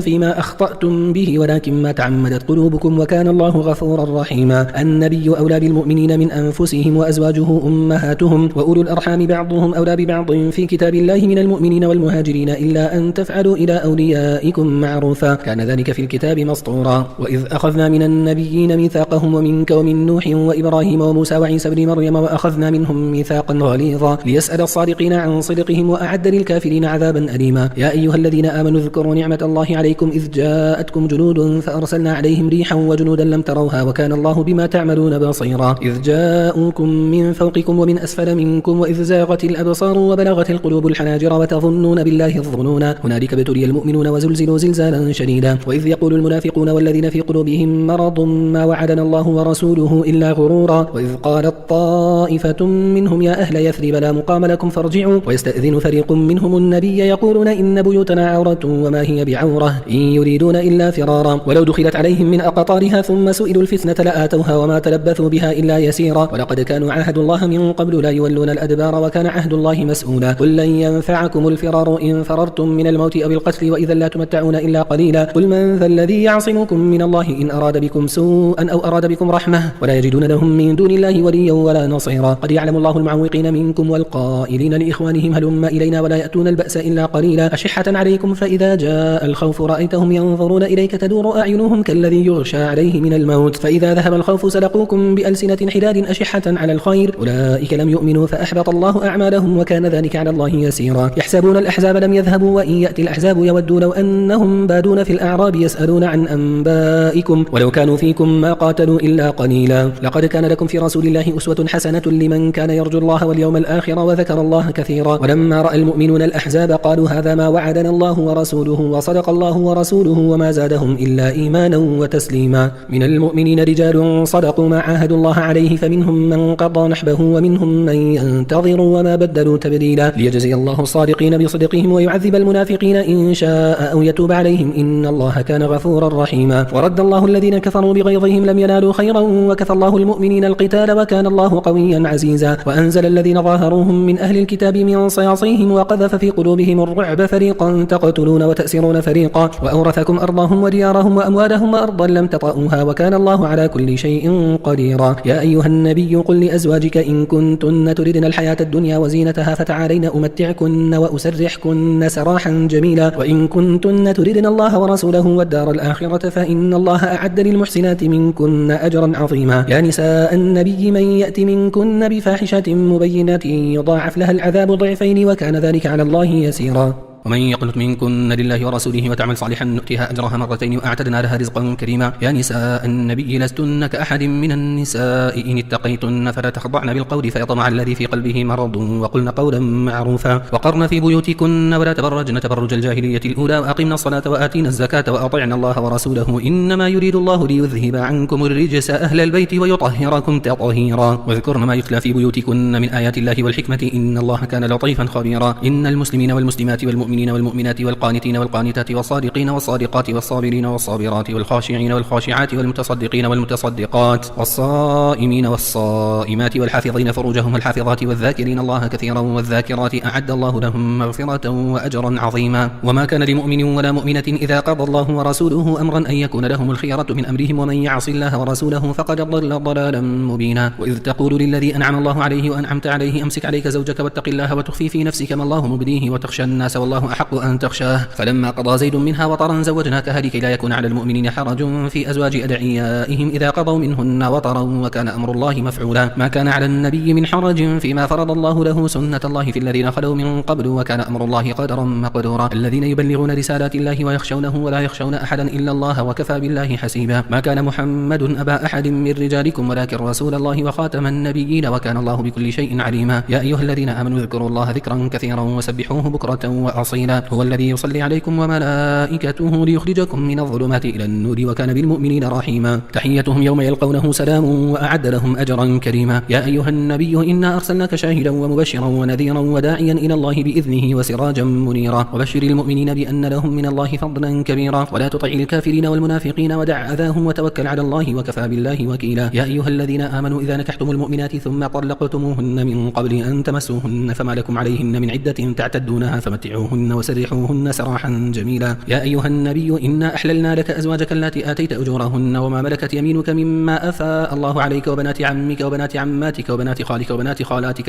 اللاتي هاجرن معك وامرأة مؤمنة إن وهبت نفسها للنبي إن أراد النبي أن يستنكحها خالصة لك من دون المؤمنين قد علمنا ما فرضنا عليهم في أزواجهم وما ملكت أيمانهم لكي لا يكون عليك حرج وكان الله غفورا رحيما ترجي من تشاء منهن وتؤوي إليك من تشاء ومن ابتغيت ممن عزلت فلا جناح عليك، ذلك أدنى أن تقر أعينهن ولا يحزن ويرضين بما آتيتهن كلهن، والله يعلم ما في قلوبكم وكان الله عليما حليما. لا يحل لك النساء من بعد ولا أن تبدل بهن من أزواج ولو أعجبك حسنهن إلا ما ملكت يمينك وكان الله على كل شيء رقيبا. يا أيها الذين آمنوا لا تدخلوا بيوت النبي إلا أن يؤذن لكم إلى طعام غير ناظرين إناه ولكن إذا دعيتم فادخلوا، فإذا طعمتم فانتشروا ولا مستأنسين لحديث، إن ذلكم كان يؤذي النبي فيستحيي منكم والله لا يستحيي من الحق، وإذا سألتموهن متاعا فاسألوهن من وراء حجاب، ذلكم أطهر لقلوبكم وقلوبهن، وما كان لكم أن تؤذوا رسول الله ولا أن تنكحوا أزواجه من بعده أبدا، إن ذلكم كان عند الله عظيما. إن تبدوا شيئا أو تخفوه فإن الله كان بكل شيء عليما.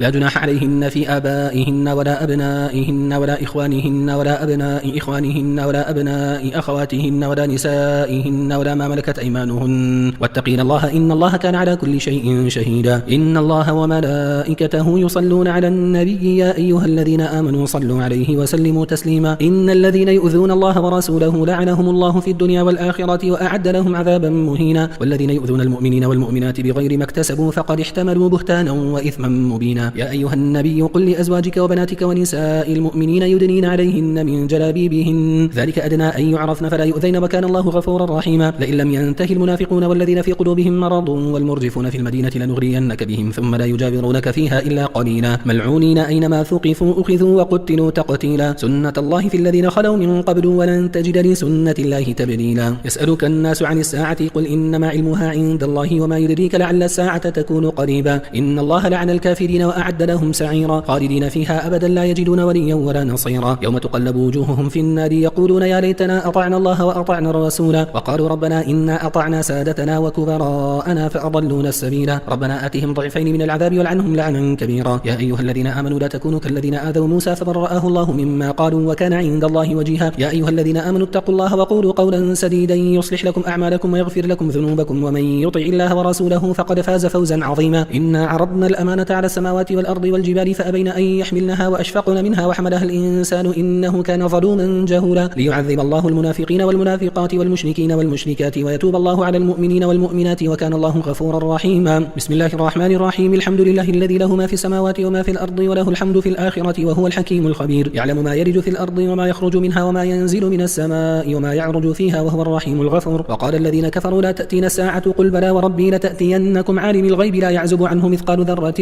في السماوات ولا في الأرض ولا أصغر من ذلك ولا أكبر إلا في كتاب مبين ليجزي الذين آمنوا وعملوا الصالحات أولئك لهم مغفرة ورزق كريم والذين سعوا في آياتنا معاجزين أولئك لهم عذاب من رجز أليم. ويرى الذين أوتوا العلم الذي أنزل إليك من ربك هو الحق ويهدي إلى صراط العزيز الحميد. وقال الذين كفروا هل ندلكم على رجل ينبئكم إذا مزقتم كل ممزق إنكم لفي خلق جديد أفترى على الله كذبا أم به جنة بل الذين لا يؤمنون بالآخرة في العذاب والضلال البعيد. أفلم يروا إلى ما بين أيديهم وما خلفهم من السماء والأرض إن نشأ نخسف بهم الأرض أو نسقط عليهم كسفا من السماء إن في ذلك لآية لكل عبد منيب. ولقد آتينا داود منا فضلا يا جبال أوبي معه والطير وألنا له الحديد أن يعمل سابغات وقدر في السرد واعملوا صالحا إني بما تعملون بصير. ولسليمان الريح غدوها شهر ورواحها شهر وأسلنا له عين القطر ومن الجن من يعمل بين يديه بإذن ربه ومن يزغ منهم عن أمرنا نذقه من عذاب السعير. يعملون له ما يشاء من محارب وتماثيل وجفان كالجواب وقدور الراسيات اعملوا آل داود شكرا وقليل من عبادي الشكور. فلما قضينا عليه الموت ما دلهم على موته إلا دابة الأرض تأكل من سأته فلما خر تبينت الجن أن لو كانوا يعلمون الغيب ما لبثوا في العذاب المهين. لقد كان لسبأ في مسكنهم آية جنتان عن يمين وشمال كلوا من رزق ربكم واشكروا له بلدة طيبة رب غفور. فأعرضوا فأرسلنا عليهم سيل العارم وبدلناهم بجنتيهم جنتين ذواتي أكل خمط وأثل وشيء من سدر قليل ذلك جزيناهم بما كفروا وهل نجازي إلا الكفور. وجعلنا بينهم وبين القرى التي باركنا فيها قرى ظاهرة وقدرنا فيها السير سيروا فيها ليالي وأياما آمنين فقالوا ربنا باعد بين أسفارنا وظلموا أنفسهم فجعلناهم أحاديث ومزقناهم كل ممزق إن في ذلك لآيات لكل صبار شكور. ولقد صدق عليهم إبليس ظنه فاتبعوه إلا فريقا من المؤمنين وما كان له عليهم من سلطان إلا لنعلم من يؤمن بالآخرة ممن هو منها في شك وربك على كل شيء حفيظ. قل ادعوا الذين زعمتم من دون الله لا يملكون مثقال ذرة في السماوات ولا في الأرض وما لهم فيهما من شرك وما له منهم من ظهير. ولا تنفع الشفاعة عنده إلا لمن أذن له حتى إذا فزع عن قلوبهم قلوبهم قالوا ماذا قال ربكم قالوا الحق وهو العلي الكبير قل من يرزقكم من السماوات والأرض قل الله وإنا أو إياكم لعلى هدى أو في ضلال مبين قل لا تسألون عما أجرمنا ولا نسأل عما تعملون قل يجمع بيننا ربنا ثم يفتح بيننا بالحق وهو الفتاح العليم قل أروني الذين ألحقتم به شركاء كلا بل هو الله العزيز الحكيم وما أرسلناك إلا كافة للناس بشيرا ونذيرا ولكن أكثر الناس لا يعلمون ويقولون متى هذا الوعد إن كنتم صادقين قل لكم ميعاد يوم لا تستأخرون عنه ساعة ولا تستقدمون وقال الذين كفروا لن نؤمن بهذا القرآن ولا بالذي بين يديه ولو ترى إذ الظالمون موقوفون عند ربهم يرجع بعضهم إلى بعض القول يقول الذين استضعفوا للذين استكبروا لولا أنتم لكنا مؤمنين قال الذين استكبروا للذين استضعفوا أنحن صددناكم عن الهدى بعد إذ جاءكم بل كنتم مجرمين وقال الذين استضعفوا للذين استكبروا بل مكر الليل والنهار إذ تأمروننا أن نكفر بالله ونجعل له أندادا وأسروا الندامة لما رأوا العذاب وجعلنا الأغلال في أعناق الذين كفروا هل يجزون إلا ما كانوا يعملون وما أرسلنا في قرية من نذير إلا قال مترفوها إنا بما أرسلتم به كافرون وقالوا نحن أكثر أموالا وأولادا وما نحن بمعذبين قل إن ربي يبسط الرزق لمن يشاء ويقدر ولكن أكثر الناس لا يعلمون وما أموالكم ولا أولادكم بالتي تقربكم عندنا زلفى إلا من آمن وعمل صالحا فأولئك لهم جزاء الضعف بما عملوا وهم في الغرفات آمنون والذين يسعون في آياتنا معاجزين أولئك في العذاب محضرون قل إن ربي يبسط الرزق لمن يشاء من عباده ويقدر له وما أنفقتم من شيء فهو يخلفه وهو خير الرازقين ويوم يحشرهم جميعا ثم يقول للملائكة أهؤلاء إياكم كانوا يعبدون قالوا سبحانك أنت ولينا من دونهم بل كانوا يعبدون الجن أكثرهم بهم مؤمنون فاليوم لا يملك بعضكم لبعض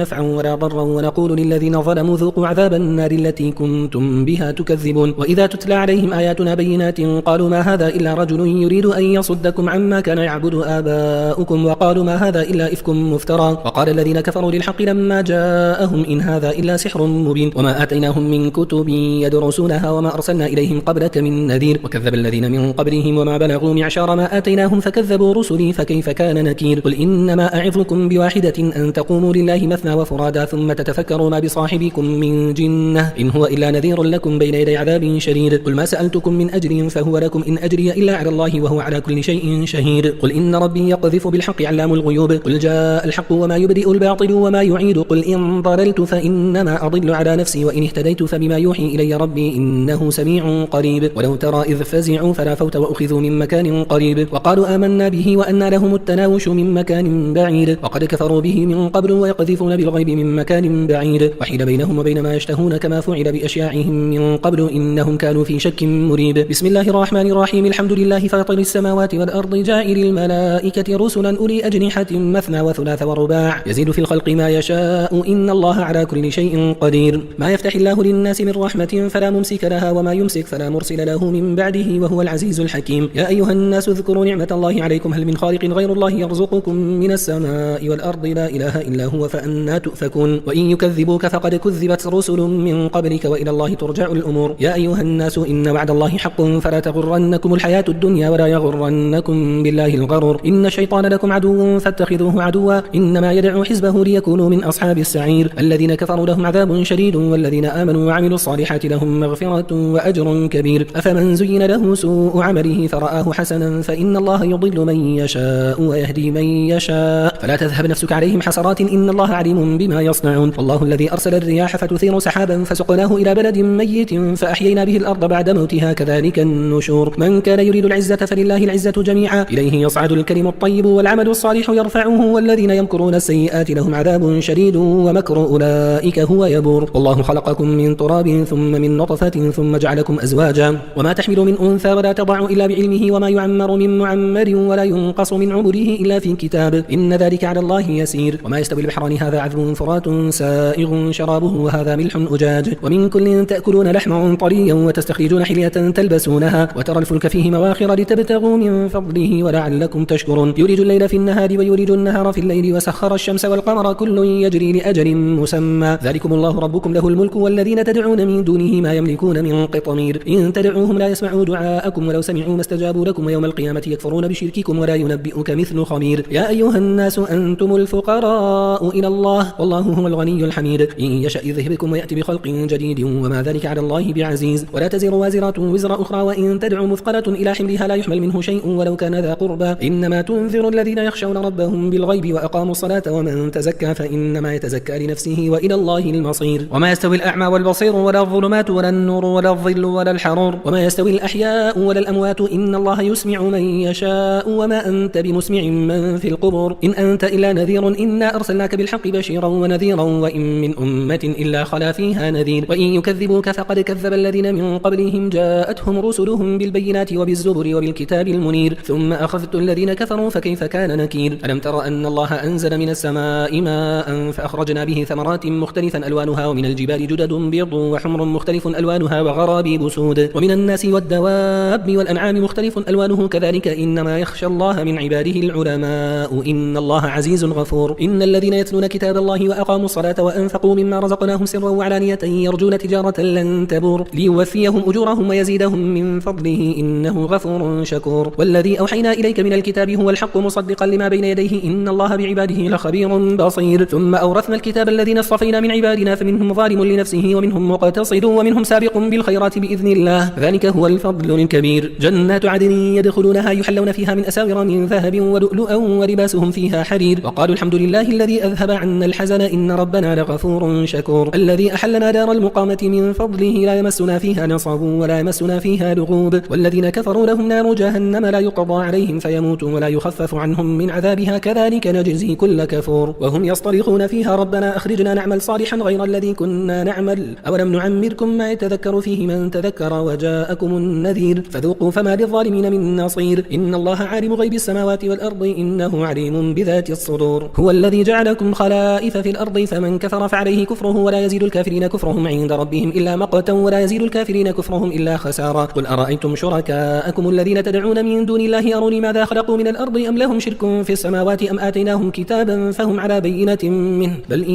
يعد الظالمون بعضهم بعضا إلا غرورا إن الله يمسك السماوات والأرض أن تزولا ولئن زالتا إن أمسكهما من أحد من بعده إنه كان حليما غفورا وأقسموا بالله جهد أيمانهم لئن جاءهم نذير ليكونن أهدى من إحدى الأمم فلما جاءهم نذير ما زادهم إلا نفورا استكبارا في الأرض ومكر السيء ولا يحيق المكر السيء إلا بأهله فهل ينظرون إلا سنة الأولين فلن تجد لسنة الله تبديلا ولن تجد لسنة الله تحويلا أولم يسيروا في الأرض فينظروا كيف كان عاقبة الذين من قبلهم وكانوا أشد منهم قوة وما كان الله ليعجزه من شيء في السماوات ولا في الأرض إنه كان عليما قديرا ولو يؤاخذ الله الناس بما كسبوا ما ترك على ظهرها من دابة ولكن يؤخرهم إلى أجل مسمى فإذا جاء أجلهم فإن الله كان بعباده بصيرا بسم الله الرحمن الرحيم ياسين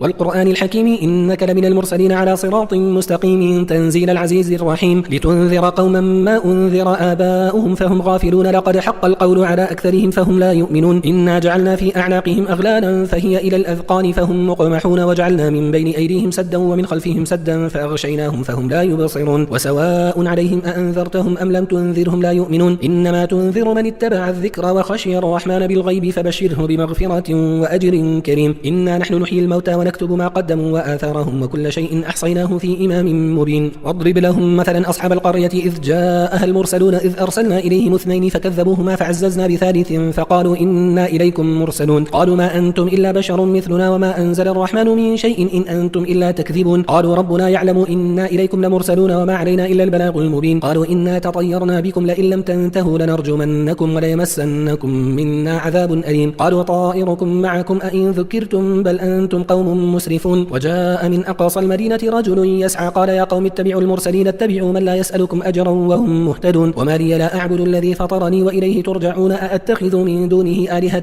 إن يردني الرحمن بضر لا تغني عني شفاعتهم شيئا ولا ينقذون إني إذا لفي ضلال مبين إني آمنت بربكم فاسمعون قيل ادخل الجنة قال يا ليت قومي يعلمون بما غفر لي ربي وجعلني من المكرمين وما أنزلنا على قومه من بعده من جند من السماء وما كنا منزلين إن كانت إلا صيحة واحدة فإذا هم خامدون يا حسرة على العباد ما يأتيهم من رسول إلا كانوا به يستهزئون ألم يروا كم أهلكنا قبلهم من القرون أنهم إليهم لا يرجعون وإن كل لما جميع لدينا محضرون وآية لهم الأرض الميتة أحييناها وأخرجنا منها حبا فمنه يأكلون وجعلنا فيها جنات من نخيل وأعناب وفجرنا فيها من العيون ليأكلوا من ثمره وما عملته أيديهم أفلا يشكرون سبحان الذي خلق الأزواج كلها مما تنبت الأرض ومن أنفسهم ومما لا يعلمون يعلمون وآية لهم الليل نسلخ منه النهار فإذا هم مظلمون والشمس تجري لمستقر لها ذلك تقدير العزيز العليم والقمر قدرناه منازل حتى عاد كالعرجون القديم لا الشمس ينبغي لها أن تدرك القمر ولا الليل سابق النهار وكل في فلك يسبحون وآية لهم أنا حملنا ذريتهم في الفلك المشحون وخلقنا لهم من مثله ما يركبون وإن نشأ نغرقهم فلا صريخ لهم ولا هم ينقذون إلا رحمة منا ومتاعا إلى حين وإذا قيل لهم اتقوا ما بين أيديكم وما خلفكم لعلكم ترحمون وما تأتيهم من آية من آيات ربهم إلا كانوا عنها معرضين وإذا قيل لهم أنفقوا مما رزقكم الله قال الذين كفروا للذين آمنوا أنطعم من لو يشاء الله أطعمه إن أنتم إلا في ضلال مبين ويقولون متى هذا الوعد إن كنتم صادقين ما ينظرون إلا صيحة واحدة تأخذهم وهم يخصمون فلا يستطيعون توصية ولا إلى أهلهم يرجعون ونفخ في الصور فإذا هم من الأجداث إلى ربهم ينسلون قالوا يا ويلنا من بعثنا من مرقدنا هذا ما وعد الرحمن وصدق المرسلون إن كانت إلا صيحة واحدة فإذا هم جميع لدينا محضرون فاليوم لا تظلم نفس شيئا ولا تجزون إلا ما كنتم تعملون إن أصحاب الجنة اليوم في شغل فاكهون هم وأزواجهم في ظلال على الأرائك متكئون لهم فيها فاكهة ولهم ما يدعون سلام قولا من رب رحيم وامتازوا اليوم أيها المجرمون ألم أعهد إليكم يا بني آدم ألا تعبدوا الشيطان إنه لكم عدو مبين وأن اعبدوني هذا صراط مستقيم ولقد أضل منكم جبلا كثيرا أفلم تكونوا تعقلون هذه جهنم التي كنتم توعدون اصلوها اليوم بما كنتم تكفرون اليوم نختم على أفواههم وتكلمنا أيديهم وتشهد أرجلهم بما كانوا يكسبون ولو نشاء لطمسنا على أعينهم فاستبقوا الصراط فأنا يبصرون ولو نشاء لمسخناهم على مكانتهم فما استطاعوا مضيا ولا يرجعون ومن نعمره ننكسه في الخلق أفلا يعقلون وما علمناه الشعر وما ينبغي له إن هو إلا ذكر وقرآن مبين لينذر من كان حيا ويحق القول على الكافرين أولم يروا أنا خلقنا لهم مما عملت أيدينا أنعاما فهم لها مالكون وذللناها لهم فمنها ركوبهم ومنها يأكلون ولهم فيها منافع ومشارب أفلا يشكرون واتخذوا من دون الله آلهة لعلهم ينصرون لا يستطيعون نصرهم وهم لهم جند محضرون فلا يحزنك قولهم إنا نعلم ما يسرون وما يعلنون أولم يرى الإنسان أنا خلقناه من نطفة فإذا هو خصيم مبين وضرب لنا مثلا ونسي خلقه قال من يحيي العظام وهي رميم قل يحييها الذي أنشأها أول مرة وهو بكل خلق عليم الذي جعل لكم من الشجر الأخضر نارا فإذا أنتم منه توقدون أوليس الذي خلق السماوات والأرض بقادر على أن يخلق مثلهم بلى وهو الخلاق العليم إنما أمره إذا أراد شيئا أن يقول له كن فيكون فسبحان الذي بيده ملكوت كل شيء وإليه ترجعون بسم الله الرحمن الرحيم والصافات صفا فالزاجرات زجرا فالتاليات ذكرا إن إلهكم لواحد رب السماوات والأرض وما بينهما ورب المشارق إنا زينا السماء الدنيا بزينة الكواكب وحفظا من كل شيطان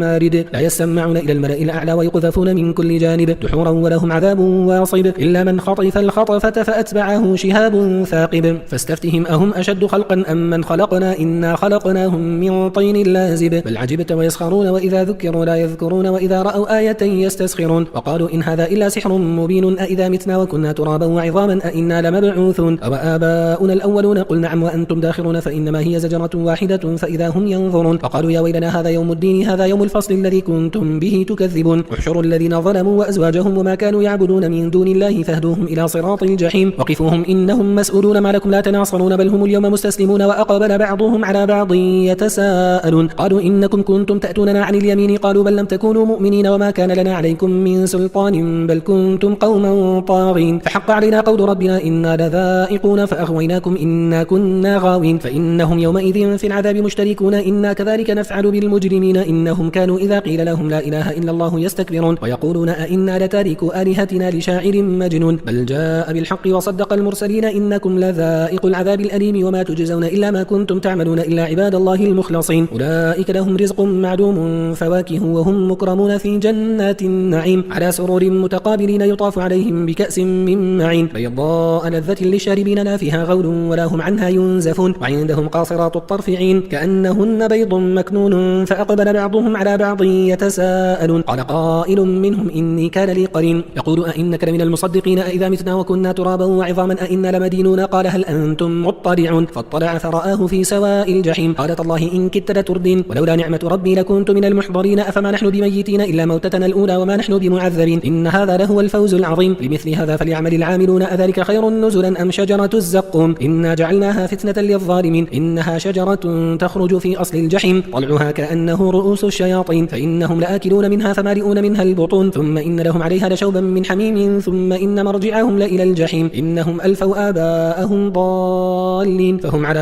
آثارهم يهرعون يطاعون ولقد ضل قبلهم أكثر الأولين ولقد أرسلنا فيهم منذرين فانظر كيف كان عاقبة المنذرين إلا عباد الله المخلصين ولقد نادانا نوح فلنعم المجيبون ونجيناه وأهله من الكرب العظيم وجعلنا ذريته هم الباقين وتركنا عليه في الآخرين سلام على نوح في العالمين إنا كذلك نجزي المحسنين إنه من عبادنا المؤمنين ثم أغرقنا الآخرين وإن من شيعته لإبراهيم إذ جاء ربه بقلب سليم إذ قال لأبيه وقومه ماذا تعبدون أئفكا آلهة دون الله تريدون فما ظنكم برب العالمين فنظر نظرة في النجوم فقال إني سقيم فتولوا عنه مدبرين فراغ إلى آلهتهم فقال ألا تأكلون ما لكم لا تنطقون فراغ عليهم ضربا باليمين فأقبلوا إليه يزفون قال أتعبدون ما تنحتون والله خلقكم وما تعملون قالوا ابنوا له بنيانا فألقوه في الجحيم فأرادوا به كيدا فجعلناهم الأسفلين وقال إني ذاهب إلى ربي سيهدين ربي هب لي من الصالحين فبشرناه بغلام حليم فلما بلغ معه السعي قال يا بني إني أرى في المنام أني أذبحك فانظر ماذا ترى قال يا أبت افعل ما تؤمر ستجدني إن شاء الله من الصابرين فلما أسلم وتله للجبين وناديناه أن يا إبراهيم قد صدقت الرؤيا إنا كذلك نجزي المحسنين إن هذا لهو البلاء المبين وفديناه بذبح عظيم وتركنا عليه في الآخرين سلام على إبراهيم كذلك نجزي المحسنين إنه من عبادنا المؤمنين وبشرناه بإسحاق نبيا من الصالحين وباركنا عليه وعلى إسحاق ومن ذريتهما محسن وظالم لنفسه مبين ولقد مننا على موسى وهارون ونجيناهما وقومهما من الكرب العظيم ونصرناهم فكانوا هم الغالبين وآتيناهما الكتاب المستبين وهديناهما الصراط المستقيم وتركنا عليهما في الآخرين سلام على موسى وهارون إنا كذلك نجزي المحسنين إنهما من عبادنا المؤمنين وإن إلياس لمن المرسلين إذ قال لقومه ألا تتقون أتدعون بعلا وتذرون أحسن الخالقين الله ربكم ورب آبائكم الأولين فكذبوه فإنهم لمحضرون إلا عباد الله المخلصين وتركنا عليه في الآخرين سلام على إلياسين إنا كذلك نجزي المحسنين إنه من عبادنا المؤمنين وإن لوطا لمن المرسلين إذ نجيناه وأهله أجمعين إلا عجوزا في الغابرين ثم دمرنا الآخرين وإنكم لتمرون عليهم مصبحين وبالليل أفلا تعقلون فإن يونس لمن المرسلين إذ أبق إلى الفلك المشحون فساهم فكان من المدحضين فالتقمه الحوت وهو مليم فلولا أنه كان من المسبحين للبث في بطنه إلى يوم يبعثون فنبذناه بالعراء وهو سقيم وأنبتنا عليه شجرة من يقطين وأرسلناه إلى 100,000 أو يزيدون فآمنوا فمتعناهم إلى حين فاستفتهم ألربك البنات ولهم البنون أم خلقنا الملائكة إناثا وهم شاهدون ألا إنهم من إفكهم لا يقولون ولد الله وإنهم لكاذبون أصطفى البنات على البنين ما لكم كيف تحكمون أفلا تذكرون أم لكم سلطان مبين فأتوا بكتابكم إن كنتم صادقين وجعلوا بينه وبين الجنة نسبا ولقد علمت الجنة إنهم لمحضرون سبحان الله عما يصفون إلا عباد الله المخلصين فإنكم وما تعبدون ما أنتم عليه بفاتنين إلا من هو صال الجحيم وما منا إلا له مقام معلوم وإنا لنحن الصافون وإنا لنحن المسبحون وإن كانوا ليقولون لو أن عندنا ذكرا من الأولين لكنا عباد الله المخلصين فكفروا به فسوف يعلمون ولقد سبقت كلمتنا لعبادنا المرسلين إنهم لهم المنصورون وإن جندنا لهم الغالبون فتول عنهم حتى حين وأبصرهم فسوف يبصرون أفبعذابنا يستعجلون فإذا نزل بساحتهم فساء صباح المنذرين وتول عنهم حتى حين وأبصر فسوف يبصرون سبحان ربك رب العزة عما يصفون وسلام على المرسلين والحمد لله رب العالمين بسم الله الرحمن الرحيم صاد والقرآن ذي الذكر بل الذين كفروا في عزة وشقاق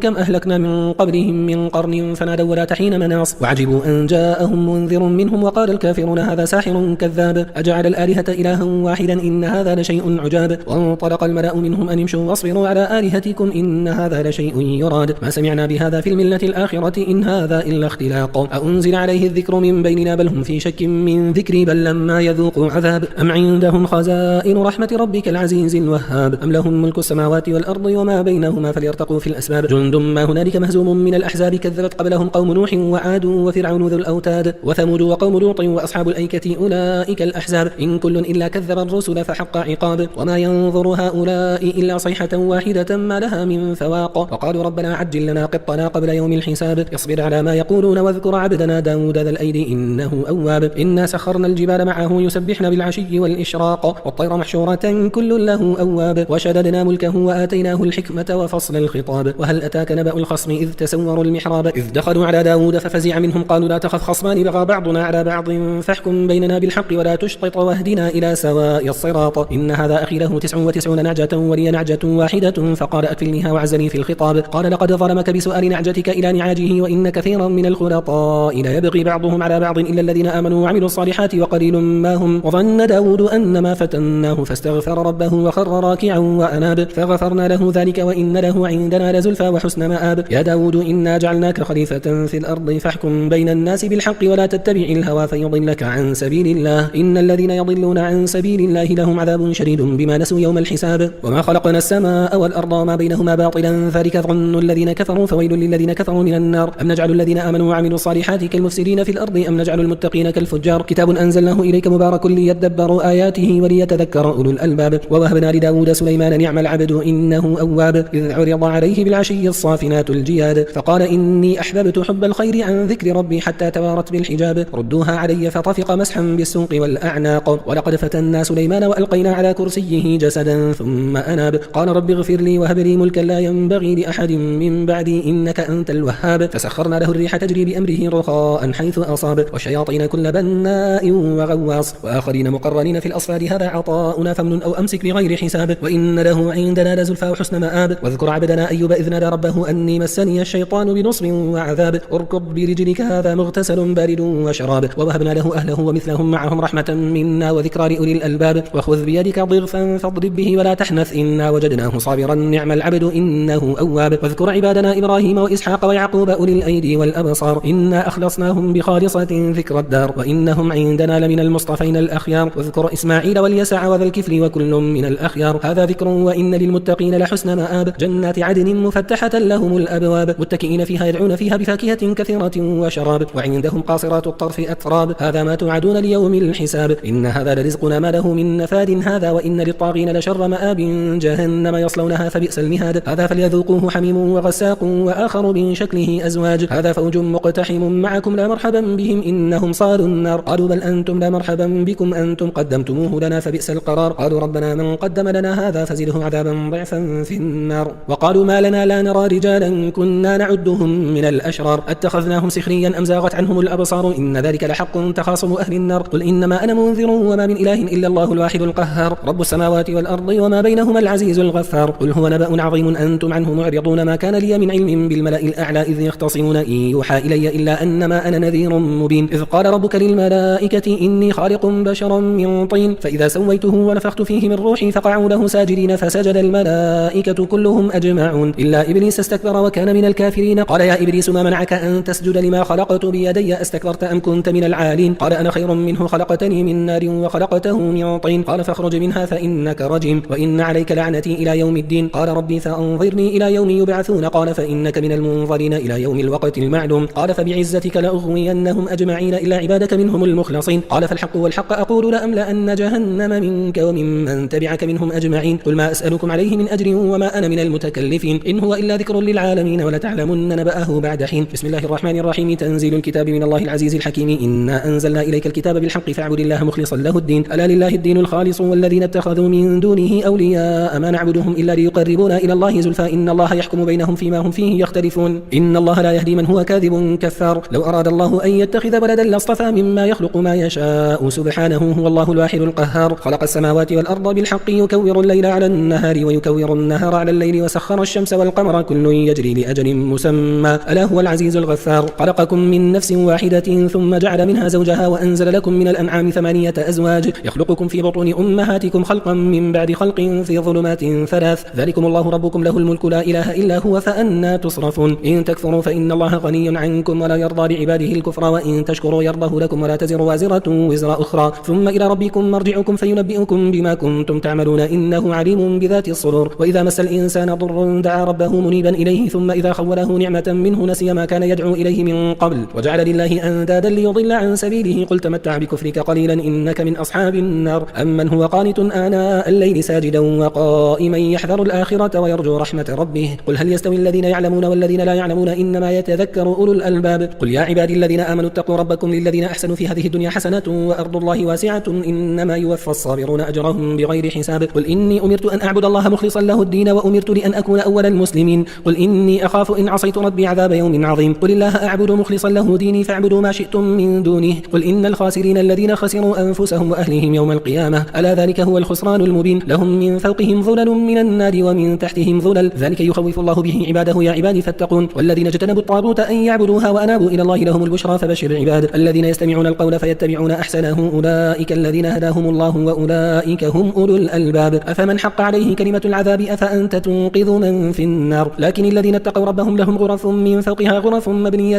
تجري من تحتها الأنهار وعد الله لا يخلف الله الميعاد ألم تر أن الله أنزل من السماء ماء فسلكه ينابيع في الأرض ثم يخرج به زرعا مختلفا ألوانه ثم يهيج فتراه مصفرا ثم يجعله حطاما إن في ذلك لذكرى لأولي الألباب. أفمن شرح الله صدره للإسلام فهو على نور من ربه فويل للقاسية قلوبهم من ذكر الله أولئك في ضلال مبين. الله نزل أحسن الحديث كتابا متشابها مثانية تقشعر منه جلود الذين يخشون ربهم ثم تلين جلودهم وقلوبهم إلى ذكر الله ذلك هدى الله يهدي به من يشاء ومن يضلل الله فما له من هاد. أفمن يتقي بوجهه سوء العذاب يوم القيامة وقيل للظالمين ذوقوا ما كنتم تكسبون كذب الذين من قبلهم فأتاهم العذاب من حيث لا يشعرون فأذاقهم الله الخزي في الحياة الدنيا والعذاب الآخرة أكبر لو كانوا يعلمون. ولقد ضربنا للناس في هذا القرآن من كل مثل لعلهم يتذكرون قرآنا عربيا غير ذي عوج لعلهم يتقون. ضرب الله مثلا رجلا فيه شركاء متشاكسون ورجلا سلما لرجل هل يستويان مثلا الحمد لله بل أكثرهم لا يعلمون إنك ميت وإنهم ميتون ثم إنكم يوم القيامة عند ربكم تختصمون. فمن أظلم ممن كذب على الله وكذب بالصدق إذ جاءه أليس في جهنم مثوى للكافرين والذي جاء بالصدق وصدق به أولئك هم المتقون لهم ما يشاءون عند ربهم ذلك جزاء المحسنين ليكفر الله عنهم أسوأ الذي عملوا ويجزيهم أجرهم بأحسن الذي كانوا يعملون. أليس الله بكاف عبده ويخوفونك بالذين من دونه ومن يضلل الله فما له من هاد ومن يهد الله فما له من مضل أليس الله بعزيز ذي انتقام. ولئن سألتهم من خلق السماوات والأرض ليقولن الله قل أفرأيتم ما تدعون من دون الله إن أرادني الله بضر هل هن كاشفات ضره أو أرادني برحمة هل هن ممسكات رحمته قل حسبي الله عليه يتوكل المتوكلون. قل يا قوم اعملوا على مكانتكم إني عامل فسوف تعلمون من يأتيه عذاب يخزيه ويحل عليه عذاب مقيم. إنا أنزلنا عليك الكتاب للناس بالحق فمن اهتدى فلنفسه ومن ضل فإنما يضل عليها وما أنت عليهم بوكيل. الله يتوفى الأنفس حين موتها والتي لم تمت في منامها فيمسك التي قضى عليها الموت ويرسل الأخرى إلى أجل مسمى إن في ذلك لآيات لقوم يتفكرون. أم اتخذوا من دون الله شفعاء قل أولو كانوا لا يملكون شيئا ولا يعقلون قل لله الشفاعة جميعا له ملك السماوات والأرض ثم إليه ترجعون. وإذا ذكر الله وحده اشمأزت قلوب الذين لا يؤمنون بالآخرة وإذا ذكر الذين من دونه إذا هم يستبشرون قل اللهم فاطر السماوات والأرض عالم الغيب والشهادة أنت تحكم بين عبادك فيما كانوا فيه يختلفون. ولو أن للذين ظلموا ما في الأرض جميعا ومثله معه لافتدوا به من سوء العذاب يوم القيامة وبدا لهم من الله ما لم يكونوا يحتسبون وبدا لهم سيئات ما كسبوا وحاق بهم ما كانوا به يستهزئون. فإذا مس الإنسان ضر دعانا ثم إذا خولناه نعمة منا قال إنما أوتيته على علم بل هي فتنة ولكن أكثرهم لا يعلمون قد قالها الذين من قبلهم فما أغنى عنهم ما كانوا يكسبون فأصابهم سيئات ما كسبوا والذين ظلموا من هؤلاء سيصيبهم سيئات ما كسبوا وما هم بمعجزين. أولم يعلموا أن الله يبسط الرزق لمن يشاء ويقدر إن في ذلك لآيات لقوم يؤمنون. قل يا عبادي الذين أسرفوا على أنفسهم لا تقنطوا من رحمة الله إن الله يغفر الذنوب جميعا إنه هو الغفور الرحيم وأنيبوا إلى ربكم وأسلموا له من قبل أن يأتيكم العذاب ثم لا تنصرون واتبعوا أحسن ما أنزل إليكم من ربكم من قبل أن يأتيكم العذاب بغتة وأنتم لا تشعرون أن تقول نفس يا حسرة على ما فرطت في جنب الله وإن كنت لمن الساخرين أو تقول لو أن الله هداني لكنت من المتقين أو تقول حين ترى العذاب لو أن لي كرة فأكون من المحسنين بلى قد جاءتك آياتي فكذبت بها واستكبرت وكنت من الكافرين. ويوم القيامة ترى الذين كذبوا على الله وجوههم مسودة أليس في جهنم مثوى للمتكبرين وينجي الله الذين اتقوا بمفازتهم لا يمسهم السوء ولا هم يحزنون. الله خالق كل شيء وهو على كل شيء وكيل له مقاليد السماوات والأرض والذين كفروا بآيات الله أولئك هم الخاسرون. قل أفغير الله تأمروني أعبد أيها الجاهلون ولقد أوحي إليك وإلى الذين من قبلك لئن أشركت ليحبطن عملك ولتكونن من الخاسرين بل الله فاعبد وكن من الشاكرين وما قدر الله حق قدره والأرض جميعا قبضته يوم القيامة والسماوات مطويات بيمينه سبحانه وتعالى عما يشركون. ونفخ في الصور فصعق من في السماوات ومن في الأرض إلا من شاء الله ثم نفخ فيه أخرى فإذا هم قيام ينظرون وأشرقت الأرض بنور ربها ووضع الكتاب وجيء بالنبيين والشهداء وقضي بينهم بالحق وهم لا يظلمون ووفيت كل نفس ما عملت وهو أعلم بما يفعلون. وسيق الذين كفروا إلى جهنم زمرا حتى إذا جاءوها فتحت أبوابها وقال لهم خزنتها ألم يأتكم رسل منكم يتلون عليكم آيات ربكم وينذرونكم لقاء يومكم هذا قالوا بلى ولكن حقت كلمة العذاب على الكافرين قيل ادخلوا أبواب جهنم خالدين فيها فبئس مثوى المتكبرين. وسيق الذين اتقوا ربهم إلى الجنة زمرا حتى إذا جاءوها وفتحت أبوابها وقال لهم خزنتها سلام عليكم طيبة فادخلوها خالدين وقالوا الحمد لله الذي صدقنا وعده وأورثنا الأرض نتبوأ من الجنة حيث نشاء فنعم أجر العاملين. وترى الملائكة حاثين من حول العرش يسبحون بحمد ربهم وقضي بينهم بالحق بالحق وقيل الحمد لله رب العالمين. بسم الله الرحمن الرحيم. حميم. تنزيل الكتاب من الله العزيز العليم غافر الذنب وقابل التوب شديد العقاب ذي الطول لا إله إلا هو إليه المصير. ما يجادل في آيات الله إلا الذين كفروا فلا يغررك تقلبهم في البلاد. كذبت قبلهم قوم نوح والأحزاب من بعدهم وهمت كل أمة برسولهم ليأخذوه وجادلوا بالباطل ليدحضوا به الحق فأخذتهم فكيف كان عقاب. وكذلك حقت كلمة ربك على الذين كفروا أنهم أصحاب النار الذين يحملون العرش ومن حوله يسبحون بحمد ربهم ويؤمنون به ويستغفرون للذين آمنوا ربنا وسعت كل شيء رحمة وعلما فاغفر للذين تابوا واتبعوا سبيلك وقهم عذاب الجحيم. ربنا وأدخلهم جنات عدن التي وعدتهم ومن صلح من آبائهم وأزواجهم وذرياتهم إنك أنت العزيز الحكيم. وقهم السيئات ومن تق السيئات يومئذ فقد رحمته وذلك هو الفوز العظيم. إن الذين كفروا ينادون لمقت الله أكبر من مقتكم أنفسكم إذ تدعون إلى الإيمان فتكفرون قالوا ربنا أمتنا اثنتين وأحييتنا اثنتين فاعترفنا بذنوبنا فهل إلى خروج من سبيل. ذلكم بأنه إذا دعي الله وحده كفرتم وإن يشرك به تؤمنوا فالحكم لله العلي الكبير. هو الذي يريكم آياته وينزل لكم من السماء رزقا وما يتذكر إلا من ينيب فادعوا الله مخلصين له الدين ولو كره الكافرون. رفيع الدرجات ذو العرش يلقي الروح من أمره على من يشاء من عباده لينذر يوم التلاقى يوم هم بارزون لا يخفى على الله منهم شيء. لمن الملك اليوم لله الواحد القهار. اليوم تجزى كل نفس بما كسبت لا ظلم اليوم إن الله سريع الحساب. وأنذرهم يوم الآزفة إذ القلوب لدى الحناجر كاظمين ما للظالمين من حميم ولا شفيع يطاع يعلم خائنة الأعين وما تخفي الصدور والله يقضي بالحق والذين يدعون من دونه لا يقضون بشيء إن الله هو السميع البصير. أولم يسيروا في الأرض فينظروا كيف كان عاقبة الذين كانوا من قبلهم كانوا هم أشد منهم قوة وآثارا في الأرض فأخذهم الله بذنوبهم وما كان لهم من الله من واق. ذلك بأنهم كانت تأتيهم رسلهم بالبينات فكفروا فأخذهم الله إنه قوي شديد العقاب. ولقد أرسلنا موسى بآياتنا وسلطان مبين إلى فرعون وهامان وقارون فقالوا ساحر كذاب فلما جاءهم بالحق من عندنا قالوا اقتلوا أبناء الذين آمنوا معه واستحيوا نساءهم وما كيد الكافرين إلا في الضلال. وقال فرعون ذروني أقتل موسى وليدع ربه إني أخاف أن يبدل دينكم أو أن يظهر في الأرض الفساد. وقال موسى إني عذت بربي وربكم من كل متكبر لا يؤمن بيوم الحساب. وقال رجل مؤمن من آل فرعون يكتم إيمانه أتقتلون رجلا أن يقول ربي الله وقد جاءكم بالبينات من ربكم وإن يك كاذبا فعليه كذبه وإن يك صادقا يصبكم بعض الذي يعدكم إن الله لا يهدي من هو مسرف كذاب. يا قوم لكم الملك اليوم ظاهرين في الأرض فمن ينصرنا من بأس الله إن جاءنا. قال فرعون ما أريكم إلا ما أرى وما أهديكم إلا سبيل الرشاد. وقال الذي آمن يا قوم إني أخاف عليكم مثل يوم الأحزاب مثل دأب قوم نوح وعاد وثمود والذين من بعدهم وما الله يريد ظلما للعباد. ويا قوم إني أخاف عليكم يوم التناد يوم تولون مدبرين ما لكم من الله من عاصم ومن يضلل الله فما له من هاد. ولقد جاءكم يوسف من قبل بالبينات فما زلتم في شك مما جاءكم به حتى إذا هلك قلتم لن يبعث الله من بعده رسولا كذلك يضل الله من هو مسرف مرتاب. الذين يجادلون في آيات الله بغير سلطان أتاهم كبر مقتا عند الله وعند الذين آمنوا كذلك يطبع الله على كل قلب متكبر جبار. وقال فرعون يا هامان ابن لي صرحا لعلي أبلغ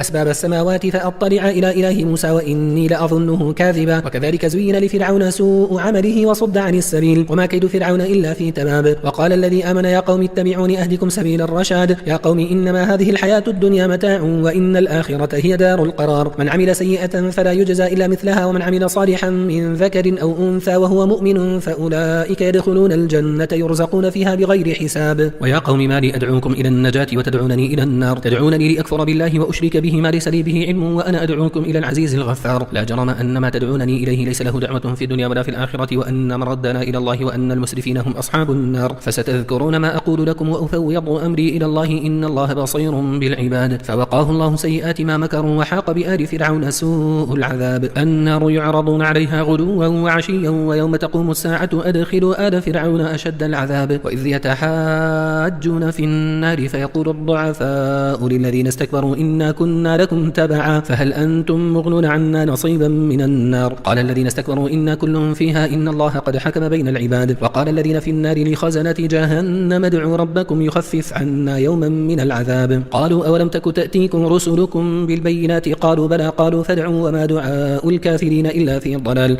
إنا لننصر رسلنا والذين آمنوا في الحياة الدنيا ويوم يقوم الأشهاد يوم لا ينفع الظالمين معذرتهم ولهم اللعنة ولهم سوء الدار. ولقد آتينا موسى الهدى وأورثنا بني بني إسرائيل الكتاب هدى وذكرى لأولي الألباب فاصبر إن وعد الله حق واستغفر لذنبك وسبح بحمد ربك بالعشي والإبكار إن الذين يجادلون في آيات الله بغير سلطان أتاهم إن في صدورهم إلا كبر ما هم ببالغيه فاستعذ بالله إنه هو السميع البصير لخلق السماوات والأرض أكبر من خلق الناس ولكن أكثر الناس لا يعلمون وما يستوي الأعمى والبصير والذين آمنوا وعملوا الصالحات ولا المسيء قليلا ما تتذكرون إن ساعة لآتية لا ريب فيها ولكن أكثر الناس لا يؤمنون وقال ربكم ادعوني أستجب لكم إن الذين يستكبرون عن عبادتي سيدخلون جهنم داخرين الله الذي جعل لكم الليل لتسكنوا فيه والنهار مبصرا إن الله لذو فضل على الناس ولكن أكثر الناس لا يشكرون ذلكم الله ربكم خالق كل شيء لا إله إلا هو فأنى تؤفكون كذلك يؤفك الذين كانوا بآيات الله يجحدون الله الذي جعل لكم الأرض قرارا والسماء بناء وصوركم فأحسن صوركم ورزقكم من الطيبات ذلكم الله ربكم فتبارك الله رب العالمين هو الحي لا إله إلا هو فادعوه مخلصين له الدين الحمد لله رب العالمين قل إني نهيت أن أعبد الذين تدعون من دون الله لما جاءني البينات من ربي وأمرت أن أسلم لرب العالمين هو الذي خلقكم من تراب ثم من نطفة ثم من علقة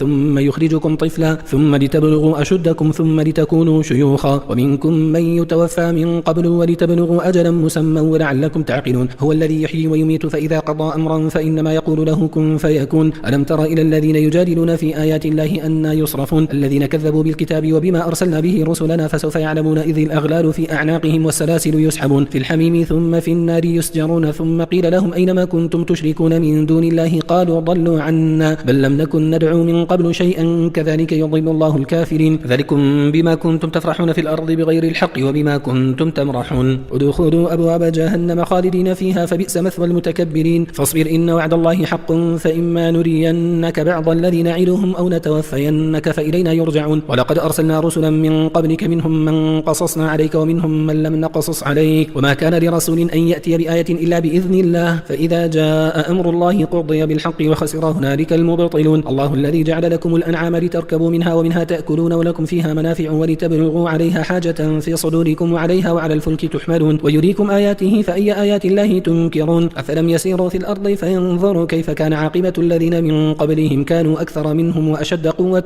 وآثارا في الأرض فما أغنى عنهم ما كانوا يكسبون فلما جاءتهم رسلهم بالبينات فرحوا بما عندهم من العلم وحاق بهم ما كانوا به يستهزئون فلما رأوا بأسنا قالوا آمنا بالله وحده وكفرنا بما كنا به مشركين فلم يك ينفعهم إيمانهم لما رأوا بأسنا سنة الله التي قد خلت في عباده وخسر هنالك الكافرون بسم الله الرحمن الرحيم حاميم تنزيل من الرحمن الرحيم كتاب فصلت آياته قرآنا عربيا لقوم يعلمون بشيرا ونذيرا فأعرض أكثرهم فهم لا يسمعون وقالوا قلوبنا في أكنة مما تدعونا إليه وفي آذاننا وقر ومن بيننا وبينك حجاب فاعمل إننا عاملون قل إنما أنا بشر مثلكم يوحى إلي أنما إلهكم إله واحد فاستقيموا إليه واستغفروه وويل للمشركين الذين لا يؤتون الزكاة وهم بالآخرة هم كافرون إن الذين آمنوا وعملوا الصالحات لهم أجر غير ممنون قل أئنكم لتكفرون بالذي خلق الأرض في يومين وتجعلون له أندادا ذلك رب العالمين وجعل فيها رواسي من فوقها وبارك فيها وقدر فيها أقواتها في 4 أيام سواء للسائلين ثم استوى إلى السماء وهي دخان فقال لها وللأرض ائتيا طوعا أو كرها قالتا أتينا طائعين فقضاهن 7 سماوات في يومين وأوحى في كل سماء أمرها وزينا السماء الدنيا بمصابيح وحفظا ذلك تقدير العزيز العليم فإن أعرضوا فقل أنذرتكم صاعقة مثل صاعقة عاد وثمود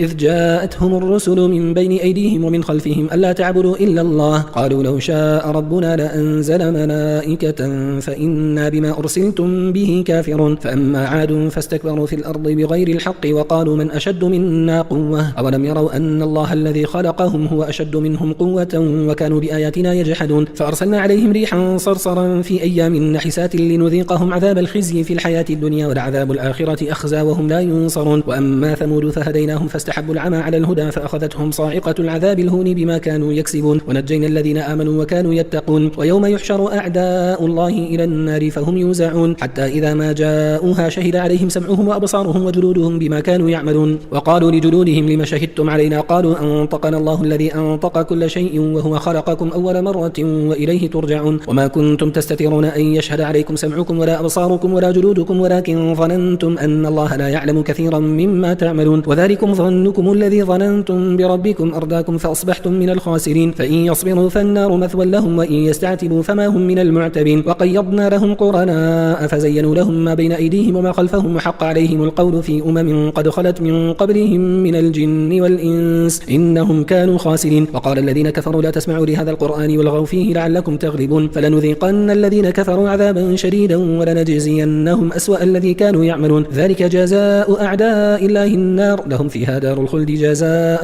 بما كانوا بآياتنا يجحدون. وقال الذين كفروا ربنا أرنا الذين أضلانا من الجن والإنس نجعلهما تحت أقدامنا ليكونا من الأسفلين. إن الذين قالوا ربنا الله ثم استقاموا تتنزل عليهم الملائكة ألا تخافوا ولا تحزنوا وأبشروا بالجنة التي كنتم توعدون. نحن أولياؤكم في الحياة الدنيا وفي الآخرة ولكم فيها ما تشتهي أنفسكم ولكم فيها ما تدعون نزلا من غفور رحيم. ومن أحسن قولا ممن دعا إلى الله وعمل صالحا وقال إنني من المسلمين. ولا تستوي الحسنة ولا السيئة ادفع بالتي هي أحسن فإذا الذي بينك وبينه عداوة كأنه ولي حميم. وما يلقاها إلا الذين صبروا وما يلقاها إلا ذو حظ عظيم. وإما ينزغنك من الشيطان نزغ فاستعذ بالله إنه هو السميع العليم. ومن آياته الليل والنهار والشمس والقمر لا تسجدوا للشمس ولا للقمر واسجدوا لله الذي خلقهن إن كنتم إياه تعبدون. فإن استكبروا فالذين عند ربك يسبحون له بالليل والنهار وهم لا يسأمون. ومن آياته أنك ترى الأرض خاشعة فإذا أنزلنا عليها الماء اهتزت وربت إن الذي أحياها لمحيي الموتى إنه على كل شيء قدير. إن الذين يلحدون في آياتنا لا يخفون علينا أفمن يلقى في النار خير أم من يأتي آمنا يوم القيامة اعملوا ما شئتم إنه بما تعملون بصير. إن الذين كفروا بالذكر لما جاءهم وإنه لكتاب عزيز لا يأتيه الباطل من بين يديه ولا من خلفه تنزيل من حكيم حميد. ما يقال لك إلا ما قد قيل للرسل من قبلك إن ربك لذو مغفرة وذو عقاب أليم. ولو جعلناه قرآنا أعجميا لقالوا لولا فصلت آياته أعجمي وعربي قل هو للذين آمنوا هدى وشفاء والذين لا يؤمنون في آذانهم وقر وهو عليهم عمى أولئك ينادون من مكان بعيد. ولقد آتينا موسى الكتاب فاختلف فيه ولولا كلمة سبقت من ربك لقضي بينهم وإنهم لفي شك منه مريب. من عمل صالحا فلنفسه ومن أساء فعليها وما ربك بظلام للعبيد. إليه يرد علم الساعة وما تخرج من ثمرات من أكمامها وما تحمل من أنثى ولا تضع إلا بعلمه ويوم يناديهم أين شركائي قالوا آذناك ما منا من شهيد. وضل عنهم ما كانوا يدعون من قبل وظنوا ما لهم من محيص. لا يسأم الإنسان من دعاء الخير وإن مسه الشر فيئوس قنوط. ولئن أذقناه رحمة منا من بعد ضراء مسته ليقولن هذا لي وما أظن الساعة قائمة ولئن رجعت إلى ربي إن لي عنده للحسنى فلننبئن الذين كفروا بما عملوا ولنذيقنهم من عذاب غليظ. وإذا أنعمنا على الإنسان أعرض ونأى بجانبه وإذا مسه الشر فذو دعاء عريض. قل أرأيتم إن كان من عند الله ثم كفرتم به من أضل ممن هو في شقاق بعيد. سنريهم آياتنا في الآفاق وفي أنفسهم حتى يتبين لهم أنه الحق أولم يكف بربك أنه على كل شيء شهيد. ألا إنهم في مرية من لقاء ربهم ألا إنه بكل شيء محيط. بسم الله الرحمن الرحيم حميم عين سين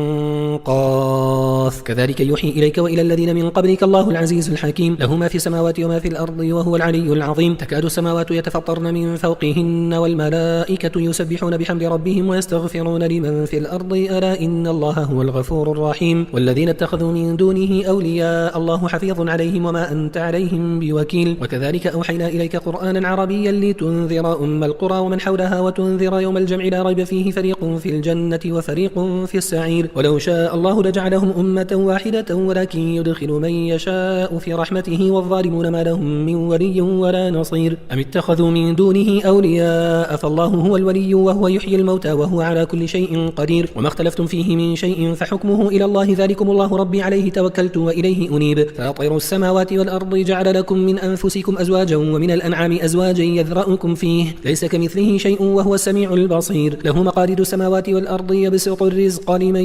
يشاء ويقدر إنه بكل شيء عليم. شرع لكم من الدين ما وصى به نوحا والذي أوحينا إليك وما وصينا به إبراهيم وموسى وعيسى أن أقيموا الدين ولا تتفرقوا فيه، كبر على المشركين ما تدعوهم إليه، الله يجتبي إليه من يشاء ويهدي إليه من ينيب، وما تفرقوا إلا من بعد ما جاءهم العلم بغيا بينهم، ولولا كلمة سبقت من ربك إلى أجل مسمى لقضي بينهم وإن الذين أورثوا الكتاب من بعدهم لفي شك منه مريب. فلذلك فادع واستقم كما أمرت ولا تتبع أهواءهم وقل آمنت بما أنزل الله من كتاب وأمرت لأعدل بينكم الله ربنا وربكم لنا أعمالنا ولكم أعمالكم لا حجة بيننا وبينكم الله يجمع بيننا وإليه المصير. والذين يحاجون في الله من بعد ما استجيب له حجتهم داحضة عند ربهم وعليهم غضب ولهم عذاب شديد. الله الذي أنزل الكتاب بالحق والميزان وما يدريك لعل الساعة قريب يستعجل بها الذين لا يؤمنون بها والذين آمنوا مشفقون منها ويعلمون أنها الحق ألا إن الذين يمارون في الساعة لفي ضلال بعيد. الله لطيف بعباده يرزق من يشاء وهو القوي العزيز. من كان يريد حرث الآخرة نزل له في حرثه ومن كان يريد حرث الدنيا نؤته منها وما له في الآخرة من نصيب. أم لهم شركاء شرعوا لهم من الدين ما لم يأذن به الله ولولا كلمة الفصل لقضي بينهم وإن الظالمين لهم عذاب أليم. ترى الظالمين مشفقين مما كسبوا وهو واقع بهم والذين آمنوا وعملوا الصالحات في روضات الجنات لهم ما يشاءون عند ربهم ذلك هو الفضل الكبير. ذلك الذي يبشر الله عباده الذين آمنوا وعملوا الصالحات قل لا أسألكم عليه أجرا إلا المودة في القربى ومن يقترف حسنة نزد له فيها حسنا إن الله غفور شكور. أم يقولون افترى على الله كذبا فإن يشاء الله يختم على قلبك ويمحو الله الباطل ويحق الحق بكلماته إنه عليم بذات الصدور. وهو الذي يقبل التوبة عن عباده ويعفو عن السيئات ويعلم ما تفعلون ويستجيب الذين آمنوا وعملوا الصالحات ويزيدهم من فضله والكافرون لهم عذاب شديد. ولو بسط الله الرزق لعباده لبغوا في الأرض ولكن ينزل بقدر ما يشاء إنه بعباده خبير بصير. وهو الذي ينزل الغيث من بعد ما قنطوا وينشر رحمته وهو الولي الحميد. ومن آياته خلق السماوات والأرض وما بث فيهما من دابة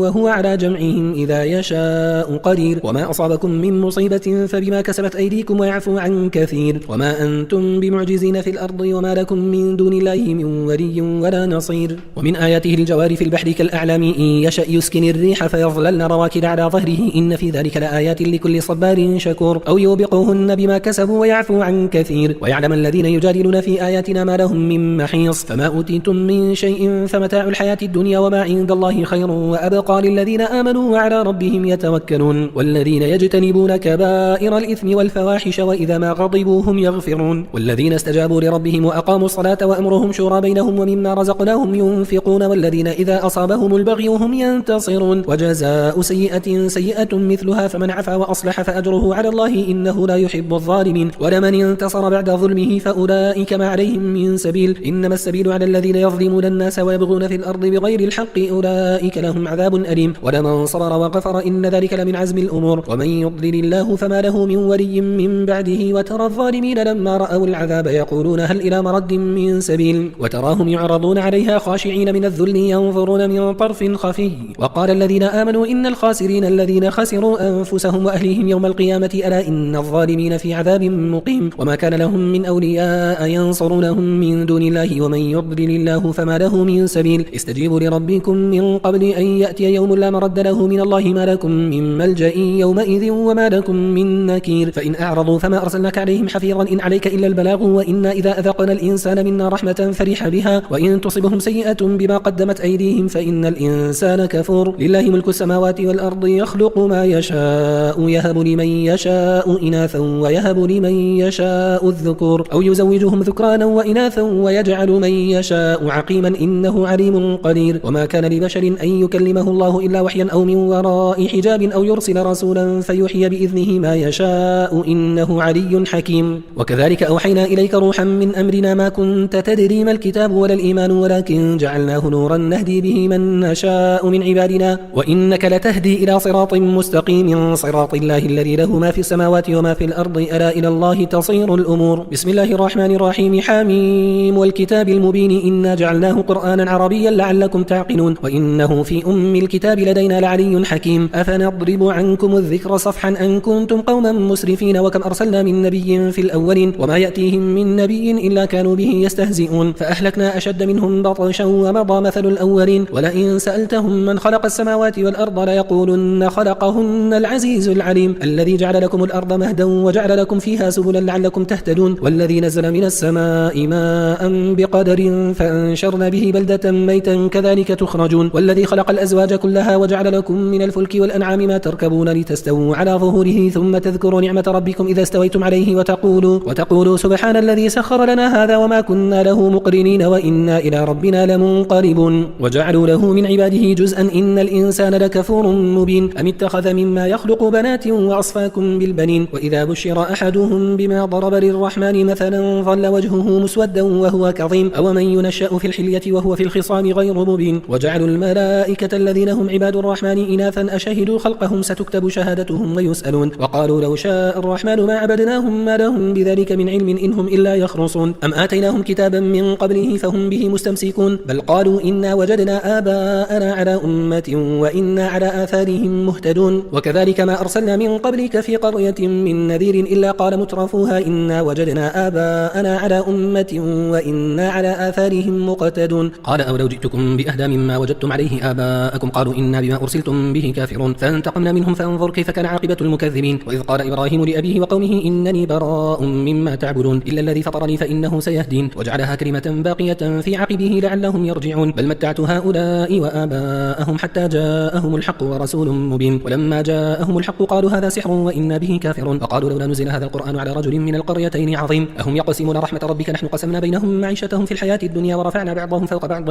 درجات ليتخذ بعضهم بعضا سخريا ورحمة ربك خير مما يجمعون ولولا أن يكون الناس أمة واحدة لجعلنا لمن يكفر بالرحمن لبيوتهم سقفا من فضة ومعارج عليها يظهرون ولبيوتهم أبوابا وسررا عليها يتكئون وزخرفا وإن كل ذلك لما متاع الحياة الدنيا والآخرة عند ربك للمتقين ومن يعش عن ذكر الرحمن نقيض له شيطانا فهو له قرين وإنهم ليصدونهم عن السبيل ويحسبون أنهم مهتدون حتى إذا جاءنا قال يا ليت بيني وبينك بعد المشرقين فبئس القرين ولن ينفعكم اليوم إذ ظلمتم أنكم في العذاب مشتركون أفأنت تسمع الصم أو تهدي العمي ومن كان في ضلال مبين فإما نذهبن بك فإنا منهم منتقمون أو نرينك الذي وعدناهم فإنا عليهم مقتدرون فاستمسك بالذي أوحي إليك إنك على صراط مستقيم وإنه لذكر لك ولقومك وسوف تسألون واسأل من أرسلنا من قبلك من رسلنا أجعلنا من دون الرحمن آلهة يعبدون ولقد أرسلنا موسى بآياتنا إلى فرعون وملئه فقال إني رسول رب العالمين فلما جاءهم بآياتنا إذا هم منها يضحكون وما نريهم من آية إلا هي أكبر من أختها وأخذناهم بالعذاب لعلهم يرجعون وقالوا يا أيها الساحر ادع لنا ربك بما عهد عندك إننا لمهتدون فلما كشفنا عنهم العذاب إذا هم ينكثون ونادى فرعون في قومه قال يا قوم أليس لي ملك مصر وهذه الأنهار تجري من تحتي أفلا تبصرون أم أنا خير من هذا الذي هو مهين ولا يكاد يبين فلولا ألقي عليه أسورة من ذهب أو جاء معه الملائكة مقترنين فاستخف قومه فأطاعوه إنهم كانوا قوما فاسقين فلما آسفونا انتقمنا منهم فأغرقناهم أجمعين فجعلناهم سلفا ومثلا للآخرين ولما ضرب ابن مريم مثلا إذا قومك منه يصدون وقالوا أآلهتنا خير أم هو ما ضربوه لك إلا جدلا بل هم قوم خاصمون إن هو إلا عبد أنعمنا عليه وجعلناه مثلا لبني إسرائيل ولو نشاء لجعلنا منكم ملائكة في الأرض يخلفون وإنه لعلم للساعة فلا تمترن بها واتبعون هذا صراط مستقيم ولا يصدنكم الشيطان إنه لكم عدو مبين ولما جاء عيسى بالبينات قال قد جئتكم بالحكمة ولأبين لكم بعض الذي تختلفون فيه فاتقوا الله وأطيعون إن الله هو ربي وربكم فاعبدوه هذا صراط مستقيم فاختلف الأحزاب من بينهم فويل للذين ظلموا من عذاب يوم أليم هل ينظرون إلا ساعة أن تأتيهم بغتة وهم لا يشعرون الأخلاء يومئذ بعضهم لبعض عدو إلا المتقين يا عبادي لا خوف عليكم اليوم ولا أنتم تحزنون الذين آمنوا بآياتنا وكانوا مسلمين ودخلوا الجنة أنتم وأزواجكم تحبرون يطاف عليهم بصحاف من ذهب وأكواب وفيها ما تشتهيه الأنفس وتلذ الأعين وأنتم فيها خالدون وتلك الجنة التي أورثتموها بما كنتم تعملون لكم فيها فاكهة كثيرة منها تأكلون إن المجرمين في عذاب جهنم خالدون لا يفتر عنهم وهم فيه مبلسون وما ظلمناهم ولكن كانوا هم الظالمين ونادوا يا مالك ليقضي علينا ربك قال إنكم ماكثون لقد جئناكم بالحق ولكن أكثركم للحق كارهون أم أبرموا أمرا فإنا مبرمون أم يحسبون أننا لا نسمع سرهم ونجواهم بلى ورسلنا لديهم يكتبون قل إن كان للرحمن ولد فأنا أول العابدين سبحان رب السماوات والأرض رب العرش عما يصفون فذرهم يخوضوا ويلعبوا حتى يلاقوا يومهم الذي يوعدون وهو الذي في السماء إله وفي الأرض إله وهو الحكيم العليم وتبارك الذي له ملك السماوات والأرض وما بينهما وعنده علم الساعة وإليه ترجعون ولا يملك الذين يدعون من دونه الشفاعة إلا من شهد بالحق وهم يعلمون ولئن سألتهم من خلقهم ليقولن الله فأنى يؤفكون وقيله يا رب إن هؤلاء قوم لا يؤمنون فاصفح عنهم وقل سلام فسوف يعلمون بسم الله الرحمن الرحيم حميم والكتاب المبين إنا أنزلناه في ليلة مباركة إنا كنا منذرين فيها يفرق كل أمر حكيم أمرا من عندنا إنا إنا كنا مرسلين رحمة من ربك إنه هو السميع العليم رب السماوات والأرض وما بينهما إن كنتم موقنين لا إله إلا هو يحيي ويميت ربكم ورب آبائكم الأولين بل هم في شك يلعبون فارتقب يوم تأتي السماء بدخان مبين يغشى الناس هذا عذاب أليم ربنا اكشف عنا العذاب إنا مؤمنون أن لهم الذكرى وقد جاءهم رسول مبين ثم تولوا عنه وقالوا معلم مجنون إنا كاشف العذاب قليلا إنكم عائدون يوم نبطش البطشة الكبرى إنا منتقمون ولقد فتنا قبلهم قوم فرعون وجاءهم رسول كريم أن أدوا إلي عباد الله إني لكم رسول أمين وألا تعلوا على الله إني آتيكم بسلطان مبين وإني عذت بربي وربكم أن ترجمون وإن لم تؤمنوا لي فاعتزلون فدعا ربه أن هؤلاء قوم مجرمون فأسر بعبادي ليلا إنكم متبعون واترك البحر رهوا إنهم جند مغرقون كم تركوا من جنات وعيون وزروع ومقام كريم ونعمة كانوا فيها فاكهين كذلك وأورثناها قوما آخرين فما بكت عليهم السماء والأرض وما كانوا منظرين ولقد نجينا بني إسرائيل من العذاب المهين من فرعون إنه كان عاليا من المسرفين ولقد اخترناهم على علم على العالمين وآتيناهم من الآيات ما فيه بلاء مبين إن هؤلاء ليقولون إن هي إلا موتتنا الأولى وما نحن بمنشرين فأتوا بآبائنا إن كنتم صادقين أهم خير أم قوم تبع والذين من قبلهم أهلكناهم إنهم كانوا مجرمين وما خلقنا السماوات والأرض وما بينهما لاعبين ما خلقناهما إلا بالحق ولكن أكثرهم لا يعلمون إن يوم الفصل ميقاتهم أجمعين يوم لا يغني مولا عن مولا شيئا ولا هم ينصرون إلا من رحم الله إنه هو العزيز الرحيم إن شجرة الزقوم طعام الأثيم كالمهل يغلي في البطون كغلي الحميم خذوه فاعتلوه إلى سواء الجحيم ثم صبوا فوق رأسه من عذاب الحميم ذق إنك أنت العزيز الكريم إن هذا ما كنتم به تمترون إن المتقين في مقام أمين في جنات وعيون يلبسون من سندس واستبرق متقابلين كذلك وزوجناهم بحور عين يدعون فيها بكل فاكهة آمنين لا يذوقون فيها الموت إلا الموتة الأولى ووقاهم عذاب الجحيم فضلا من ربك ذلك هو الفوز العظيم فإنما يسرناه بلسانك لعلهم يتذكرون فارتقب إنهم مرتقبون بسم الله الرحمن الرحيم حميم تنزيل الكتاب من الله العزيز الحكيم إن في السماوات والأرض لآيات للمؤمنين وفي خلقكم وما يبث من دابة آيات لقوم يوقنون واختلاف الليل والنهار وما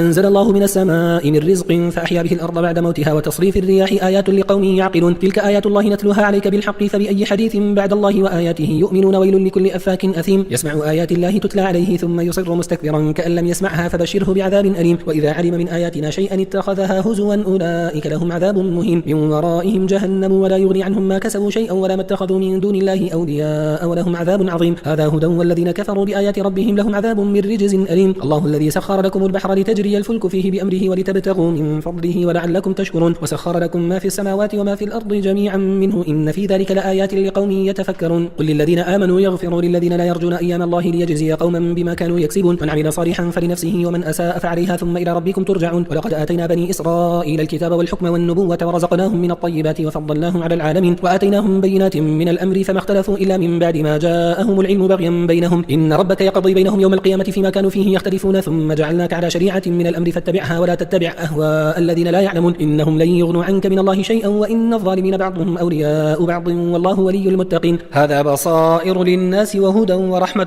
لقوم يوقنون أم حسب الذين اجترحوا السيئات أن نجعلهم كالذين آمنوا وعملوا الصالحات سواء محياهم ومماتهم ساء ما يحكمون وخلق الله السماوات والأرض بالحق ولتجزى كل نفس بما كسبت وهم لا يظلمون أفرأيت من اتخذ إلهه هواه وأضله الله على علم وختم على سمعه وقلبه وجعل على بصره غشاوة فمن يهديه من بعد الله أفلا تذكرون وقالوا ما هي إلا حياتنا الدنيا نموت ونحيا وما يهلكنا إلا الدهر وما لهم بذلك من علم إنهم إلا يظنون وإذا تتلى عليهم آياتنا بينات ما كان حجتهم إلا أن قالوا ائتوا بآبائنا إن كنتم صادقين قل الله يحييكم ثم يميتكم ثم يجمعكم إلى يوم القيامة لا ريب فيه ولكن أكثر الناس لا يعلمون ولله ملك السماوات والأرض ويوم تقوم الساعة يومئذ يخسر المبطلون وترى كل أمة جاثية كل أمة تدعى إلى كتابها اليوم تجزون ما كنتم تعملون هذا كتابنا ينطق عليكم بالحق إنا كنا نستنسخ ما كنتم تعملون فأما الذين آمنوا وعملوا الصالحات فيدخلهم ربهم في رحمته ذلك هو الفوز المبين وأما الذين كفروا أفلم تكن آياتي تتلى عليكم فاستكبرتم وكنتم قوما مجرمين وإذا قيل إن وعد الله حق وساعة لا ريب فيها قلتم ما ندري ما الساعة إن نظن إلا ظنا وما نحن بمستيقنين وبدا لهم سيئات ما عملوا وحاق بهم ما كانوا به يستهزئون وقيل اليوم ننساكم كما نسيتم لقاء يومكم هذا ومأواكم النار وما لكم من ناصرين ذلكم بأنكم اتخذتم آيات الله هزوا وغرتكم الحياة الدنيا فاليوم لا يخرجون منها ولا هم يستعتبون فلله الحمد رب السماوات ورب الأرض رب العالمين وله الكبرياء في السماوات والأرض وهو العزيز الحكيم بسم الله الرحمن الرحيم. حميم. تنزيل الكتاب من الله العزيز الحكيم. ما خلقنا السماوات والأرض وما بينهما إلا بالحق وأجل مسمى والذين كفروا عما أنذروا معرضون. قل أرأيتم ما تدعون من دون الله أروني ماذا خلقوا من الأرض أم لهم شرك في السماوات ائتوني بكتاب من قبل هذا أو أثارة من علم إن كنتم صادقين. ومن أضل ممن يدعو من دون الله من لا يستجيب له إلى يوم القيامة وهم عن دعائهم غافلون. وإذا حشر الناس كانوا لهم أعداء وكانوا بعبادتهم كافرين. وإذا تتلى عليهم آياتنا بينات قال الذين كفروا للحق لما جاءهم هذا سحر مبين أم يقولون افتراه قل إن افتريته فلا تملكون لي من الله شيئا هو أعلم بما تفيضون فيه كفى به شهيدا بيني وبينكم وهو الغفور الرحيم. قل ما كنت بدعا من الرسل وما أدري ما يفعل بي ولا بكم إن أتبع إلى ما يوحى إلي وما أنا إلا نذير مبين. قل أرأيتم إن كان من عند الله وكفرتم به وشهد شاهد من بني إسرائيل على مثله فآمن واستكبرتم إن الله لا يهدي القوم الظالمين. وقال الذين كفروا للذين آمنوا لو كان خيرا ما سبقونا إليه وإذ لم يهتدوا به فسيقولون هذا إفك قديم ومن قبله كتاب موسى إماما ورحمة وهذا كتاب مصدق لسانا عربيا لينذر الذين ظلموا وبشرى للمحسنين. إن الذين قالوا ربنا الله ثم استقاموا فلا خوف عليهم ولا هم يحزنون أولئك أصحاب الجنة خالدين فيها جزاء بما كانوا يعملون. ووصينا الإنسان بوالديه إحسانا حملته أمه كرها ووضعته كرها وحمله وفصاله 30 شهرا حتى إذا بلغ أشده وبلغ 40 سنة قال رب أوزعني أن أشكر نعمتك التي أنعمت علي وعلى والدي وأن أعمل صالحا ترضاه وأصلح لي في ذريتي إني تبت إليك وإني من المسلمين. أولئك الذين نتقبل عنهم أحسن ما عملوا ونتجاوز عن سيئاتهم في أصحاب الجنة وعد الصدق الذي كانوا يوعدون. والذي قال لوالديه أف لكما أتعدانني أن أخرج وقد خلت القرون من قبلي وهما يستغيثان الله ويلك آمن إن وعد الله حق فيقول ما هذا إلا أساطير الأولين. أولئك الذين حق عليهم القول في أمم قد خلت من قبلهم من الجن والإنس إنهم كانوا خاسرين. ولكل درجات مما عملوا وليوفيهم أعمالهم وهم لا يظلمون. ويوم يعرض الذين كفروا على النار أذهبتم طيباتكم في حياتكم الدنيا واستمتعتم بها فاليوم تجزون عذاب الهون بما كنتم تستكبرون في الأرض بغير الحق وبما كنتم تفسقون. واذكر أخا عاد إذ أنذر قومه بالأحقاف وقد خلت النذر من بين يديه ومن خلفه ألا تعبدوا إلا الله إني أخاف عليكم عذاب يوم عظيم. قالوا أجئتنا لتأفكنا عن آلهتنا فأتنا بما تعدنا إن كنت من الصادقين. قال إنما العلم عند الله وأبلغكم ما أرسلت به ولكني أراكم قوما تجهلون. فلما رأوه عارضا مستقبل أوديتهم قالوا هذا عارض ممطرنا بل هو ما استعجلتم به ريح فيها عذاب أليم تدمر كل شيء بأمر ربها فأصبحوا لا يرى إلا مساكنهم كذلك نجزي القوم المجرمين. ولقد مكناهم فيما إن مكناكم فيه وجعلنا لهم سمعا وأبصارا وأفئدة فما أغنى عنهم سمعهم ولا أبصارهم ولا أفئدتهم من شيء إذ كانوا يجحدون بآيات الله وحاق بهم ما كانوا به يستهزئون. ولقد أهلكنا ما حولكم من القرى وصرفنا الآيات لعلهم يرجعون. فلولا نصرهم الذين اتخذوا من دون الله قربانا آلهة بل ضلوا عنهم وذلك إفكهم وما كانوا يفترون. وإذ صرفنا إليك نفرا من الجن يستمعون القرآن فلما حضروه قالوا أنصتوا فلما قضي ولوا إلى قومهم منذرين. قالوا يا قومنا إنا سمعنا كتابا أنزل من بعد موسى مصدقا لما بين يديه يهدي إلى الحق وإلى طريق مستقيم. يا قومنا أجيبوا داعي الله وآمنوا به يغفر لكم من ذنوبكم ويجركم من عذاب أليم. ومن لا يجب داعي الله فليس بمعجز في الأرض وليس له من دونه أولياء أولئك في ضلال مبين. أولم يروا أن الله الذي خلق السماوات والأرض ولم يعي بخلقهن بقادر على أن يحيي الموتى بلى إنه على كل شيء قدير. ويوم يعرض الذين كفروا على النار أليس هذا بالحق قالوا بلى وربنا قال فذوقوا العذاب بما كنتم تكفرون. فاصبر كما صبر أولو العزم من الرسل ولا تستعجل لهم كأنهم يوم يرون ما يوعدون لم يلبثوا إلا ساعة من نهار بلاغ فهل يهلك إلى القوم الفاسقون. بسم الله الرحمن الرحيم. الذين كفروا وصدوا عن سبيل الله أضل أعمالهم والذين آمنوا وعملوا الصالحات وآمنوا بما نزل على محمد وهو الحق من ربهم كفر عنهم سيئاتهم وأصلح بالهم ذلك بأن الذين كفروا اتبعوا الباطل وأن الذين آمنوا اتبعوا الحق من ربهم كذلك يضرب الله للناس أمثالهم. فإذا لقيتم الذين كفروا فضرب الرقاب حتى إذا أثخنتموهم فشدوا الوثاق فإما منا بعد وإما فداء حتى تضع الحرب أوزارها ذلك ولو يشاء الله لانتصر منهم ولكن ليبلو بعضكم ببعض والذين قتلوا في سبيل الله فلن يضل أعمالهم سيهديهم ويصلح بالهم ويدخلهم الجنة عرفها لهم. يا أيها الذين آمنوا إن تنصروا الله ينصركم ويثبت أقدامكم والذين كفروا فتعسا لهم وأضل أعمالهم ذلك بأنهم كرهوا ما أنزل الله فأحبط أعمالهم. أفلم يسيروا في الأرض فينظروا كيف كان عاقبة الذين من قبلهم دمر الله عليهم وللكافرين أمثالها ذلك بأن الله مولى الذين آمنوا وأن الكافرين لا مولى لهم. إن الله يدخل الذين آمنوا وعملوا الصالحات جنات تجري من تحتها الأنهار والذين كفروا يتمتعون ويأكلون كما تأكل الأنعام والنار مثوى لهم. وكأي من قرية هي أشد قوة من قريتك التي أخرجتك أهلكناهم فلا ناصر لهم. أفمن كان على بينة من ربه كمن زين له سوء عمله واتبعوا أهواءهم. مثل الجنة التي وعد المتقون فيها أنهار من ماء غير آسن وأنهار من لبن لم يتغير طعمه وأنهار من خمر لذة للشاربين وأنهار من عسل مصفى ولهم فيها من كل الثمرات ومغفرة من ربهم كمن هو خالد في النار وسقوا ماء حميما فقطع أمعاءهم. ومنهم من يستمع إليك حتى إذا خرجوا من عندك قالوا للذين أوتوا العلم ماذا قال آنفا أولئك الذين طبع الله على قلوبهم واتبعوا أهواءهم والذين اهتدوا زادهم هدى وآتاهم تقواهم فهل ينظرون إلا الساعة أن تأتيهم بغتة فقد جاء أشراطها فأنى لهم إذا جاءتهم ذكراهم فاعلم أنه لا إله إلا الله واستغفر لذنبك وللمؤمنين والمؤمنات والله يعلم متقلبكم ومثواكم. ويقول الذين آمنوا لولا نزلت سورة فإذا أنزلت سورة محكمة وذكر فيها القتال رأيت الذين في قلوبهم مرض ينظرون إليك نظر المغشي عليه من الموت فأولى لهم طاعة وقول معروف فإذا عزم الأمر فلو صدقوا الله لكان خيرا لهم فهل عسيتم إن توليتم أن تفسدوا في الأرض وتقطعوا أرحامكم أولئك الذين لعنهم الله فأصمهم وأعمى أبصارهم أفلا يتدبرون القرآن أم على قلوب أقفالها إن الذين ارتدوا على أدبارهم من بعد ما تبين لهم الهدى الشيطان سول لهم وأملى لهم ذلك بأنهم قالوا للذين كرهوا ما نزل الله سنطيعكم في بعض الأمر والله يعلم إسرارهم فكيف إذا توفتهم الملائكة يضربون وجوههم وأدبارهم ذلك بأنهم اتبعوا ما أسخط الله وكرهوا رضوانه فأحبط أعمالهم أم حسب الذين في قلوبهم مرض أن لن يخرج الله أضغانهم ولو نشاء لأريناكهم فلعرفتهم بسيماهم ولتعرفنهم في لحن القول والله يعلم أعمالكم ولنبلونكم حتى نعلم المجاهدين منكم والصابرين ونبلو أخباركم إن الذين كفروا وصدوا عن سبيل الله وشاقوا الرسول من بعد ما تبين لهم الهدى لن يضروا الله شيئا وسيحبط أعمالهم يا أيها الذين آمنوا أطيعوا الله وأطيعوا الرسول ولا تبطلوا أعمالكم إن الذين كفروا وصدوا عن سبيل الله ثم ماتوا وهم كفار فلن يغفر الله لهم فلا تهنوا وتدعوا إلى السلم وأنتم الأعلون والله معكم ولن يتركم أعمالكم إنما الحياة الدنيا لعب وله وإن تؤمنوا وتتقوا يؤتكم أجوركم ولا يسألكم أموالكم إن يسألكموها فيحفكم تبخلوا ويخرج أضغانكم ها أنتم هؤلاء تدعون لتنفقوا في سبيل الله فمنكم من يبخل ومن يبخل فإنما يبخل عن نفسه والله الغني وأنتم الفقراء وإن تتولوا يستبدل قوما غيركم ثم لا يكونوا أمثالكم بسم الله الرحمن الرحيم إنا فتحنا لك فتحا مبينا ليغفر لك الله ما تقدم من ذنبك وما تأخر ويتم نعمته عليك ويهديك صراطا مستقيما وينصرك الله نصرا عزيزا هو الذي أنزل السكينة في قلوب المؤمنين ليزدادوا إيمانا مع إيمانهم ولله جنود السماوات والأرض وكان الله عليما حكيما ليدخل المؤمنين والمؤمنات جنات تجري من تحتها الأنهار خالدين فيها ويكفر عنهم سيئاتهم وكان ذلك عند الله فوزا عظيما ويعذب المنافقين والمنافقات والمشركين والمشركات الظانين بالله ظن السوء عليهم دائرة السوء وغضب الله عليهم ولعنهم وأعد لهم جهنم وساءت مصيرا ولله جنود السماوات والأرض وكان الله عزيزا حكيما إنا أرسلناك شاهدا ومبشرا ونذيرا لتؤمنوا بالله ورسوله وتعزروه وتوقروه وتسبحوه بكرة وأصيلا إن الذين يبايعونك إنما يبايعون الله يد الله فوق أيديهم فمن نكث فإنما ينكث على نفسه ومن أوفى بما عاهد عليه الله فسيؤتيه أجرا عظيما سيقول لك المخلفون من الأعراب شغلتنا أموالنا وأهلنا فاستغفر لنا يقولون بألسنتهم ما ليس في قلوبهم قل فمن يملك لكم من الله شيئا إن أراد بكم ضرا أو أراد بكم نفعا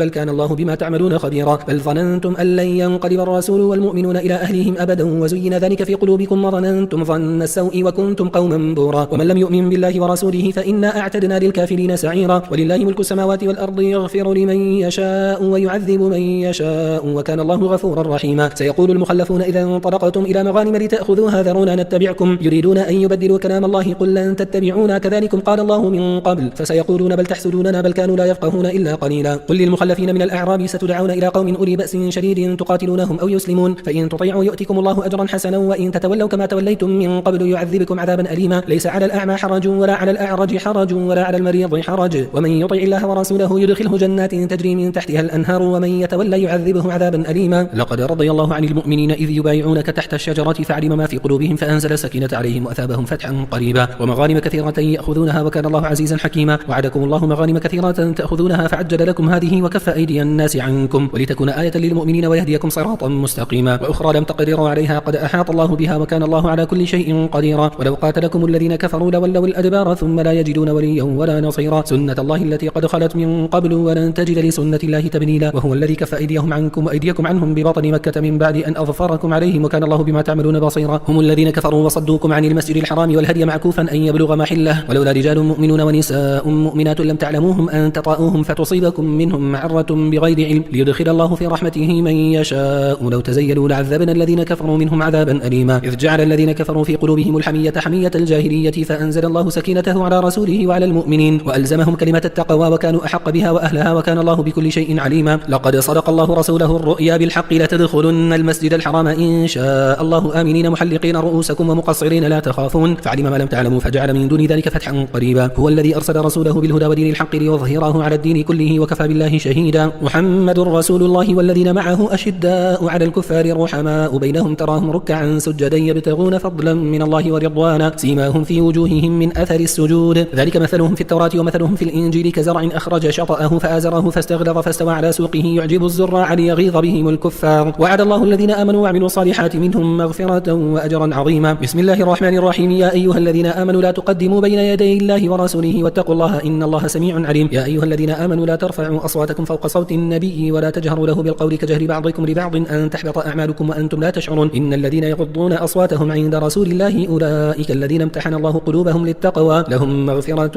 وأجر عظيم. إن الذين ينادونك من وراء الحجرات أكثرهم لا يعقلون ولو أنهم صبروا حتى تخرج إليهم لكان خيرا لهم والله غفور رحيم. يا أيها الذين آمنوا إن جاءكم فاسق بنبأ فتبينوا أن تصيبوا قوما بجهالة فتصبحوا على ما فعلتم نادمين. واعلموا أن فيكم رسول الله لو يطيعكم في كثير من الأمر لعنتم ولكن الله حبب إليكم الإيمان وزينه في قلوبكم وكره إليكم الكفر والفسوق والعصيان أولئك هم الراشدون فضلا من الله ونعمة والله عليم حكيم. وإن طائفتان من المؤمنين اقتتلوا فأصلحوا بينهما فإن بغت إحداهما على الأخرى فقاتلوا التي تبغي حتى تفيء إلى أمر الله فإن فاءت فأصلحوا بينهما بالعدل وأقسطوا إن الله يحب المقسطين. إنما المؤمنون إخوة فأصلحوا بين أخويكم واتقوا الله لعلكم ترحمون. يا أيها الذين آمنوا لا يسخر قوم من قوم عسى أن يكونوا خيرا منهم ولا نساء من نساء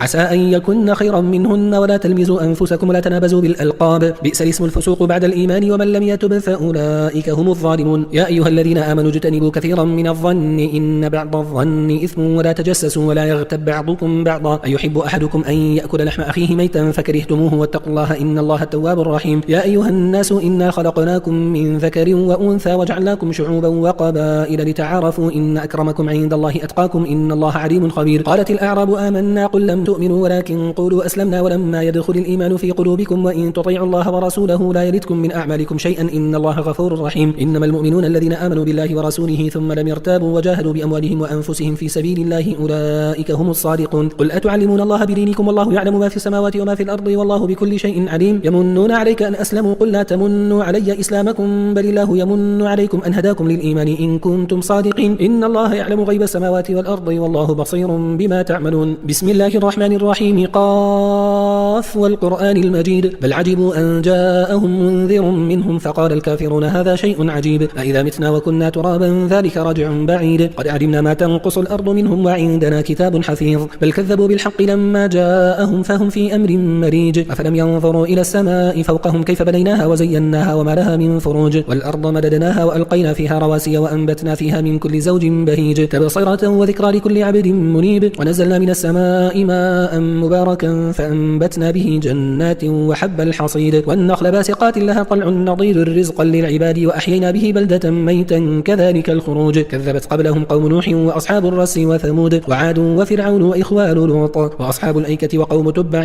كل كذب الرسل فحق وعيد أفعينا بالخلق الأول بل هم في لبس من خلق جديد ولقد خلقنا الإنسان ونعلم ما توسوس به نفسه ونحن أقرب إليه من حبل الوريد إذ يتلقى المتلقيان عن اليمين وعن الشمال قعيد ما يلفظ من قول إلا لديه رقيب عتيد وجاءت سكرة الموت بالحق ذلك ما كنت منه تحيد ونفخ في الصور ذلك يوم الوعيد وجاءت كل نفس معها سائق وشهيد لقد كنت في غفلة من هذا فكشفنا عنك غطاءك فبصرك اليوم حديد وقال قرينه هذا ما لدي عتيد ألقيا في جهنم كل كفار عنيد مناع للخير معتد مريب الذي جعل مع الله إلها آخر فألقياه في العذاب الشديد قال قرينه ربنا ما أطغيته ولكن كان في ضلال بعيد قال لا تختصموا لدي وقد قدمت إليكم بالوعيد ما يبدل القول لدي وما أنا بظلام للعبيد يوم نقول لجهنم هل امتلأت وتقول هل من مزيد وأزلفت الجنة للمتقين غير بعيد هذا ما توعدون لكل أواب حفيظ من خشي الرحمن بالغيب وجاء بقلب منيب ادخلوها بسلام ذلك يوم الخلود لهم ما يشاءون فيها ولدينا مزيد وكم أهلكنا قبلهم من قرن هم أشد منهم بطشا فنقبوا في البلاد هل من محيص إن في ذلك لذكرى لمن كان له قلب أو ألقى السمع وهو شهيد ولقد خلقنا السماوات والأرض وما بينهما في 6 أيام وما مسنا باللغوب فاصبر على ما يقولون وسبح بحمد ربك قبل طلوع الشمس وقبل الغروب ومن الليل فسبحه وأدبار السجود واستمع يوم ينادي المناد من مكان قريب يوم يسمعون الصيحة بالحق ذلك يوم الخروج إنا نحن نحيي ونميت وإلينا المصير يوم تشقق الأرض عنهم سراعا ذلك حشر علينا يسير نحن أعلم بما يقولون وما أنت عليهم بجبار فذكر بالقرآن من يخاف وعيد بسم الله الرحمن الرحيم والذاريات ذروا فالحاملات وقرا فالجاريات يسرا فالمقسمات أمرا إنما توعدون لصادق وإن الدين لواقع والسماء ذات الحبك إنكم لفي قول مختلف يؤفك عنه من أفك قتل الخراصون الذين هم في غمرة ساهون يسألون أيان يوم الدين يوم هم على النار يفتنون ذوقوا فتنتكم هذا الذي كنتم به به تستعجلون إن المتقين في جنات وعيون آخذين ما آتاهم ربهم إنهم كانوا قبل ذلك محسنين كانوا قليلا من الليل ما يهجعون وبالأسحار هم يستغفرون وفي أموالهم حق للسائل والمحروم وفي الأرض آيات للموقنين وفي أنفسكم أفلا تبصرون وفي السماء رزقكم وما توعدون فورب السماء والأرض إنه لحق مثل ما أنكم تنطقون هل أتاك حديث ضيف إبراهيم المكرمين إذ دخلوا عليه فقالوا سلاما قال سلام قوم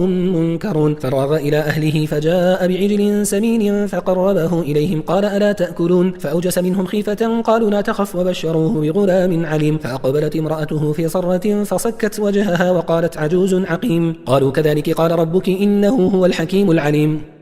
قال فما خطبكم أيها المرسلون قالوا إنا أرسلنا إلى قوم مجرمين لنرسل عليهم حجارة من طين مسومة عند ربك للمسرفين فأخرجنا من كان فيها من المؤمنين فما وجدنا فيها غير بيت من المسلمين وتركنا فيها آية للذين يخافون العذاب الأليم وفي موسى إذ أرسلناه إلى فرعون بسلطان مبين فتولى بركنه وقال ساحر أو مجنون فأخذناه وجنوده فنبذناهم في اليم وهو مليم وفي عاد إذ أرسلنا عليهم الريح العقيم ما تذر من شيء أتت عليه إلا جعلته كالرميم وفي ثمود إذ قيل لهم تمتعوا حتى حين فعتوا عن أمر ربهم فأخذتهم الصاعقة وهم ينظرون فما استطاعوا من قيام وما كانوا منتصرين وقوم نوح من قبل إنهم كانوا قوما فاسقين والسماء بنيناها بأيد وإنا لموسعون والأرض فرشناها فنعم الماهدون ومن كل شيء خلقنا زوجين لعلكم تذكرون ففروا إلى الله إني لكم منه نذير مبين ولا تجعلوا مع الله إلها آخر إني لكم منه نذير مبين كذلك ما أتى الذين من قبلهم من رسول إلا قالوا ساحر أو مجنون أتواصوا به بل هم قوم طاغون فتول عنهم فما أنت بملوم وذكر فإن الذكرى تنفع المؤمنين وما خلقت الجن والإنس إلا ليعبدون ما أريد منهم من رزق وما أريد أن يطعمون إن الله هو الرزاق ذو القوة المتين فإن للذين ظلموا ذنوبا مثل ذنوب أصحابهم فلا يستعجلون فويل للذين كفروا من يومهم الذي يوعدون بسم الله الرحمن الرحيم والطور وكتاب مسطور في رق منشور والبيت المعمور والسقف المرفوع والبحر المسجور إن عذاب ربك لواقع ما له من دافع يوم تمر السماء مورا وتسير الجبال سيرا فويل يومئذ للمكذبين الذين هم في خوض يلعبون يوم يدعون إلى نار جهنم دعا هذه النار التي كنتم بها تكذبون أفسحر هذا أم أنتم لا تبصرون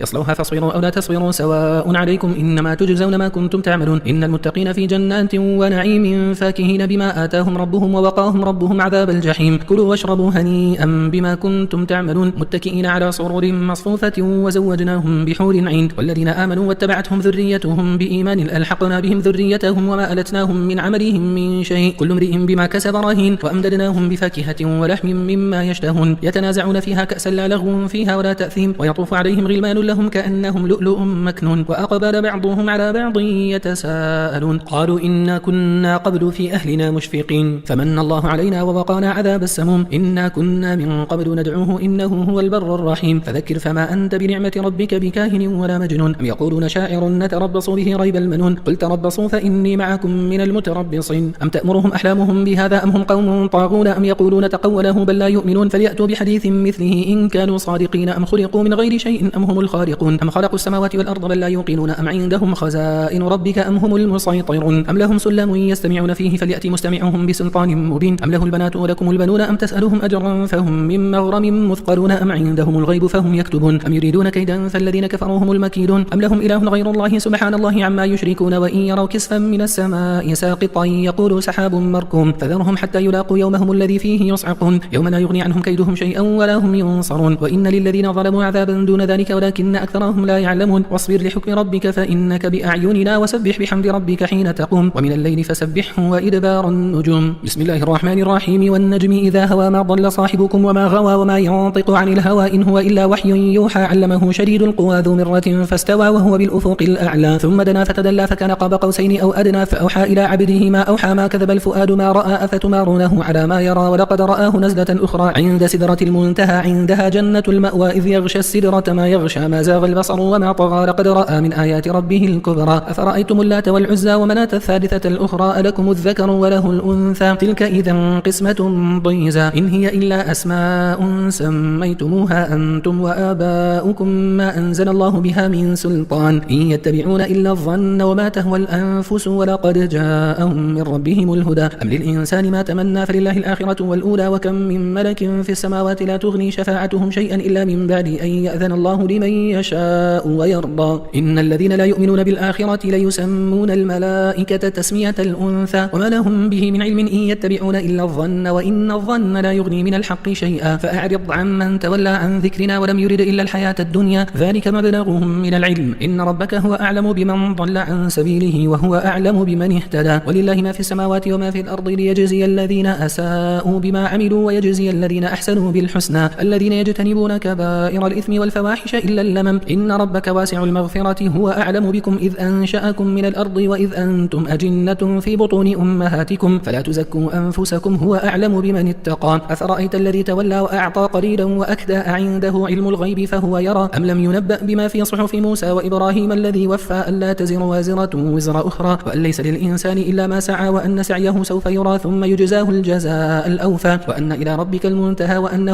هو أضحك وأبكى وأنه هو أمات وأحيا وأنه خلق الزوجين الذكر والأنثى من نطفة إذا تمنى وأن عليه النشأة الأخرى وأنه هو أغنى وأقنى وأنه هو رب الشعرى وأنه أهلك عادا الأولى وثمود فما أبقى وقوم نوح من قبل إنهم كانوا هم أظلم وأطغى والمؤتفكة أهوى فغشاها ما غشا فبأي آلاء ربك تتمارى هذا نذير من النذر الأولى أزفت الآزفة ليس لها من دون الله كاشفة أفمن هذا الحديث تعجبون وتضحكون ولا تبكون وأنتم سامدون فاسجدوا لله واعبدوا بسم الله الرحمن الرحيم اقتربت الساعة وانشق القمر وإن يروا آية يعرضوا ويقولوا سحر مستمر وكذبوا واتبعوا أهواءهم وكل أمر مستقر ولقد جاءهم من الأنباء ما فيه مزدجر حكمة بالغة فما تغني النذر فتول عنهم يوم يدعو الداعي إلى شيء نكر خش عن أبصارهم يخرجون من الأجداث كأنهم جراد منتشر مهطعين إلى الداعي يقول الكافرون هذا يوم عسير كذبت قبلهم قوم نوح فكذبوا عبدنا وقالوا مجنون وازدجر فدعا ربه أني مغلوب فانتصر ففتحنا أبواب السماء بماء منهمر وفجرنا الأرض عيونا فالتقى الماء على أمر قد قدر وحملناه على ذات ألواح ودسر تجري بأعيننا جزاء لمن كان كفر ولقد تركناها آية فهل من مدكر فكيف كان عذابي ونذر ولقد يسرنا القرآن للذكر فهل من مدكر كذبت عاد فكيف كان عذابي ونذر إنا أرسلنا عليهم ريحا صرصرا في يوم نحس مستمر تنزع الناس كأنهم أعجاز نخل منقعر فكيف كان عذابي ونذر ولقد يسرنا القرآن للذكر فهل من مدكر كذبت ثمود بالنذر فقالوا أبشرا منا واحدا نتبعه إنا إذا لفي ضلال وسعر ألقي الذكر عليه من بيننا بل هو كذاب أشر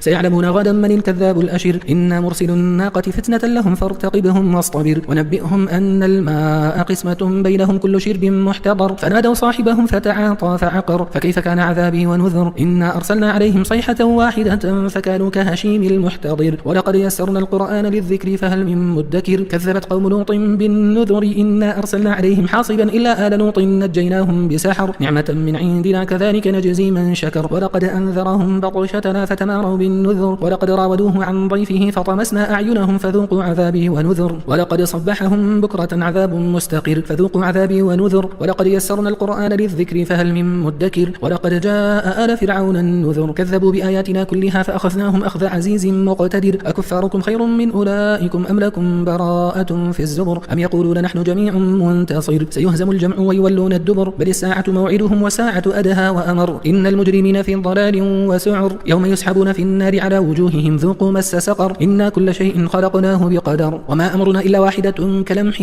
بالبصر ولقد أهلكنا أشياعكم فهل من مدكر وكل شيء فعلوه في الزبر وكل صغير وكبير مستطر إن المتقين في جنات ونهر في مقعد صدق عند مليك مقتدر بسم الله الرحمن الرحيم الرحمن علم القرآن خلق الإنسان علمه البيان الشمس والقمر بحسبان والنجم والشجر يسجدان والسماء رفعها ووضع الميزان ألا تطغوا في الميزان وأقيموا الوزن بالقسط ولا تخسروا الميزان والأرض وضعها للأنام فيها فاكهة والنخل ذات الأكمام والحب ذو العصف والريحان فبأي آلاء ربكما تكذبان خلق الإنسان من صلصال كالفخار وخلق الجان من مارج من نار فبأي آلاء ربكما تكذبان رب المشرقين ورب المغربين فبأي آلاء ربكما تكذبان مرج البحرين يلتقيان بينهما برزخ لا يبغيان فبأي آلاء ربكما تكذبان يخرج منهما اللؤلؤ والمرجان فبأي آلاء ربكما تكذبان وله الجوار المنشآت في البحر كالأعلام فبأي آلاء ربكما تكذبان كل من عليها فان ويبقى وجه ربك ذو الجلال والإكرام فبأي آلاء ربكما تكذبان يسأله من في السماوات والأرض كل يوم هو في شأن فبأي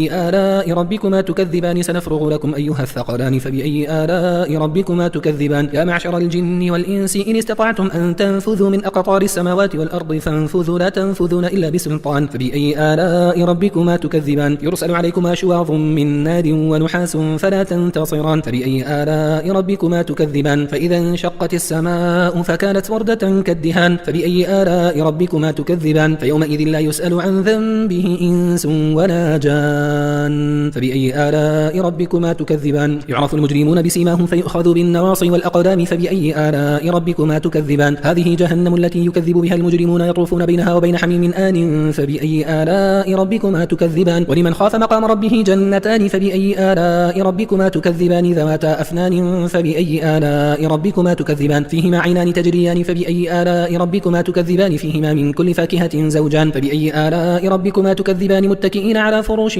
بطائنها من استبرق وجنى الجنتين دان. فبأي آلاء ربكما تكذبان؟ فيهن قاصرات الطرف لم يطمثهن إنس قبلهم ولا جان.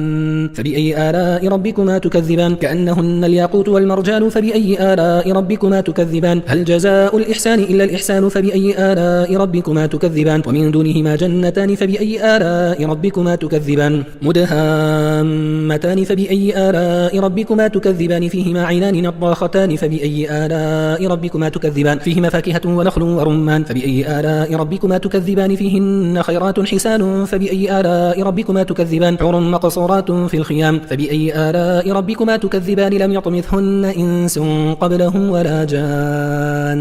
فبأي آلاء ربكما تكذبان؟ متكئين على رفرف خضر وعبقري حسان. فبأي آلاء ربكما تكذبان؟ تبارك اسم ربك ذي الجلال والإكرام. بسم الله الرحمن الرحيم. إذا وقعت الواقعة ليس لوقعتها كاذبة خافضة رافعة إذا رجت الأرض رجا وبست الجبال بسا فكانت هباء منبثا وكنتم أزواجا ثلاثة فأصحاب الميمنة ما أصحاب الميمنة وأصحاب المشأمة ما أصحاب المشأمة والسابقون السابقون أولئك المقربون في جنات النعيم ثلة من الأولين وقليل من الآخرين على سرور موضونة متكئين عليها متقابلين يطوف عليهم ولدان مخلدون بأكواب وأباريق وكأس من معين لا يصدعون عنها ولا ينزفون وفاكهة مما يتخيرون ولحم طير مما يشتهون وحور عين كأمثال اللؤلؤ المكنون جزاء بما كانوا يعملون لا يسمعون فيها لغوا ولا تأثيما إلا قيلا سلاما سلاما وأصحاب اليمين ما أصحاب اليمين في سدر مخضود وطلح منضود وظل ممدود وماء مسكوب وفاكهة كثيرة لا مقطوعة ولا ممنوعة وفروش مرفوعة إنا أنشأناهن إنشاء فجعلناهن أبكارا عربا أترابا لأصحاب اليمين ثلة من الأولين وثلة من الآخرين وأصحاب الشمال ما أصحاب الشمال في سموم وحميم وظل من يحموم لا بارد ولا كريم إنهم كانوا قبل ذلك مترفين وكانوا يصرون على الحنث العظيم وكانوا يقولون أئذا متنا وكنا ترابا وعظاما أئنا لمبعوثون أو آباؤنا الأولون قل إن الأولين والآخرين لمجموعون إلى ميقات يوم معلوم ثم إنكم أيها الضالون المكذبون لآكلون من شجر من زقوم فملئون منها البطون فشاربون عليه من الحميم فشاربون شرب الهيم هذا نزلهم يوم الدين نحن خلقناكم فلولا تصدقون أفرأيتم ما تمنون أأنتم تخلقونه أم نحن الخالقون نحن قدرنا بينكم الموت وما نحن بمسبوقين على أن نبدل أمثالكم وننشئكم فيما لا تعلمون ولقد علمتم النشأة الأولى فلولا تذكرون أفرأيتم ما تحرثون أأنتم تزرعونه أم نحن الزارعون لو نشاء لجعلناه حطاما فظلتم تفكهون إنا لمغرمون بل نحن محرومون أفرأيتم الماء الذي تشربون أأنتم أنزلتموه من المزن أم نحن المنزلون لو نشاء جعلناه أجاجا فلولا تشكرون أفرأيتم النار التي تورون أأنتم أنشأتم شجرتها أم نحن المنشئون نحن جعلناها تذكرة ومتاعا للمقوين فسبح باسم ربك العظيم فلا أقسم بمواقع النجوم وإنه لقسم لو تعلمون عظيم إنه لقرآن كريم في كتاب مكنون لا يمسه إلا المطهرون تنزيل من رب العالمين أفبهذا الحديث أنتم مدهنون وتجعلون رزقكم أنكم تكذبون فلولا إذا بلغت الحلقوم وأنتم حينئذ تنظرون ونحن أقرب إليه منكم ولكن لا تبصرون فلولا إن كنتم غير مدينين ترجعونها إن كنتم صادقين فأما إن كان من المقربين فروح وريحان وجنة نعيم وأما إن كان من أصحاب اليمين فسلام لك من أصحاب اليمين وأما إن كان من المكذبين الضالين فنزل من حميم وتصلية جحيم إن هذا له حق اليقين فسبح باسم ربك العظيم بسم الله الرحمن الرحيم سبح لله ما في السماوات والأرض وهو العزيز الحكيم له ملك السماوات والأرض يحيي ويميت وهو على كل شيء قدير هو الأول والآخر والظاهر والباطن وهو بكل شيء عليم هو الذي خلق السماوات والأرض في 6 أيام ثم استوى على العرش يعلم ما يلج في الأرض وما يخرج منها وما ينزل من السماء وما يعرج فيها وهو معكم أينما كنتم والله بما تعملون بصير له ملك السماوات والأرض وإلى الله ترجع الأمور يولج الليل في النهار ويولج النهار في الليل وهو عليم بذات الصدور آمنوا بالله ورسوله وأنفقوا مما جعلكم مستخلفين فيه فالذين آمنوا منكم وأنفقوا لهم أجر كبير وما لكم لا تؤمنون بالله والرسول يدعوكم لتؤمنوا بربكم وقد أخذ ميثاقكم إن كنتم مؤمنين هو الذي ينزل على عبده آيات بينات ليخرجكم من الظلمات إلى النور وإن الله بكم لرؤوف رحيم وما لكم ألا تنفقوا في سبيل الله ولله ميراث السماوات والأرض لا يستوي منكم من أنفق من قبل الفتح وقاتل أولئك أعظم درجة من الذين أنفقوا من بعد وقاتلوا وكلا وعد الله الحسنى والله بما تعملون خبير من ذا الذي يقرض الله قرضا حسنا فيضاعفه له وله أجر كريم يوم ترى المؤمنين والمؤمنات يسعى نورهم بين أيديهم وبأيمانهم بشراكم اليوم جنات تجري من تحتها الأنهار خالدين فيها ذلك هو الفوز العظيم يوم يقول المنافقون والمنافقات للذين آمنوا انظرونا نقتبس من نوركم قيل ارجعوا وراءكم فالتمسوا نورا فضرب بينهم بسور له باب باطنه فيه الرحمة وظاهره من قبله العذاب ينادونهم ألم نكن معكم قالوا بلى ولكنكم فتنتم أنفسكم وتربصتم وارتبتم وغرتكم الأماني حتى جاء أمر الله وغركم بالله الغرور فاليوم لا يؤخذ منكم فدية ولا من الذين كفروا مأواكم النار هي مولاكم وبئس المصير ألم يأن للذين آمنوا أن تخشع قلوبهم لذكر الله وما نزل من الحق ولا يكونوا كالذين أوتوا الكتاب من قبل فطال عليهم الأمد فقست قلوبهم وكثير منهم فاسقون اعلموا أن الله يحيي الأرض بعد موتها قد بينا لكم الآيات لعلكم تعقلون إن المصدقين والمصدقات وأقرضوا الله قرضا حسنا يضاعف لهم ولهم أجر كريم والذين آمنوا بالله ورسله أولئك هم الصديقون والشهداء عند ربهم لهم أجرهم ونورهم والذين كفروا وكذبوا بآياتنا أولئك أصحاب الجحيم اعلموا أنما الحياة الدنيا لعب ولهو وزينة وتفاخر بينكم وتكاثر في الأموال والأولاد كمثل غيث أعجب الكفار نباته ثم يهيج فتراه مصفرا ثم يكون حطاما وفي الآخرة عذاب شديد ومغفرة من الله ورضوان وما الحياة الدنيا إلا متاع الغرور سابقوا إلى مغفرة من ربكم وجنة عرضها كعرض السماء والأرض أعدت للذين آمنوا بالله ورسله ذلك فضل الله يؤتيه من يشاء والله ذو الفضل العظيم ما أصاب من مصيبة في الأرض ولا في أنفسكم إلا في كتاب من قبل أن نبرأها إن ذلك على الله يسير لكي لا تأسوا على ما فاتكم ولا تفرحوا بما آتاكم والله لا يحب كل مختال فخور الذين يبخلون ويأمرون الناس بالبخل ومن يتول فإن الله هو الغني الحميد لقد أرسلنا رسلنا بالبينات وأنزلنا معهم الكتاب والميزان ليقوم الناس بالقسط وأنزلنا الحديد فيه بأس شديد ومنافع للناس وليعلم الله من ينصره ورسله بالغيب إن الله قوي عزيز ولقد أرسلنا نوحا وإبراهيم وجعلنا في ذريتهما النبوة والكتاب فمنهم مهتد وكثير منهم فاسقون ثم قفينا على آثارهم برسلنا وقفينا بعيسى بن مريم وآتيناه الإنجيل وجعلنا في قلوب الذين اتبعوه رأفة ورحمة ورهبانية ابتدعوها ما كتبناها عليهم إلا ابتغاء رضوان الله فما رعوها حق رعايتها فآتينا الذين آمنوا منهم أجرهم وكثير منهم فاسقون يا أيها الذين آمنوا اتقوا الله وآمنوا برسوله يؤتكم كفلين من رحمته ويجعل لكم نورا تمشون به ويغفر لكم والله غفور رحيم لئلا يعلم أهل الكتاب ألا يقدرون على شيء من فضل الله وأن الفضل بيد الله يؤتيه من يشاء والله ذو الفضل العظيم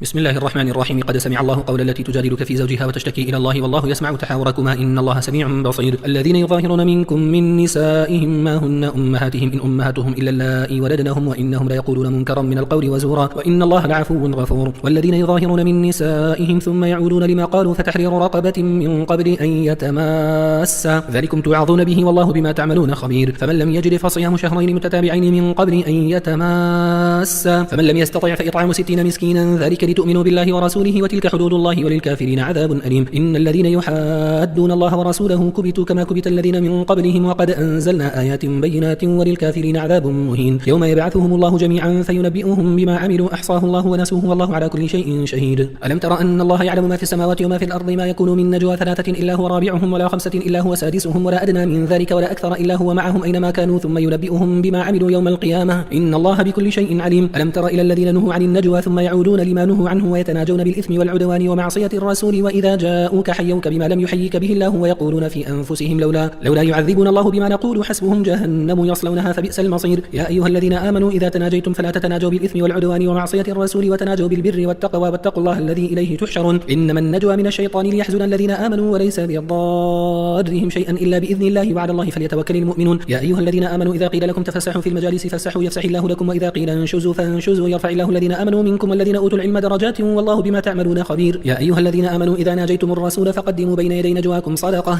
ذلك خير لكم وأطهر فإن لم تجدوا فإن الله غفور رحيم أأشفقتم أن تقدموا بين يدي نجواكم صدقات فإذ لم تفعلوا وتاب الله عليكم فأقيموا الصلاة وآتوا الزكاة وأطيعوا الله ورسوله والله خبير بما تعملون ألم تر إلى الذين تولوا قوما غضب الله عليهم ما هم منكم ولا منهم ويحلفون على الكذب وهم يعلمون أعد الله لهم عذابا شديدا إنهم ساء ما كانوا يعملون اتخذوا أيمانهم جنة فصدوا عن سبيل الله فلهم عذاب مهين لن تغني عنهم تنفعهم أموالهم ولا أولادهم من الله شيئا أولئك أصحاب النار هم فيها خالدون يوم يبعثهم الله جميعا فيحلفون له كما يحلفون لكم ويحسبون أنهم على شيء ألا إنهم هم الكاذبون استحوذ عليهم الشيطان فأنساهم ذكر الله أولئك حزب الشيطان ألا إن حزب الشيطان هم الخاسرون إن الذين يحادون الله ورسوله أولئك في الأذلين كتب الله لأغلبن أنا ورسلي إن الله قوي عزيز لا تجد قوما يؤمنون بالله واليوم الآخر يوادون من حاد الله ورسوله ولو كانوا آباءهم أو أبناءهم أو إخوانهم أو عشيرتهم أولئك كتب في قلوبهم الإيمان وأيدهم بروح منه ويدخلهم جنات تجري من تحتها الأنهار خالدين فيها رضي الله عنهم ورضوا عنه أولئك حزب الله ألا إن حزب الله هم المفلحون بسم الله الرحمن الرحيم سبح لله ما في السماوات وما في الأرض وهو العزيز الحكيم هو الذي أخرج الذين كفروا من أهل الكتاب من ديارهم لأول الحشر ما ظننتم أن يخرجوا وظنوا أنهم مانعتهم حصونهم من الله فأتاهم الله من حيث لم يحتسبوا وقذف في قلوبهم الرعب يخربون بيوتهم بأيديهم وأيدي المؤمنين فاعتبروا يا أولي الأبصار ولولا أن كتب الله عليهم الجلاء لعذبهم في الدنيا ولهم في الآخرة عذاب النار ذلك بأنهم شاقوا الله ورسوله ومن يشاق الله فإن الله شديد العقاب ما قطعتم من لينة أو تركتموها قائمة على أصولها فبإذن الله وليخزي الفاسقين وما أفاء الله على رسوله منهم فما أوجفتم عليه من خير ولا ركاب ولكن الله يسلط رسله على من يشاء والله على كل شيء قدير ما أفاء الله على رسوله من أهل القرى فلله وللرسول ولذي القربى واليتامى والمساكين وابن السبيل كي لا يكون دولة بين الأغنياء منكم وما أتاكم الرسول فخذوه وما نهاكم عنه فانتهوا واتقوا الله إن الله شديد العقاب للفقراء المهاجرين الذين أخرجوا من ديارهم وأموالهم يبتغون فضلا من الله ورضوانا وينصرون الله ورسوله أولئك هم الصادقون والذين تبوأوا الدار والإيمان من قبلهم يحبون من هاجر إليهم ولا يجدون في صدورهم حاجة مما أوتوا ويؤثرون على أنفسهم ولو كان بهم خصاصة ومن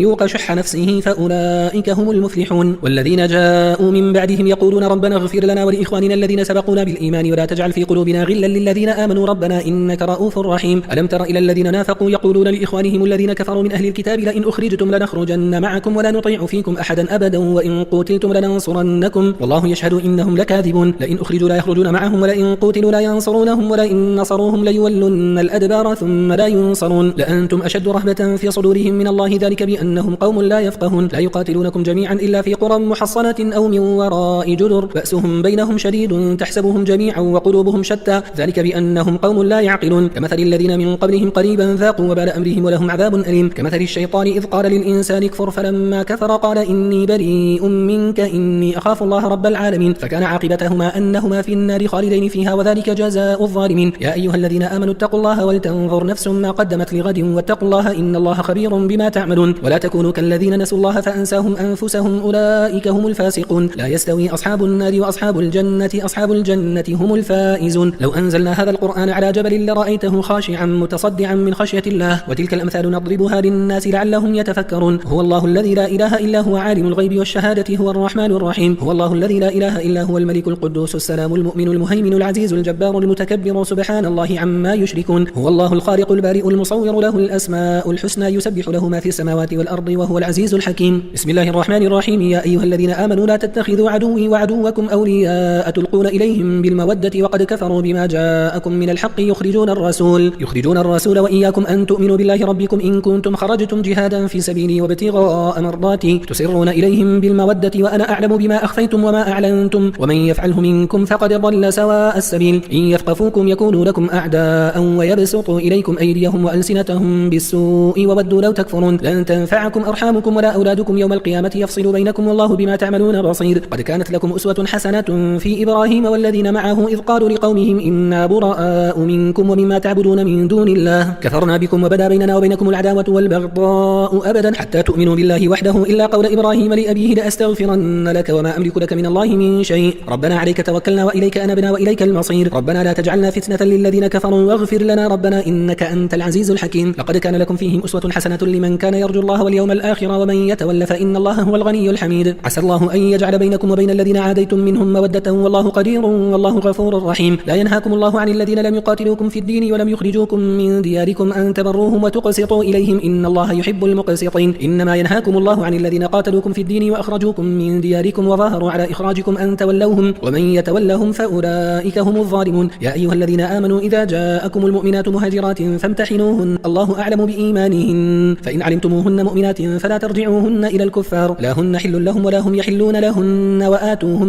ما أنفقوا ولا جناح عليكم أن تنكحوهن إذا آتيتموهن أجورهن ولا تمسكوا بعصم الكوافر واسألوا ما أنفقتم وليسألوا ما أنفقوا ذلكم حكم الله يحكم بينكم والله عليم حكيم. وإن فاتكم شيء من أزواجكم إلى الكفار فعاقبتم فآتوا الذين ذهبت أزواجهم مثل ما أنفقوا واتقوا الله الذي أنتم به مؤمنون. يا أيها النبي إذا جاءك المؤمنات يبايعنك على أن لا يشركن بالله شيئا ولا يسرقن ولا يزنين ولا يقتلن أولادهن ولا يأتين ببهتان يفترينه بين أيديهن وأرجلهن ولا يعصينك في معروف فبايعهن واستغفر لهن الله إن الله غفور رحيم. يا أيها الذين آمنوا لا تتولوا قوما غضب الله عليهم قد يئسوا من الآخرة كما يئس الكفار من أصحاب القبور. بسم الله الرحمن الرحيم. سبح لله ما في السماوات وما في الأرض وهو العزيز الحكيم. يا أيها الذين آمنوا لم تقولون ما لا تفعلون كبر مقتا عند الله أن تقولوا ما لا تفعلون إن الله يحب الذين يقاتلون في سبيله صفا كأنهم بنيان مرصوص. وإذ قال موسى لقومه يا قوم لم تؤذونني وقد تعلمون أني رسول الله إليكم فلما زاغوا أزاغ الله قلوبهم والله لا يهدي القوم الفاسقين. وإذ قال عيسى ابن مريم يا بني إسرائيل إني رسول الله إليكم مصدقا لما بين يدي من التوراة ومبشرا برسول يأتي من بعد اسمه أحمد فلما جاءهم بالبينات قالوا هذا سحر مبين ومن أظلم ممن افترى على الله الكذب وهو يدعى إلى الإسلام والله لا يهدي القوم الظالمين. يريدون ليطفئوا نور الله بأفواههم والله متم نوره ولو كره الكافرون. هو الذي أرسل رسوله بالهدى ودين الحق ليظهره على الدين كله ولو كره المشركون. يا أيها الذين آمنوا هل أدلكم على تجارة تنجيكم من عذاب أليم تؤمنون بالله ورسوله وتجاهدون في سبيل الله بأموالكم وأنفسكم ذلكم خير لكم إن كنتم تعلمون. يغفر لكم ذنوبكم ويدخلكم جنات تجري من تحتها الأنهار ومساكن طيبة في جنات عدن ذلك الفوز العظيم. وأخرى تحبونها نصر من الله وفتح قريب وبشر المؤمنين. يا أيها الذين آمنوا كونوا أنصار الله كما قال عيسى ابن مريم للحواريين من أنصاري إلى الله قال الحواريون نحن أنصار الله فآمنت طائفة من بني إسرائيل وكفرت طائفة فأيدنا الذين آمنوا على عدوهم فأصبحوا ظاهرين.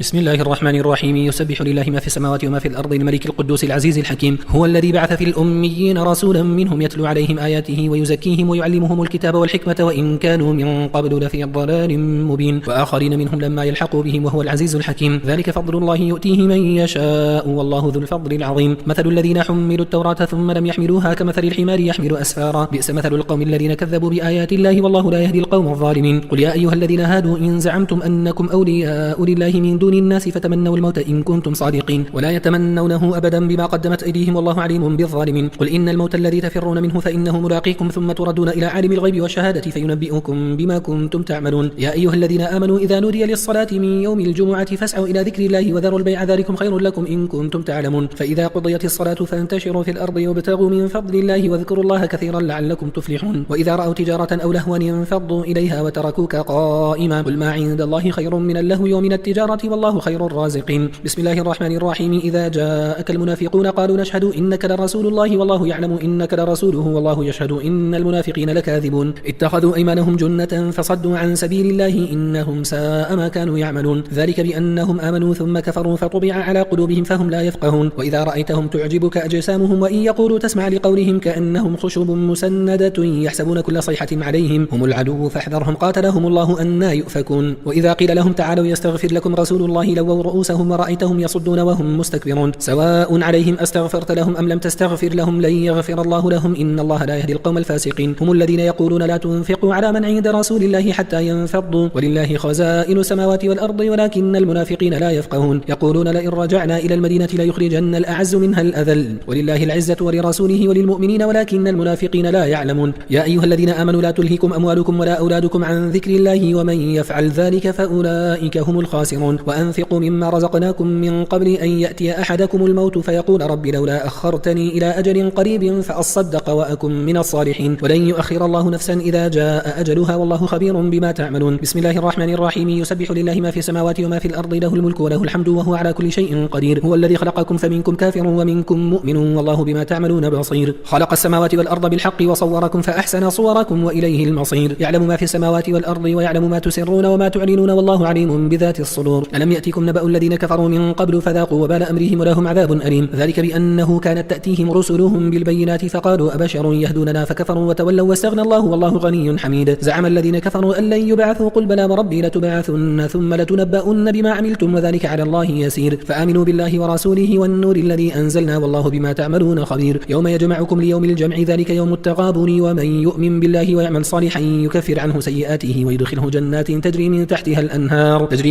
الأنهار خالدين فيها أبدا ذلك الفوز العظيم. والذين كفروا وكذبوا بآياتنا أولئك أصحاب أصحاب النار خالدين فيها وبئس المصير. ما أصاب من مصيبة إلا بإذن الله ومن يؤمن بالله يهدي قلبه والله بكل شيء عليم. وأطيعوا الله وأطيعوا الرسول فإن توليتم فإنما على رسولنا البلاغ المبين. الله لا إله إلا هو وعلى الله فليتوكل المؤمنون. يا أيها الذين آمنوا إن من أزواجكم وأولادكم عدوا لكم فاحذروهم وإن تعفوا وتصفحوا وتغفروا فإن الله غفور رحيم. إنما أموالكم وأولادكم فتنة والله عنده أجر عظيم. فاتقوا الله ما استطعتم واسمعوا وأطيعوا وأنفقوا خيرا لأنفسكم ومن يوق شح نفسه فأولئك هم المفلحون. إن تقرضوا الله قرضا حسنا يضاعفه لكم ويغفر لكم والله شكور حليم. عالم الغيب والشهادة العزيز الحكيم. بسم الله الرحمن الرحيم. يا أيها النبي إذا طلقتم النساء فطلقوهن لعدتهن وأحصوا العدة واتقوا الله ربكم لا تخرجوهن من بيوتهن ولا يخرجن إلا أن يأتين بفاحشة مبينة وتلك حدود الله ومن يتعد حدود الله فقد ظلم نفسه لا تدري لعل الله يحدث بعد ذلك أمرا. فإذا بلغن أجلهن فأمسكوهن بمعروف أو فارقوهن بمعروف وأشهدوا ذوي عدل منكم وأقيموا الشهادة لله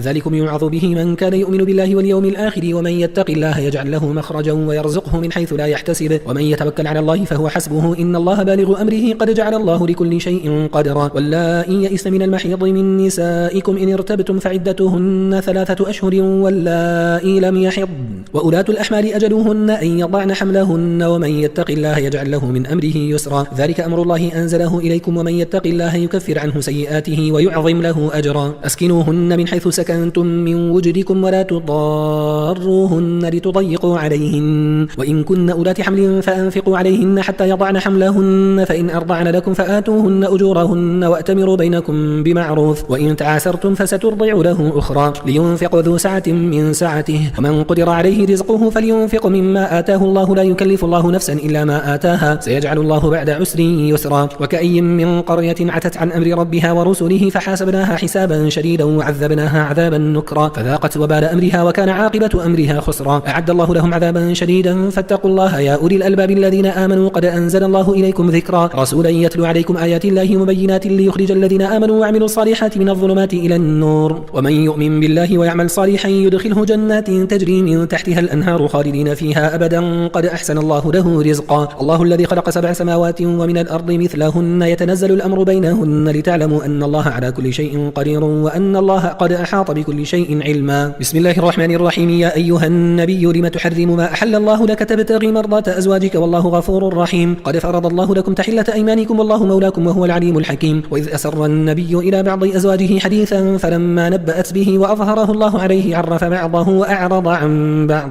فلما نبأها به قالت من أنبأك هذا قال نبأني العليم الخبير. إن تتوبا إلى الله فقد صغت قلوبكما وإن تظاهرا عليه فإن الله هو مولاه وجبريل وصالح المؤمنين والملائكة بعد ذلك ظهير. عسى ربه إن طلقكن أن يبدله أزواجا خيرا منكن مسلمات مؤمنات قانتات تائبات عابدات سائحات ثيبات وأبكارا. يا أيها الذين آمنوا قوا أنفسكم وأهليكم نارا وقودها الناس والحجارة عليها ملائكة غلاظ شداد لا يعصون الله ما أمرهم ويفعلون ما يؤمرون. يا أيها الذين كفروا لا تعتذروا اليوم إنما تجزون ما كنتم تعملون. يا أيها الذين آمنوا توبوا إلى الله توبة نصوحا عسى ربكم أن يكفر عنكم سيئاتكم ويدخلكم جنات تجري من تحتها الأنهار يوم لا يخزي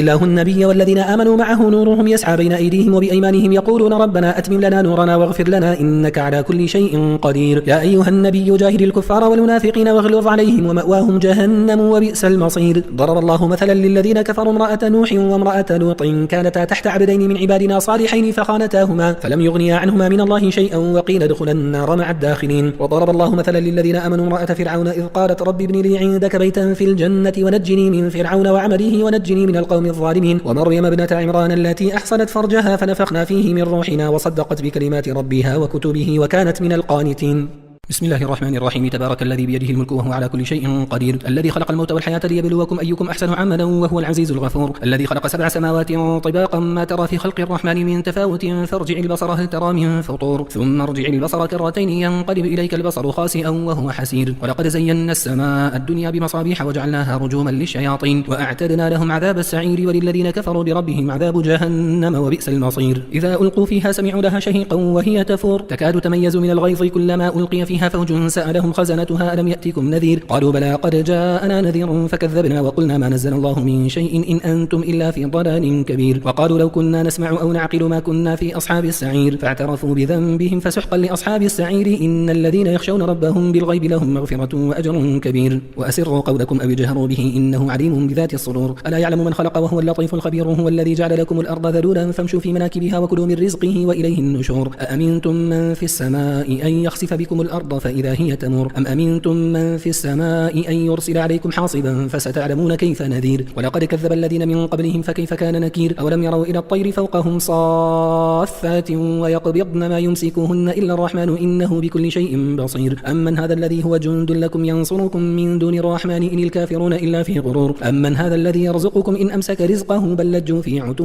ونفور أفمن يمشي مكبا على وجهه أهدى أم من يمشي سويا على صراط مستقيم قل هو الذي أنشأكم وجعل لكم السمع والأبصار والأفئدة قليلا ما تشكرون قل هو الذي ذرأكم في الأرض وإليه تحشرون ويقولون متى هذا الوعد إن كنتم صادقين قل إنما العلم عند الله وإنما أنا نذير مبين فلما رأوه زلفة سيئت وجوه الذين كفروا وقيل هذا الذي كنتم به تدعون قل أرأيتم إن أهلكني الله ومن معي أو رحمنا فمن يجير الكافرين من عذاب أليم قل هو الرحمن آمنا به وعليه توكلنا فستعلمون من هو في ضلال مبين قل أرأيتم إن أصبح ماؤكم غورا فمن يأتيكم بماء معين بسم الله الرحمن الرحيم نون والقلم وما يسطرون ما أنت بنعمة ربك بمجنون وإن لك لأجرا غير ممنون وإنك لعلى خلق عظيم فستبصر ويبصرون بأيكم المفتون إن ربك هو أعلم بمن ضل عن سبيله وهو أعلم بالمهتدين فلا تطع المكذبين ودوا لو تدهن فيدهنون فلا تطع كل حلاف مهين هماز مشاء بنميم مناع للخير معتد أثيم عتل بعد ذلك زنيم أن كان ذا مال وبنين إذا تتلى عليه آياتنا قال أساطير الأولين سنسمه على الخرطوم إنا بلوناهم كما بلونا أصحاب الجنة إذ أقسموا ليصرمنها مصبحين ولا يستثنون فطاف عليها طائف من ربك وهم نائمون فأصبحت كالصريم فتنادوا مصبحين أن اغدوا على حرثكم إن كنتم صارمين فانطلقوا وهم يتخافتون ألا يدخلنها اليوم عليكم مسكين وغدوا على حرد قادرين فلما رأوها قالوا إنا لضالون بل نحن محرومون قال أوسطهم ألم أقل لكم لولا تسبحون قالوا سبحان ربنا إنا كنا ظالمين فأقبل بعضهم على بعض يتلاومون قالوا يا ويلنا إنا كنا طاغين عسى ربنا أن يبدلنا خيرا منها إنا إلى ربنا راغبون كذلك العذاب والعذاب الآخرة أكبر لو كانوا يعلمون إن للمتقين عند ربهم جنات النعيم أفنجعل المسلمين كالمجرمين ما لكم كيف تحكمون أم لكم كتاب فيه تدرسون إن لكم فيه لما تخيرون أم لكم أيمان علينا بالغة إلى يوم القيامة إن لكم لما تحكمون سلهم أيهم بذلك زعيم أم لهم شركاء فليأتوا بشركائهم إن كانوا صادقين يوم يكشف عن ساق ويدعون إلى السجود فلا يستطيعون خاشعة أبصارهم ترهقهم ذلة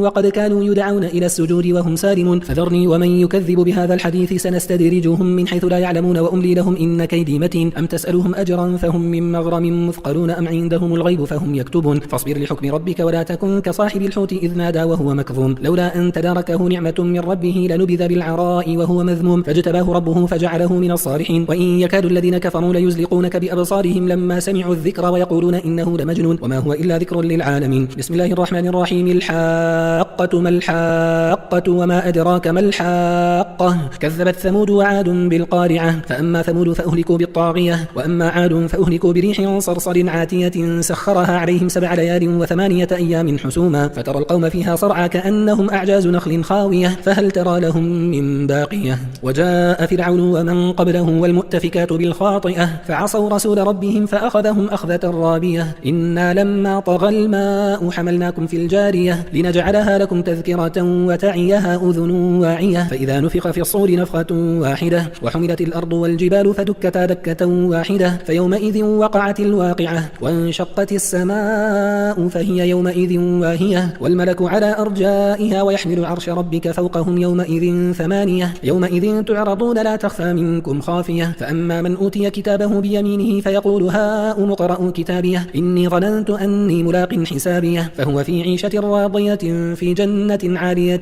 قطوفها دانية كلوا واشربوا هنيئا بما أسلفتم في الأيام الخالية وأما من أوتي كتابه بشماله فيقول يا ليتني لم أوت كتابيه ولم أدري ما حسابيه يا ليتها كانت القاضية ما أغنى عني ماليه هلك عني سلطانيه خذوه فغلوه ثم الجحيم صلوه ثم في سلسلة ذرعها 70 ذراعا فاسلكوه إنه كان لا يؤمن بالله العظيم ولا يحض على طعام المسكين فليس له اليوم هاهنا حميم ولا طعام إلا من غسل مسلين لا يأكله إلا الخاطئون فلا أقسم بما تبصرون وما لا تبصرون إنه لقول رسول كريم وما هو بقول شاعر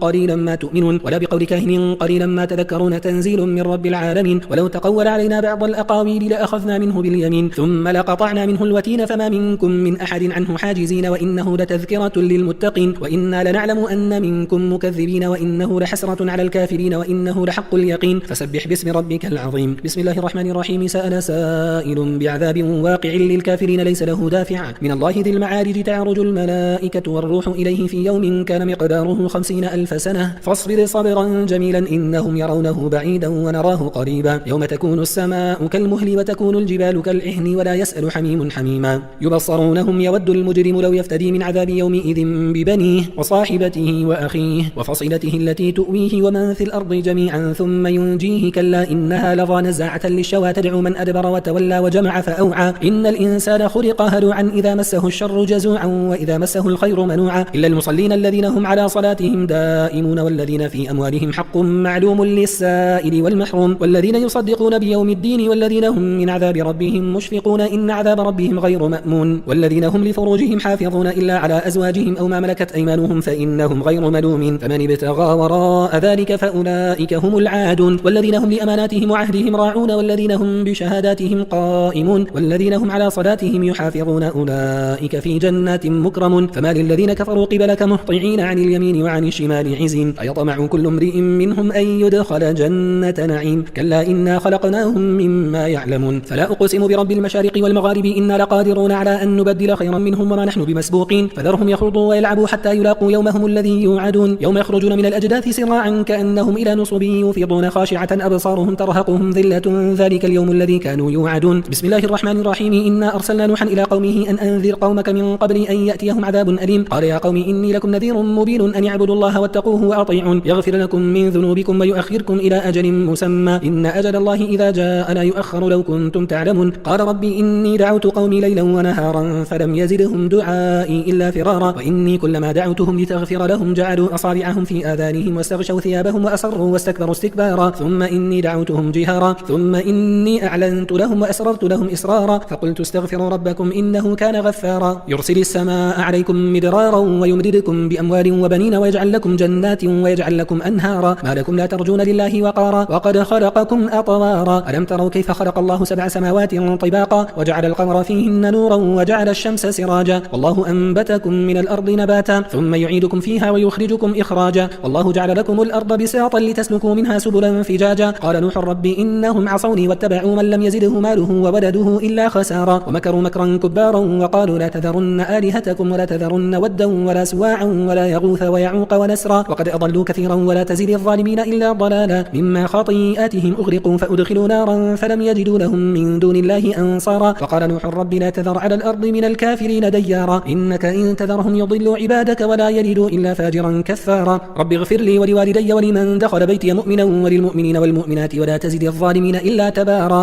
بسم الله الرحمن الرحيم قل أوحي إلي أنه استمع نفر من الجن فقالوا إنا سمعنا قرآنا عجبا يهدي إلى الرشد فآمنا به ولن نشرك بربنا أحدا وأنه تعالى جد ربنا ما اتخذ صاحبة ولا ولدا وأنه كان يقول سفيهنا على الله شططا وأنا ظننا أن لن تقول الإنس والجن على الله كذبا وأنه كان رجال من الإنس يعوذون برجال من الجن فزادوهم رهقا وأنهم ظنوا كما ظننتم أن لن يبعث الله أحدا وأنا لمسنا السماء فوجدناها ملئت حرسا شديدا وشهبا وأنا كنا نقعد منها مقاعد للسمع فمن يستمع الآن يجد له شهابا رصدا وأنا لا ندري أشر أريد بمن في الأرض أم أراد بهم ربهم رشدا وأنا منا الصالحون ومنا دون ذلك كنا طرائق قددا وأنا ظننا أن لن نعجز الله في الأرض ولن نعجزه هربا وأنا لما سمعنا الهدى آمنا به فمن يؤمن بربه فلا يخاف بخسا ولا رهقا وأنا منا المسلمون ومنا القاسطون فمن أسلم فأولئك تحروا رشدا وأما القاسطون فكانوا لجهنم حطبا وأن لو استقاموا على الطريقة لأسقيناهم ماء غدقا لنفتنهم فيه ومن يعرض عن ذكر ربه يسلكه عذابا صعدا وأن المساجد لله فلا تدعوا مع الله أحدا وأنه لما قام عبد الله يدعوه كادوا يكونون عليه لبدا قل إنما أدعو ربي ولا أشرك به أحدا قل إني لا أملك لكم ضرا ولا رشدا قل إني لن يجيرني من الله أحد ولن أجد من دونه ملتحدا إلا بلاغا من الله ورسالاته ومن يعص الله ورسوله فإن له نار جهنم خالدين فيها أبدا حتى إذا رأوا ما يوعدون فسيعلمون من أضعف ناصرا وأقل عددا قل إن أدري أقريب ما توعدون أم يجعل له ربي أمدا عالم الغيب فلا يظهر على غيبه أحدا إلا من ارتضى من رسول فإنه يسلك من بين يديه ومن خلفه رصدا ليعلم أن قد أبلغوا رسالات ربهم وأحاط بما لديهم وأحصى كل شيء عددا. بسم الله الرحمن الرحيم. يا أيها المزمل قم الليل إلا قليلا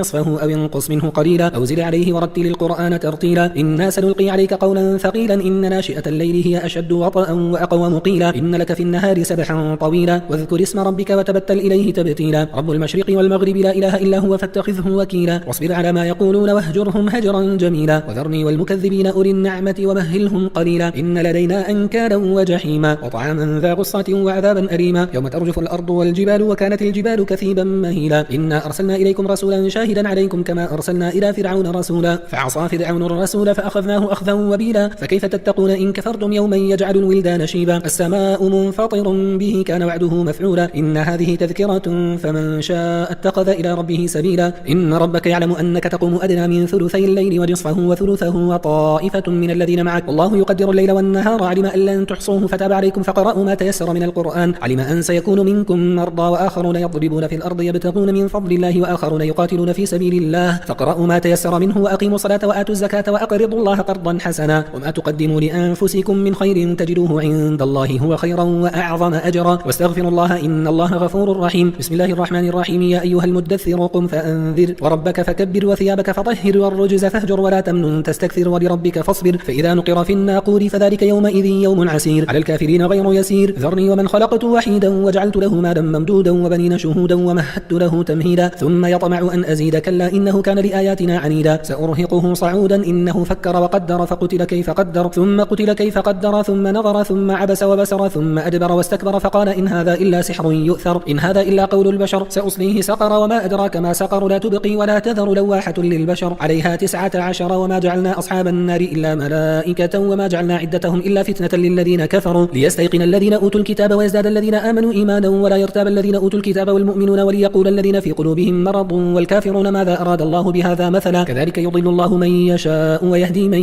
يشاء وما يعلم جنود ربك إلا هو وما هي إلا ذكرى للبشر كلا والقمر والليل إذ أدبر والصبح إذا أسفر إنها لإحدى الكبر نذيرا للبشر لمن شاء منكم أن يتقدم أو يتأخر كل نفس بما كسبت رهينة إلا أصحاب اليمين في جنات يتساءلون عن المجرمين ما سلككم في سقر قالوا لم نك من المصلين ولم نك نطعم المسكين وكنا نخوض مع الخائضين وكنا نكذب بيوم الدين حتى أتانا اليقين فما تنفعهم شفاعة الشافعين فما لهم عن التذكرة معرضين كأنهم حمر مستنفرة فرت من قسورة بل يريد كل امرئ منهم أن يؤتى صحفا منشرة كلا بل لا يخافون الآخرة كلا إنه تذكرة فمن شاء ذكره وما يذكرون إلا أن يشاء الله هو أهل التقوى وأهل المغفرة. بسم الله الرحمن الرحيم. لا أقسم بيوم القيامة ولا أقسم بالنفس اللوامة أيحسب الإنسان أن لن نجمع عظامه بلا قادرين على أن نسوي بنانه بل يريد الإنسان ليفجر أمامه يسأل أيان يوم القيامة فإذا برق البصر وخسف القمر وجمع الشمس والقمر يقول الإنسان يومئذ أين المفر كلا لا وزر إلى ربك يومئذ المستقر ينبأ الإنسان يومئذ بما قدم وأخر بل الإنسان على نفسه بصيرة ولو ألقى معاذيره لا تحرك به لسانك لتعجل به إن علينا جمعه وقرآنه فإذا قرأناه فاتبع قرآنه ثم إن علينا بيانه كلا بل تحبون العاجلة وتذرون الآخرة وجوه يومئذ ناظرة إلى ربها ناظرة ووجوه يومئذ باسرة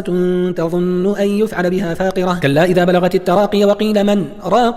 وظن أنه الفراق والتفت الساق بالساق إلى ربك يومئذ المساق فلا صدق ولا صلى ولكن كذب وتولى ثم ذهب إلى أهله يتمطى أولى لك فأولى ثم أولى لك فأولى أيحسب الإنسان أن يترك سدى ألم يكن نطفة من مني يمنى ثم كان علقة فخلق فسوى فجعل منه الزوجين الذكر والأنثى أليس ذلك بقادر على أن يحيي الموتى بسم الله الرحمن الرحيم. هل أتى على الإنسان حين من الدهر لم يكن شيئا مذكورا إنا خلقنا الإنسان من نطفة أمشاج نبتليه فجعلناه سميعا بصيرا إنا هديناه السبيل إما شاكرا وإما كفورا إنا أعتدنا للكافرين سلاسل وأغلالا وسعيرا إن الأبرار يشربون من كأس كان مزاجها كافورا عينا يشرب بها عباد الله يفجرونها تفجيرا يوفون بالنذر ويخافون يوما كان شره مستطيرا ويطعمون الطعام على حبه مسكينا ويتيما وأسيرا إنما نطعمكم لوجه الله لا نريد منكم جزاء ولا شكورا إنا نخاف من ربنا يوما عبوسا قمطريرا فوقاهم الله شر ذلك اليوم ولقاهم نضرة وسرورا وجزاهم بما صبروا جنة وحريرا متكئين فيها على الأرائك لا يرون فيها شمسا ولا زمهريرا ودانية عليهم ظلالها وذللت قطوفها تذليلا ويطاف عليهم بآنية من فضة وأكواب كانت قوارير من فضة قدروها تقديرا ويسقون فيها كأسا كان مزاجها زنجبيلا عينا فيها تسمى سلسبيلا ويطوف عليهم ولدان مخلدون إذا رأيتهم حسبتهم لؤلؤا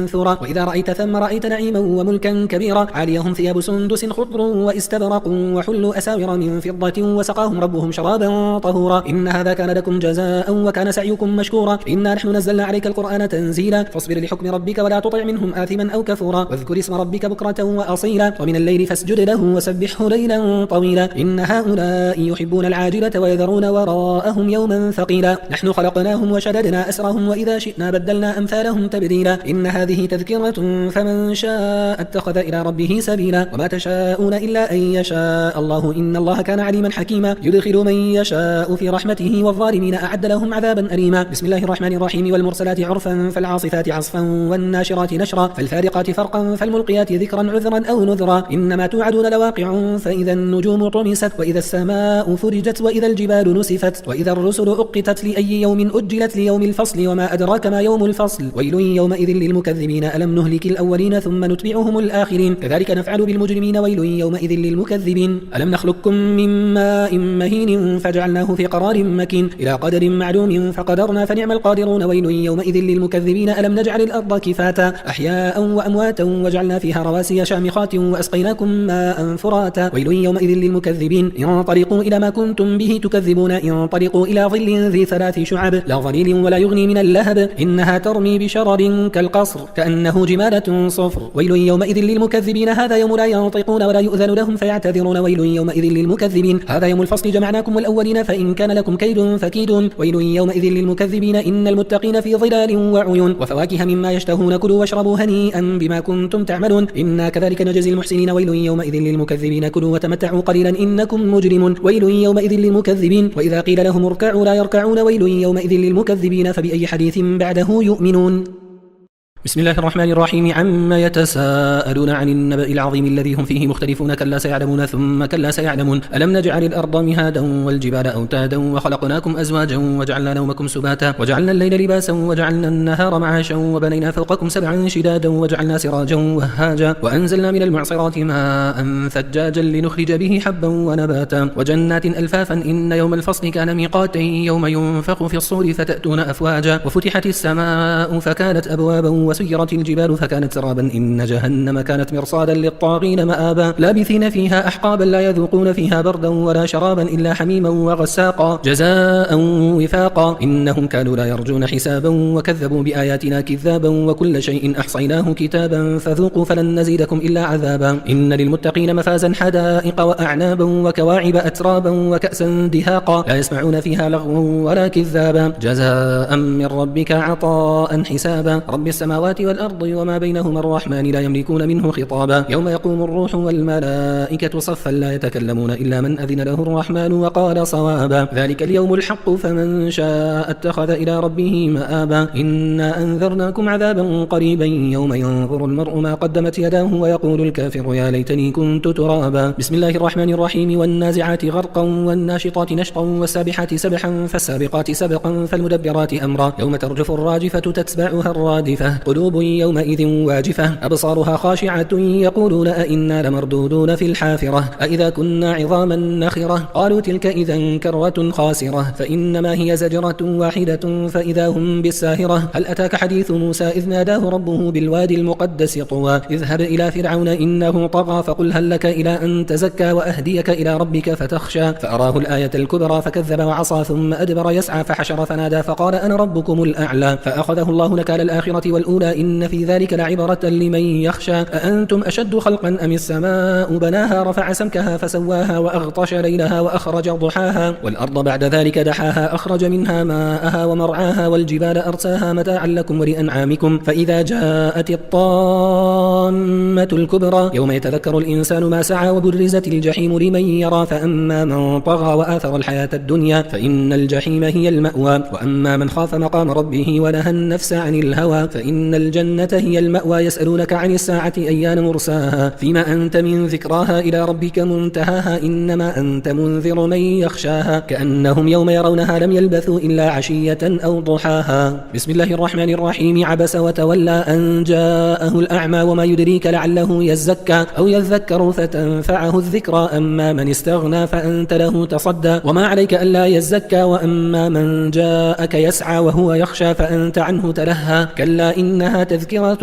فمن شاء ذكره في صحف مكرمة مرفوعة مطهرة بأيدي سفرة كرام بررة. قتل الإنسان ما أكفره من أي شيء خلقه من نطفة خلقه فقدره ثم السبيل يسره ثم أماته فأقبره ثم إذا شاء أنشره كلا لما يقض ما أمره فلينظر الإنسان إلى طعامه أنا صببنا الماء صبا ثم شققنا الأرض شقا فأنبتنا فيها حبا وعنبا وقضبا وزيتونا ونخلا وحدائق غلبا وفاكهة وأبا متاعا لكم ولأنعامكم فإذا جاءت الصاخة يوم يفر المرء من أخيه وأمه وأبيه وصاحبته وبنيه لكل امرئ منهم يومئذ شأن يغنيه وجوه يومئذ مسفرة ضاحكة مستبشرة ووجوه يومئذ عليها غبرة ترهقها قترة أولئك هم الكفرة الفجرة. بسم الله الرحمن الرحيم إذا الشمس كورت وإذا النجوم انكدرت وإذا الجبال سيرت وإذا العشار عطلت وإذا الوحوش حشرت وإذا البحار سجرت وإذا النفوس زوجت وإذا الموءودة سئلت بأي ذنب قتلت وإذا الصحف نشرت وإذا السماء كشطت وإذا الجحيم سعرت وإذا الجنة أزلفت علمت نفس ما أحضرت فلا أقسم بالخنس الجوار الكنس والليل إذا عسعس والصبح إذا تنفس إنه لقول رسول كريم ذي قوة عند ذي العرش مكين مطاع ثم أمين وما صاحبكم بمجنون ولقد رآه بالأفق المبين وما هو على الغيب بضنين وما هو بقول شيطان رجيم فأين تذهبون إن هو إلا ذكر للعالمين لمن شاء منكم أن يستقيم وما تشاءون إلا أن يشاء الله رب العالمين. بسم الله الرحمن الرحيم إذا السماء انفطرت وإذا الكواكب انتثرت وإذا البحار فجرت وإذا القبور بعثرت علمت نفس ما قدمت وأخرت يا أيها الإنسان ما غرك بربك الكريم الذي خلقك فسواك فعدلك في أي صورة ما شاء ركبك كلا بل تكذبون بالدين وإن عليكم لحافظين كراما كاتبين يعلمون ما تفعلون إن الأبرار لفي نعيم وإن الفجار لفي جحيم يصلونها يوم الدين وما هم عنها بغائبين وما أدراك ما يوم الدين ثم ما أدراك ما يوم الدين يوم لا تملك نفس لنفس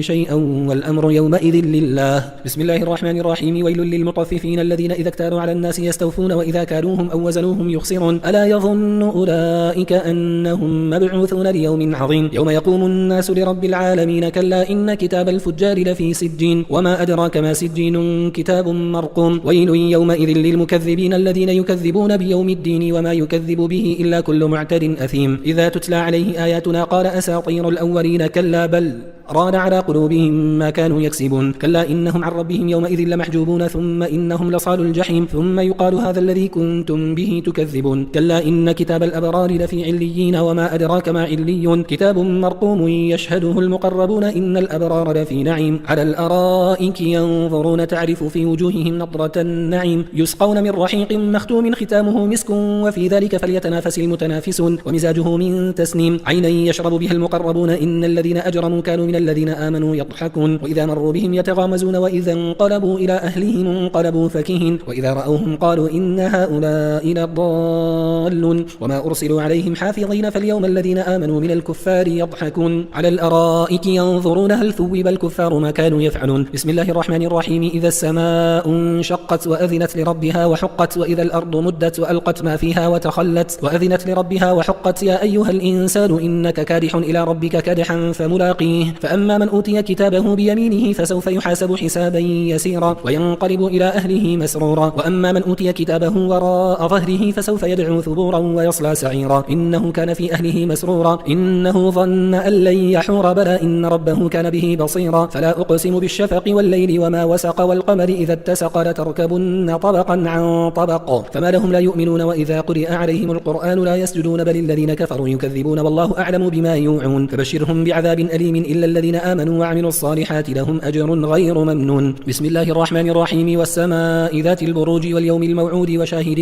ومشهود قتل أصحاب الأخدود النار ذات الوقود إذ هم عليها قعود وهم على ما يفعلون بالمؤمنين شهود وما نقموا منهم إلا أن يؤمنوا بالله العزيز الحميد الذي له ملك السماوات والأرض والله على كل شيء شهيد إن الذين فتنوا المؤمنين والمؤمنات ثم لم يتوبوا فلهم عذاب جهنم ولهم عذاب الحريق إن الذين آمنوا وعملوا الصالحات لهم جنات تجري من تحتها الأنهار ذلك الفوز الكبير إن بطش ربك لشديد إنه هو يبدئ ويعيد وهو الغفور الودود ذو العرش المجيد فعال لما يريد هل أتاك حديث الجنود فرعون وثمود بل الذين كفروا في تكذيب والله من ورائهم محيط بل هو قرآن مجيد في لوح محفوظ. بسم الله الرحمن الرحيم والسماء والطارق وما أدراك ما الطارق النجم الثاقب إن كل نفس لما عليها حافظ فلينظر الإنسان مما خلق من ماء دافق يخرج من بين الصلب والترائب إنه على رجعه لقادر يوم تبلى السرائر فما له من قوة ولا ناصر والسماء ذات الرجع والأرض ذات الصدع إنه لقول فصل وما هو بالهزل إنهم يكيدون كيدا وأكيد كيدا فمهل الكافرين أمهلهم رويدا. بسم الله الرحمن الرحيم سبح اسم ربك الأعلى الذي خلق فسوى والذي قدر فهدى والذي أخرج المرعى فجعله غثاء أحوى سنقرئك فلا تنسى إلا ما شاء الله إنه يعلم الجهر وما يخفى ونيسرك لليسرى فذكر إن نفعت الذكرى سيذكر من يخشى ويتجنبها الأشقى الذي يصلى النار الكبرى ثم لا يموت فيها ولا يحيا قد أفلح من تزكى وذكر اسم ربه فصلى بل تؤثرون الحياة الدنيا والآخرة خير وأبقى إن هذا لفي الصحف الأولى صحف إبراهيم وموسى. بسم الله الرحمن الرحيم هل أتاك حديث الغاشية وجوه يومئذ خاشعة عاملة ناصبة تصلى نارا حامية تسقى من عين آنية ليس لهم طعام إلا من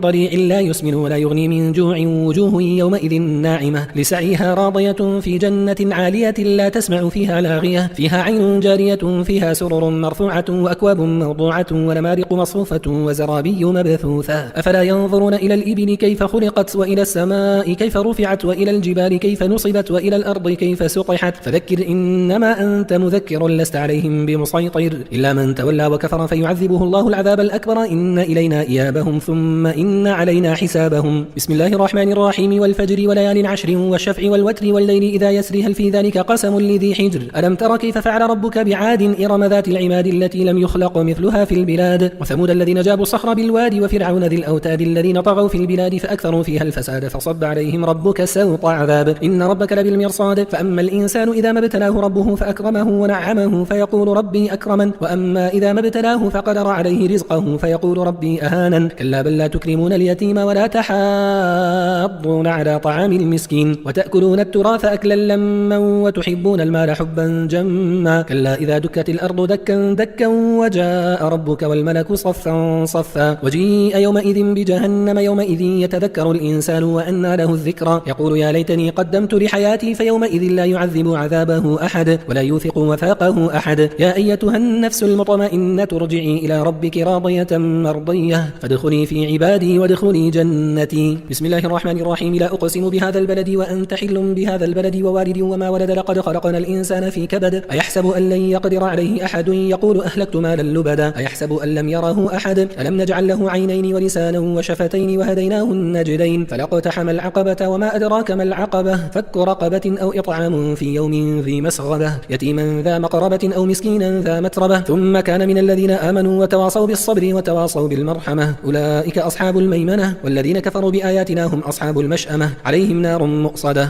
بسم الله الرحمن الرحيم والشمس وضحاها والقمر إذا تلاها والنهار إذا جلاها والليل إذا يغشاها والسماء وما بناها والأرض وما طحاها ونفس وما سواها فألهمها فجورها وتقواها قد أفلح من زكاها وقد خاب من دساها كذبت ثمود بطغواها إذ انبعث أشقاها فقال لهم رسول الله ناقة الله وسقياها فكذبوه فعقروها فدمدم عليهم ربهم بذنبهم فسواها ولا يخاف عقباها. بسم الله الرحمن الرحيم والليل إذا يغشى والنهار إذا تجلى وما خلق الذكر والأنثى إن سعيكم لشتى فأما من أعطى واتقى وصدق بالحسنى فسنيسره لليسرى وأما من بخل واستغنى وكذب بالحسنى فسنيسره للعسرى وما يغني عنه ماله إذا تردى إن علينا للهدى وإن لنا للآخرة والأولى فأنذرتكم نارا تلظى لا يصلاها إلا الأشقى الذي كذب وتولى وسيجنبها الأتقى الذي يؤتي ماله يتزكى وما لأحد عنده من نعمة تجزى إلا ابتغاء وجه ربه الأعلى ولسوف يرضى. بسم الله الرحمن الرحيم والضحى والليل إذا سجى ما ودعك ربك وما قلى وللآخرة خير لك من الأولى ولسوف يعطيك ربك فترضى ألم يجدك يتيما فآوى ووجدك ضالا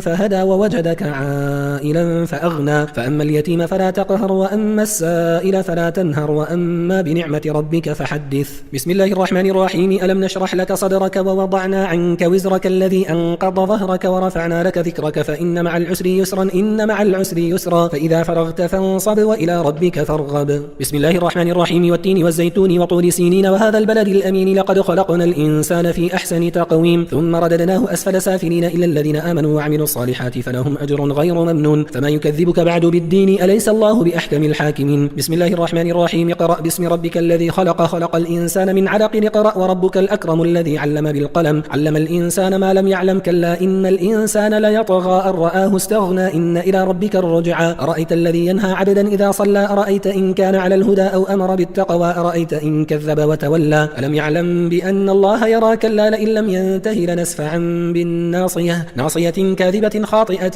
فليدع ناديه سندع الزبانية كلا لا تطعه واسجد واقترب بسم الله الرحمن الرحيم إنا أنزلناه في ليلة القدر وما أدراك ما ليلة القدر ليلة القدر خير من 1000 شهر تنزل الملائكة والروح فيها بإذن ربهم من كل أمر سلام هي حتى مطلع الفجر بسم الله الرحمن الرحيم لم يكن الذين كفروا من أهل الكتاب والمشركين منفكين حتى تأتيهم البينة رسول من الله يتلو صحفا مطهرة فيها كتب قيمة وما تفرق الذين أوتوا الكتاب إلا من بعد ما جاءتهم البينة وما أمروا إلا ليعبدوا الله مخلصين له الدين حنفاء ويقيموا الصلاة ويؤتوا الزكاة وذلك دين القيمة إن الذين كفروا من أهل الكتاب والمشركين في نار جهنم خالدين فيها أولئك هم شر البرية إن الذين آمنوا وعملوا الصالحات أولئك هم خير البرية جزاؤهم عند ربهم جنات عدن تجري من تحتها الأنهار خالدين فيها أبدا رضي الله عنهم ورضوا عنه ذلك لمن خشي ربه بسم الله الرحمن الرحيم إذا زلزلت الأرض زلزالها وأخرجت الأرض أثقالها وقال الإنسان ما لها يومئذ تحدث أخبارها بأن ربك أوحى لها يومئذ يصدر الناس أشتاتا ليروا أعمالهم فمن يعمل مثقال ذرة خيرا يره ومن يعمل مثقال ذرة شرا يره بسم الله الرحمن الرحيم والعاديات ضبحا فالموريات قدحا فالمغيرات صبحا فأثرن به نقعا فوسطن به جمعا إن الإنسان لربه لكنود وإنه على ذلك لشهيد وإنه لحب الخير لشديد أفلا يعلم إذا بعثر ما في القبور وحصل ما في الصدور إن ربهم بهم يومئذ لخبير بسم الله الرحمن الرحيم القارعة ما القارعة وما أدراك ما القارعة يوم يكون الناس كالفراش المبثوث وتكون الجبال كالعهن المنفوش فأما من ثقلت موازينه فهو في عيشة راضية وأما من خفت موازينه فأمه هاوية وما أدراك ما هي نار حامية بسم الله الرحمن الرحيم ألهاكم التكاثر حتى زرتم المقابر كلا سوف تعلمون ثم كلا سوف تعلمون كلا لو تعلمون علم اليقين لترون الجحيم ثم لترونها عين اليقين ثم لتسألن يومئذ عن النعيم بسم الله الرحمن الرحيم والعصر إن الإنسان لفي خسر إلا الذين آمنوا وعملوا الصالحات وتواصوا بالحق وتواصوا بالصبر بسم الله الرحمن الرحيم ويل لكل همزة لمزة الذي جمع مالا وعدده يحسب أن ماله أخلده كلا لينبذن في الحطمة وما أدراك ما الحطمة نار الله الموقدة التي تطلع على الأفئدة إنها عليهم مؤصدة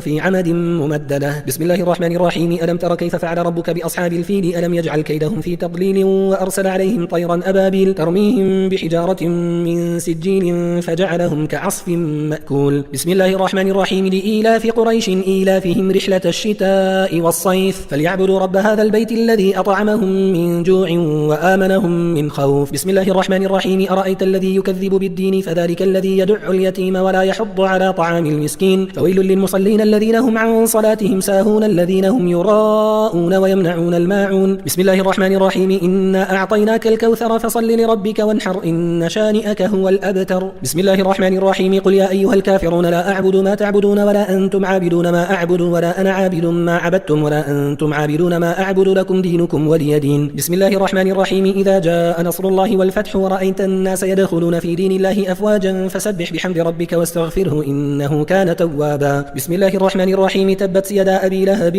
وتب ما أغنى عنه ماله وما كسب سيصلى نارا ذات لهب وامرأته حمالة الحطب في جيدها حبل من مسد بسم الله الرحمن الرحيم قل هو الله أحد الله الصمد لم يلد ولم يولد ولم يكن له كفوا أحد بسم الله الرحمن الرحيم قل أعوذ برب الفلق من شر ما خلق ومن شر غاسق إذا وقب ومن شر النفاثات في العقد ومن شر حاسد إذا حسد بسم الله الرحمن الرحيم قل أعوذ برب الناس ملك الناس إله الناس من شر الوسواس الخناس الذي يوسوس في صدور الناس من الجنة والناس